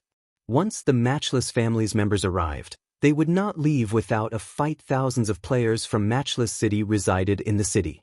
Killing a single player would be child's play for the guild. Furthermore, their group still had the soul lock debuff. Solitary 9 nodded in response to Yenya's question. Based on his understanding of Matchless family, the guild would seek revenge for the smallest of grievances. It wouldn't hesitate to take action against Feng even in the city. Although he trusted in Feng's strength, Matchless family had the home ground advantage. Regardless of how powerful the man was, he was at a disadvantage. Solitary 9 walked up to Feng and whispered, "Brother Feng, why don't we head to the library? I'm afraid that if we linger around here any longer, Matchless family's members will find us. Dealing with them will be troublesome." Troublesome? Curious, Feng asked, do players have full power over the city? Solitary 9 hadn't gone into the management style in the Ice Crystal World's NPC cities. If these cities were like the Dark Den's shelters, where players had full authority to determine a city's rules, they would indeed have some trouble to deal with. That's not the case. Matchless family just has a lot of members inside the city, Solitary 9 said, shaking his head. Feng breathed a sigh of relief when he heard Solitary 9's reply. He then pointed at the Cold Wind auction house a short distance away and said, "That's all right, then. I've already visited most of the shops, so let's make a trip to the auction house before we head to the library." Solitary 9 was speechless. The man even wondered if Feng understood what he meant by a lot of members. Cold Wind City was the Matchless family's main headquarters. The guild could easily gather over 10,000 players at a moment's notice. Centurion Dynasty was the only existence capable of contending with the guild in the city. Commander, what should we? Forget it. We'll just accompany him until the end. Hopefully, Thundering Sky can keep his cool and avoid doing anything rash.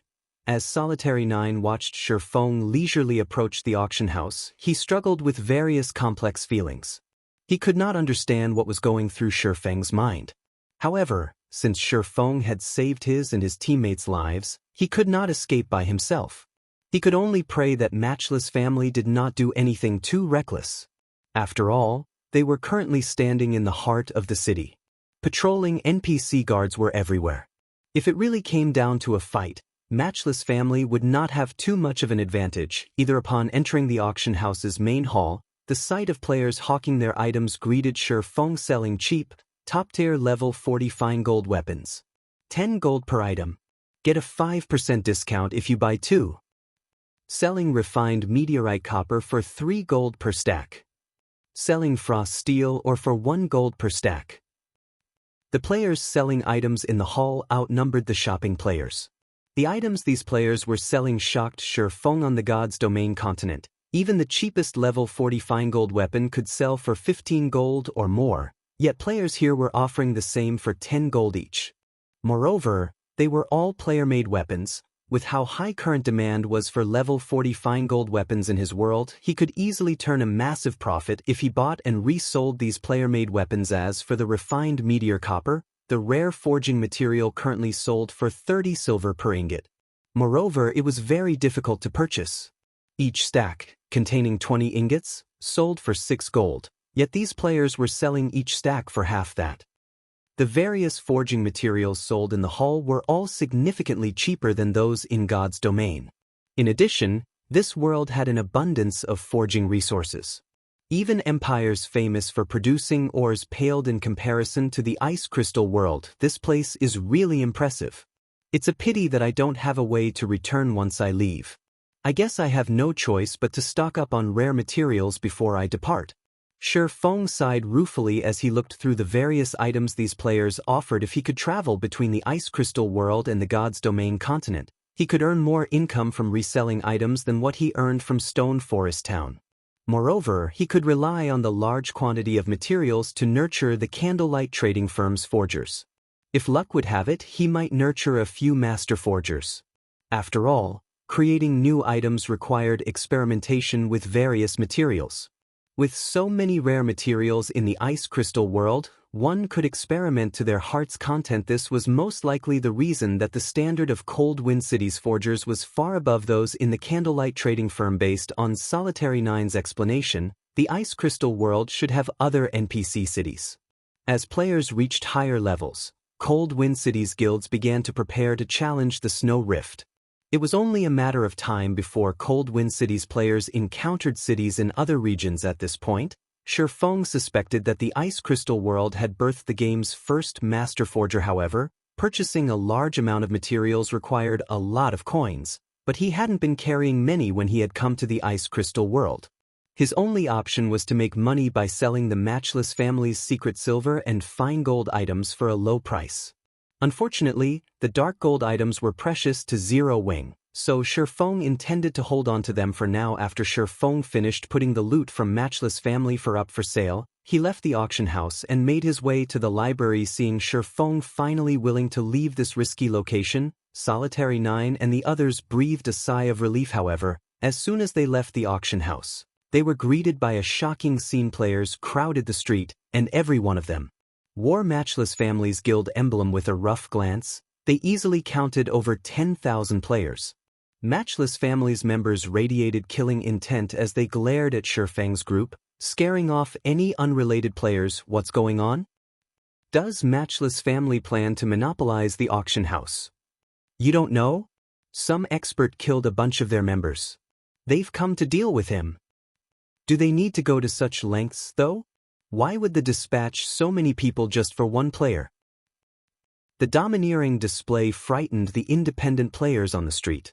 Among the Matchless family members present, the lowest leveled member was level 43. Their equipment was awe-inspiring as well. Has the Matchless family lost its mind? Solitary 9 felt an unprecedented pressure. He had thought that, at most, Matchless family would send around 1,000 experts. He hadn't expected Thundering Sky to be mad enough to dispatch a 10,000-man army. Not even Lifeless Thorn, Cold Wind City's #1 expert, could elicit such a reaction. However, after Matchless family's members had gathered in front of the auction house, another commotion shook the street. Another player army slowly approached from the other end of the street, and although this army was smaller than Matchless family's, it still included around 3,000 players. These new arrivals wore Centurion Dynasty's guild emblem for a time. Experts from both of Cold Wind City's large guilds stood before the auction house's entrance. Following which, both guilds' leaders pulled away from the crowd. Both men looked at Feng Yuri, the expert that killed Featherwind. Thundering Sky and Sky Slicer asked in almost perfect unison. The spectating players were stupefied. Chapter 1451. Obliterated. Chapter 1451. Obliterated. That guy is so amazing. Both guild leaders actually came looking for him. Just who is he? The distant spectating players were shocked to see the two men. Solitary 9, who stood behind Feng, was at a loss for words. Both Thundering Sky and Sky Slicer were top-tier existences in Cold Wind City. Normally, they were very difficult to meet, yet these two had gathered here due to Feng. That's right. What business do you have with me? Feng calmly replied to the guild leader's question. An army of 10,000 players might be shocking to ordinary players, but not even a million-player army could surprise Feng. Besides, they were still inside an NPC city. Good. I never thought you would have the guts to admit it. Thundering Sky's face twitched in anger as he glared at Feng's calm composure. I am Thundering Sky, the guild leader of Matchless family. Since you admitted to killing my guild's experts, that makes things simple. Hand over every item and piece of equipment you have and let me kill you once. Then we'll consider the matter settled. Otherwise, bear the consequences at your own risk. Guild leader, aren't you letting this brat off too lightly? The guild leader's demand confused his upper echelons. They had assumed that Thundering Sky wouldn't rest until he forced this newcomer to delete his account. He had just offered to let Feng off with such a light punishment. Enough. I have my reasons. Thundering Sky shot his subordinates a withering glare, immediately silencing them. What these guild upper echelons did not know was that Thundering Sky was far more interested in Feng's weapons and equipment than he was in avenging Featherwind. After watching the swordsman's battle video, he realized that the man's basic attributes were ridiculously high. Not even Thundering Sky was confident of killing Featherwind in one hit. After all, Featherwind's weapons and equipment were considerably good. The Elementalist's HP was also over 30,000. PvP battles were different from those with monsters. A player's damage would scale down when they struck another player.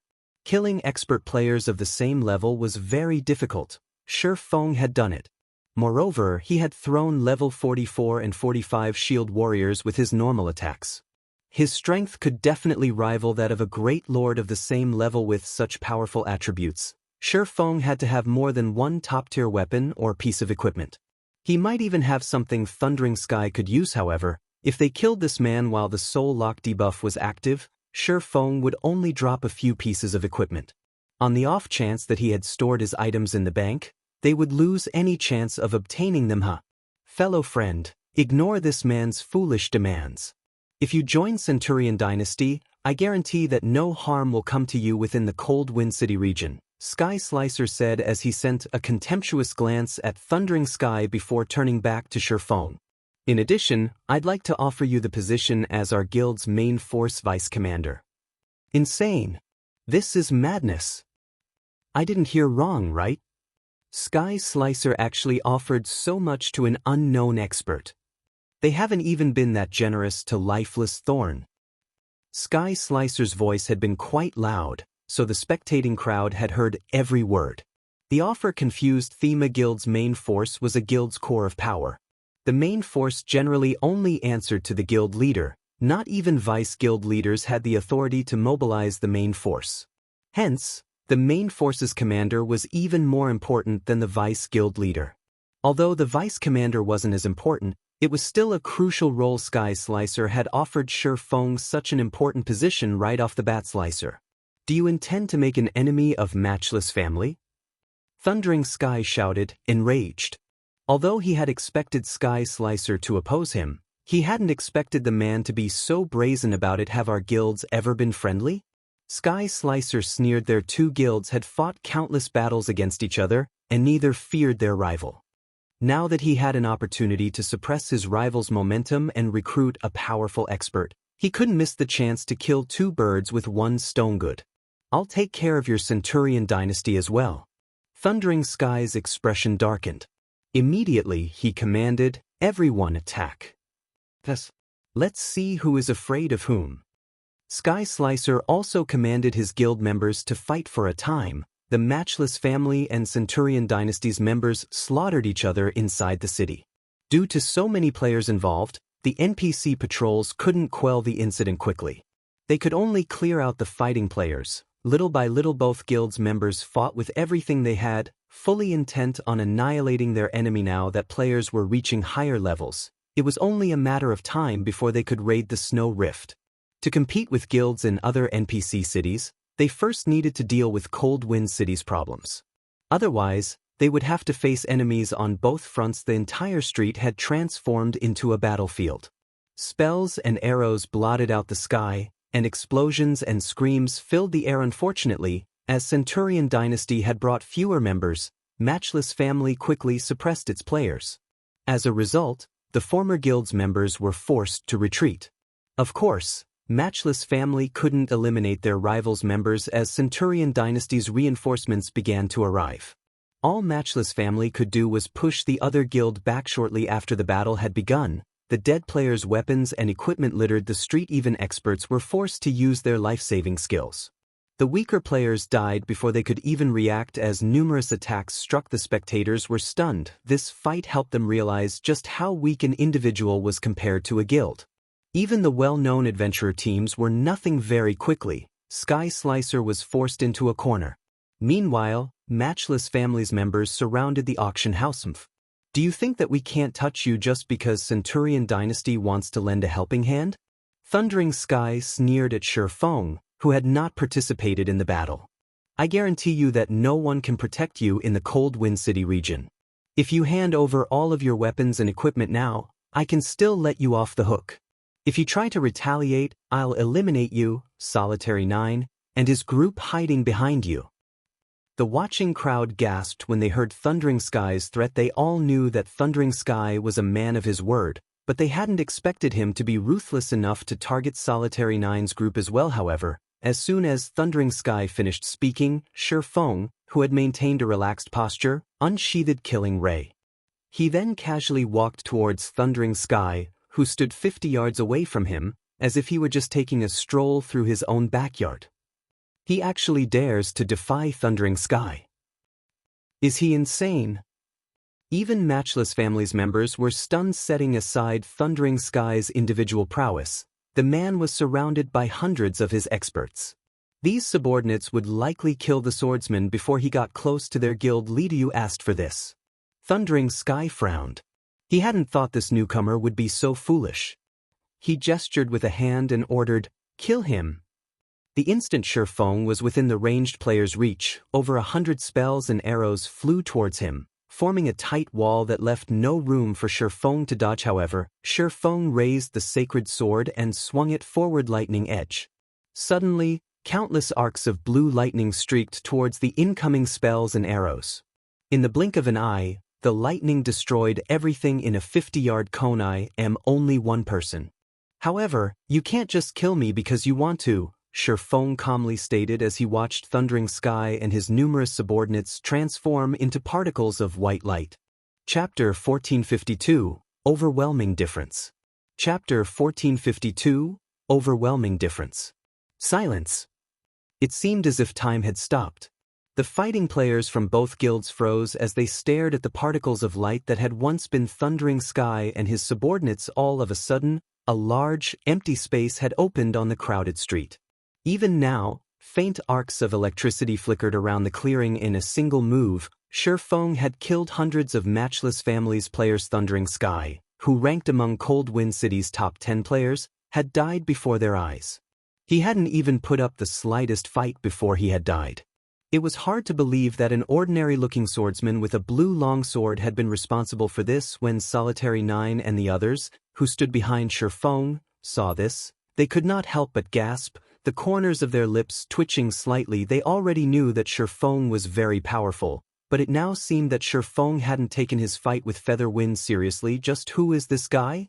The corners of Sky Slicer's eyes twitched as he stared at the empty clearing a short distance away. He wouldn't have been so surprised if Feng had been a magical class player.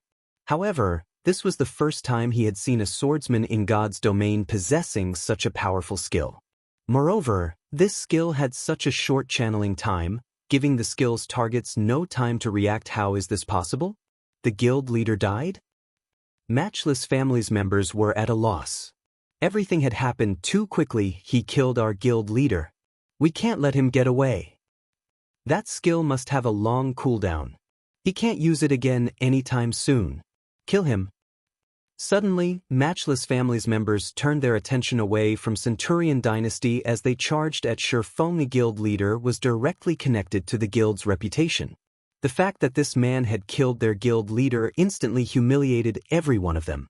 If they did not kill Feng right now, Matchless family's reputation would suffer. This would severely impact their guild's development. Damn it.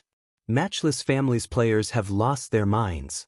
Tension gripped Solitary 9 as he watched the players swarm towards him. However, before the Matchless family's members reached their group, Feng pointed killing ray at the approaching crowd. Dragon breath. Suddenly, a beam of white light shot forth. The white light vaporized any player it touched. In the blink of an eye, several hundred more players had died. After using Dragon Breath, Feng followed up with Dragon's Authority, inflicting the fear debuff on all enemies within a 50-yard radius, reducing their movement speed and attack speed by 40% for 1 minute. Everyone within the skill's range felt as if they had plunged into a muddy swamp. Following which, Feng activated Defensive Blade, increasing his attack range. He then took a step forward and vanished. Where is he? As the crowd recovered from the shock and fear Feng's Dragon Breath had inflicted, the man had disappeared. They could not help their growing confusion. However, before anyone had realized it, Feng had reappeared among Matchless family's members. He lightly swung his two swords at the nearby enemies. Boom. A tornado formed around Feng.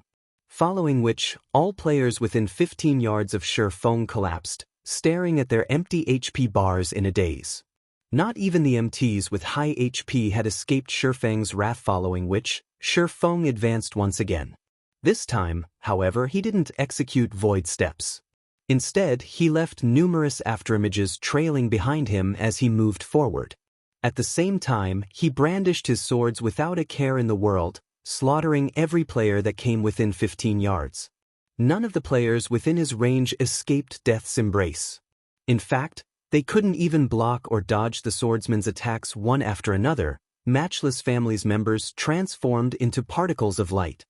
Feng looked like a god of death as he claimed these players' lives. Nobody could even slow him down. Although the guild's ranged players tried to stop Feng, their attempts were little more than a joke.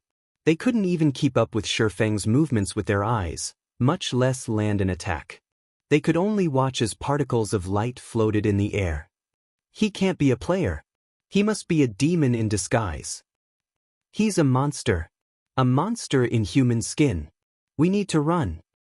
After a brief moment, Feng had killed another several hundred players. Panic overwhelmed Matchless family members as they watched Feng reap their allies' lives. At this point, they had forgotten about avenging their guild leader and restoring their guild's reputation. They could only think of getting as far away from Feng as possible. They had never seen such a terrifying player before. Compared to Feng, the strongest boss monster they had ever faced looked cute. After all, they had some hope of damaging a boss. Against Feng, however, they couldn't even resist. How was this supposed to be a PvP battle? This was just a one-sided massacre. Like frightened rats, the thousands of Matchless family members scattered and fled in all directions. The players watching from a safe distance were stupefied. Before today, they had seen thousands of players pursue a single person. They had never watched one player chase after a 10,000-man army. This scene had shattered everything they had thought they knew about God's domain. He a little too strong? Just who is he? Solitary 9 was beyond shocked. An individual having the power to suppress an entire guild only ever happened in his dreams, Yet he watched as that dream became a reality. What Solitary 9 did not know was that, while Cold Wind City's players might be stronger than those in God's domain as forgers, their weapons and equipment were nothing in comparison. To prove this point, not one player from Matchless family dropped an epic weapon or piece of equipment. The best they had was level 40 dark gold equipment. On the other hand, Feng wielded 3 fragmented legendary items. He was also a tier 2 player. With both advantages, the difference between Feng and his opponents was horrifying. As the other players from Aurora Sword watched Feng's massacre, an indescribable excitement bloomed in their chests. They were fully aware that Feng was a player. They fully intended to boast to their friends that they had met such a powerful expert. After around 30 seconds, the originally clogged street was empty of players. Only Feng and a bunch of weapons and equipment remained. The survivors from Matchless family had long since fled the battlefield. Despite so many items covering the street, none of the spectators moved forward to steam them. On the contrary, they distanced themselves from the loot, making sure that at least 100 yards lay between them and the nearest item. As for the NPC guards, they spared Feng little more than a glance before pursuing Matchless family's surviving members in NPC cities. The NPC guards would target the side that attacked first. Matchless family members had teamed up before surrounding Feng. If any member of the team attacked, they would implicate the entire team in the crime. Hence, within a fixed amount of time, Feng could kill as many members of the team as he wanted without receiving any punishment from the system. Even if this mechanic hadn't existed, Feng could have simply found a secluded location and altered his appearance with the demon mask. With Nightwalker Cape's passive concealment effect, not even high-tiered NPC guards could touch him. After crushing Matchless family members, Feng didn't hurry to collect his loot. Instead, he smiled as he turned to Sky Slicer, who stood a short distance away, saying, "Guild Leader Slicer, now that the problem has been dealt with, may I know what business you have with me?"